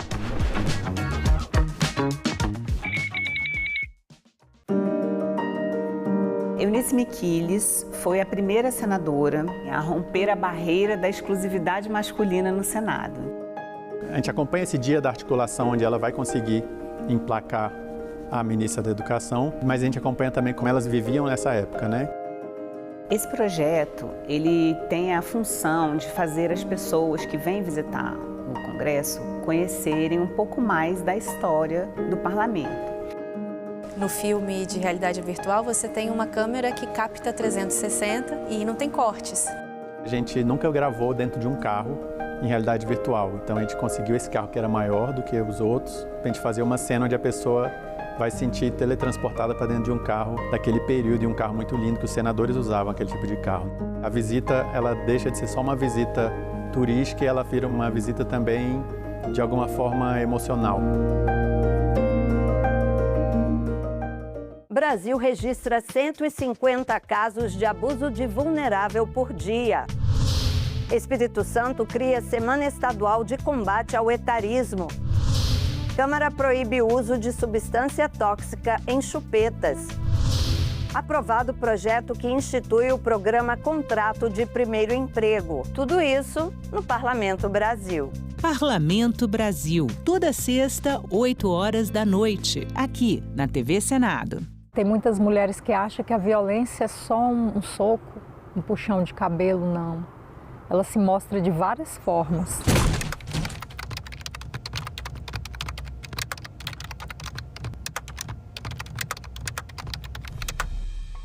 Era briga, era ciúme, era confusão. Ah, mulher minha não vai estudar. Quem é que vai te querer com esse tanto de filho? Mulher minha não dança. Mulher minha não tem amizade com homem, as falas que eu ouvia. Mulher minha tem que me servir a hora que eu quiser. Se não me servir, eu vou pra rua procurar outra. Várias vezes, inclusive, eu acordei com ele em cima de mim.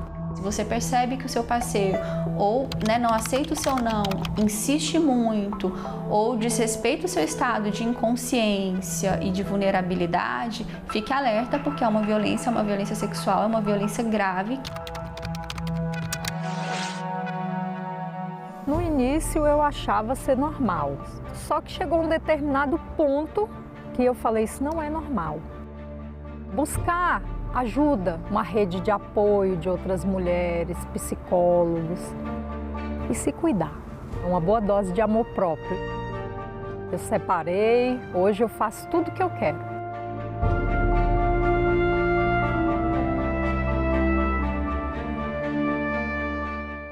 A violência política de gênero tenta silenciar as mulheres. Mas você não precisa enfrentar isso sozinha. O Zap Delas é o canal da Procuradoria da Mulher do Senado para acolher e orientar candidatas e lideranças. É um espaço seguro para denunciar ataques, ofensas e perseguições. Anote o número 619-8309-0025. Zap Delas, um canal da Procuradoria da Mulher do Senado. Em junho, a TV Senado apresenta documentários que investigam como o ser humano tem se relacionado com o meio ambiente.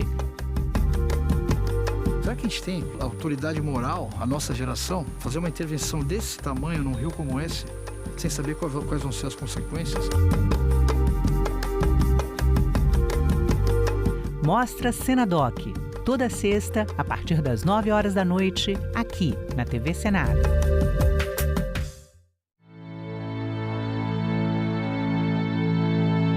Eu nunca tinha ouvido falar nisso, não era uma coisa muito comum, tráfico de animais. Estava lá na minha salinha, na secretaria da prefeitura, no secretário municipal do meio ambiente, e chegou um carro da Polícia Rodoviária Federal. O policial me chamou e falou assim, a gente acabou de apreender uns animais e a gente veio trazer aqui na Secretaria de Meio Ambiente para ver o que você faz. Eu me lembro que eu fiquei 3 dias com aqueles animais dentro do carro, levei para minha casa, dava banana, dava água, tentava encontrar um lugar para deixar aqueles animais. Fui no zoológico, o zoológico disse que não tinha condições de receber. Fui no Ibama e aquilo me chamou muita atenção. Eu falei, caramba, que é isso, né? Eu falei assim, de onde vem tanto bicho? Para onde que vai tanto bicho? O que as pessoas fazem com tanto bicho?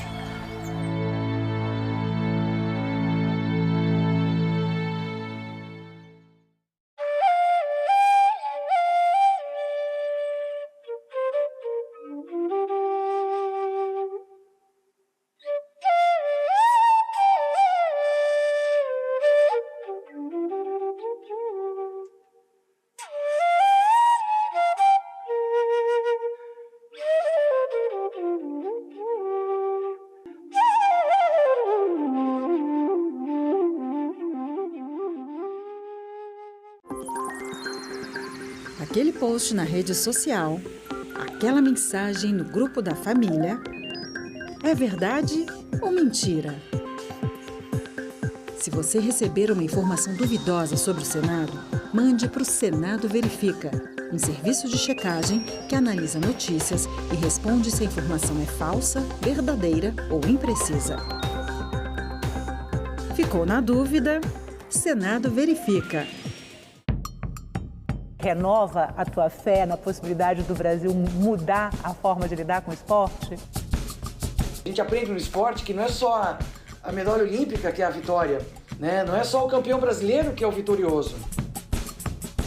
Vitorioso é eu sair do ponto que eu tô e me superar e dar passos, né? Isso é vitória.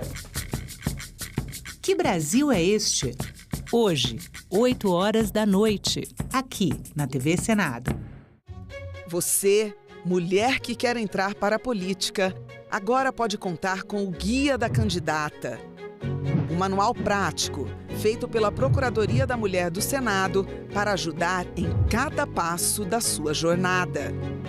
A publicação mostra o que você precisa para começar. Estar em dia com a Justiça Eleitoral, garantir sua filiação a um partido e o domicílio eleitoral 6 meses antes da eleição. Lá, você descobre como garantir os recursos para a sua campanha, como os 30% do fundo eleitoral e do tempo de rádio e TV, que são seus por direito. O material também ensina a organizar a campanha, cuidar da segurança na internet e o que fazer em casos de violência política. Acesse o guia na página da Procuradoria do Senado na internet. Basta clicar em Publicações no alto da página e selecionar o Guia da Candidata. É informação rápida e segura para você ocupar o seu lugar na política, porque não existe democracia sem a sua participação. –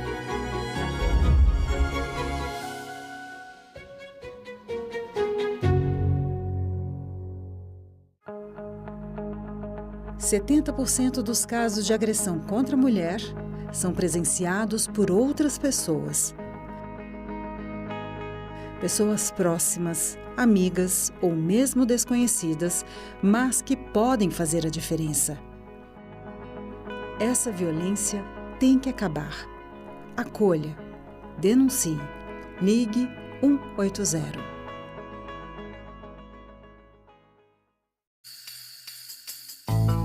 Quando está recomendado fazer cada um desses exames? Somos o maior parceiro comercial sérvio na América Latina. O que está por trás dos algoritmos e também dos aplicativos de inteligência artificial.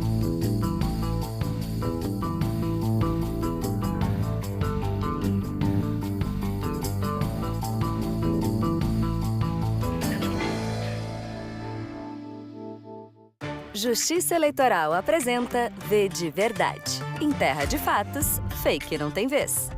Um dos fatores que tornam difícil separar fato de fake é o volume de informações, posts. Na época das eleições, os conteúdos falsos são espalhados para enganar eleitoras e eleitores. Esses conteúdos são despejados nas redes sociais em uma quantidade assustadora. O problema piora quando a gente junta essas fake news com a enorme quantidade de conteúdos que circulam todo dia na internet. É muito difícil avaliar se esse gigantesco volume de informações é verdadeiro ou não, mas você pode tomar alguns cuidados. Verifique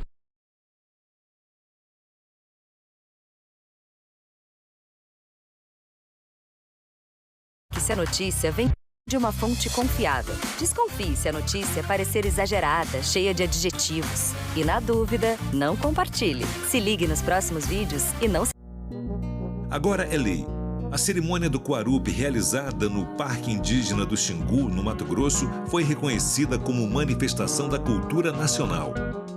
O Quarupi ocorre entre agosto e setembro, reunindo diversas etnias indígenas do Alto Xingu. Os temas do ritual são a morte e o luto, ao mesmo tempo em que se homenageia a memória de entes queridos. O Senado votou, agora é lei. Ter acesso às tecnologias digitais significa, primeiro, você ter acesso físico. A pessoa tem que ter acesso à internet, ela tem que ter o equipamento que tem o acesso à internet, isso significa custo também, né? Nem todo mundo tem. Eu senti muito isso quando eu era ministro das Comunicações e ministro de Ciência e Tecnologia, durante a pandemia, que a gente precisava passar as aulas para os alunos. Aí a primeira proposta era, bom, então passa as aulas pela internet, o aluno tem que ficar em casa, ele assiste as aulas pelo celular. Mas nem todo mundo tem celular. Ainda tem muito buraco, vamos chamar assim, né, na nossa população distribuída nas regiões mais remotas do país, que a pessoa não tem acesso através do celular. Acesso a serviços públicos, a benefícios sociais, matrículas em escola, acesso a documentos, hoje são feitos pelo digital. Então, não ter acessibilidade digital, a gente está impactando diretamente em cidadania, em acesso ao social.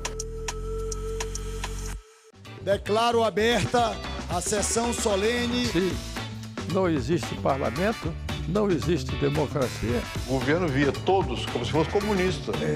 A fila não para de crescer para a passagem da revista lá na esplanada dos ministérios. Deve ser sempre lembrado o que foi dito por Ulisses Guimarães. Traidor da Constituição é traidor da pátria.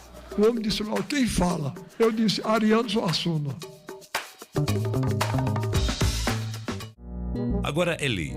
O teste de cosméticos, itens de higiene e perfumes em animais domésticos e selvagens está proibido. A vedação vale para produtos com fins estéticos e de limpeza corporal. A medida torna necessária a busca por alternativas aos testes em animais. A lei estabelece um prazo de 2 anos para adequação às normas de testagem. Já os testes de medicamentos em animais continuam permitidos. O Senado votou, agora é lei.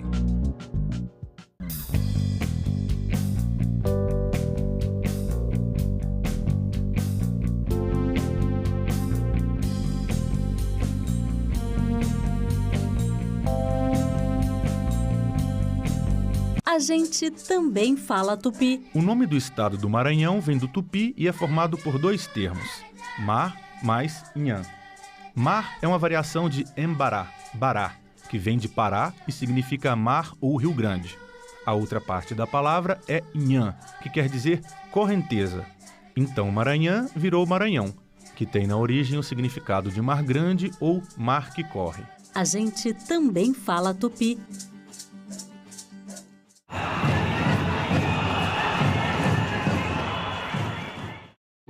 O programa a seguir é livre para todos os públicos.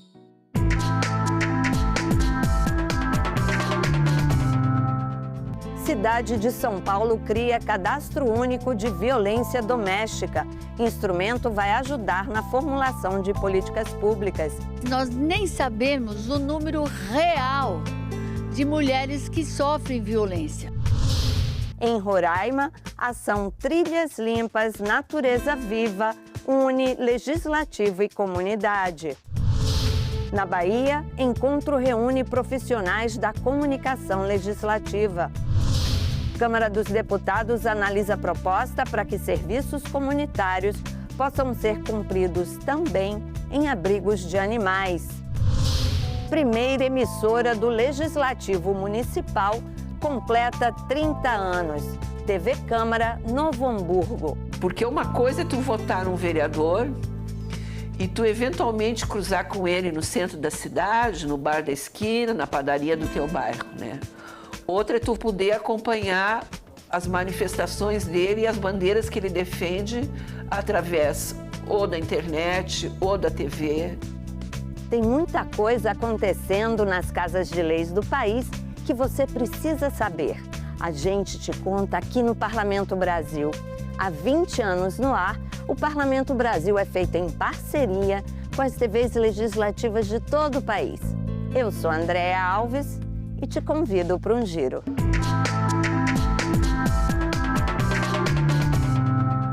Quantas são as vítimas de violência doméstica? Para quais instituições elas são encaminhadas? Para responder a essas perguntas e fortalecer as políticas públicas de apoio a essas mulheres, a cidade de São Paulo criou um novo instrumento. É o CAVID, Cadastro Único de Violência Doméstica. Foram várias formas de abuso até ela entender o que estava passando. Esta mulher foi vítima de violência doméstica. Não vamos identificá-la para a segurança dela. Injúria psicológica, física, sozinha, dentro de um apartamento com uma pessoa que era maravilhosa para o público, né? Para minha família, para todo mundo. Então, foi muito difícil. Foi em uma UBS que ela recebeu o primeiro acolhimento. Foi uma enfermeira quem percebeu a situação, fez o alerta e ajudou a registrar a primeira ocorrência. Depois disso, ela conseguiu gravar um momento de violência, mostrou para a família e encontrou forças para sair de casa. Aí eu voltei na UBS, pedi o relatório, fui na delegacia da mulher e aí eu abri a ocorrência. E para facilitar a busca por ajuda, foi criado na capital paulista o CAVID, o Cadastro Único de Violência Doméstica, que vai reunir todas as informações vindas dos órgãos públicos federais, estaduais e municipais. Pela nova regra, o CAVID vai reunir informações de diferentes serviços, como saúde, assistência social, segurança e educação. Além disso, o cadastro também vai direcionar as vítimas de violência doméstica para programas e projetos de atendimento do município. A lei é de autoria da vereadora doutora Sandra Tadeu, do PL, com o apoio de outros coautores. O projeto foi apresentado em 2020, ano em que ela presidiu a Comissão sobre Violência contra a Mulher na Câmara. Na época, a CPI investigou problemas ligados à violência de gênero na cidade. A vereadora lembra que chegou a questionar uma promotora sobre o que acontecia com as vítimas depois das denúncias. Me responderam assim, mas como é que nós vamos saber se nós nem sabemos o número real de mulheres que sofrem violência? O que a gente tem de dados reais são as mulheres que estão com medidas protetivas ou mulheres que fizeram o BO, e mais ou menos a gente tem esse número, e as mulheres que sofrem o feminicídio. Foi nesta época da CPI que o CAVID começou a ser discutido. A gente tem que ter um número. Isso tem que ser jogado num órgão dentro da prefeitura para que a gente saiba realmente o que essas mulheres precisam e a gente ter esse acompanhamento. Tendo esses dados, será muito mais fácil a gente aplicar políticas e essas mulheres terem mais confiança nisso, porque hoje fica tudo muito solto. A advogada Giovana Romano, vice-presidente da OAB Butantã e coordenadora do Escritório de Assistência a Vítimas de Violência Doméstica, destaca a importância do CAVID. Segundo ela, um dos principais desafios hoje é a falta de um fluxo padrão de encaminhamento entre os serviços públicos como assistência social, segurança e saúde. A partir do momento que é construído um cadastro e um fluxo de encaminhamento padrão entre esses serviços, é possível compartilhar informações e entender qual que é o perfil dessa mulher na região e quais são os serviços que ela precisa acessar, tendo um encaminhamento, que eu vou falar de novo, um encaminhamento padrão, mas é um encaminhamento efetivo, que não seja só algo que dependa, vamos dizer assim, da boa vontade de uma pessoa que está trabalhando num serviço de saúde, perceber aquela situação e tentar contatar individualmente uma pessoa de um outro serviço. A advogada também acredita que com o CAVID, os dados a respeito da violência doméstica vão estar mais próximos da realidade. Quando não existe um cadastro, uma forma universal de colher esses dados e de compilar esses dados, isso dificulta até mesmo para a implementação de política pública. Perfeito, a gente tem uma vara de violência doméstica, tem tantos processos, ou aqui a gente tem uma UBS, mas o que está acontecendo para que essas mulheres que precisam acessar esses serviços não cheguem? Então, quando eu consigo compilar esses dados, até por uma questão de eficiência da política pública, é muito mais racional para que as pessoas possam trabalhar, até para entender necessidade de verbas e orçamentos públicos destinados a cada uma dessas políticas e assim por diante. Pra muita gente fala assim, é besteira, Não é besteira, é a nossa vida. Então, pra gente não virar nenhuma estampa de camiseta, a gente precisa desses meios. Se hoje eu tenho tudo que eu tenho, porque eu não desisti. Eu sou muito grata às mulheres que me ajudaram. Em Roraima, a Assembleia Legislativa se uniu à comunidade do município do Cantá na ação Trilhas Limpas, Natureza Viva. E na Bahia, o encontro de comunicação legislativa debateu, entre outros assuntos, fake news, a situação da mulher na política e a escravidão dos likes. Notícias das casas de leis do país.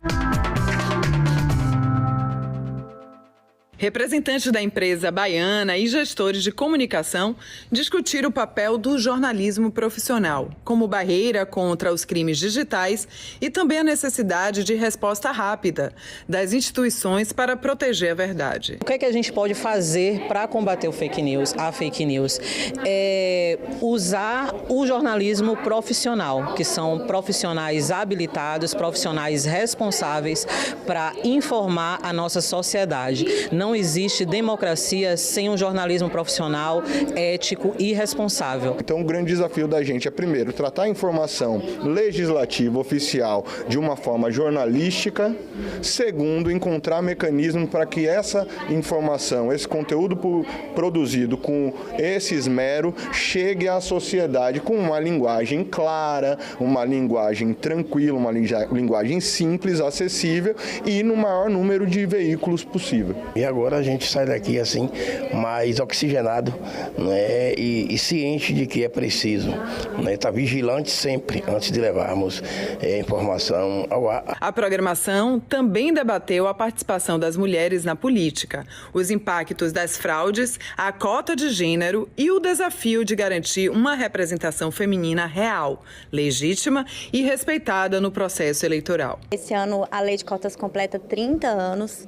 E, infelizmente, a gente ainda é o último país de representação feminina da América Latina. O Brasil, né, sendo essa potência democrática, não é compatível, né? A gente tem mais da metade do eleitorado, mais da metade da população, e não faz sentido que isso também não se represente, né, na nossa... Desde a presidência da República até a prefeitura, enfim. É a primeira eleição em 20 anos que a gente não tem uma mulher candidata à presidência da República, o que para a gente também é muito sintomático, ainda mais olhando para o cenário que a gente vê, né, de uma grande violência contra a mulher. O Brasil é o 5º país no mundo em violência contra a mulher e feminicídio, enfim.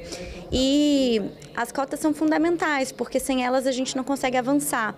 O problema que a gente enfrenta é que os partidos políticos, eles querem mulheres apenas candidatas, eles não querem mulheres eleitas. E as mulheres não querem mais só ser candidatas, elas querem ser eleitas. Para que exista eleição, é necessário que tenha mulher. E o que é que está acontecendo? As mulheres estão entrando muitas vezes apenas para que haja viabilização dessas candidaturas de todos os partidos. E a fiscalização, ela tem se mostrado muito eficaz, principalmente na Bahia, onde tiveram várias chapas totalmente derrubadas, porque foi comprovada a utilização de mulheres apenas para compor chapa. Eu sinto que cada passo que a gente dá parece que é um passo gigantesco para nós e um passo de formiguinha para o mundo que ainda continua andando lentamente em direção aos nossos direitos. Então, equilibrando as nossas angústias com as nossas conquistas, a gente tem cada vez mais se encontrado para que a gente crie ambientes em que a nossa presença não seja uma novidade, mas seja a regra. A importância da mulher na política, né? Vendo isso mais como uma realidade. Hoje, parece que não, mas a gente verifica uma política quebrar esse paradigma de política machista, né? E a mulher, ela tem sim esse espaço. Ela precisa acreditar nisso e realmente agarrar, né, com toda a confiança de que ela realmente pode e realmente representar não só as mulheres, mas principalmente as mulheres dentro da política, mas toda uma sociedade. O encontro ainda destacou a importância da modernização das casas legislativas, com mais tecnologia, transparência e aproximação com a sociedade. E na palestra de encerramento, o debate se voltou para o impacto do marketing digital nas eleições. A discussão destacou como a presença nas redes sociais, o engajamento e a influência digital passaram a ter o papel decisivo na construção da imagem pública e também na relação entre candidatos e eleitorado. Quando você pensa demais em like, esse conteúdo deu like e alcance, é o que gera essa escravidão da rede social. Então você tem que olhar um pouco além, você tem que ver outras métricas. Se realmente eu estou conseguindo converter as pessoas para os meus canais, se eu estou conseguindo levar para o meu site, se eu estou conseguindo levar para o WhatsApp, então isso é importante, se eu estou conseguindo levar para eventos. Então quando eu olho de uma forma mais estratégica, talvez o post que eu coloquei lá, ele não viraliza. Eu tenho pavor de viralizar, porque isso pode ir para a base errada. Mas eu coloco lá um post que não teve tanta curtida, mas lotou o meu evento. Então olhar para as outras métricas tira essa visão de escravidão do digital.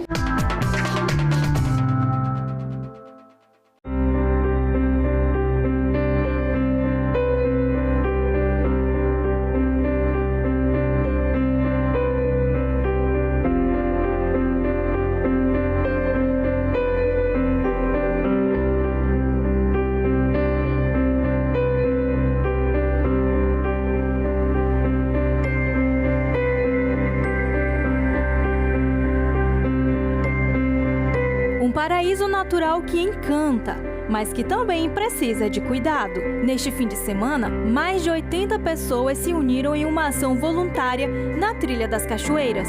O local fica a pouco mais de 30 quilômetros de Boa Vista, na Serra Grande, no município do Cantá. O grupo, formado por estudantes de turismo, moradores da região e guias credenciados, passou mais de 7 horas na serra. Ao longo do percurso, eles instalaram placas informativas e recolheram o lixo deixado por visitantes. A ação comunitária foi desenvolvida pelo Centro de Apoio aos Municípios da Assembleia Legislativa de Roraima, em parceria com a Prefeitura do Cantá. Foi uma parceria muito bem elaborada. O CAN chegou aí para ajudar mesmo o município a desenvolver o turismo, né?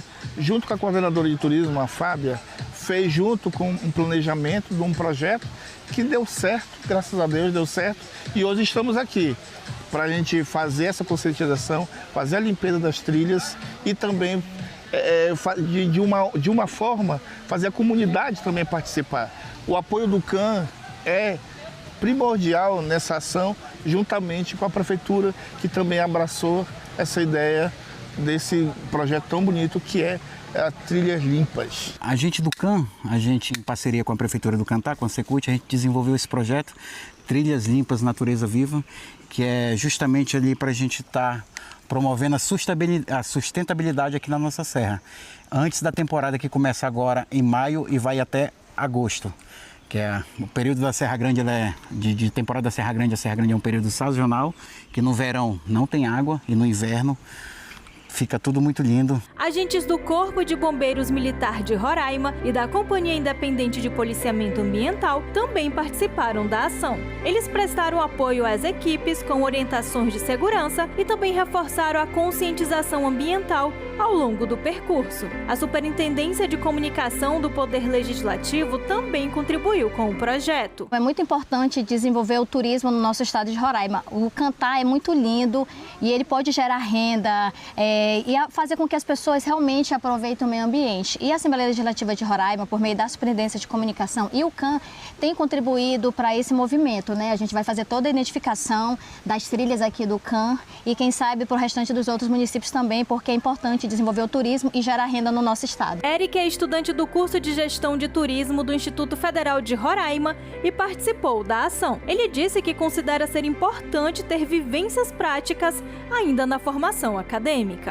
O nosso curso de gestão, ele teve uma mudança bem grande na grade curricular e ficou ampla. Então, eu tenho tentado me envolver nos vários segmentos do turismo, né? Seja o gestão de turismo, ele engloba muita coisa, desde hotelaria, desde ecoturismo, desde turismo rural. Então, eu tento me colocar ali à disposição de todos os segmentos do turismo para aprender, para adquirir o conhecimento. O Centro de Apoio aos Municípios segue levando serviços e ações como essa para diferentes regiões do estado. A proposta é aproximar o poder legislativo da população e contribuir com o desenvolvimento dos municípios.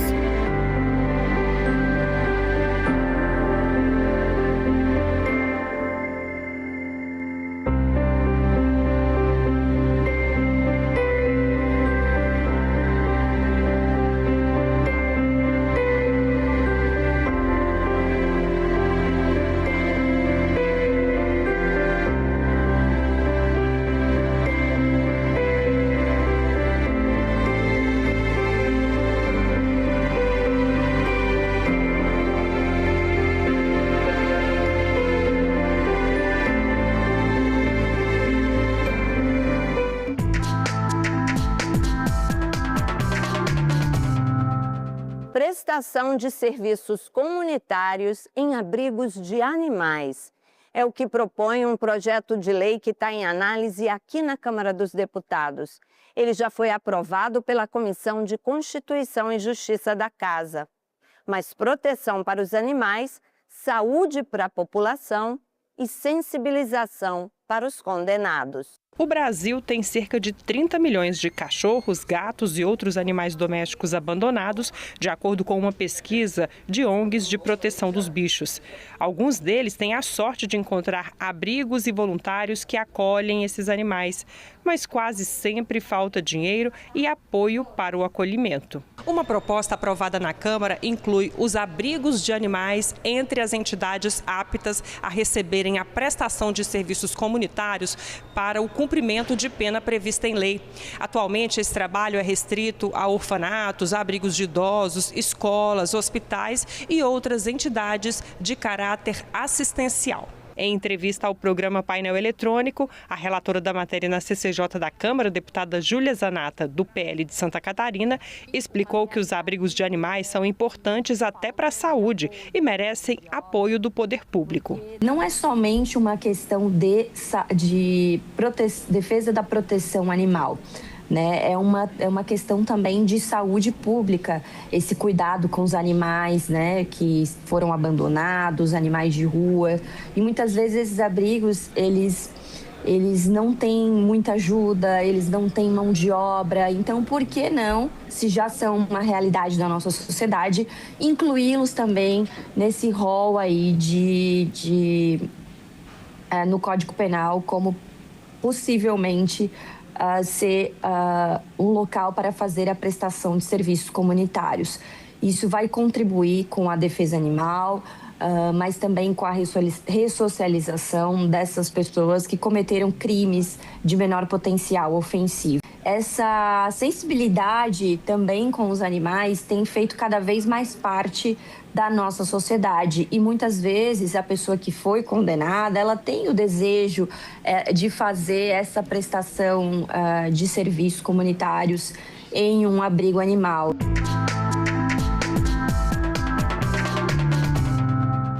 Você sabe que a TV Senado está fazendo 30 anos, não é? A primeira emissora legislativa a transmitir em nível nacional. Pois outra emissora também está completando 30 anos. É a TV Câmara Novo Hamburgo, lá no Rio Grande do Sul. Ela foi a primeira TV legislativa municipal do país. Pioneira no Rio Grande do Sul entre as emissoras dos legislativos municipais, a TV Câmara de Novo Hamburgo completa 30 anos de história. O canal hamburguense não é apenas precursor em terras gaúchas. Entrou no ar em 11 de abril de 1996, junto à TV Assembleia do Rio Grande do Sul. E apenas 2 meses após a inauguração da TV Senado e 5 depois da TV Assembleia de Minas Gerais, a primeira do país. A TV Câmara nasceu há 30 anos atrás e o vereador Carlinhos, né, era o presidente nesse tempo. Depois nós tivemos o vereador Ito, que continua aqui na nossa Câmara Municipal, que trouxe a TV para a Câmara. E também, né, nós tivemos outro momento importante, que foi a última reforma que nós tivemos aqui nos estúdios, feito pelo vereador Raul Kassel, que também é uma figura muito conhecida e muito atuante aqui na política do nosso município. Mas que alegria coube a mim hoje ser o presidente desses 30 anos. O início de seu funcionamento ocorre graças à publicação da Lei Federal número 8.977, de 1995, que regulamenta o serviço de televisão a cabo no Brasil. Com a nova legislação, o Congresso Nacional, as assembleias estaduais e as câmaras municipais passaram a poder ter suas sessões transmitidas por meio das TVs por assinatura. Era uma época bem distinta da atual. A internet era lenta, não havia redes sociais e, pela primeira vez, eram utilizadas oficialmente as urnas eletrônicas no Brasil. Ter acesso aos candidatos escolhidos no último pleito e às ideias por eles defendidas não era tarefa fácil. Nesse cenário, o canal 16 da NET começou a exibir as sessões plenárias. Um passo e tanto para o envolvimento dos cidadãos nos rumos da cidade e no entendimento das consequências de suas escolhas. A comunidade não sabia, não tinha conhecimento das coisas que aconteciam, dos projetos que eram votados, das discussões da Câmara de Vereadores. Então, houve uma transparência muito grande com a TV Câmara. A comunidade aí fica assíduo olhando nós e tal, e vê o procedimento, qual é a luta, qual é o trabalho, o que o vereador está produzindo. Até então nós estávamos muito em cima do panfleto, que eram as coisas da época, né? Da divulgação do jornal, o Jornal NH, que era o principal jornal da região, que te dava a notícia no dia seguinte a que as coisas aconteciam. E o advento, né, da TV aqui, né, e da informática como um todo, passou a ser as coisas instantâneas, né? Maria Magda Wagner, jornalista e então coordenadora da Assessoria de Comunicação da Câmara de Novo Hamburgo, relata o impacto da emissora na época de sua implantação. Não só incentivou, como mudou a visão, né? Porque uma coisa é tu votar num vereador e tu eventualmente cruzar com ele no centro da cidade, no bar da esquina, na padaria do teu bairro, né? Outra é tu votar e eleger um vereador e tu poder acompanhar as manifestações dele e as bandeiras que ele defende através ou da internet, ou da TV, ou de um jornal impresso, ou do jornal da cidade. Quer dizer, isso muda radicalmente a relação do poder com o público. E aí é que está a importância das TVs câmaras no país, né? Não por acaso elas se expandem cada vez mais. Porque no momento que a comunidade e o próprio setor legislativo se dá conta desse diferencial, aí muda tudo. É uma comunicação que está fazendo para a comunidade, não tem um cunho comercial. É uma comunicação limpa, transparente, de mostrar o que os parlamentares estão fazendo e a comunidade tem essa opção de ter acesso ali a essas informações. Todas as coisas boas já vai melhorando. Que esse é o caso de vocês aqui. Vocês estão sempre inovando, sempre buscando a tecnologia para melhorar. Porque uma coisa é aqui da câmera para cá, né? Mas atrás da câmera nós temos uma equipe muito grande que faz um trabalho de excelência, que faz com que estas imagens cheguem na sua casa, cheguem nas suas redes sociais de uma forma ainda mais limpa, de uma forma ainda mais bonita, de uma forma em que você possa receber, né, essas entrevistas, essas palavras que a gente acaba dando aqui nos nossos espaços. Então nós temos muitos desejos, muitos projetos para esta TV. São 30 anos de passado, mas agora nós temos que olhar para o futuro. E o futuro tem muitas coisas que nos reservam. Parabéns à TV Câmara Novo Hamburgo, nossa parceira. Olha, a gente vai querer mais matérias legais, viu? E a gente vai ficando por aqui. Você sabe que todo o conteúdo da TV Senado está na internet. Até semana que vem, pessoal. Tchau!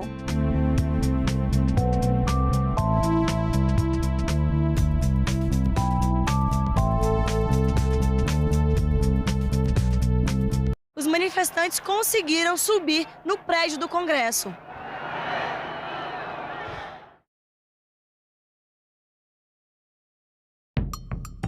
Renova a tua fé na possibilidade do Brasil mudar a forma de lidar com o esporte?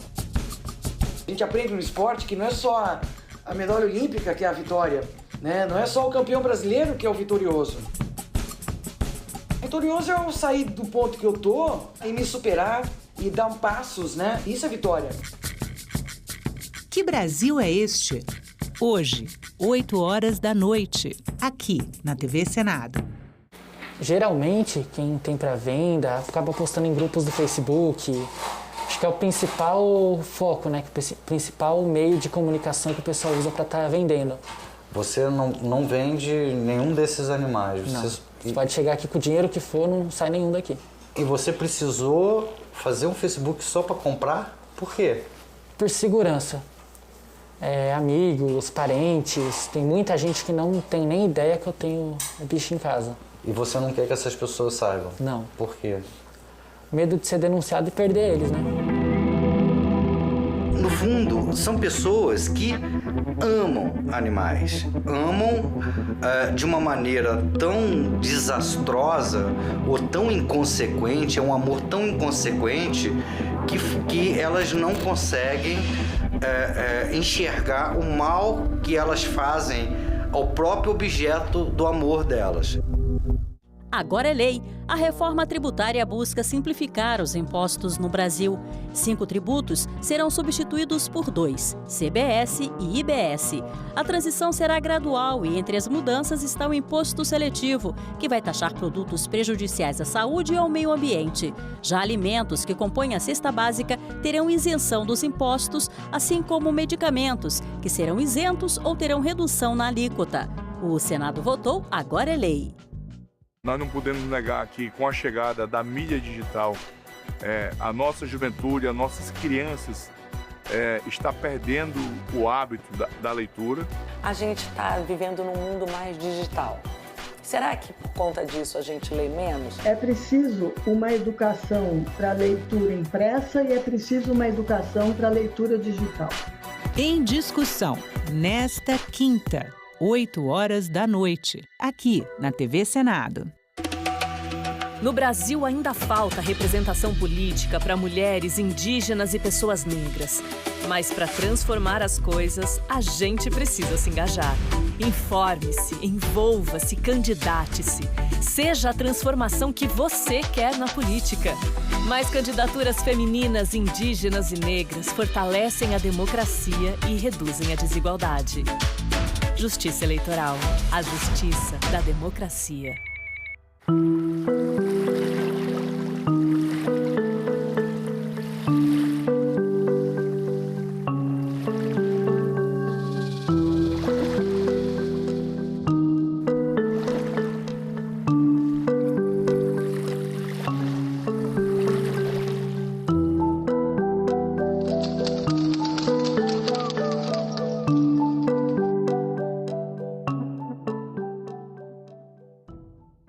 Brasil registra 150 casos de abuso de vulnerável por dia. Espírito Santo cria Semana Estadual de Combate ao Etarismo. Câmara proíbe o uso de substância tóxica em chupetas. Aprovado o projeto que institui o programa Contrato de Primeiro Emprego. Tudo isso no Parlamento Brasil. Parlamento Brasil, toda sexta, 8 horas da noite, aqui na TV Senado. Tem muitas mulheres que acham que a violência é só um soco, um puxão de cabelo, não. Ela se mostra de várias formas.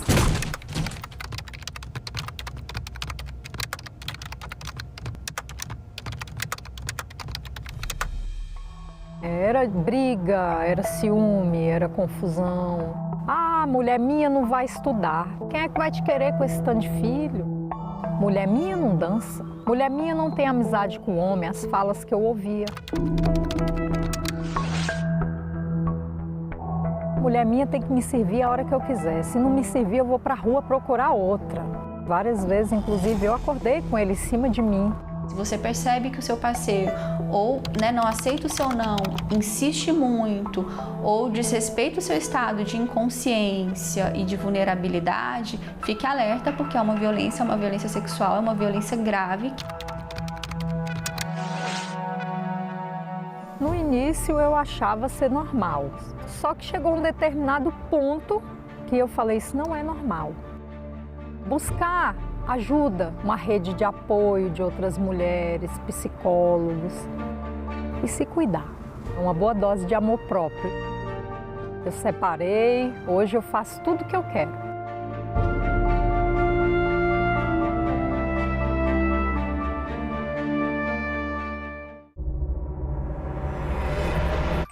De cada 10 mulheres que já sofreram violência, 4 tinham menos de 20.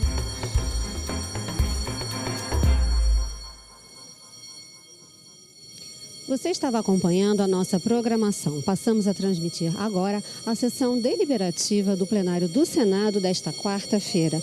Entre os itens da pauta está a indicação de Benedito Gonçalves, ministro do STJ, para o cargo de Corregedor Nacional de Justiça. Acompanhe.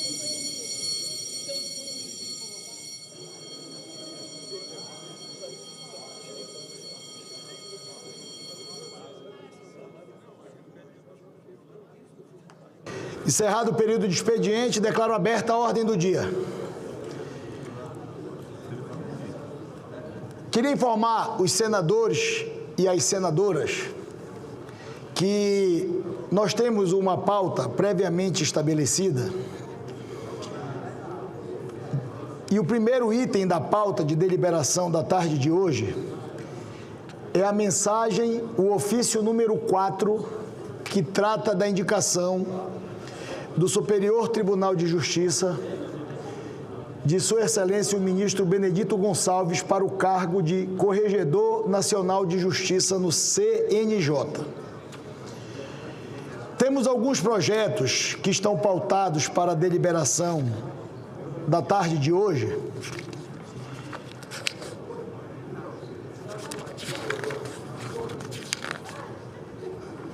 Os relatores dos projetos não estão presentes ainda no plenário do Senado Federal.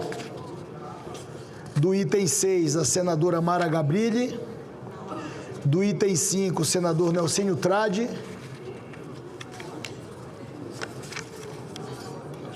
Do item 4, o senador presidente Renan Calheiros. Do item 3, senador veneziano Vital do Rego. E do item 2, o senador Plínio Valério.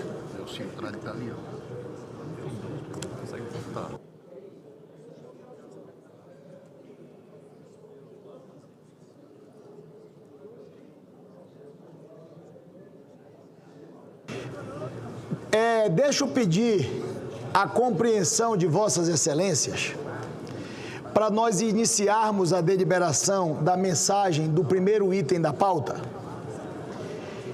E, como trata-se da mensagem de indicação de Sua Excelência, o senhor Ministro Benedito Gonçalves, para o cargo de Corregedor Nacional de Justiça, eu queria comunicar a Vossas Excelências que nós estamos ainda com a presença de 61 senadores e senadoras na casa. E nós temos uma relação que foi levantada, líder Omar Aziz, pela Secretaria-Geral da Mesa, senador Eduardo Girão, que no dia de hoje nós temos a confirmação na casa da presença de 75 senadores e senadoras. Naturalmente, esta sessão era para nós termos iniciado a ordem do dia às 16 horas. Felizmente ou infelizmente, eu estava há mais de uma hora participando de uma reunião muito importante relacionada ao item 4, Projeto de Lei 5122 de 2023, conhecido como Projeto de Securitização da Dívida dos Produtores Brasileiros. E eu me atrasei porque no gabinete da presidência do Senado, eu participei com vários deputados federais, com o líder do governo, com a senadora Tereza Cristina, que está neste momento com o senador presidente Renan Calheiros, tratando da busca de um entendimento em relação ao relatório deliberado na Comissão de Assuntos Econômicos na manhã de hoje. Ainda, como líder do governo participou desta reunião, com a presença também do governador Eduardo Leite, que está em Brasília, no gabinete da presidência do Senado, há o desejo desta presidência da deliberação desta matéria na tarde de hoje.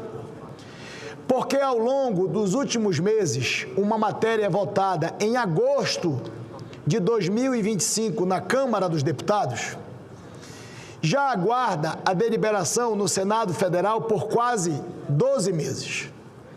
E é um problema gravíssimo o que está enfrentando os produtores brasileiros e cobram, com certa razão, a deliberação deste projeto.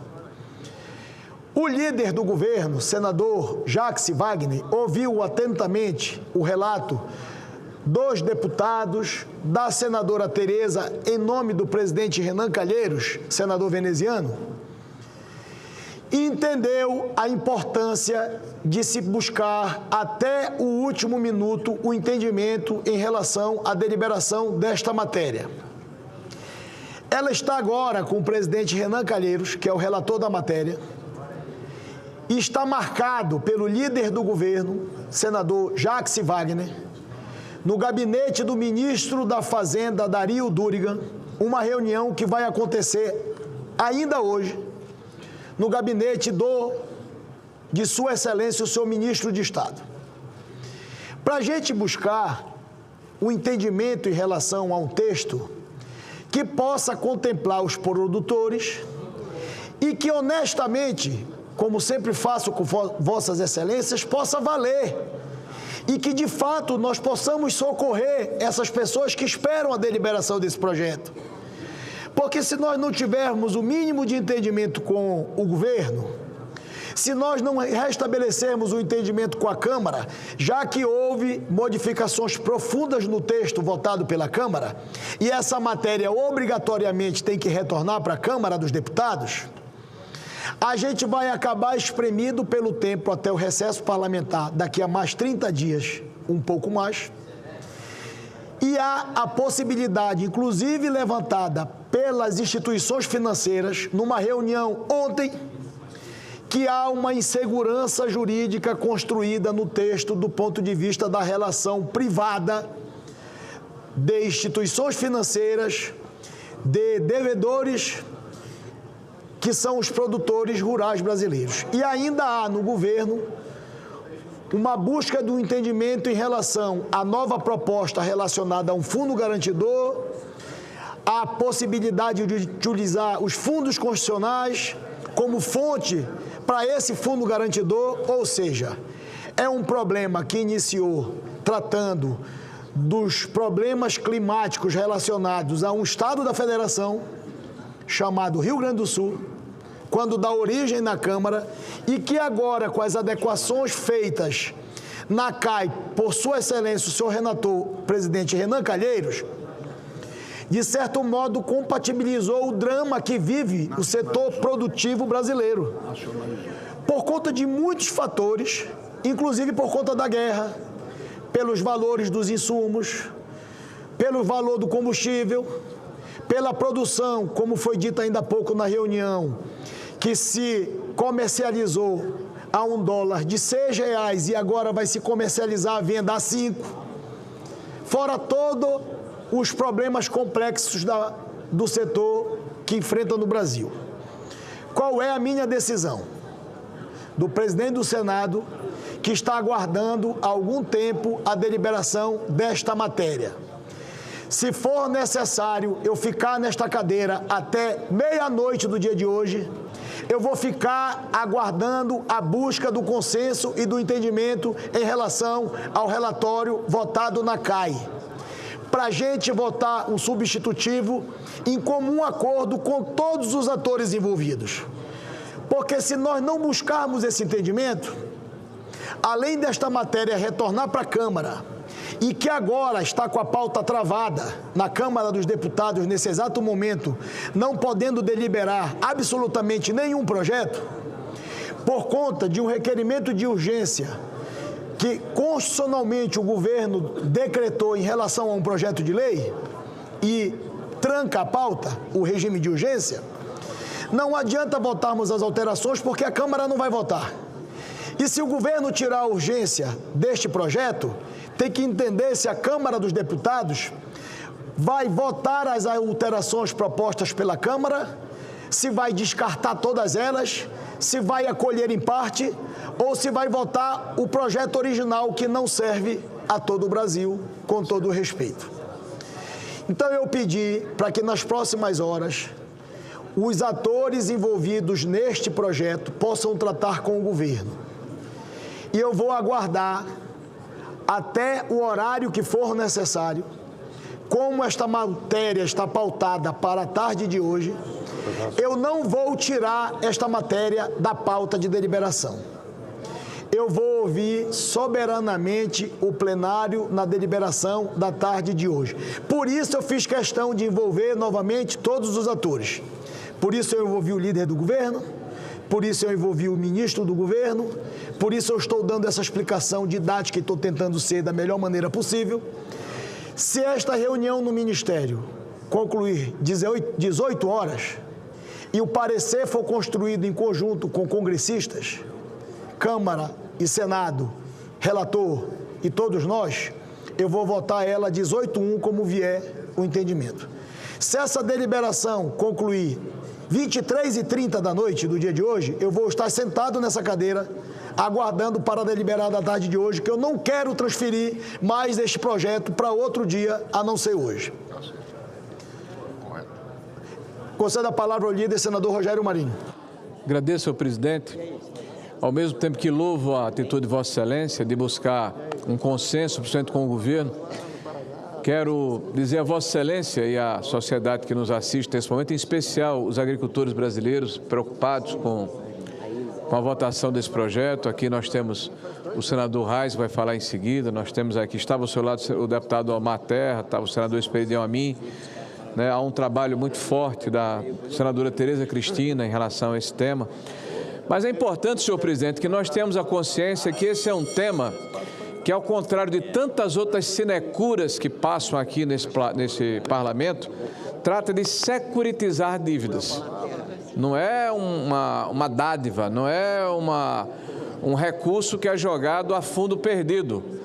Trata-se de se compilar as dívidas dos agricultores brasileiros e permitir que sejam diferidos dentro de um prazo e dentro de um juro razoável, para que eles possam fazer frente às intempéries, como Vossa Excelência relatou, às dificuldades cambiais, a fatos supervenientes, como é o caso do que ocorreu no Rio Grande do Sul, a própria guerra que eclodiu na Europa e que danificou gravemente a nossa infraestrutura logística de escoamento de produção.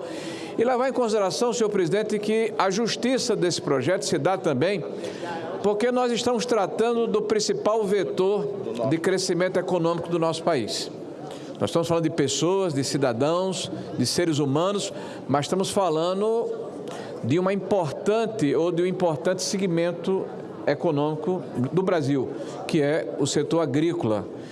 E, senhor presidente, é sempre bom falar, nesse momento, que qualquer país do mundo, né, usa uma série de artifícios legais para proteger a sua agricultura como se fosse um bem nacional. O Brasil não. O Brasil, pelo contrário, nós nos notabilizamos pela nossa proficiência, pela nossa inovação, pela nossa tecnologia, pelo fato que nós temos um Código Florestal que é o mais rígido do mundo, que protege as nossas florestas, os nossos biomas, que permite que façamos uma agricultura sustentável, que nos orgulha e que nos mostra que o Brasil está em primeiro lugar no mundo nessa proficiência. Então, é importante, senhor presidente, que haja realmente o bom senso do governo federal e que nós possamos casar essa necessidade da sociedade brasileira junto com a proatividade dos nossos parlamentares e com a anuência e com a mediação que Vossa Excelência faz. Então, apenas para usar esse momento para elogiar a forma que Vossa Excelência está conduzindo esse processo e esperar que tenha bom termo. Muito obrigado, senador Rogério Marinho. Senador Reis, Vossa Excelência me permite, eu vou dar a palavra a todos os senadores, mas é uma oportunidade de eu iniciar a deliberação da votação e eu vou aguardar o quórum qualificado para que a gente possa concluir. Então, vai ser o tempo necessário desta deliberação da mensagem do Corregedor Nacional de Justiça. E há um apelo dos senadores que eu possa seguir a ordem da pauta de deliberação. Como é o primeiro item, eu vou iniciar, só um minuto, senador Reis, e vou dar a palavra a Vossa Excelência. E vou dar a palavra ao senador Nelson e a todos os senadores e senadoras. Me permitam, Vossas Excelências, eu fazer um anúncio no plenário do Senado Federal, solicitar assessoria, solicitar a Secretaria-Geral da Mesa, solicitar os nossos consultores que estão aqui presentes, que informem as lideranças partidárias, que informem todos os gabinetes, que nós vamos iniciar a deliberação do primeiro item da pauta, que é a indicação de Sua Excelência, o senhor ministro Benedito Gonçalves, para o cargo de Corregedor Nacional de Justiça. Ofício número 4 de 2026, de iniciativa do Superior Tribunal de Justiça, que submete à apreciação do Senado Federal a indicação do senhor Benedito Gonçalves, ministro do Superior Tribunal de Justiça, para compor o Conselho Nacional de Justiça, CNJ, no cargo de Corregedor Nacional de Justiça, no biênio 2026-2028. Parecer favorável, número 37 de 2026, da Comissão de Constituição, Justiça e Cidadania. O relator está em plenário, foi Sua Excelência o senador Cid Gomes. O parecer favorável. Informo às senadoras e aos senadores que esta matéria depende, para a sua aprovação, do voto favorável da maioria absoluta da composição da nossa Casa. Ou seja, é necessário esta indicação para a sua aprovação de, no mínimo, 41 votos sim. Solicito à Secretaria-Geral da Mesa que abra o painel para o início da deliberação. As senadoras e os senadores já podem votar e eu vou informar novamente ao plenário. Há a confirmação de 75 senadores e senadoras presentes na casa. Nós estamos ainda com a presença no plenário apenas de 64. Esta presidência informa que vai aguardar o tempo necessário para que os 75 senadores que confirmaram presença para a semana de esforço concentrado possam votar.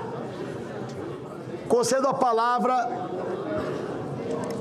ao senador Raize, em seguida ao líder Eduardo Girão, em seguida ao senador Veneziano. Senhor presidente, também gostaria de falar com relação à matéria. O assunto que Vossa Excelência falou das dívidas, muitas pessoas vieram de ônibus do Rio Grande do Sul, 2, 3 dias.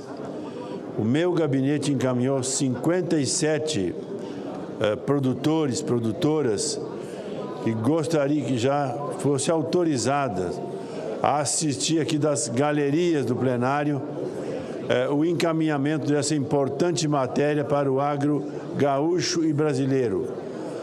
Então, essa é a solicitação para que seja aberta as galerias, para que os produtores possam acompanhar o desenrolar da situação do endividamento que se arrasta já há bastante tempo. Senhor presidente, abrir as galerias, presidente. Excelência, me permita fazer uma ponderação a Vossa Excelência. Eu tenho a solicitação de várias categorias que estão presentes em Brasília, inclusive os produtores, para terem acesso às nossas galerias. A mesa vai tomar algumas decisões muito importantes em relação às matérias que estão sendo deliberadas na tarde de hoje e as solicitações, querido líder Eduardo Braga, em relação à votação ou não destas matérias. Eu queria pedir paciência a Vossa Excelência e logo mais a mesa vai decidir e deliberar sobre a possibilidade do ingresso dessas pessoas, que serão sempre muito bem-vindos, mas a lista que eu tenho são de mais de 300 pessoas que querem entrar. Se eu mandar entrar só 60, que são as cadeiras, esse negócio não vai... Então, me permita, Vossa Excelência, eu aguardar um pouco para decidir sobre a solicitação de Vossa Excelência. Ok.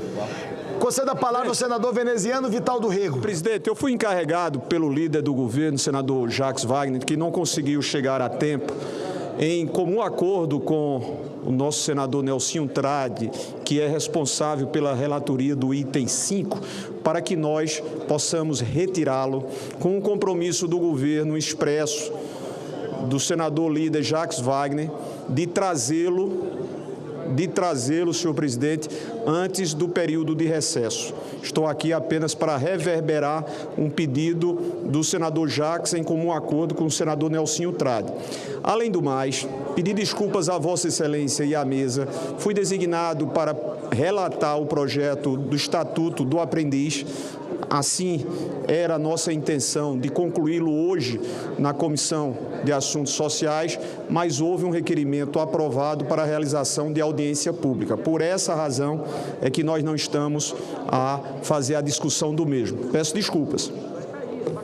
Senador Veneziano, Vossa Excelência é sempre muito elegante, muito cordial, não precisa pedir desculpa à mesa. Quero agradecer a Vossa Excelência e sei que quando Vossa Excelência estiver preparado, a partir, inclusive, de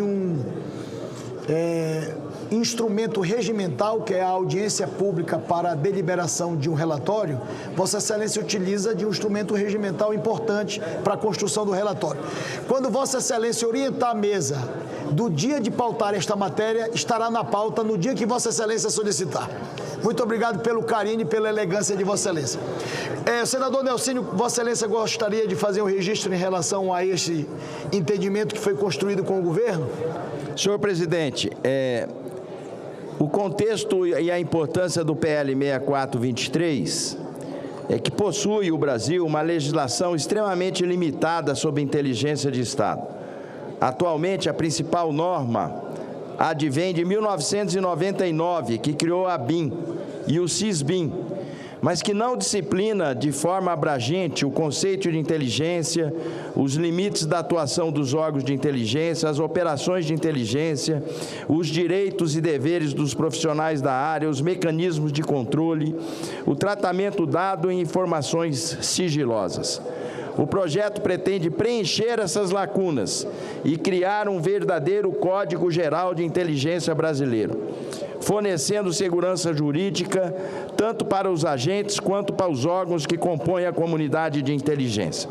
Sendo assim, senhor presidente, diante da sensibilidade do tema e da sua complexidade, e por entender que a segurança pública é um tema que está entre os primeiros players das discussões das eleições que nós estamos se avizinhando, eu entendo que ele precisa ser mais amadurecido, ter uma compreensão maior, tanto da oposição quanto da situação, para que ele possa vir completo, ser apreciado e debatido por essa casa. Dessa forma, democrata como sou, não poderei jamais me furtar do direito de conceder essa vista para o líder do governo, Jacques Wagner, a fim de que possa ser aperfeiçoado tal projeto. Essa era a minha manifestação, senhor presidente. Senador Nelsinho, me permita rapidamente só apenas fazer um registro. Queria pedir a compreensão. Eu queria pedir a compreensão dos meus colegas senadores e senadoras. O senador Nelsinho estava na tribuna. É muita gente aqui no plenário. Se eu pedir para Vossas Excelências saírem no plenário, vai ser uma deselegância da presidência. Eu queria pedir a compreensão de Vossas Excelências que nos ajudem aqui a gente poder conduzir a sessão deliberativa, porque eu sei que todo mundo é sempre muito bem-vindo, mas ali atrás a gente não consegue, é muita conversa. O senador estava na tribuna, eu não ouvia. Me peço até desculpa a Vossa Excelência, aqui atrás também é toda hora um assunto diferente do outro. Mas eu queria pedir só a atenção dos nossos convidados, que sempre serão muito bem-vindos e bem-vindas, para ajudar no som, para a gente poder ouvir as manifestações das senadoras e dos senadores. Senador Omar, Vossa Excelência está escrito, só que o senador Eduardo Girão está escrito e o senador Magno Malta.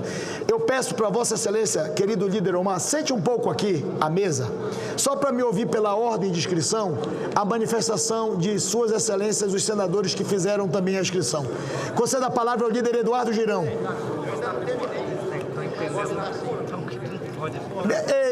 Eu não entendi, senador Nelsinho. Tem mais um pedaço de um assunto. Sobre o quê? Um tema que eu vou tratar aqui sobre energia renovável. Importante. Falar pelo PSD. Senador Eduardo Girão, Vossa Excelência, por favor, sente aqui à mesa. Um minutinho. Eu não tinha entendido que o senador Nelsinho gostaria de fazer um discurso pela lista de oradores inscritos, mas está escrito como líder. Então, Vossa Excelência tem 5 minutos, querido senador Nelsinho, para fazer o seu pronunciamento. Agradeço, senador Davi. Eu apenas fiz esse aparte que Vossa Excelência pediu em função da solicitação da liderança do governo da retirada do PL da inteligência.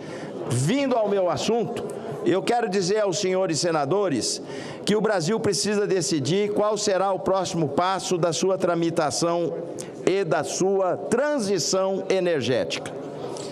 Nos últimos anos, milhões de brasileiros investiram recursos próprios para gerar energia limpa, são famílias, produtores rurais, pequenos comerciantes, empresas e indústrias que instalaram sistemas solares e ajudaram a tornar nossa matriz energética ainda mais renovável.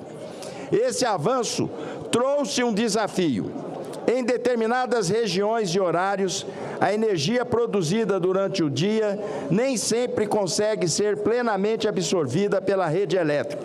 Ao mesmo tempo, o pico de consumo muitas vezes ocorre à noite, quando a geração solar diminui. A resposta para esse desafio não pode se frear a expansão da energia solar. Também não pode ser apenas aumentar cobranças sobre quem investiu em energia limpa. Isso é inaceitável. A resposta precisa ser inovação. Uma das soluções mais promissoras é o armazenamento de energia. As baterias permitem armazenar a energia gerada durante o dia para utilização nos horários de maior demanda. Isso beneficia o consumidor, o produtor rural, o comércio, a indústria e contribui para o equilíbrio do próprio sistema elétrico nacional.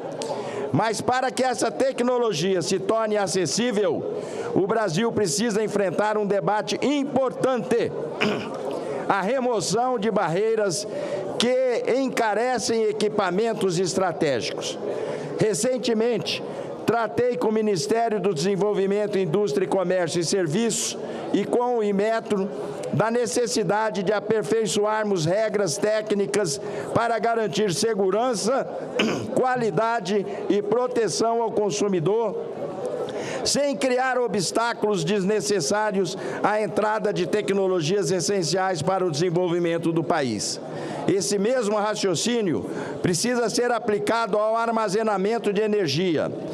O Brasil necessita de certificação séria, fiscalização eficiente e padrões confiáveis, mas também de previsibilidade regulatória, agilidade nos processos e redução de custos para ampliar o acesso a essas soluções. Se as barreiras e as baterias podem ajudar a reduzir a pressão sobre a rede elétrica e aumentar a eficiência do sistema, precisamos criar condições para que elas cheguem ao mercado brasileiro de forma competitiva. Por isso, defendo que o país avance na discussão sobre a redução da carga tributária incidente sobre os sistemas de armazenamento de energia e amplie instrumentos como o ex-tarifário para equipamentos sem produção nacional equivalente. Essa é uma pauta estratégica para o setor do agronegócio, também para a indústria, também para o comércio e para as famílias brasileiras. Em vez de penalizar quem produz energia limpa, precisamos estimular novas tecnologias para que ajudem a integrar essa energia do sistema de forma mais eficiente. O futuro da energia não está apenas na geração, está na capacidade de gerar, armazenar e utilizar essa energia de forma inteligente. E o Brasil não pode ficar para trás nessa transformação. Era esse o nosso depoimento, senhor presidente. Energia renovável, energia limpa já. Obrigado, senador Nelsinho. Senador Girão, Vossa Excelência tem a palavra. Senhores convidados. Presidente Davi. Presidente Davi. Como é que tá? Líder Everton. Depois do senador Girão, eu gostaria de fazer pela... O doutor Danilo já escreveu aqui, em seguida está escrito o senador Magno Malta e o senador líder Omar Aziz. Líder Girão, pedir a Vossa Excelência a compreensão. Eu queria pedir aos nossos convidados que estão aqui no plenário, porque não estamos conseguindo ouvir as pessoas que estão falando, tem muita gente aqui. Eu vou pedir para a Polícia Legislativa consultar cada pessoa que está aqui dentro do plenário que esteja com o crachá, vai ficar. Quem não está com o crachá não vai ficar. Porque eu estou falando todas as sessões sobre isso E a gente não consegue ouvir o orador que está na tribuna, está difícil, é falta de educação, é deselegância com o senador. Se Vossas Excelências ficarem, por favor, acomodados e deixando a gente, o parlamento, falar, Vossas Excelências são bem-vindos, Vossas Senhorias, por favor, vamos tentar dar atenção aos pronunciamentos de Suas Excelências aqui no plenário. E eu peço para a Polícia Legislativa aguardar um pouco, que as coisas estão melhorando. Com a palavra o líder Eduardo Girão. Muito obrigado, presidente. Paz e bem a todos os colegas, senhoras senadoras, senhores senadores. Olha, nós temos aqui uma tarde e noite muito importante. Essa votação que nós estamos fazendo agora tem repercussão, senador Jaime Bagatoli, na história do nosso país. Senador Eudócio, é um voto que vai entrar para a história, por quê? E eu trago dados e eu peço a atenção das senhoras e dos senhores. Nós estamos vivendo um momento de aproximação, senador Magno Malta, da população brasileira com essa casa que estava apartada. A população está voltando a olhar para o Senado e acreditar no Senado Federal, a partir da rejeição que nós tivemos do indicado ao STF, o senhor Jorge Messias. Hoje, se o Messias tinha controvérsias em decisão de censura, em decisões de perseguição, em decisões de conflitos de interesse, senador Confúcio Moura, com todo respeito à pessoa do senhor Benedito Gonçalves, ele tem muito mais. Nós temos muito mais motivos hoje para fazer essa rejeição.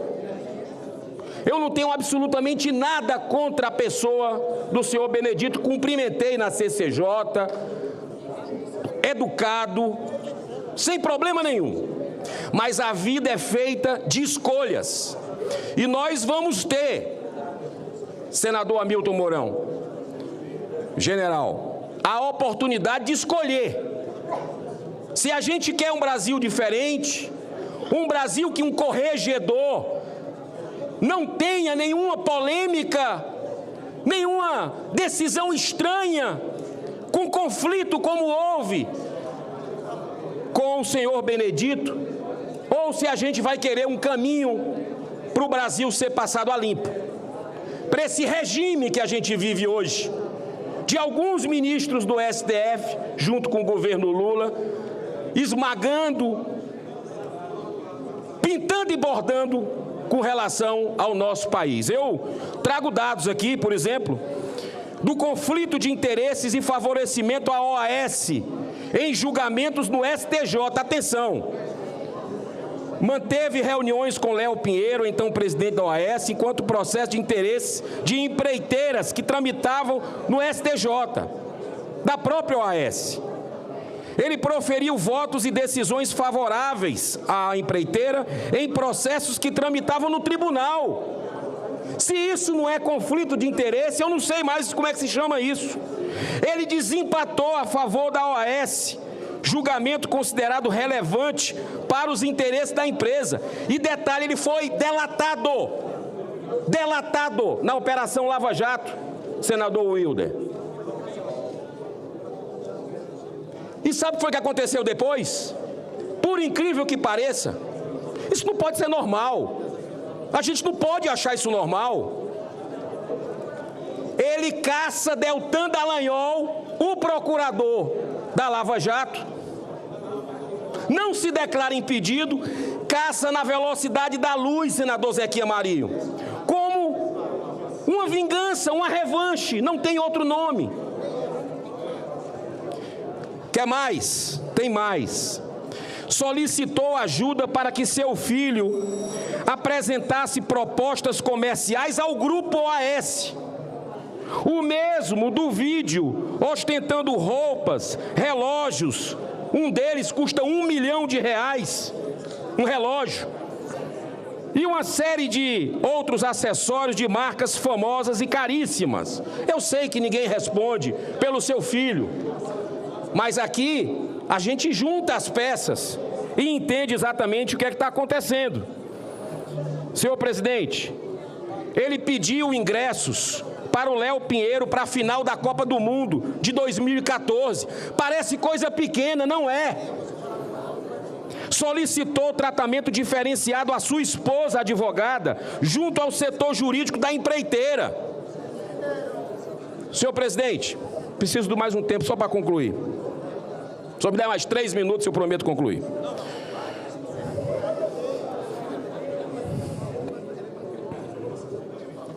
Relatou, senhor presidente, processos críticos no TSE, atingiram diretamente canais de comunicação, censura, conteúdos políticos e candidaturas, desmonetizou canais e suspendeu o documentário do Brasil Paralelo em um claro ato de censura prévia. Agora é tudo com um lado, senador Magno Malta, senadora Damares, é tudo do mesmo lado as decisões dele.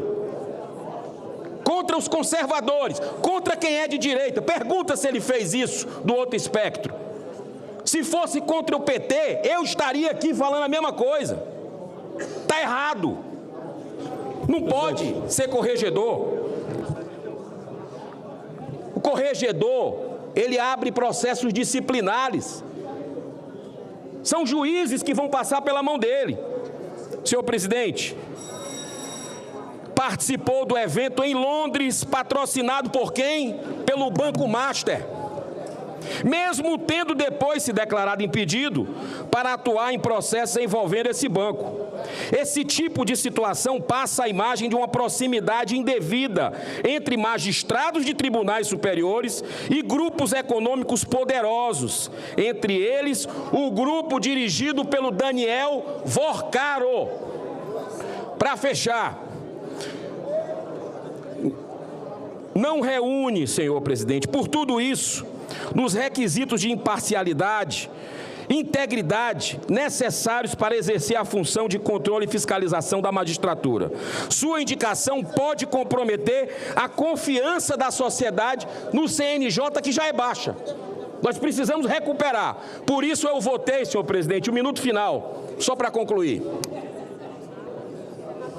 Excelência, eu estou sendo cobrado pelos senadores pelo tempo, por favor. Para concluir, por isso eu fiz questão, presidente, eu sei que as votações aqui são secretas, mas essa situação é tão delicada, é tão histórica, e o brasileiro clama por isso, que o Brasil tenha nortes éticos, que o Brasil, para os nossos filhos e netos, tenha um horizonte feliz, que eu votei aberto. Votei aberto, filmei meu voto. Posso ser caçado por isso? Me caçem por isso. Mas eu tenho que ser transparente, porque esse momento é um momento extremamente necessário. Então, sem fazer absolutamente qualquer julgamento, estou trazendo dados aqui, respeitando a pessoa que é realmente educada. Eu votei contra e espero que esse Senado continue se aproximando da sociedade, que a gente possa rejeitar seu Benedito. Obrigado. Concedo a palavra ao senador líder Omar Aziz. Senhor presidente, senhoras senadoras e senhores senadores, e principalmente aos senadores do meu estado, o senador Eduardo Braga e o senador Plínio Valério. Senhor presidente, eu vou pedir um pouco de atenção ao senador Everton e ao senador Randolph, que estão conversando ali e cochichando sobre a votação. Primeiro aqui dá um esclarecimento. O senador, que eu tenho um carinho muito grande por ele, o senador Girão, eu só quero dizer a vocês, senadores e senadoras, que o ministro Benedito foi investigado pelo Ministério Público Federal e foi inocentado por todas as acusações que recebeu há pouco. Isso é um caso. Mas não me trouxe à tribuna isso, só para deixar claro essa situação que foi colocada agora em relação ao ministro Benedito. Eu quero aqui falar sobre o meu estado. Eu nunca subi a essa tribuna, senador Eduardo, para falar do estado do Amazonas, sobre administração, porque eu sempre respeitei, mas chegou a um limite que o Brasil não pode e os amazonenses não estão suportando mais. Veja bem, eu vou contar a história. Tinha um governador que passou 7 anos e alguns meses. No último dia, na calada da noite, renunciou ele e o vice-governador e assumiu o presidente da Assembleia. Bem, nesses anos todos, o Estado arrecadou mais de 220 bilhões de reais. E a situação que o ex-governador Wilson Lima e o atual governador Roberto Cidade, que foi eleito pela Assembleia, a tendência é piorar. É a mesma coisa, Roberto Cidade e Wilson Lima são os mesmos. Só é o sobrenome que é diferente. Mas é a mesma pessoa, o mesmo modus operandi e a mesma disciplina em relação aos maus cuidados com o erário público. Em menos de um mês, esse cidadão que assumiu o governo agora, ele começou a baixar decreto. O primeiro decreto que ele baixou, senador Jader, foi tirar 100 milhões do Fundo de Micro e Pequenas Empresas, 100 milhões do Fundo de Micro e Pequena Empresa, que pode chegar a 200 milhões para usar no custeio. Tira do pequeno, do médio empresário. Felizmente, a Assembleia Legislativa do meu estado, os deputados e deputadas tiveram a coerência de não votar essa matéria. Mas só por si, a iniciativa já é duvidosa. Um estado em que gastou nesses anos mais de 4 bilhões de reais na educação e você não vê absolutamente nada, só papel, professores mal remunerados, escolas totalmente degradadas. No meu estado, o interior todo não tem uma escola que foi recuperada. E ninguém sabe para onde foi esse dinheiro. Ninguém sabe como é que esse dinheiro saiu dos cofres públicos. A segunda decreto, ele ontem fez um decreto tirando 100 milhões da Universidade Estadual do Amazonas. Tirou, senador Eduardo, aquele fundo que você criou para manter a universidade em todos os municípios. E nós temos visitado, senador Plínio, os municípios e sabemos que a UEA está de mal para pior. Ainda tirou os recursos deles. Para quê? Para pagar o rombo do Banco Master, tirou 100 milhões da pesquisa e da compra de um hospital universitário da Universidade Estadual do Amazonas. 100 milhões, que é o rombo que o Banco Master deixou no estado do Amazonas. Aí, eu tenho que fazer um apelo, senhor presidente. Tenho que fazer um apelo ao Tribunal de Contas do meu estado. Não pode tapar os olhos para isso. Ao Ministério Público Estadual, não podem tapar os olhos para isso. Ao Ministério Público Federal e à Polícia Federal. Tem recurso, ministro Camilo, repassado pelo Fundeb, que está sendo utilizado de forma irregular no transporte escolar. E eu peço a Vossa Excelência que mande o Ministério da Educação fazer uma varredura no dinheiro do transporte escolar. Porque ali é sociedade. É sociedade. O presidente da Assembleia, que é a mesma coisa que o ex-governador, é o mesmo, não quer se diferenciar um e outro, tinha contratos familiares com o presidente da Assembleia para o transporte escolar. A Polícia Federal e o Ministério Público Federal não podem ficar inerte a isso. O Tribunal de Contas do Estado pediu até o afastamento de uma secretária de Educação. Bem, não bastasse isso, hoje nós somos surpreendidos com outro decreto dele. Fez um decreto de emergência climática, preventivo. Para quê? Para poder fazer algo que não é republicano. Não tornar as coisas licitatórias e dispensar de licitação. É um argumento. é uma forma, é um modus operandi que os últimos 8 anos, infelizmente, o Estado do Amazonas vem fazendo. Tanto o ex-governador como o atual governador estão no mesmo balaio. E aí, o STJ, que recebeu uma denúncia por falta de oxigênio no nosso estado, por 17-0, até hoje está engavetado e não coloca para julgar. O STJ tem que julgar o ex-governador Wilson Lima. Ele não pode ser impune à morte de amazonenses. Não pode ficar impune ao que ele fez com o estado do Amazonas. Por isso, eu hoje estou fazendo um apelo ao Tribunal de Contas do Estado, ao Ministério Público do meu estado, ao Ministério Federal, à Polícia Federal, à PGR, para que tome providências em relação à grande gandaia que se tornou o erário público no meu estado. Não foi R$1. Foram mais de 228 milhões e não se tem um hospital novo construído, não se tem absolutamente nada feito nesses anos todos. Concedo a palavra a Vossa Excelência, seu primo. Senador Eduardo. Senador Omar, Vossa Excelência traz hoje à tribuna desta casa, para o conhecimento do Brasil, algo extremamente lamentável. Vossa Excelência diz ao Brasil de que nos últimos 7 anos o Estado do Amazonas obteve uma receita de 220 bilhões de reais. Vossa Excelência deixou de acrescentar que, além dessa receita de 220 bilhões de reais, houve um endividamento do Estado do Amazonas em outros tantos bilhões de reais, ao ponto de que 25% da receita corrente líquida do Estado está comprometida com o pagamento do endividamento, senador Plínio. Isto nunca aconteceu na história do Estado do Amazonas, nunca.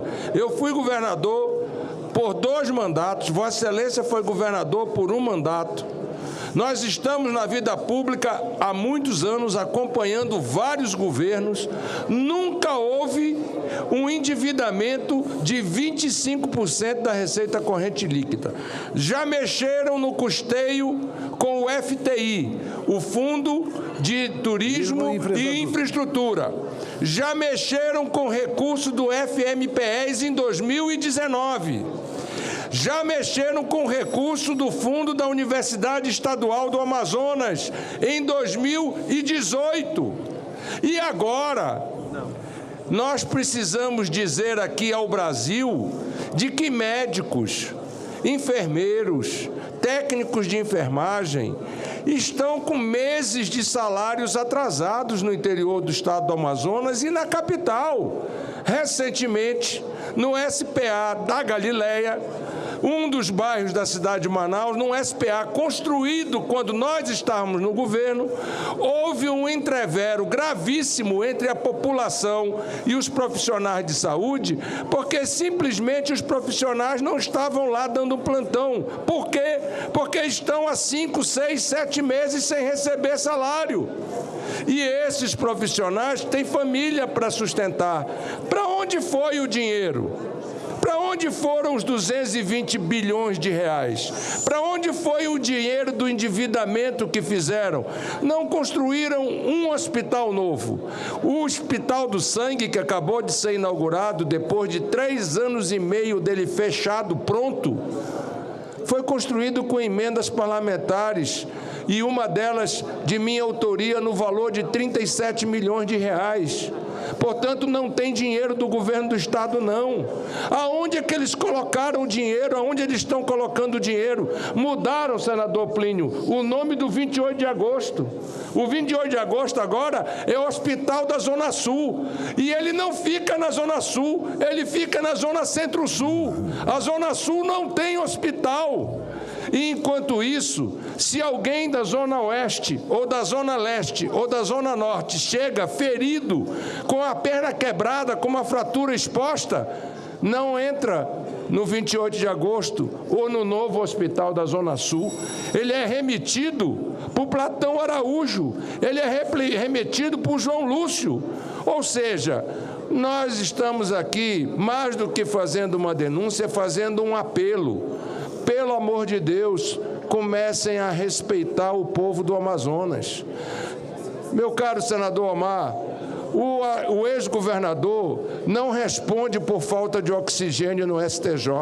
Ele responde por compra de respirador em loja de vinho. Em loja de vinho. E o STJ não julga. E mais, receberam a denúncia por 14 votos a 0 e não julgam. Ou seja, o que Vossa Excelência traz hoje a esta tribuna é grave. Eu peço a atenção do nosso presidente Davi Alcolumbre, porque esta é uma questão federativa. O Senado é a casa do Estado e o que o líder Omar Aziz traz à tribuna é algo extremamente grave, que sugere ao Senado da República providências junto à Advocacia Geral da União, à CGU, ao MPF, ao Tribunal de Contas da União, porque, afinal de contas, recursos federais precisam prestar contas ao Tribunal de Contas da União.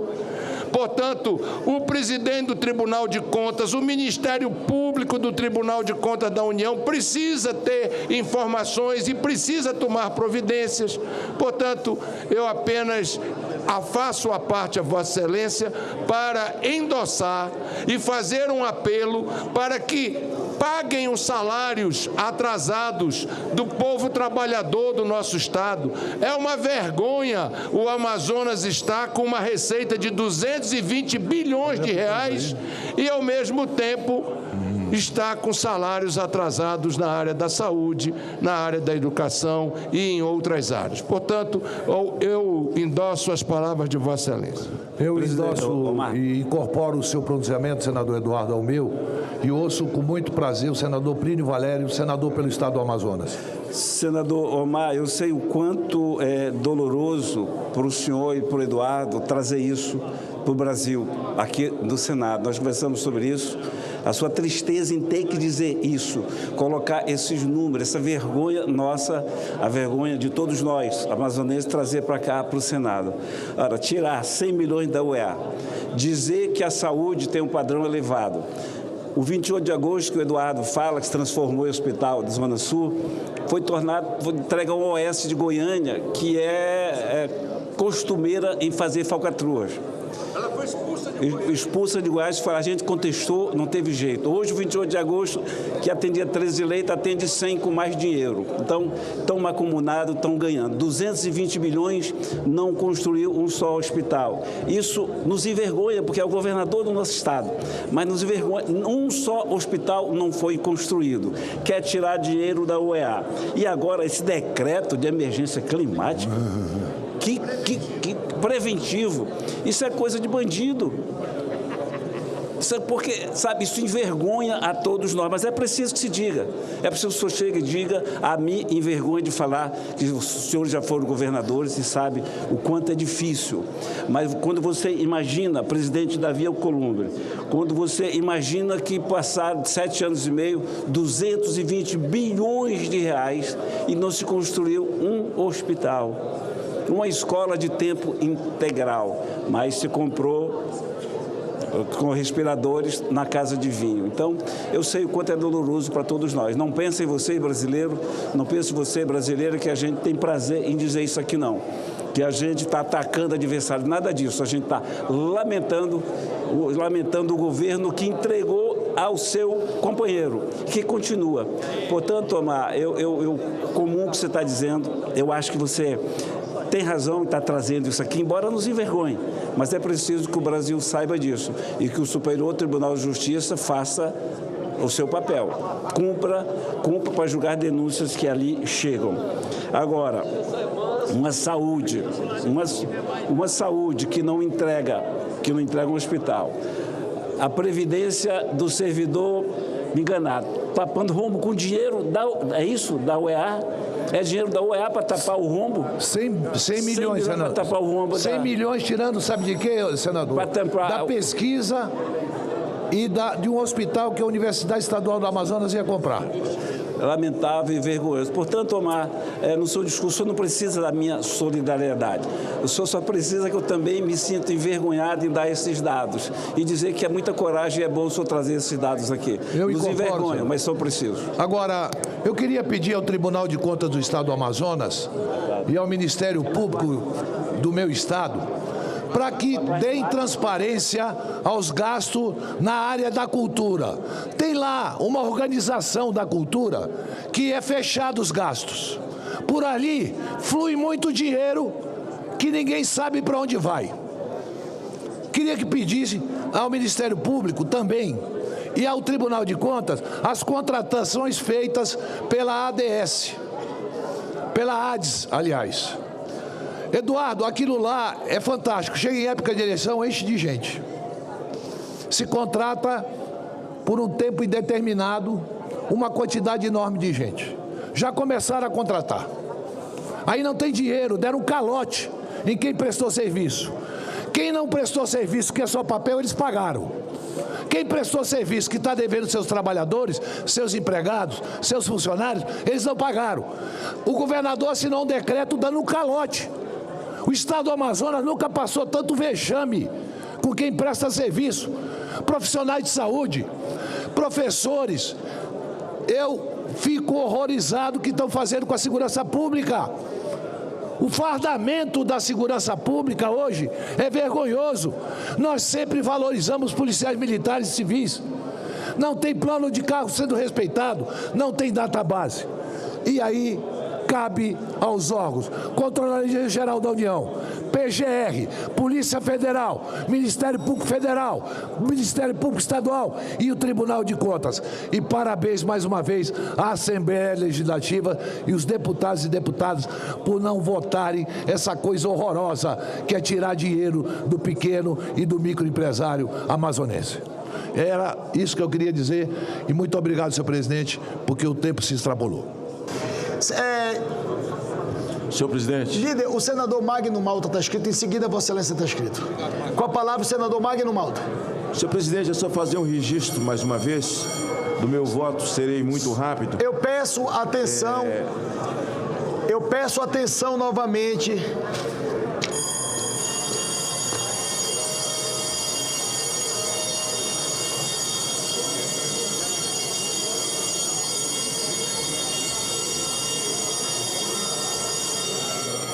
Peço atenção novamente que nós temos um orador na tribuna, por favor.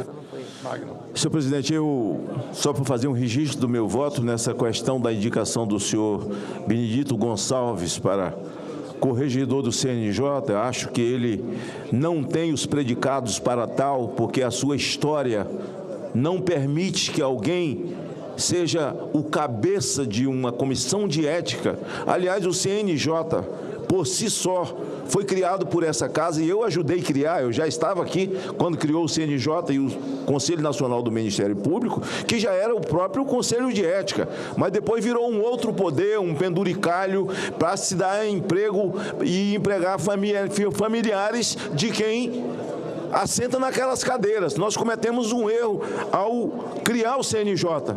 Foi colocar o presidente do STF como presidente do STJ. Acabamos dando do CNJ 2 plenários para um homem só. Bom, as coisas que eu perguntei ao senhor Benedito na sabatina e ele não respondeu. Conversa de bebo para delegado, porque é assim sempre que acontece. E eu perguntei sobre missão dada, missão cumprida. Qualquer pessoa que tem o vídeo o desmente, de que era uma alegria, um regozijo da alma dele, de ter sido convidado pelo então presidente do Tribunal Eleitoral para conduzir um presidente da República. Ele estava emocionado, então emocionado, Ele só não viu que o microfone estava aberto, para a alegria dos brasileiros estava, e ele disse: missão dada, missão cumprida, que não tem nada a ver com acompanhar um presidente da República entrando numa sala, visto que a distância de um para o outro é enorme. Os vídeos estão aqui, eu só não vou mostrar, mas não vou, quero fazer só ponto por ponto para ser muito rápido. Nas eleições de 22, senhor presidente, ele participou da condenação de Jair Bolsonaro, e as penas impostas pelo TSE deixaram Bolsonaro inelegível. Ele, assim como o senhor Gunê e tantos outros, o fundamento do voto deles não tem qualquer amparo jurídico. Simplesmente um espectro político que resolveu colocar no poder um espectro político, e qualquer pessoa de direita, na pessoa de Jair Bolsonaro, maior líder que essa nação já viu, uma líder mundial de direita, pagou o preço do comportamento do senhor Benedito. A questão do Banco Master, ele se colocou como impedido para poder participar de uma votação, visto que realmente estava enrolado nessa questão, como também enrolado ele esteve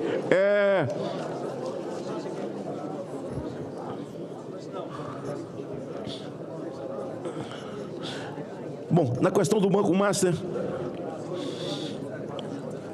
ele estava participando do fórum em Londres, financiado pelo senhor Vocaro, pelo Playboy, que destruiu o sistema financeiro brasileiro, invadiu até o poder executivo, com reuniões cabulosas com o seu presidente, uma degustação de 3 milhões de reais custeada pelo Vocaro, e o senhor Benedito não respondeu nada. Sabe para que ele está sendo votado aqui, senhores senadores?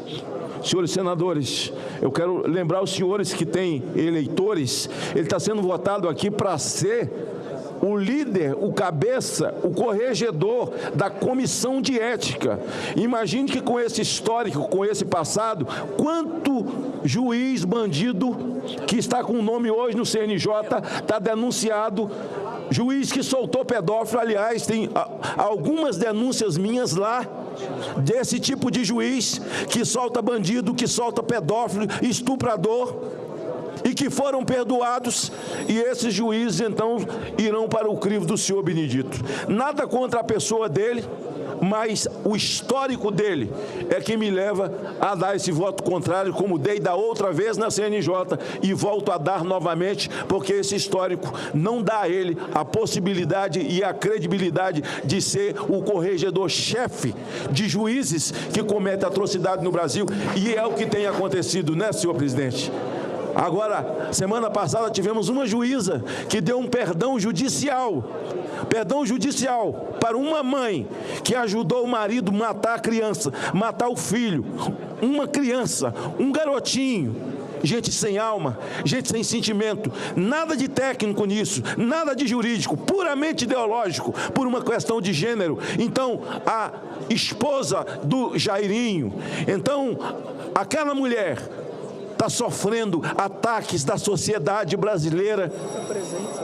É muito triste. E aí a gente tem que tomar a posição de levar para o CNJ, e daqui para frente, esse tipo de gente, se ele for aprovado, vai cair na mão do senhor Benedito, e ele não tem credibilidade para essa posição que estão tentando lhe dar toda a força. Concedo a palavra ao líder Rogério Carvalho. Nós estamos aguardando, líder, o doutor Irã, a senadora Leila estão a caminho. Eu vou aguardar. E eu fui informado que o senador Romário não está mais em Brasília. Então, quando a senadora Leila e quando o senador Irã votarem, eu vou encerrar esta votação. Presidente, só para o senhor... Vossa Excelência, está escrito também. Concedo a palavra ao líder senador Rogério Carvalho.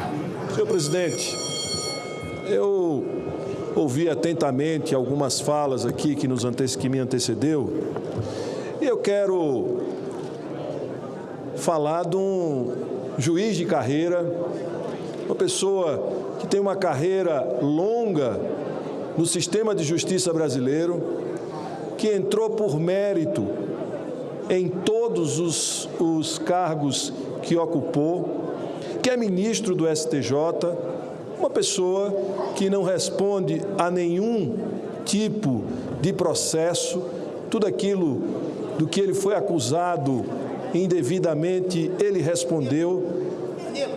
Eu quero dizer que o debate político ele é muito importante, mas tem horas que o debate político ultrapassa determinados limites, que é o limite da agressão à biografia de pessoas que dedicaram as suas vidas à construção do sistema de justiça brasileiro. Então, presidente, eu sinto que o debate político tenha caminhado para este lugar, um lugar que é um lugar que não agrega, que não traz informações que ajudem a gente a fazer um grande debate sobre a corregedoria do CNJ. Aqui deveríamos estar discutindo qual o papel da corregedoria do CNJ, as mudanças que nós precisamos fazer no judiciário brasileiro. Inclusive, presidente, eu apresentei um requerimento à mesa propondo a criação de uma comissão temática, uma comissão temporária para discutir a reestruturação do judiciário brasileiro, que é o debate que a gente precisa fazer, no Senado da República, que a gente precisa fazer no Brasil, que é discutir como o nosso judiciário deve funcionar para que ele possa atender melhor a população brasileira, para que a gente possa garantir o direito à justiça, para que a gente possa ampliar ainda mais o acesso à justiça e não ficar aqui defendendo posições e transformando o sistema judiciário num puxadinho do debate político rasteiro, menor, sem relevância e que não agrega nada à vida do povo brasileiro, nem ao Brasil. Então, eu quero aqui defender e, em nome do respeito, em nome da história, da biografia do ministro Benedito Gonçalves. Muito obrigado, senhor presidente. Obrigado, líder. Concedo a palavra ao líder senador Everton, em seguida ao líder senador Randolfo Rodrigues. Presidente, senhores senadores e senadoras, eu quero fazer essa fala aqui em dois momentos, bem rápido. Primeiro, eu quero fazer um informe sobre a DI 7841 e, em especial, a todos os amigos e amigas produtores rurais do Maranhão. Eu venho a dar a vocês algumas informações sobre a decisão recente do Supremo Tribunal Federal na ADI 7841, que considerou inconstitucional o trecho de zoneamento ecológico econômico que permitia a reserva legal de 50% no bioma amazônico, voltando a exigência para 80%. Eu sei que isso gera uma angústia enorme. Quem investiu, quem buscou financiamento, quem trabalhou acreditando na lei estadual, não podem, do dia para a noite, ser tratados como se estivessem errados, de má fé. Isso é uma questão de justiça e de segurança para quem produz. Eu quero dizer que nós não estamos parados. Quero informar que eu tive uma reunião na semana passada com o nosso governador do estado, Carlos Brandão, e que, com muita responsabilidade e visão técnica, já determinou a elaboração dos embargos de declaração e o pedido de modulação para os efeitos dessa decisão. O que é que isso significa, senhores produtores rurais do Maranhão e todo o entorno? Pará, Tocantins. Significa Pará e Maranhão. Significa pedir ao Supremo Tribunal Federal que proteja quem agiu de boa fé enquanto a lei estava valendo. Nós não podemos mudar as regras do jogo com a bola rolando e punir quem seguiu a lei do Estado lá em 2020. Primeiro, era esse o comunicado que eu queria fazer. Segundo, nós estamos na votação, senhor presidente, colegas senadores, quem está em casa, de um representante do Judiciário, escolhido pelos membros do STJ, do Superior Tribunal de Justiça, para ocupar uma importante função, que é a Corregedoria Nacional de Justiça. O CNJ, ele de alguns anos para cá, tem ganhado muito destaque. nós mesmos, eu ainda quando era deputado federal, fiz várias críticas ao CNJ naquela época. E de lá para cá, você percebe que ele tem avançado muito na função que ele foi proposto, na criação, quando ele foi proposto por esta casa, que é a função de correção. O ministro indicado para este biênio é o ministro Benedito Gonçalves, um juiz negro, com uma carreira indiscutível, carioca, mas eu queria aqui lembrar a todos os colegas que nós não estamos aqui a analisar o currículo para ele entrar ou não no judiciário. Vocês estão analisando, nós estamos aqui referendando, confirmando em prestígio a indicação do Poder Judiciário, o seu indicado. Ao atacar aqui o ministro Benedito, que foi escolhido por unanimidade no seu tribunal, esta casa está atacando todo o Superior Tribunal de Justiça e o Judiciário brasileiro. Há lamentações, há questionamentos, há sugestões legislativas que nós precisamos trazer à tona para poder corrigir e melhorar essa relação entre os poderes, tudo bem, e vai ter o seu momento e existe o seu campo para isso.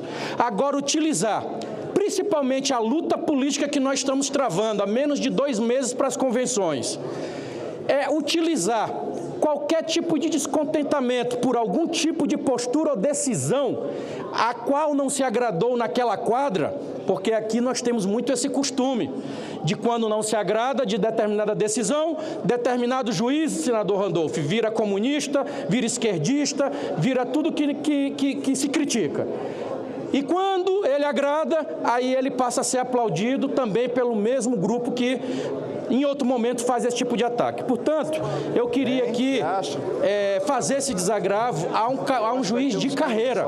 Repito, ele já está há mais de 30 anos proferindo decisões, já está há mais de 30 anos no judiciário, é membro do poder importante que é o Superior Tribunal de Justiça, e eu tenho certeza que o Senado Federal vai saber separar bem as coisas, e nós iremos aqui neste dia confirmar o seu nome em prestígio a toda aquela casa que o indicou por unanimidade. Era isso, senhor presidente. Encerrar, presidente. Palavra, presidente. Senador, senhor presidente, pela ordem. Senador Cid, eu vou... Só um minuto. Pela ordem, senador Randolph, um minuto. O senador Romário não está mais aqui, conforme Vossa Excelência sabe. Então, já votaram 69. Pedi para Vossa Excelência encerrar a votação e eu queria depois fazer um registro de voto. Eu só vou escutar o líder Randolph Rodrigues, que é o último inscrito, e vou encerrar. E vou começar citando o senhor. Vai ser rápido. Presidente, primeiro quero citar o senador Cid, e quero citá-lo bem. Para falar de CNJ, STF, STJ, tem uma proposta de emenda constitucional do senador Cid, que eu acho que é um ótimo caminho. Ontem eu assinei. É uma proposta de emenda constitucional para que os ministros do Supremo Tribunal Federal também se submetam ao controle do Conselho Nacional de Justiça. Eu acho, presidente, que o STF, o nosso judiciário, tem que ter reformas profundas. Esta casa é a casa adequada para isso, inclusive sobre a capacidade de avaliar eventual impeachment de ministro do Supremo Tribunal Federal. Mas eu queria, presidente, em relação ao ministro Benedito Gonçalves, e começar dizendo isso, que o nosso sistema de justiça precisa de reformas. Mas só me permitam 1 minuto para falar do ministro Benedito Gonçalves. A primeira das questões a serem colocadas é que a acusação que se faz ao ministro Benedito Gonçalves é que ele pediu a suspeição para julgar temas relacionados... Não vai mudar o painel, não. Para mudar... Obrigado, senador Eduardo Braga. O senhor é muito gentil. Eu lhe interrompi da mesma forma na hora que o senhor estava se pronunciando. Mas, voltando... Estão acusando o ministro Benedito Gonçalves por ter arguído a sua suspeição. Ou seja, estão acusando por um procedimento ético, de não se colocar à disposição para fazer qualquer tipo de julgamento. O ministro Benedito Gonçalves, ele não tem nenhum áudio gravado em alusão ao senhor Vorcaro. O ministro Benedito Gonçalves ele não tem nenhum privilégio em relação a ninguém do Banco Marcha. Mais que isso, presidente. O ministro Benedito Gonçalves é um dos 2 ministros negros, de 33 ministros do Superior Tribunal de Justiça. São 33 ministros, somente 2 são ministros negros. O Brasil é a maior nação negra fora da África. Num momento como este, nós tentarmos ofender uma indicação do Superior Tribunal de Justiça de um ministro negro, presidente, já beira um pouco de racismo por parte de alguns colegas aqui da casa. Está encerrada a votação. Determino a Secretaria-Geral da Mesa que mostre no painel o resultado. Votaram sim 53 senadores e senadoras, não 16. Está aprovada a indicação do senhor Benedito Gonçalves para compor o Conselho Nacional de Justiça, CNJ. Senhor presidente, será cumprida a deliberação do plenário. Conceda a palavra ao senador Cid Gomes. Querido líder. Senhor presidente, eu serei breve. Eu tive o privilégio que me foi concedido pelo nosso querido presidente da CCJ, senador Otto, de relatar esta matéria. Presidente, senhoras e senhores senadores, o voto já está dado, mas trata-se de um brasileiro que é merecedor, digno de todas as melhores referências. Senador presidente Davi Alcolumbre, o ministro Benedito é filho de um pedreiro, operário e de uma servente lavadora, de origem humilde, negro, da periferia do Rio de Janeiro. Estudou com toda a dificuldade que ainda hoje existe, prestou um concurso, foi seu primeiro emprego, para ser bedel da rede estadual do Rio de Janeiro, da rede estadual de educação do Rio de Janeiro. Na sequência, fez diversos concursos, foi perito, foi delegado, foi juiz federal, trabalhou no sul do país e terminou, ascendeu ao Tribunal Regional Federal da Primeira Região, de onde saiu indicado para o Superior Tribunal de Justiça. Então, é um guerreiro, senhor presidente, e todos nós deveríamos enaltecer a vida, o testemunho de vida do ministro Benedito. De maneira que essa casa, para minha alegria, com um placar excelente para os dias de hoje, aprova a indicação do ministro Benedito Gonçalves para a importante tarefa de ser corregedor do Conselho Nacional de Justiça. E todas, para encerrar, presidente, todas as nossas inquietações, senador Girão, todas as nossas inquietações em relação ao Poder Judiciário, eu acho que poderiam ser resolvidas. Essa casa, o Congresso Nacional, fazer voltar a vontade do legislador, do Constituinte de 88, quando criou o Conselho Nacional de Justiça, era para que ele acompanhasse todas as ações de todo o Poder Judiciário, inclusive o Supremo Tribunal Federal. Mudou, o Supremo Tribunal fez um entendimento, porque isso não estava explícito, e saiu da tutela, não digo tutela, do acompanhamento, da fiscalização, do controle que todos devemos ter. Quem está no serviço público tem que ter um órgão de controle e não está mais sob a jurisdição. Uma emenda simples apresentada por mim inclui explicitamente o Supremo Tribunal Federal como órgão a ficar também sobre o acompanhamento, o controle do Conselho Nacional de Justiça.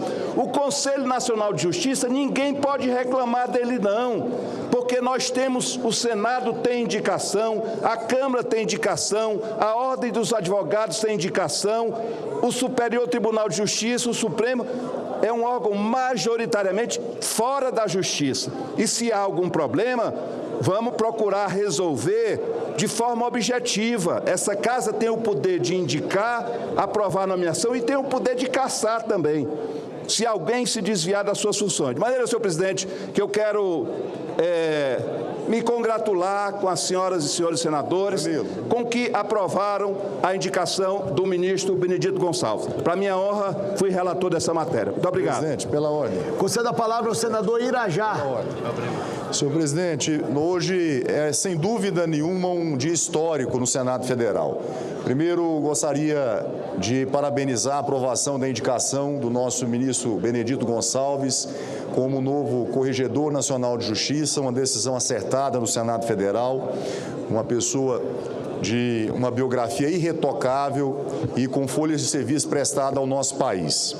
E segundo, presidente, senhoras e senhores senadores, também é um dia histórico, porque nós aprovamos na Comissão de Constituição e Justiça a PEC 14, a PEC sonhada e esperada pelos nossos agentes comunitários de saúde, de combate a endemias, que representam mais de 370 mil pais e mães de famílias brasileiros e brasileiros que trabalham dioturnamente garantindo saúde pública de qualidade aos brasileiros de todo o país, sejam da zona urbana, nas comunidades, seja na zona rural, nos distritos rurais, nos rincões do Brasil.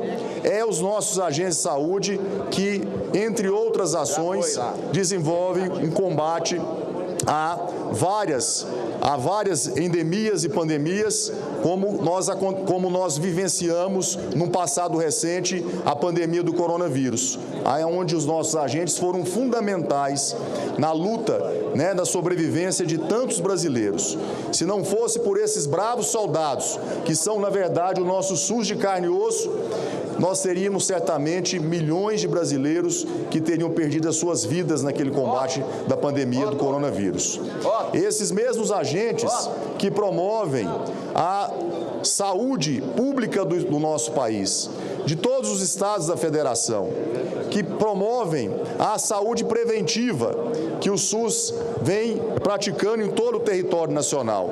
Então, hoje, nós aprovamos na Comissão de Constituição e Justiça, por unanimidade, que a PEC 14 possa ser finalmente votada no plenário do Senado Federal. E por essa razão, senhor presidente, nós apresentamos um requerimento assinado por 4 líderes de bloco para aprovação do calendário especial. Por se tratar de uma emenda constitucional, ela tem um tratamento diferenciado no nosso regimento. Não é um regime de urgência, mas é uma aprovação do calendário especial. Então, o apelo que faço a Vossa Excelência, em nome dos demais líderes que subscreveram esse pedido de requerimento de calendário especial, é que nós possamos, por uma questão de justiça, votarmos essa PEC 14 nesse dia de hoje, já que nós temos um quórum qualificado com mais de 70 senadoras e senadores presentes no plenário federal e por ser também um tema que é pacificado nessa casa. Praticamente um tema que será aprovado por unanimidade. Então, portanto, eu faço esse apelo a Vossa Excelência. Tem o apoio da liderança do PL, senhor presidente. Senhor presidente, apoio do PSD, senhor presidente. PEC 14 já. Parabéns, senador Irajá, pelo trabalho junto aos agentes de endemia e agentes comunitários de saúde. Eu vou continuar a pauta de deliberação da tarde de hoje, que está previamente estabelecida, e nós vamos iniciar. Informo que foi retirado o item 5 da pauta por solicitação do governo ao relator que aqueceu. Senador Plínio Valério se encontra? Como é? Boa noite, em Brasília, 6h09. Rádio e TV Senado na transmissão da sessão plenária desta quarta-feira. Preside a sessão o senador Davi Alcolumbre, presidente do Senado. A senadora Mara Gabrilli se encontra? Eu fui informado pela mesa que o item 2, PLP 128,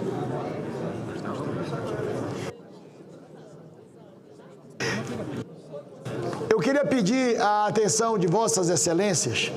Este projeto de lei complementar carece de votação nominal e para a sua aprovação é necessário 41 votos favoráveis. Só você, obrigado. O nosso secretário-geral da mesa me informou que não precisa a presença do relator porque ele já está instruído, mas precisa o voto das senadoras e dos senadores. E para aprovar, precisa de 41 votos favoráveis. Os senadores presentes, que são no número de 70, os que estão em plenário podem votar na sua mesa, mas os que estão ausentes podem votar no aplicativo do celular. Então eu vou iniciar essa votação e peço às assessorias que informem os senadores que nós vamos iniciar uma votação nominal. Projeto de Lei Complementar 128 de 2022, de autoria do deputado federal Marcos Pereira, que altera a Lei Complementar número 79 de 1994 para destinar recursos do Fundo Penitenciário Nacional, FUNPEN, à formação, ao aperfeiçoamento, à especialização e à capacitação continuada dos servidores do Sistema Penitenciário Nacional e dos policiais penais brasileiros. Pareceres favoráveis, número 54 de 2025, da Comissão de Segurança Pública. O relator nesta comissão foi o senador Hamilton Mourão. Parecer número 27 de 2026, da Comissão de Assuntos Econômicos. O relator foi o senador Plínio Valério e a relatora ad hoc foi a senadora Damares Alves. Informo aos senadores e às senadoras que não foram apresentadas emendas perante a mesa. Foi apresentado o requerimento de urgência de número 71 de 2026, de iniciativa dos líderes partidários, que solicitaram a urgência para a apreciação e a deliberação da matéria no dia de hoje. Submeto à votação o requerimento. As senadoras e os senadores que aprovam permaneçam como se encontram. Está aprovado o requerimento. Passamos à discussão da matéria. Não temos senadores inscritos para discutir a matéria. Está encerrada a discussão. Passamos imediatamente à apreciação. Votação do projeto em turno único nos termos dos pareceres. A matéria depende, como disse, para sua aprovação, do voto favorável da maioria absoluta da composição da Casa, ou seja, pelo menos 41 votos sim. Solicito à Secretaria-Geral da Mesa que abra o painel para o início da deliberação. As senadoras e os senadores já podem votar, a votação está aberta e eu solicito às lideranças partidárias se desejam orientar os votos pelo tempo de liderança. Como vota o PSD, senador Nelsinho Trade. E parabenizar a iniciativa do deputado Marcos Pereira, autor do projeto na Câmara, e do relator Hamilton Mourão, e também, junto com o Plínio Valério e Damares Alves, que instruíram essa matéria tão importante. A aprovação desse projeto representa importante medida para o fortalecimento da segurança pública e da gestão penitenciária. Nós estamos vivendo num tempo em que a segurança pública tem que ser priorizada para dar tranquilidade às famílias brasileiras. Senhor presidente, o PSD encaminha o voto sim. O PSD orienta o voto sim. Consulta o Partido Liberal, o senador Wellington Fagundes, se Vossa Excelência deseja orientar pela bancada do PL. Sim, sim. Obrigado, o PL orienta o voto sim. As senadoras e os senadores já podem votar. Já temos 15 senadores votantes. Como vota o MDB, presidente Jader Barbalho, Vossa Excelência deseja orientar pelo MDB? Presidente Jader Barbalho, Vossa Excelência deseja orientar a votação pelo MDB? Como vota o Partido dos Trabalhadores? Vota sim, senhor presidente.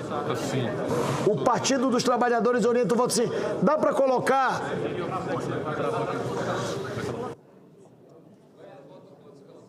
Como O Progressistas, senadora Tereza, doutor Irã, solicito a Vossa Excelência a orientação pelo Progressistas. O Progressista orienta sim, presidente. O Progressistas orienta o voto sim. Como orienta o PSB, líder Cid Gomes? Senhor presidente, o PSB encaminha sim pelo mérito da matéria. Acho que essa alteração corrige uma falha. Não há maior investimento que se possa fazer que não seja a capacitação dos profissionais que atuam nessa área. De maneira que o PSB vota sim. Obrigado, senador Cid. Senhor presidente. Oi, presidente Jader, pois não? Não, eu quero... O líder não está aqui presente, mas eu creio, certo? Eu vou votar sim. É isso do MDB. Como o senador Jader Barbalho é o decano da bancada do MDB, na ausência do líder, ele orientou pela bancada, e a bancada vai seguir o voto do Jader, voto sim. Como votam republicanos, senadora Damares? Presidente, republicano vota sim, a matéria justa, oportuna e necessária. Muito obrigado, senadora Damares. Como vota o PSDB, líder Stevenson Valentim? Presidente, eu sou do Podemos agora. Vossa Excelência não pode mudar de partido e não avisar a presidência assim. Então oriente pelo Podemos. Inconstante. Eu não tenho nem como dizer não, que o relator está do meu lado, é sim, claro. Sim, Podemos é sim. Por livre e espontânea pressão do presidente Mourão. Como vota o PSDB? Senador Plínio Valério. Só para me tranquilizar, ele ainda não saiu do PSDB. Não. Como vota senador Jaime Campos, União Brasil? União Brasil encaminha sim, senhor presidente. Obrigado, líder Jaime. Vou acompanhar Vossa Excelência. Como vota o PDT, líder Everton? Sim, presidente. PDT orienta o voto sim. Como vota o novo, líder Eduardo Girão? Não é miscelânea. Presidente, o novo vota sim. O novo orienta o voto sim. Como vota o Avante, líder Marcos Duval? Senador Marcos Duval. Como vota a maioria? Como vota a minoria? Como vota o governo? Senador Randolfo Rodrigues, nos ajude em nome do governo. O governo orienta o voto sim, senhor presidente. Como vota a oposição? Como vota a bancada feminina, senadora Ana Paula?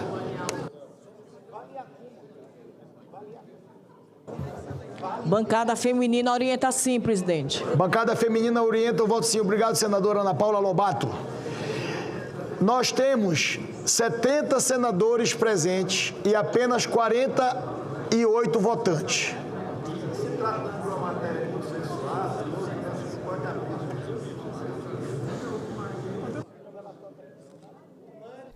Boa noite, em Brasília, 6h18.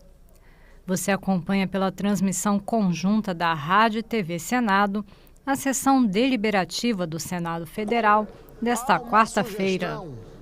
2 senadores para a gente encerrar esta votação, só que ela está apenas com 50 votantes. Mas todo mundo orientou sim. Não é possível. Senador Nelson. É melhor concluir? Peraí, Rogério, voltar. Mais um.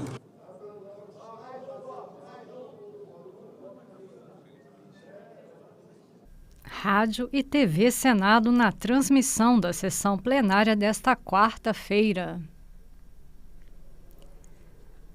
Senadores votam o projeto de lei complementar 128 de 2022, que destina recursos do Fundo Penitenciário Nacional à capacitação de policiais penais e servidores do Sistema Penitenciário Nacional. Eu vou encerrar a votação. Vou encerrar a votação. Já votaram 55 senadores. Está encerrada a votação. Determina a Secretaria-Geral da Mesa que mostre no painel o resultado.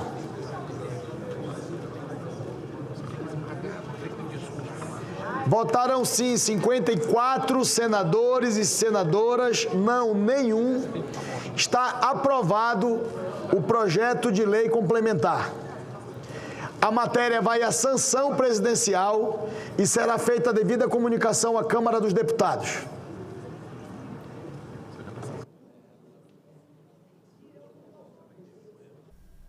Portanto, aprovado o projeto de lei complementar. Pela ordem, senhor presidente. Eu só queria pedir a Vossa Excelência... Pela ordem, líder Wellington Fagundes. Para colocar aí um requerimento que faço extra pauta, que é o 447, que requer a realização de sessão especial destinada a celebrar os 60 anos da fundação da Rede Mato Grossense de Comunicação, senhor presidente. Eu já justifiquei a Vossa Excelência... porque esse requerimento já tinha sido aprovado o ano passado. Então, eu peço agora a aprovação extra pauta, inclusive já tem data marcada, definido com a secretaria, em substituição a uma outra sessão que faríamos. Senador Wellington, querido líder, é porque quando a gente aprova em uma sessão legislativa, como foi feita no ano passado, no final do ano ele fica invalidado, vai para o arquivo. Isso eu estou pedindo agora. Eu vou colocar para votar como item extra pauta ainda hoje. Ótimo. Inclusive deixa eu informar o plenário que o senador Laércio, nosso secretário da mesa, solicitou à presidência que nós possamos incluir também no dia de hoje, para a realização de uma sessão especial, um requerimento número 437 como item extra pauta. Quando nós formos votar o de Vossa Excelência, eu vou incluir a solicitação do senador Laércio. Conceda a palavra ao senador Zequinha Marini, pela ordem. Meu presidente, primeiro gratidão pela oportunidade. Nós temos o item de número 4, extremamente importante para o Brasil e para o setor produtivo. E enquanto nós temos boa quantidade de pessoas, de senadores no plenário, quero solicitar a Vossa Excelência, gentilmente, que faça a inversão de pauta para a gente apreciar esse tema que prevê, não é, o refinanciamento da dívida rural dos nossos produtores brasileiros.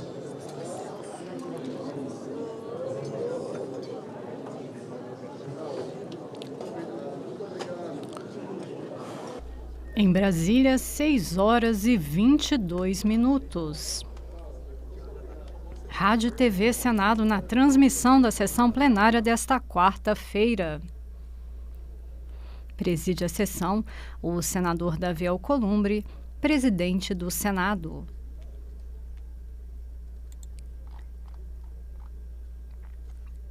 Durante a ordem do dia de hoje, os senadores já aprovaram a indicação de Benedito Gonçalves, ministro do Superior Tribunal de Justiça, para compor o Conselho Nacional de Justiça, o CNJ. Eu creio que Vossa Excelência solicitou a deliberação do projeto de lei 5.122 de 2023 para a deliberação na tarde de hoje. Foi isso que Vossa Excelência solicitou? Eu vou fazer a votação deste item e eu estou aguardando Sua Excelência, o senador Renan Calheiros, que está no Ministério da Fazenda, com o ministro Dario Durigan, que me informou ainda há pouco pelo telefone que, infelizmente, não conseguiu construir um entendimento com os nossos colegas senadores sobre um texto adequado que o governo pudesse apoiar para a deliberação do dia de hoje. Eu quero dizer a Vossa Excelência e a todos os senadores que eu estou há algum tempo aguardando a discussão deste assunto em relação à possibilidade de construirmos um entendimento. Como esta matéria foi modificada pelos senadores e pelas senadoras, em várias reuniões, em várias discussões e inclusive votadas na comissão no dia de hoje, eu vou publicamente externar o que eu ouvi do ministro da Fazenda para que todos, Vossas Excelências e todos possam entender o que nós estamos tentando construir e que, infelizmente, nós não tivemos a possibilidade de ter um acordo com o governo. E o ministro me informou que o texto que será relatado pelo senador Renan Calheiros deste projeto no dia de hoje, não tem o acordo, o entendimento e o apoio do governo. Porém, todavia, eu fiz um compromisso público, aguardando alguns meses para a deliberação deste assunto no Senado, e eu respeito integralmente a posição do governo e de Sua Excelência, o senhor ministro, que tem apelado reiteradas vezes para que o Senado Federal tenha cautela na deliberação das matérias relevantes e que podem impactar o orçamento do Brasil, mas eu fiz um acordo com os senadores e com as senadoras, com os deputados, em várias ocasiões. Então, eu publicamente vou informar que não há o acordo com o governo em relação ao texto apresentado, mas eu vou deliberar hoje o relatório aprovado pela CAI. Queria pedir a todos os nossos convidados que, por gentileza, não precisa fazer manifestação nem a favor nem contra a decisão da presidência. A presidência está tomando uma decisão institucional. Os senadores estão me apelando há algum tempo para que eu delibere esse projeto. Há algum tempo eu estou pedindo um acordo com o governo. Infelizmente, o acordo não chegou. Eu vou me desobrigar na condição de presidente do Senado Federal e vou submeter à votação do plenário do Senado o relatório do senador Renan Calheiros, aprovado na CAI no dia de hoje. Muito bem, presidente. Líder Everton, deixa eu botar só o item 6 e, enquanto o senador Renan não chega, eu dou a palavra a Vossa Excelência. Tá bom. Projeto de lei número 121 de 2015, número 5.635 de 2005, na casa de origem do deputado Onyx Lorenzoni, que regulamenta a profissão de protesista, ortesista ortopédico. Pareceres 902 de 2016, número 17 de 2017, da Comissão de Assuntos Sociais. O relator foi o senador Otto Alencar, favorável ao projeto, com a emenda número 1 e contrário à emenda número 2. Número 96 de 2023, da Comissão de Constituição, Justiça e Cidadania. A relatora foi a senadora Mara Gabrilli, foi favorável ao projeto e contrário às emendas número 1 e 2. Número 35 de 2026, da Comissão de Assuntos Sociais. A relatora foi a senadora Mara Gabrilli, favorável ao projeto e contrário às emendas número 1 e 2, em reexame. Passamos à discussão da matéria. Não temos senadores inscritos para discutir, está encerrada a discussão. Passamos à sua apreciação. A presidência submeterá a matéria à votação simbólica. Votação do projeto das emendas em turno único nos termos do parecer da Comissão de Constituição, Justiça e Cidadania e do parecer da Comissão de Assuntos Sociais em reexame, que são favoráveis ao projeto e contrário às emendas. As senadoras e os senadores que os aprovam permaneçam como se encontram. Está aprovado o projeto, a matéria vai à sanção presidencial e será feita a devida comunicação à Câmara dos Deputados. Concedo a palavra ao senador Everton, em seguida ao senador Renan Calheiros. Líder Everton, com a palavra a Vossa Excelência. Não, presidente, só para fazer aqui um registro sobre a renegociação das dívidas. Todos sabem que eu sou vice-líder do governo e defendo, estou pronto aqui para ajudar, mas tem temas que o próprio governo, e aí fazendo uma autocrítica, nós não conseguimos ter essa competência para protagonizar. Esse assunto é um assunto que não é da oposição, não é uma pauta da oposição e nem de membros do governo. Ele é um assunto do Brasil. Nós não estamos falando aqui de perdoar dívidas. Nós não estamos falando aqui de aprovar projeto para dar impacto no caixa da União. Pelo contrário, o que está se pedindo aqui, concretamente, senador Renan, por isso que eu, inclusive, apresentei uma emenda a 65, porque é preciso também atender lá, todos que tiveram acesso a financiamentos no Banco do Nordeste, no Banco da Amazônia e também em outras quadras, porque os problemas que nós temos hoje com os pequenos, médios, com os produtores como um todo, são problemas que precisam da mão sim do Estado, mas não é de perdão, mas a mão para compreender de que essas dívidas nos juros que estão hoje, elas precisam pelo menos ser alongadas. Aqui está se falando de autorizar a se sentar, desculpa o termo, com alguns técnicos, burocratas que não sabem o que é esse produtor que está lá na ponta, presidente, quando ele corre ali no risco para fazer ali o seu plantio e não sabe se deu certo, se vai dar certo ou não a colheita da sua safra, não sabe se vai dar certo ou não, por inúmeras razões,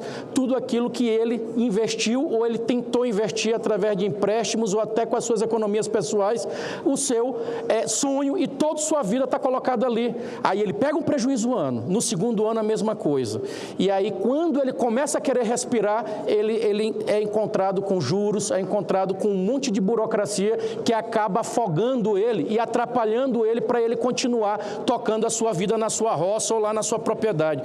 Portanto, só para concluir, eu acredito que essa iniciativa agora do Senado, de sair na frente e votar o projeto, e peço o apoio de já na emenda 65, ela vai ser fundamental para forçar, sim, os técnicos do governo, para a gente sentar todo mundo e achar concretamente uma solução, porque os produtores precisam, de verdade, de uma solução para ajudar a encontrar uma saída para pagar as suas dívidas. Muito obrigado, líder Everton, pelas suas ponderações. Projeto de lei número 5.122 de 2023, de autoria do deputado federal Domingos Neto, que autoriza a utilização do Fundo Social, que trata a lei número 12.351 de 2010, como fonte de recursos para a disponibilização de linha especial de financiamento que especifica. Parecer número 30 de 2026, da Comissão de Assuntos Econômicos. O relator desta matéria foi Sua Excelência, o ex-presidente Renan Calheiros, presidente da Comissão de Assuntos Econômicos. O relatório apresentado por Sua Excelência foi favorável ao projeto e parcialmente favorável às emendas número 2, 20, 49, 51 e 53, na forma das emendas número 55 a 61, que apresenta. Perante a mesa, foram apresentadas as emendas número 62 a 70. As emendas rejeitadas na comissão são tidas como inexistentes nos termos do artigo 124.1 do Regimento Interno do Senado Federal.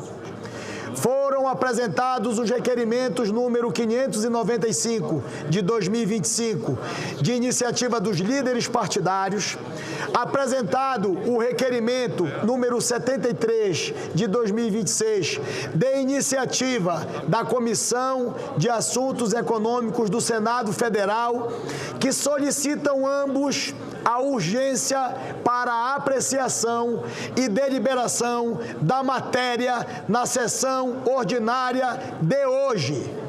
Submeto à votação em globo os requerimentos. As senadoras e os senadores que os aprovam permaneçam como se encontram. Estão aprovados os requerimentos. A matéria depende de parecer e faço uma ressalta, querido relator, senador Renan Calheiros, presidente. O parecer apenas sobre as emendas de número 62 a 70 apresentadas.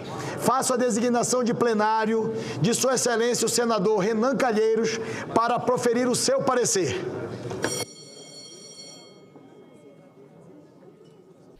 Em Brasília, 6 horas e 33 minutos. Rádio e TV Senado na transmissão da sessão plenária desta quarta-feira. Em análise, projeto que autoriza o uso de recursos do Fundo Social do Pré-Sal para criar uma linha especial de financiamento destinada a produtores rurais. Um parecer, inclusive, sobre as emendas especificadas por Vossa Excelência. Votamos pelo acolhimento das emendas de plenário 65, 67, 68, parcialmente das emendas 69 e 70, na forma 55 a 59, 61 e pela rejeição, senhor presidente, das demais emendas de plenário. Era esse o parecer sobre as emendas. Obrigado, senador Renan Calheiros. Eu peço só perdão a vossas excelências que estão aqui para a gente conduzir a deliberação. Valeu, senador. 6h35 em Brasília. Senadores analisam o projeto de lei 5.122 de 2023. Esse projeto autoriza o uso de recursos do Fundo Social do Pré-Sal e de outras fontes autorizadas para criar uma linha especial de financiamento destinada a produtores rurais. O Fundo Social do Pré-Sal, previsto na Lei 12.351 de 2010, recebe dinheiro da exploração do petróleo. Procedimentos regimentais para a deliberação do relatório apresentado por Vossa Excelência, com um adendo feito agora em plenário. Presidente, se Vossa Excelência permitir, nós estamos vindo lá de mais uma reunião no Ministério da Fazenda com a presença do governador Eduardo Leite do Rio Grande do Sul e com a presença da nossa querida senadora Tereza Cristina. O ministro da Fazenda, senhor presidente, sempre muito cordato, receptivo, mas nós não tivemos, com a área técnica do Ministério, a mesma facilidade que nós tivemos na discussão com o ministro Dario Durgman. De modo que restaram alguns impasses. E em restando impasse, outra solução não há a encaminhar, senão a solução que nós encaminhamos no nosso relatório. Infelizmente. Obrigado, presidente Renan. Presidente Davi.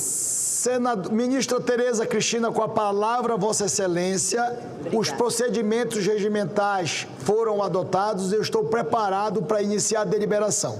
Vossa Excelência deseja fazer sua manifestação agora? Primeiro, quero agradecer, ao senhor por toda essa oportunidade de trazer de volta esse assunto tão importante e colocar hoje sobre a mesa para que a gente pudesse votar.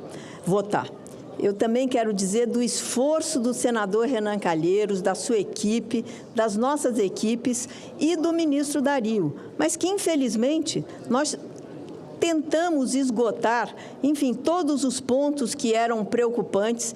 E hoje aqui nós não estamos falando de um problema de eleição, nós estamos falando de um segmento que carrega o Brasil, que é a agricultura brasileira. E a agricultura brasileira passa por um momento terrível. Nós temos as commodities em baixa, nós temos os juros em alta, nós plantamos uma safra, senador Davi, com $1 a 6 e estamos colhendo com $1 a 5. Isso é mortal para os preços dos agricultores, fora o problema que o Rio Grande do Sul teve climático e outros estados brasileiros, mas o mais emblemático foi o Rio Grande do Sul, com 4 safras perdidas pela seca e uma grande inundação. Então, essa, eu tenho dito, é uma tempestade mais do que perfeita. E agora nós temos 2 guerras acontecendo que também atrapalham o preço dos insumos, principalmente dos fertilizantes brasileiros.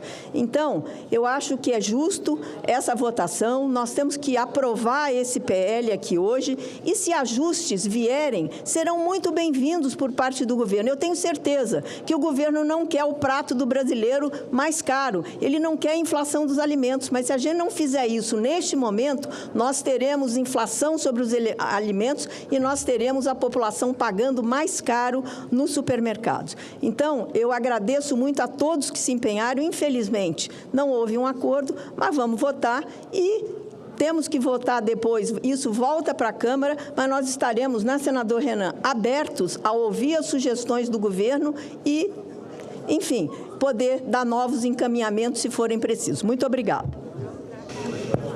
Senador Nelsinho, eu escrevo Vossa Excelência para o momento adequado da discussão, para mim poder dar o andamento da votação. O parecer apresentado pelo senador relator Renan Calheiros é favorável às emendas de plenário número 65, 67, 68, parcialmente favorável às emendas números 69 e 70, na forma da subemenda que oferece, e pela prejudicialidade das emendas números 55 e 59 a 61 da Comissão de Assuntos Econômicos. Completada a instrução da matéria, passamos imediatamente à discussão. Está escrito senador Nelsinho Trade para discutir a matéria. Senhor presidente, apenas para ressaltar o mérito desse projeto 5122 de 2023. Quando não são as intempéries da natureza que vêm afetar o produtor rural brasileiro, essa crise global geopolítica, promovida principalmente pelo presidente dos Estados Unidos, sobre tarifa para tudo que é lado, uma hora é ato discricionário, outra hora é a seção 301, agora vão inventar alguma outra coisa. Ninguém aguenta tanto sofrimento. É hora de nós, brasileiros, defendermos aqueles que produzem, que trabalham sol a sol e que carregam esse país nas costas. Viva o PL 5122, senhor presidente. Concedo a palavra para discutir a matéria ao senador Lucas Barreto. Senhor presidente, aqui eu quero declarar o meu voto favorável ao parecer do senador Renan, mas é preciso falar que este momento de guerra no mundo tem que se olhar para o Amapá.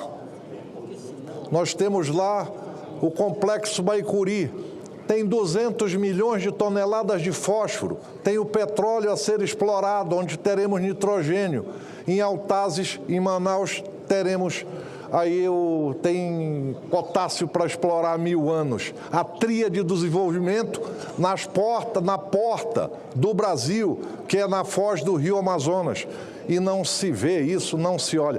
Tem que destravar a renca. Esse é um pedido que fica aqui para o senhor, que é o nosso líder lá do Amapá, é o presidente dessa casa, e que esse momento nos fará refletir que o Brasil precisa, sim, explorar suas terras raras. Obrigado, senhor presidente.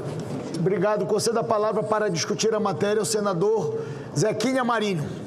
Obrigado, presidente. Eu gostaria de fazer apenas algumas menções que eu considero importantes. Um projeto como esse não vai impactar de alguma forma, mas o que ele vai trazer de resultado positivo, e em resumo, não é gasto financeiro, é investimento num único setor da economia brasileira que dá certo, que tem mostrado que tem competência, que é forte e é capaz. Você já pensou? 52% de tudo que se exporta nesse país provém do agro. 1/3 dos empregos também vem do agro. Quase 30% do PIB também é do agro. E agora a gente precisa da compreensão do governo. E como já foi dito aqui pelo senador Everton, isso aqui não é uma coisa da esquerda, da direita, da oposição, da situação.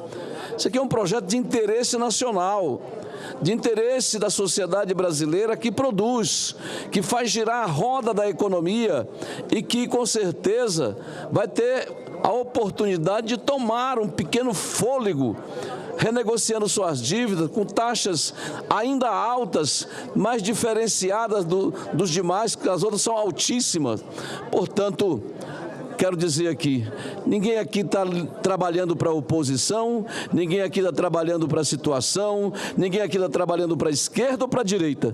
Nós estamos trabalhando para o Brasil que dá certo, para o Brasil que gira a economia, para o Brasil que leva alimento para a mesa do brasileiro e mais 1 bilhão de pessoas ao redor do mundo. Portanto, presidente, parabéns pela sua atitude, é por aí que a gente avança nesse país. Muito obrigado, líder Zequinho. Doutor Irã, o senador Everton está escrito, já está na tribuna. Vossa Excelência está escrito. Eu vou chegar... O senhor está me discriminando e já priorizando aqui o senador Everton. Não é que verdade. já falou 3 vezes, enquanto eu não consegui falar uma vez só. Presidente, vamos abrir a votação. Vossa Excelência, está escrito, senador Reis. Essa votação será uma votação simbólica, se Deus permitir. Presidente, senador Everton. Eu quero só falar um pouco sobre a questão desse projeto e depois vou utilizar o tempo de líder. Vossa Excelência está escrito depois. Estou. Mas deixa eu fazer a ordem de discussão. O senador Irã que desligou o microfone? Não, a Secretaria-Geral da Mesa, o microfone do senador Everton foi desligado a pedido do senador Irã. Com Vossa Excelência. Senador Irã, agora sim. Senhor presidente, senhor relator, senhores senadores, a emenda 65 que o senador Renan acaba de acatar, ela não é apenas uma proposta técnica de renegociação das dívidas. Ela é um ato de justiça com os agricultores que foram esquecidos pelo sistema.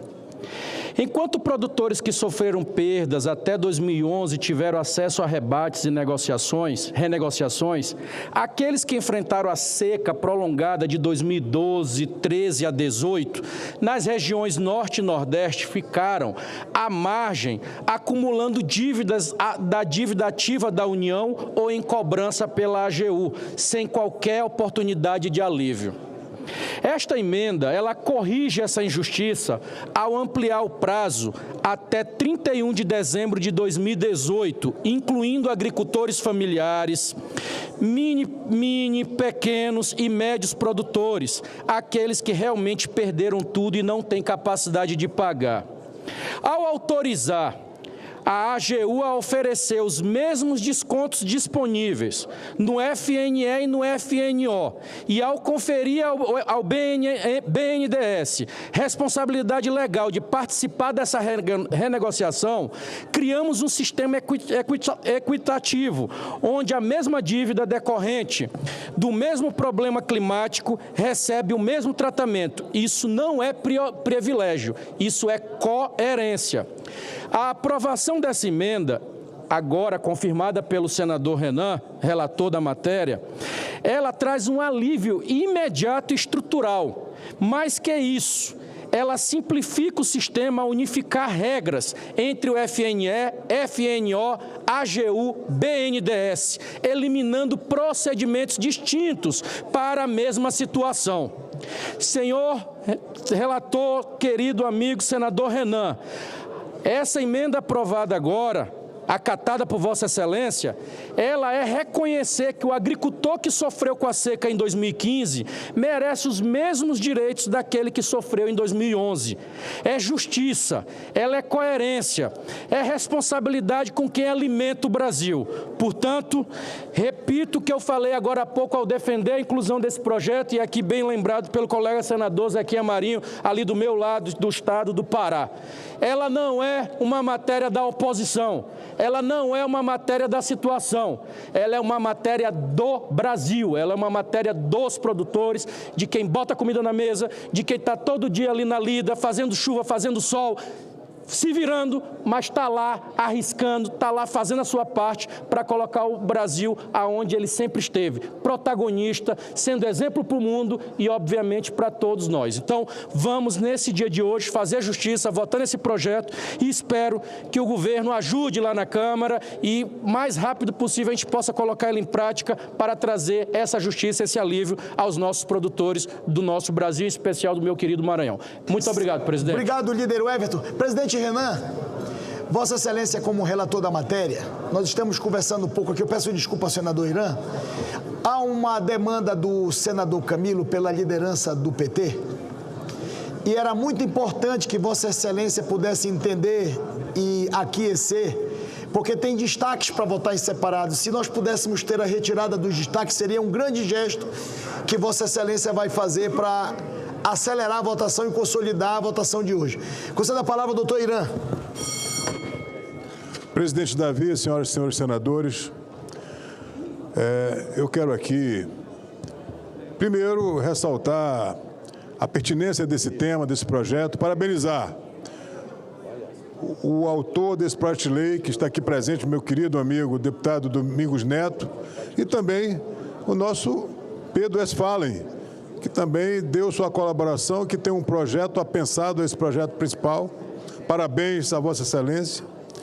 E, presidente, senhoras e senhores, eu que sou do Estado eminentemente agrícola, agropecuário, que tem vivido um crescimento exponencial na nossa economia por conta do trabalho que se faz no campo no nosso Estado, fruto de um trabalho de todos nós, que regularizamos nossas terras, que criamos projetos de incentivo a quem trabalha e produz. E esse projeto, presidente, como foi falado aqui, esse é um projeto que resgata o respeito e o reconhecimento que temos que ter com os produtores do nosso país. O nosso país só cresce, presidente, às custas do agronegócio e da agricultura familiar, porque nossa indústria está estagnada há muito tempo, de forma que nós vamos aqui não fazer uma anistia de dívidas agrícolas no nosso país. Nós estamos aqui propondo uma renegociação adequada para que não haja solução de continuidade nesse segmento econômico tão importante para o Brasil e para o mundo, porque hoje nós somos fundamentais para fornecer alimento para a humanidade e não para o nosso país. Parabéns, presidente, pela sua coragem e pela sensibilidade e respeito que tem com o setor do agronegócio do Brasil. Concedo a palavra ao senador Luiz Carlos Reis para discutir a matéria. Em seguida, o senador Jaime Campos. Senhor presidente, primeiro agradecer a Vossa Excelência por ter ajudado esse tema já desde o ano passado, a se tratar desse assunto. Deputado Domingos Neto, autor do projeto original, ao qual o deputado Pedro Westphalen pegou carona, atalhou-se o caminho muito longo e adiantou-se o processo. Depois, o deputado Afonso Ram, todo o seu trabalho, conseguiu fazer o relatório que nós trouxemos para o Senado. Não deu certo ano passado, Afonso, e agora está dando, e agradecer ao senador Renan e à senadora Tereza, que ajudaram na construção com o governo, e aos produtores que estão aqui hoje, né? Uma longa luta, ainda não está concluída, mas é um avanço significativo para tentarmos melhorar a situação dos agricultores. Senador Camilo Santana, no meu estado do Rio Grande do Sul, em 7 safras, 4 frustradas, com seca e uma com enchente. E esse ano, na 6ª das 7, tem gente que sofreu de novo. É difícil de pagarem as contas, como a senadora Tereza colocou. Juros altos, custos altos e preços baixos na hora da comercialização. Portanto, acho que todo esse empenho realizado por todos, e agora entendemos e pedimos ao governo que entenda essa posição para um setor extremamente importante. O deputado Everton falava na emenda dele, vários estados do Nordeste serão beneficiados. Então, é um projeto que auxilia e ajuda milhares de produtores. Senador Davi Alcolumbre, obrigado e vamos votar essa matéria. Um abraço. Para me fazer um registro, que foi muito bem lembrado pelo deputado Afonso Ram, que é o relator deste projeto na Câmara dos Deputados e que naturalmente vai relatar a partir da deliberação no Senado, em homenagem a Vossa Excelência, senador Reis. Vossa Excelência está passando um momento de muita dificuldade com a doença da sua esposa. E Vossa Excelência veio ao Senado Federal no dia de hoje participar desta importante votação. Tenha, em nome de todos os senadores e de todas as senadoras, a solidariedade, as orações e o apoio para o pronto restabelecimento da sua querida esposa.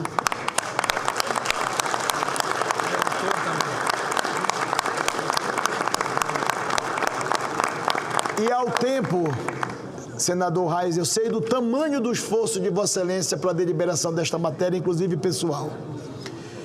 E também registrar que Vossa Excelência foi o autor deste projeto no Senado. O projeto de Vossa Excelência foi votado no Senado Federal, foi à Câmara e foi apensado a esta lei. Parabéns, Raíze, pela sua coragem, pela sua perseverança, e que Deus abençoe e restabeleça rapidamente a saúde da sua querida e amada esposa.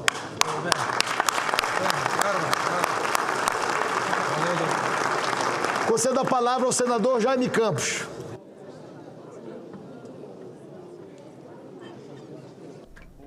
Boa noite, em Brasília, 6h54. Apesar de estimado amigo senador Davi Alcolumbre, senhoras e senhores senadores, isso é rapidinho aqui, mas eu não podia deixar, em hipótese alguma, de manifestar também aqui como senador da República por 2 mandatos, governador do meu estado, 3 vezes prefeito, que vinha do estado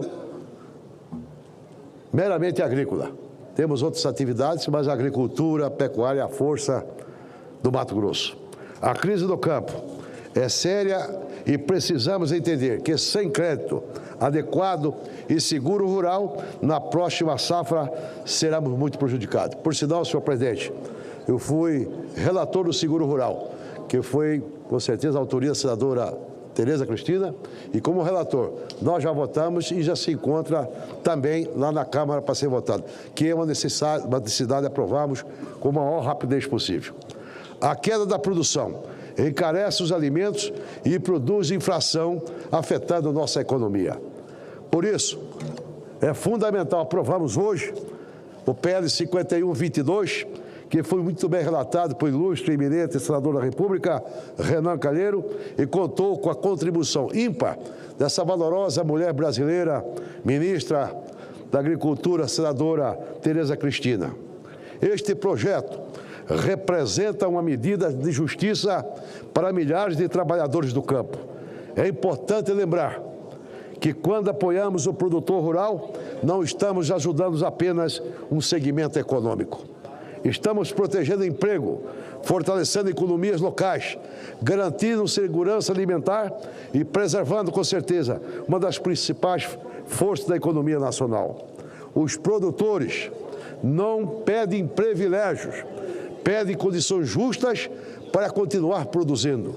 É hora da união, mobilização e compromisso com aqueles que sustentam a economia de Mato Grosso e do Brasil. A aprovação do PL 5122 é uma demonstração de responsabilidade com o presente e a visão estratégica para o futuro do nosso país. Quem produz alimento, que abastece nossas mesas, precisa de condições reais para continuar produzindo. Por isso, quero aqui, ou seja, deixar muito bem claro o meu apoio restrito à aprovação desta tão importante matéria que, com certeza, está sendo aguardada já por muito tempo. Ministra Tereza, meu caro estimado amigo Luiz Carlos Ranzi, que neste momento, com certeza, tem a solidariedade de todos nós, seus colegas senadores. Cumprimento a Vossa Excelência aqui, com certeza, ao lado do Renan, que foi, com certeza, um valoroso, que lutou muito para que nós pudéssemos chegar no dia de hoje, ter essa oportunidade de fazermos justiça por aqueles que trabalham e produzem a riqueza do Brasil. Muito obrigado, senhor presidente. Obrigado.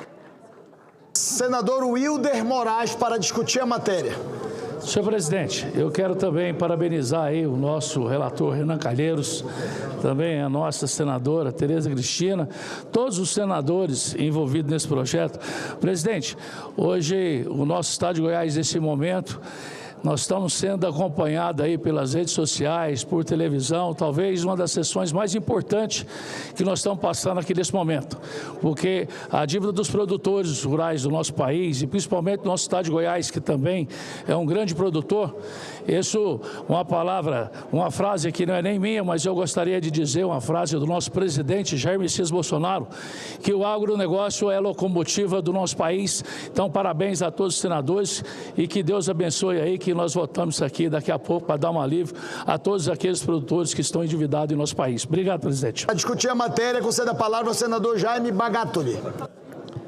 Obrigado, presidente. Eu quero cumprimentar aqui o relator dessa matéria, desse PL 5122, nosso senador Renan Calheiro, mas eu não posso aqui deixar de cumprimentar o senador Carlos Ranzi, pelo trabalho que ele fez. Ele já vem lutando não só pelo Rio Grande do Sul, mas por todo o Brasil, para nós aprovarmos esse projeto, esse PL, que é de suma importância para nós, que hoje ele abrangeu todos os estados brasileiros. A maioria dos estados brasileiros estão com problema de os produtores liquidarem as suas operações, as suas dívidas nos bancos.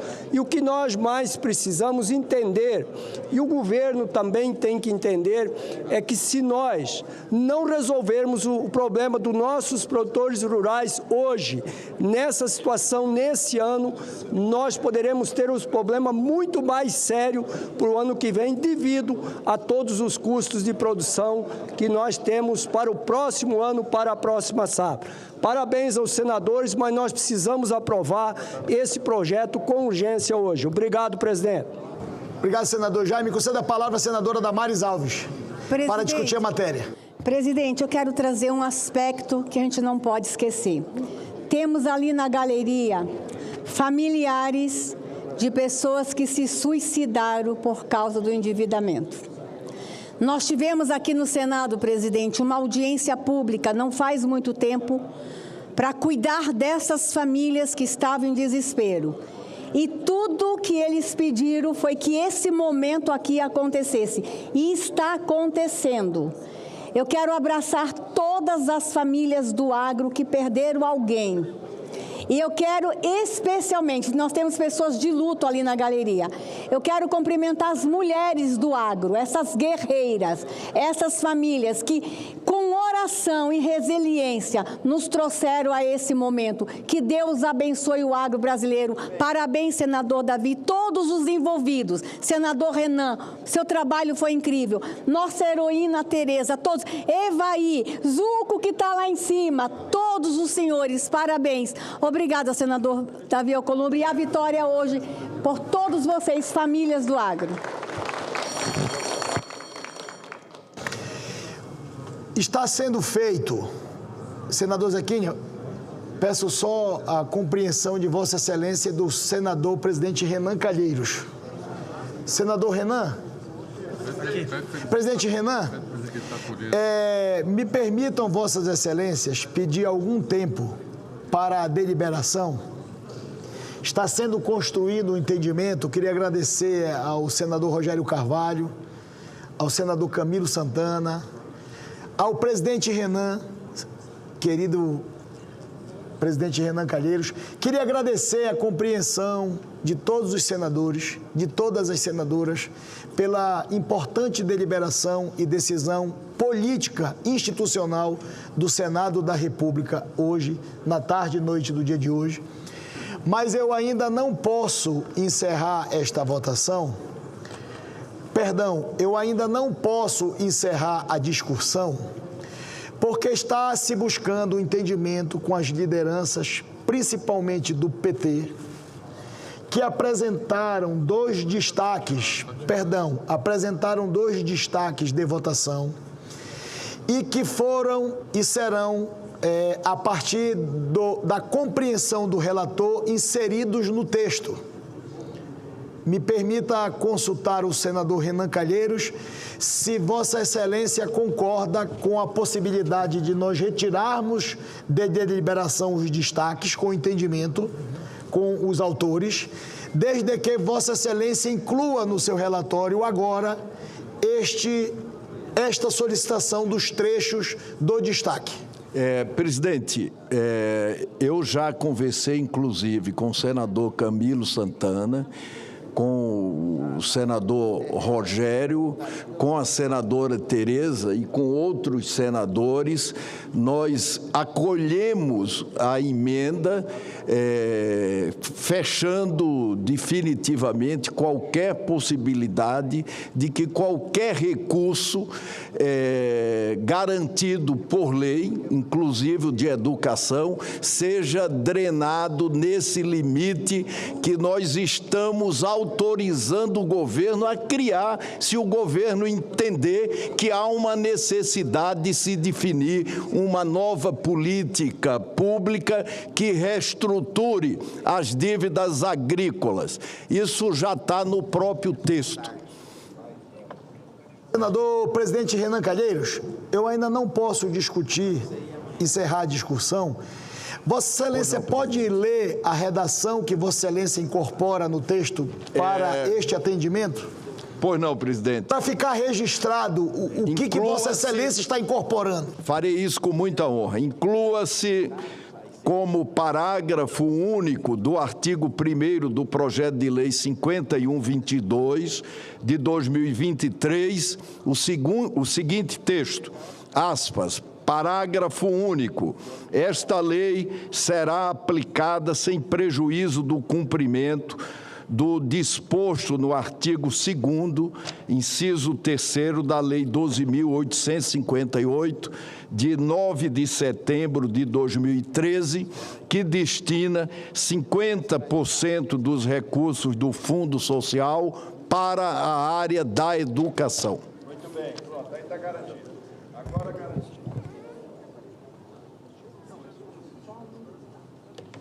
Em Brasília, 7h05. Senhor presidente, nós estamos fazendo aqui uma redundância. Isso não é discurso político, pelo amor de Deus. Presidente, ninguém está usando recurso nem da saúde, nem da educação, nem nada. Eu estou acolhendo a sugestão, mas já é uma redundância. Por favor. Senador Renan, me permita, Vossa Excelência fez uma ponderação muito equilibrada e verdadeira. Ninguém está mexendo em nada, é uma redundância, a reprodução do texto que já existe. Mas tudo bem, acolhemos para fazer o entendimento. Presidente, pela ordem. Pela ordem, senador Cid Gomes. Parece que está se votando uma celeuma. Presidente, isso aqui é uma mensagem, é um projeto autorizativo. Isso não vai obrigar ninguém a gastar nada, nem retirar nada de coisa nenhuma. É um projeto que apenas permite que o Fundo Social também possa ser usado para a agricultura. Simples. Quem vai decidir isso é o governo, é o Conselho do Fundo Social, é o BNDES. Razão para celeuma nenhuma, presidente. Excelência, Vossa Excelência repetiu o que durante o dia inteiro de hoje o relator repetiu. Pois é, e parece que ninguém ouve. Mas eu queria agradecer, Vossa Excelência, que Vossa Excelência, com redundância, fez o que foi feito o dia inteiro. Obrigado. O relator apresentou a seguinte adequação redacional ao artigo 1º do projeto modificado pela subemenda de plenário, incluindo nele um parágrafo único nos seguintes termos. Me permitam, nos termos lidos oralmente pelo relator, agora há pouco em plenário. Não havendo mais quem queira discutir, está encerrada a discussão. Vamos votar, presidente. Passamos a apreciação da matéria. Não entendi? Vamos votar, presidente. Passamos a apreciação. É redundância. Passamos à apreciação da matéria. Foram retirados os requerimentos apresentados de destaque, número 452 e 453, pelo autor. A presidência submeterá a matéria à votação simbólica. Votação do projeto, das emendas e da subemenda com adequação feita em plenário, em turno único, nos termos dos pareceres. As senadoras e os senadores que aprovam permaneçam como se encontram. Está aprovado o projeto. Está aprovado. Está aprovado, peço atenção, está aprovado o projeto com as emendas número 56 a 58, 65 a 68, 69 e 70, estas das formas da subemenda do relator com adequação feita no plenário. Ficam prejudicadas as emendas números 55, 59 a 61. O parecer da comissão diretora, oferecendo a redação final, será publicado na forma regimental. Em discussão, a redação final, encerrada a discussão, em votação. As senadoras e os senadores que aprovam permaneçam como se encontram. Está aprovada a redação final, a matéria retorna à Câmara dos Deputados.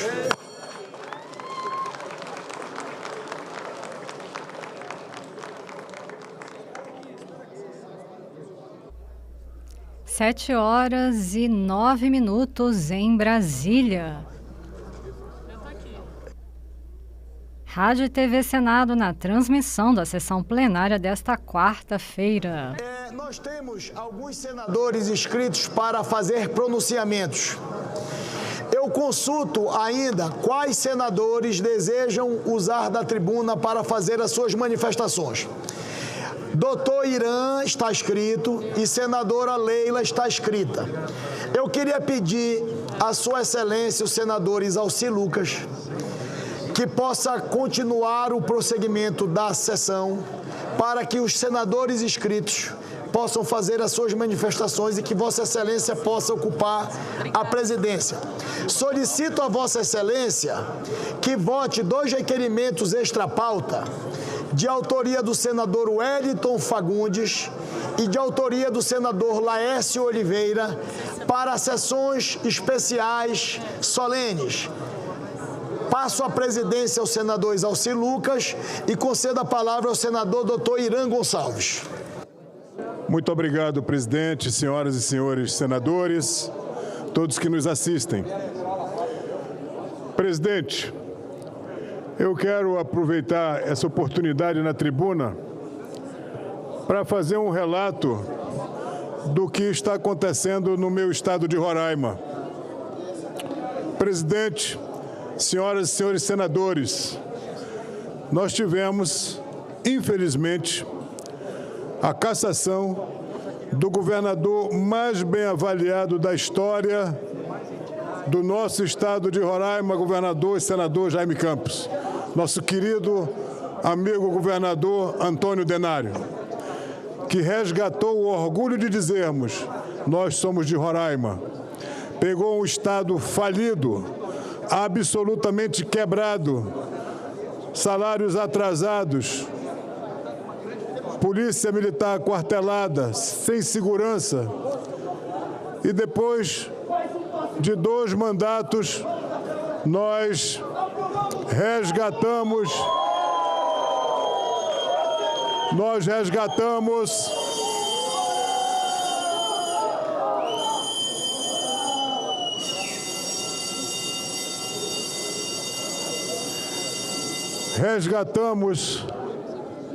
o progresso, desenvolvimento de Roraima e, infelizmente, já quase ao final do seu mandato, o nosso governador Antônio Denário foi cassado.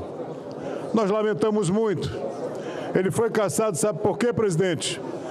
Porque fez um dos maiores programas sociais da história do meu estado, que mitigou a fome, que diminuiu a expectativa de violência, porque o nosso estado viveu a maior imigração da história do Brasil, que foi a imigração de venezuelanos fugidos daquele regime tirano de Nicolás Maduro. Passaram por Roraima, presidente Isalci, senhoras e senhores, cerca de 1.300.000 venezuelanos, e lá ficaram 10% da nossa população, o que gerou uma demanda social do ponto de vista da segurança, da educação, da saúde, inominável para o nosso estado. Mas mesmo assim, nós enfrentamos com muito trabalho e o estado continuou a crescer. Agora, senadora Leila, com o nosso governador Antônio Denário e seu vice-governador Edilson Damião cassados, o TSE definiu que deveríamos ter uma eleição suplementar no dia 21 de junho, uma eleição direta. Muito bem. O TRE se preparou para essa eleição. Nós lançamos um candidato, ex-prefeito de Boa Vista, Arthur Henrique. Sabe o que aconteceu, presidente? Olhe só, nós tivemos uma decisão de um ministro do Supremo, o ministro Flávio Dino, interferindo numa questão, a meu juízo, uma questão eleitoral e não constitucional, tem cerceado o direito do nosso candidato se registrar nesse pleito. Tem exigido, através de uma liminar, que houvesse uma desincompatibilização de 3, 4 ou 6 meses, como na eleição ordinária. Ora, como é que alguém vai adivinhar que vai haver uma eleição daqui 2, 3 meses? Óbvio, ninguém havia se preparado, ninguém havia se afastado dos seus cargos, porque isso era um fator superveniente. E agora, presidente, senhoras e senhores, nós estamos concorrendo lá, enfrentando o governo que hoje ele é ocupado de maneira pro tempore pelo presidente da Assembleia, que é um governo de um ex-filiado do PCdoB, que tem um viés ideológico comunista. Na frente do nosso governo, a maioria da Assembleia o apoiando, uma minoria trabalhando para vencer todas essas dificuldades, presidente, senhoras e senhores. Além da dificuldade de lutarmos contra a maioria de deputados estaduais, um governo, nós agora estamos lutando contra o Supremo Tribunal Federal, que tem tentado cercear o direito dos roraimenses de exercer aquilo que é mais genuíno e fundamental de uma democracia, que é a representação popular pelo voto. Eu estou aqui fazendo esse desabafo, presidente, porque nós temos, imagine, fazer uma campanha na oposição e veja bem, o povo de Roraima tem reconhecido o trabalho que fazemos. Tanto é que em todas as avaliações que se faz, presidente Zalci, nós temos quase 60% de intenção de votos em relação ao nosso adversário. E eu espero que nós possamos resgatar a prerrogativa de legislar sobre a eleição, que é uma atribuição do TSE e não do Supremo Tribunal Federal. De forma que fica aqui o registro da minha indignação, o registro daquilo que nós estamos sentindo no nosso Estado, dessa pressão que tem sido feita através de uma decisão do Supremo Tribunal Federal tentando manter uma candidatura só e que o atual governador, Soldado Sampaio, dispute uma campanha sozinho. Querem ganhar no WO. Isso é inadmissível. É inadmissível.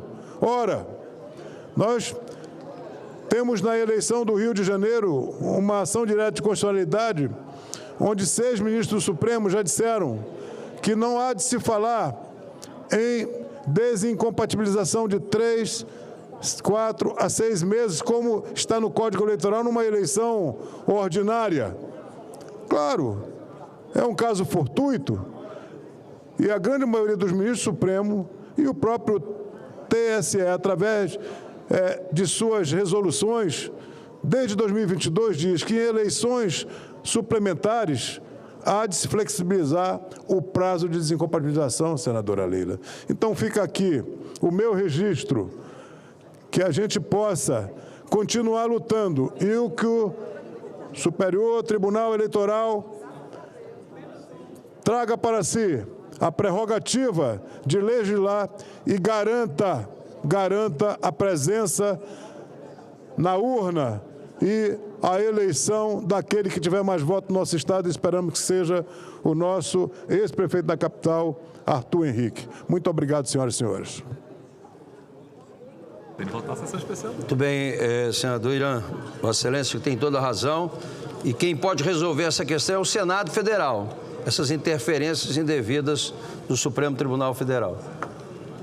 Passo a palavra à nossa querida senadora Leila Barros. Em Brasília, 7h18.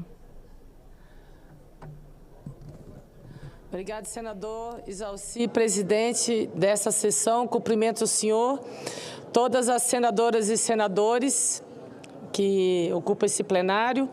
Senhor presidente, hoje essa tribuna, eu ocupo dessa tribuna para manifestar uma preocupação legítima e crescente da população do Distrito Federal em relação à situação do Banco Regional de Brasília, o BRB. Faço isso, senhor presidente, com um senso de responsabilidade institucional, sem alarmismos e sem pré-julgamentos. O BRB, e Vossa Excelência sabe muito bem, é uma instituição que ultrapassa e muito a condição de um banco comercial. Ao longo de décadas, o BRB tornou-se um dos principais instrumentos de desenvolvimento econômico e de execução de políticas públicas aqui do Distrito Federal. Milhares de servidores recebem seus vencimentos por intermédio do banco. Empresários e empreendedores e famílias financiam seus projetos por meio de suas operações. Programas sociais do governo do Distrito Federal utilizam a estrutura do BRB e da BRB Cards para chegar à população. Soluções de mobilidade urbana, benefícios sociais, programas educacionais e diversas políticas públicas dependem, direta ou indiretamente, da capacidade operacional da instituição. Por isso, quando nós falamos do BRB, não estamos falando apenas de números em um balanço. Estamos falando de empregos, estamos falando de serviços públicos e estamos falando, é claro, de confiança. Estamos falando da vida de milhares de cidadãos do Distrito Federal e é justamente por reconhecer essa importância que eu considero indispensável de defender o banco como instituição. Defender o BRB significa proteger seus trabalhadores, seus correntistas, seus aposentados, os servidores públicos e o patrimônio coletivo da população do Distrito Federal. Mas defender o BRB não significa blindar decisões de gestão, não significa ignorar alertas, não significa aceitar a falta, principalmente, senador Isalci, de transparência. Ao contrário, quanto mais importante é uma instituição pública, maior deve ser o seu compromisso com a governança e com a prestação de contas e, principalmente, a responsabilidade. Aliás, essa preocupação já não se restringe mais ao Distrito Federal. Ontem, a Folha de São Paulo dedicou o seu editorial ao tema, evidenciando que a situação do BRB passou a despertar atenção nacional. Independentemente das opiniões ali manifestadas, o simples fato de um dos principais jornais do país dedicar seu espaço editorial à questão demonstra a relevância institucional ao momento que nós estamos vivendo, principalmente a população aqui do DF. O editorial, ele expressa preocupações sobre a situação financeira do banco, sobre os mecanismos de capitalização em discussão e sobre os riscos potenciais sobre as finanças públicas do Distrito Federal. Essas preocupações podem e devem ser debatidas. O que não pode ocorrer é que dúvidas legítimas permaneçam há meses sem respostas. Quando uma instituição estratégica para milhões de brasileiros passa a ser objeto de questionamentos nacionais, cresce também a responsabilidade das autoridades públicas de prestar esclarecimentos completos, transparentes e tempestivos à sociedade. Nas últimas semanas, a população tem acompanhado notícias sobre as operações envolvendo o Banco Master, sobre processos de capitalização do BRB, sobre sobre empréstimos estruturados com participação do Fundo Garantidor de Crédito e sobre garantias que envolvem receitas futuras do Distrito Federal. Também tem acompanhado debates sobre o valor real dos ativos envolvidos, sobre auditorias em andamento e sobre a necessidade de reforço patrimonial da instituição. E diante desse cenário, o que a sociedade espera não é disputa política. O que a sociedade espera são respostas. Na verdade, respostas que eu já faço aqui. Qual é a real situação patrimonial do banco? Qual que é a dimensão efetiva das perdas eventualmente existentes? Porque toda hora aparece um valor. Quais são os riscos reais para o patrimônio público do Distrito Federal, que é outra angústia que nós vivemos, já sabendo que houve já um levantamento apresentado, as contas públicas do Distrito Federal estão girando em torno de um déficit de 5 bilhões. E qual é a estratégia definitiva para a estabilização da instituição? E, principalmente, como garantir que a população do Distrito Federal não seja chamada a suportar riscos sem que haja absoluta transparência sobre suas causas e suas consequências. E, nesse contexto, eu quero registrar o meu respeito à atuação do Banco Central do Brasil. Compete ao Banco Central exercer a sua missão constitucional de preservar a estabilidade do sistema financeiro, proteger depositantes e assegurar a integridade do mercado bancário. A população do Distrito Federal espera que esta atuação ela continue sendo exercida com rigor técnico, independência e responsabilidade. Mas também espera que sejam prestados todos os esclarecimentos necessários sobre a supervisão das operações realizadas, sobre a situação atual do BRB, que ainda é muito obscura, e sobre os caminhos considerados adequados para a recuperação e fortalecimento da instituição.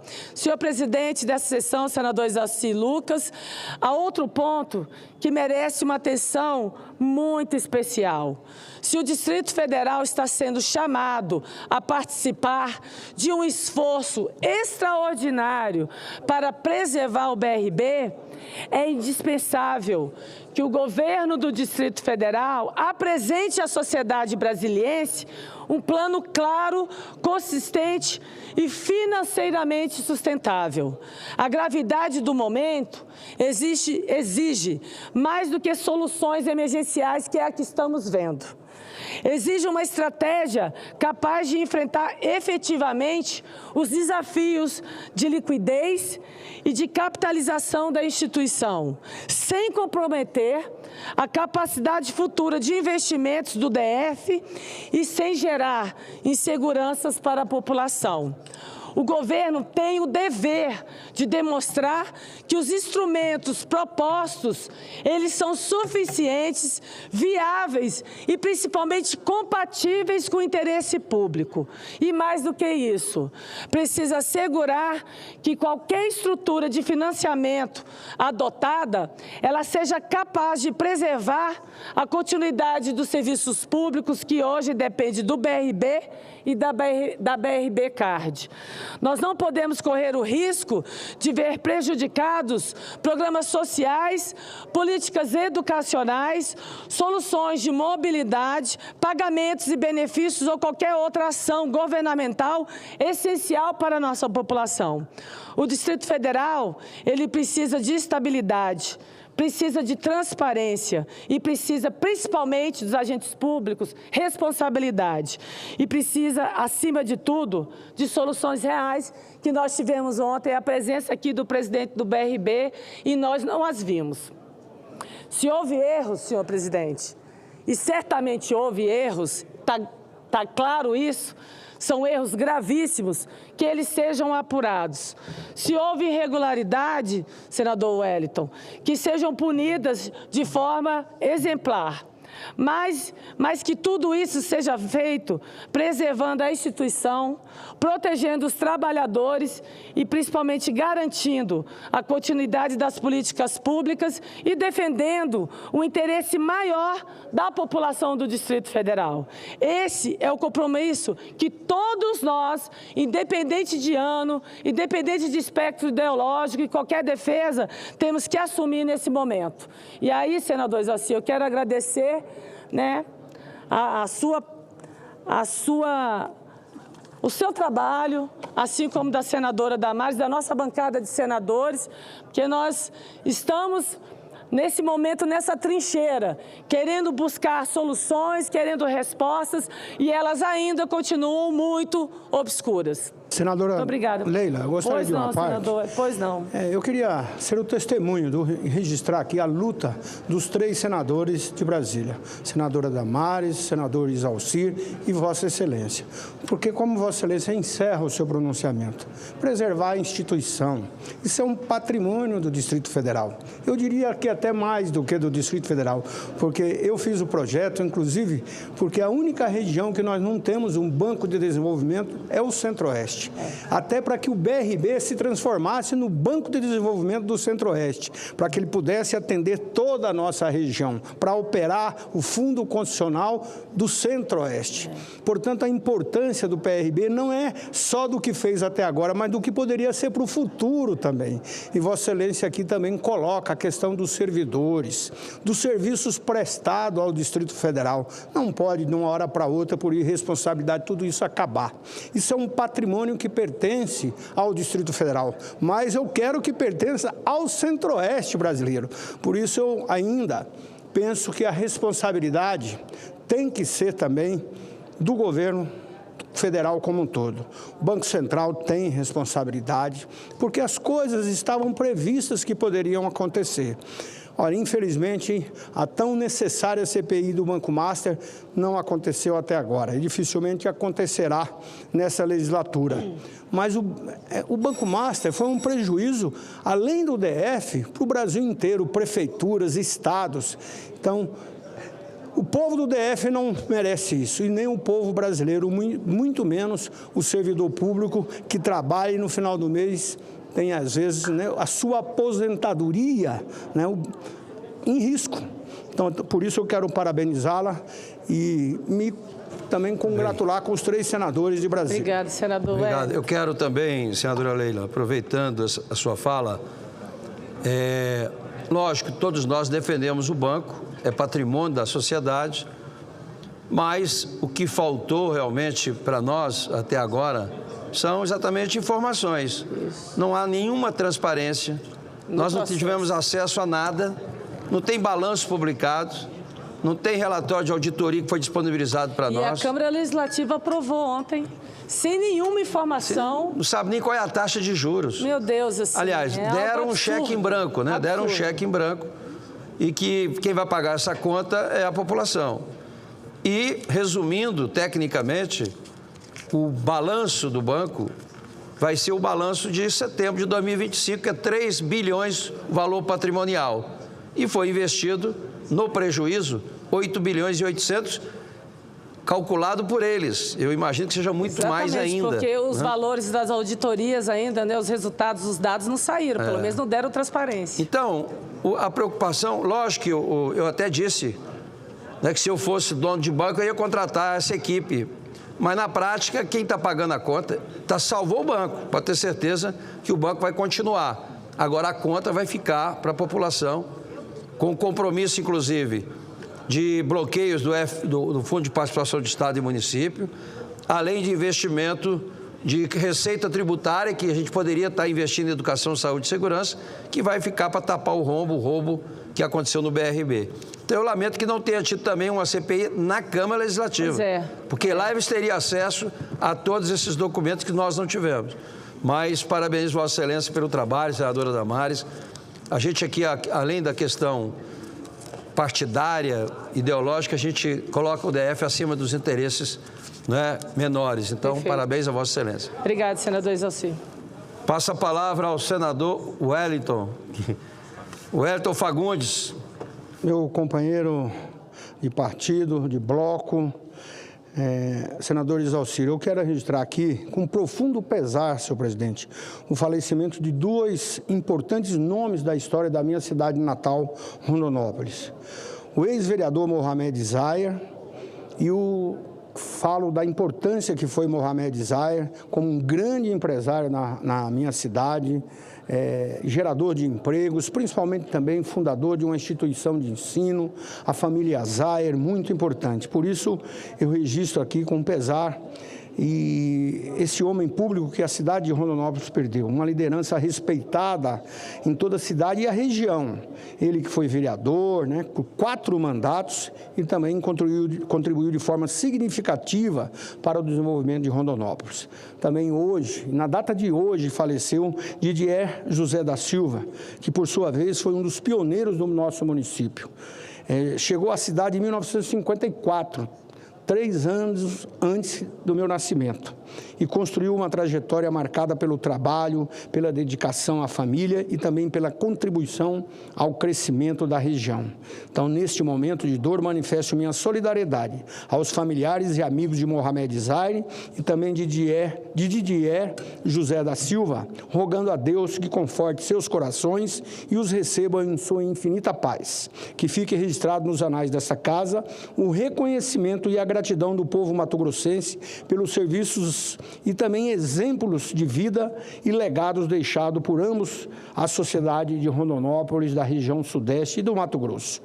Senhor presidente, eu quero deixar aqui também como lido e fazer aqui um requerimento, que é o número 445, que apresenta o voto de aplauso à doutora Milene Aparecida Pereira Beltrani, em reconhecimento à sua dedicação, atuação em área ambiental, especialmente frente ao Juizado Volante Ambiental, Juvan, da comarca de Rondonópolis, no estado de Mato Grosso, bem como ao seu compromisso com a proteção do meio ambiente e com o enfrentamento das causas e consequências dos problemas ambientais. Por isso aqui o voto de aplauso à doutora Milene Aparecida Pereira Beltrani. Da mesma forma, senhor presidente, faço aqui um requerimento 443, que requer o voto de aplauso à reitora, ex-reitora, na verdade, professora doutora Vera Lúcia da Rocha Marques, pela iniciativa da Universidade do Estado de Mato Grosso, UNEMAT, de criação do curso de enfermagem intercultural indígena, em reconhecimento à relevância acadêmica, social e humanitária da medida para a formação superior de profissionais indígenas na área da saúde. Amanhã, inclusive, na Comissão de Educação, teremos a sessão especial em homenagem e reconhecimento com a presença de indígenas do meu estado. E a senadora Damares irá presidir essa sessão. Eu quero aqui também deixar como lido um pronunciamento para registrar 2 reflexões que nos convidam a olhar para o que há de mais valioso em uma sociedade, que é o respeito à dignidade humana e o compromisso com o próximo. Neste mês de junho, portanto, celebramos o Dia Mundial de Conscientização da Violência contra a Pessoa Idosa e a campanha Junho Violeta, que nos alerta para uma realidade que muitas vezes acontece em silêncio, dentro das próprias famílias. A violência contra a pessoa idosa não é apenas a agressão física, ela se manifesta também no abandono, na negligência, na humilhação e na exploração financeira e na negação de direitos.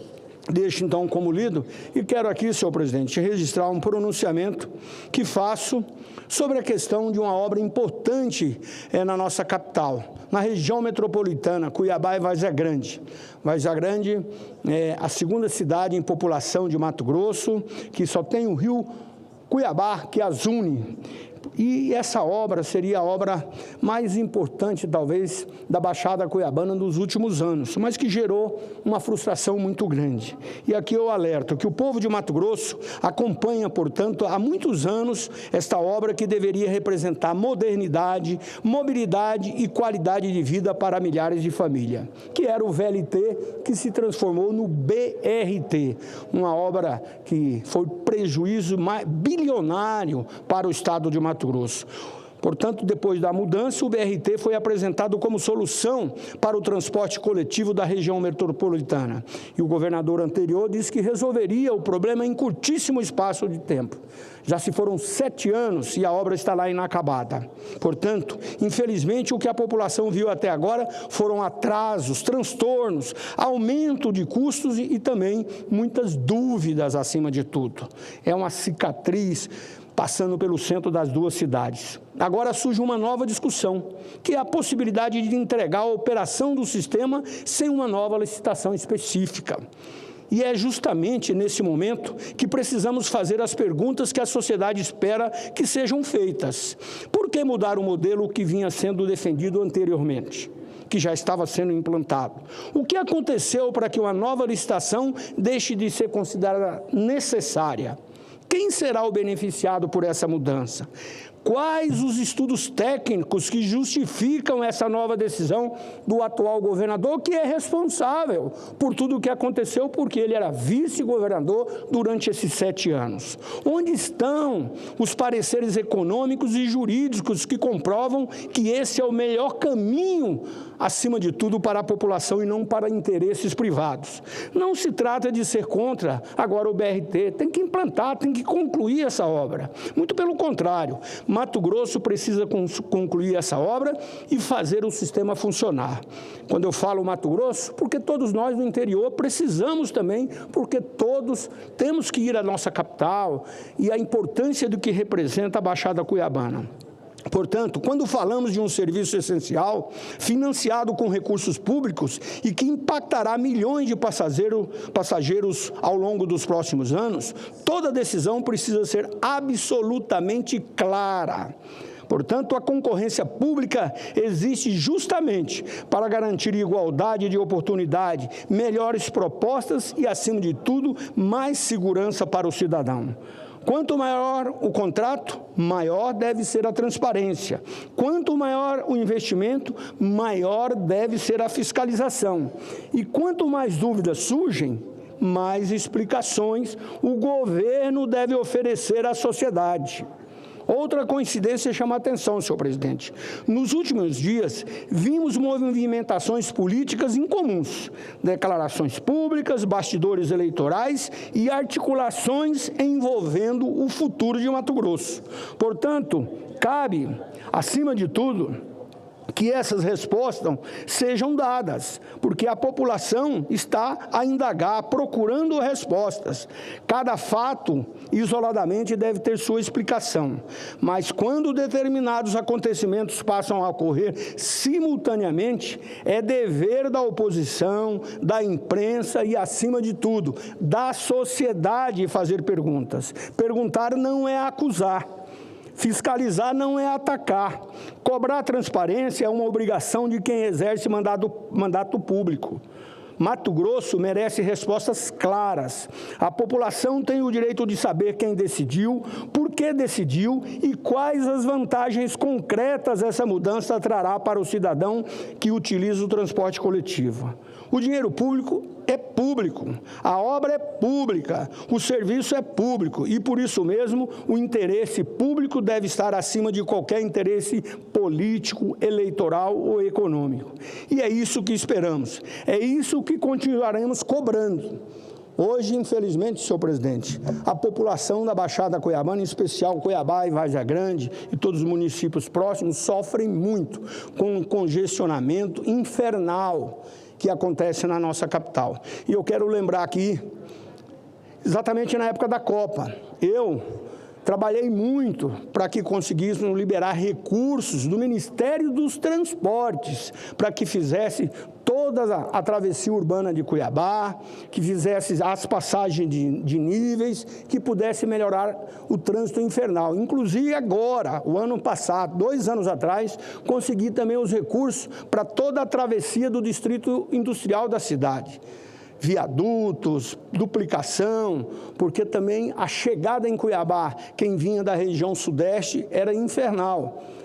O nosso papel como senador da República trabalhamos muito para melhorar a situação do sistema viário, conseguir recursos para uma outra obra importantíssima, que é o contorno norte de Cuiabá, que infelizmente, senhor presidente, esse governo que está entregando e esse governo que está aí, está lá com a obra em situação de caos. E essa obra é extremamente importante, porque vai tirar todo o trânsito de Cuiabá. Outra obra também importante é o contorno sul, que era uma estrada estadual.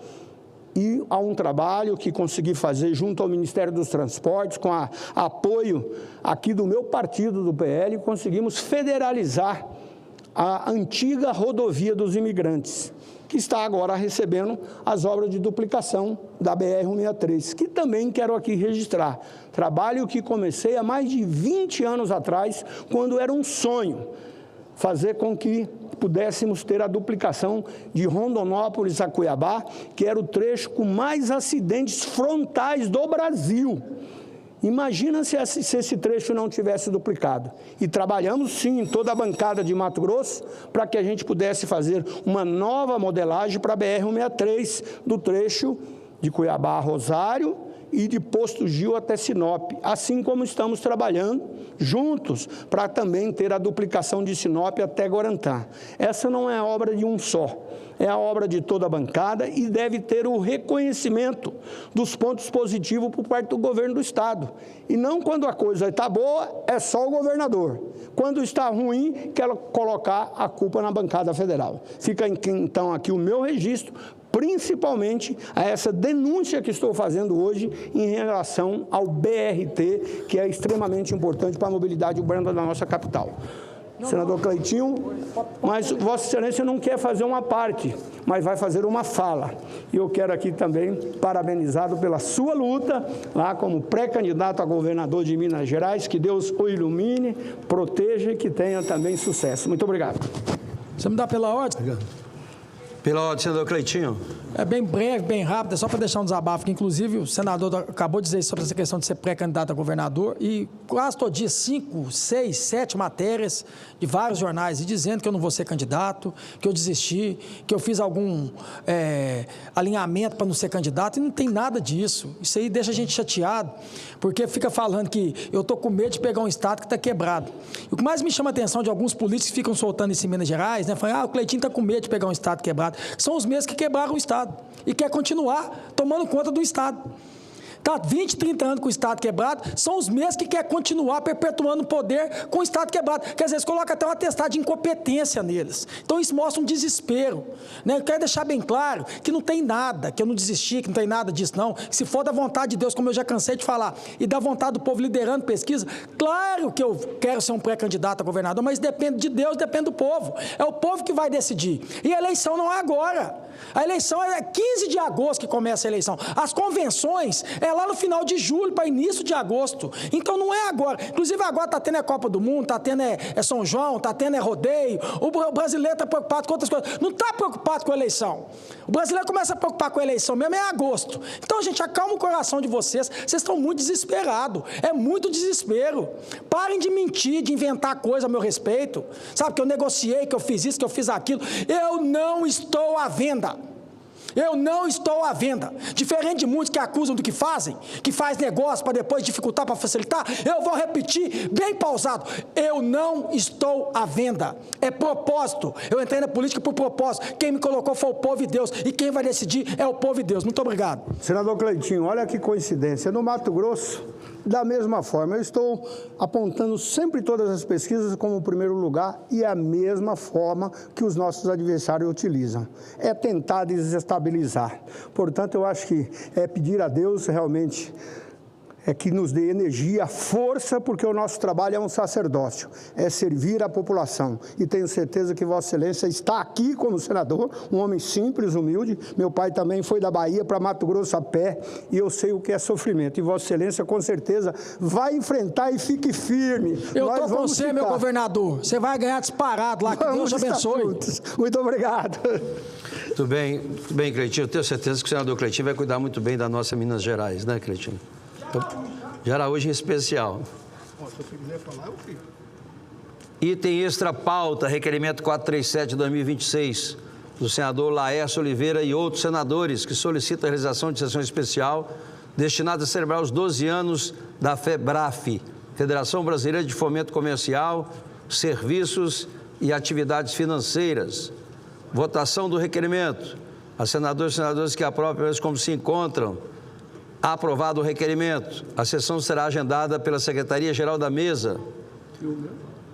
Item extra pauta, requerimento 447 de 2026, do senador Wellington Fagundes e outros senadores, que solicita a realização de sessão especial destinada a celebrar os 60 anos da fundação da Rede Mato Grossense de Comunicação, RMC. Votação do requerimento. As senadoras e senadores que aprovam como se encontram. Aprovado o requerimento. A sessão será agendada pela Secretaria-Geral da Mesa. Cumprida a finalidade dessa sessão deliberativa ordinária do Senado Federal, a presidência declara o seu encerramento. Boa noite, em Brasília, 7 horas.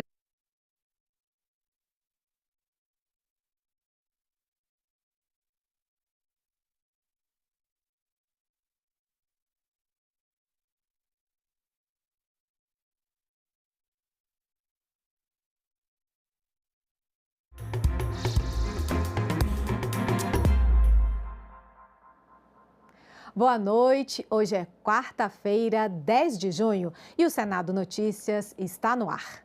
E nós começamos esta edição diretamente do plenário com informações da repórter Isabela Dutra. Boa noite, Isabela. Boa noite, Érica. Boa noite a todos. Terminou nesse instante a sessão deliberativa desta quarta-feira aqui no plenário do Senado, com muitos itens da pauta aprovados, muitos projetos.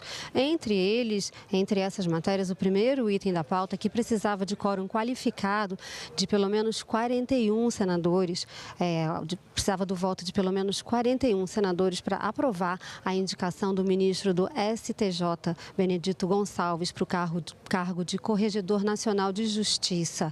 E ele foi aprovado, então teve mais de 41 votos, teve 53 votos favoráveis e foi aprovado. Era o primeiro item da pauta. Depois foram vários projetos aprovados que você vai falar aí no jornal ainda, temos reportagens de todos eles. O mais discutido e o mais negociado foi o último item que foi aprovado agora há pouco, que era um projeto de refinanciamento de dívidas de produtores rurais, uma linha especial de financiamento. Essa matéria foi muito debatida na Comissão de Assuntos Econômicos, vem sendo debatida há bastante tempo, vem sendo negociada com o governo também. O senador Renan Calheiros, que era o relator dessa matéria, esteve hoje, inclusive, no Ministério da Fazenda, até agora o início da noite, tentando negociar essa linha de financiamento com o governo. Não houve acordo em relação a isso, mas o presidente do Senado, o senador Davi Alcolumbre, decidiu votar essa matéria assim mesmo sem acordo, e até o fim da sessão aqui ficou se tentando um acordo sobre essa linha de financiamento, e no final foram retirados os destaques que pediam para retirar do financiamento o Fundo Social do Pré-Sal e outros fundos que poderiam garantir então o refinanciamento dessa dívida de produtores rurais. Os destaques foram retirados, essa matéria foi aprovada então, e vai ser criada então essa linha especial de financiamento para produtores rurais, com essa política de renegociação e quitação de dívidas, com várias facilidades que depois a gente vai explicar melhor na reportagem, e sem juros, sem multa e sem encargos para dívidas contraídas até o fim do ano passado com juros reduzidos. A gente vai ver isso tudinho numa reportagem que a gente preparou com todos os detalhes, mas só para dizer, para contar aqui para vocês que essa foi uma matéria então muito negociada até o finzinho da sessão agora e acabou então sendo aprovada. Veja na reportagem.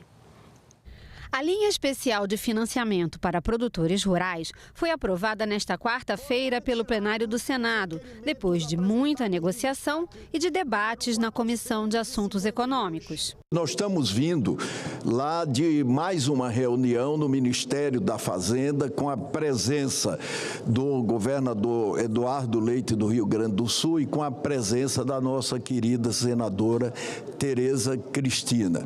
O o ministro da Fazenda, senhor presidente, sempre muito cordato, receptivo, mas nós não tivemos, com a área técnica do Ministério, a mesma facilidade que nós tivemos na discussão com o ministro Dario Dürgmann, de modo que restaram alguns impasses. E em restando impasse, outra solução não há a encaminhar, senão a solução que nós encaminhamos no nosso relatório. A proposta cria uma política de renegociação e quitação de dívidas rurais, destinada a produtores afetados por eventos climáticos e calamidades públicas, mas se estende também a perdas de safra e outras dificuldades econômicas acumuladas. A justificativa é de que a crise climática e outros impactos econômicos aumentaram o endividamento rural e colocaram em risco a produção rural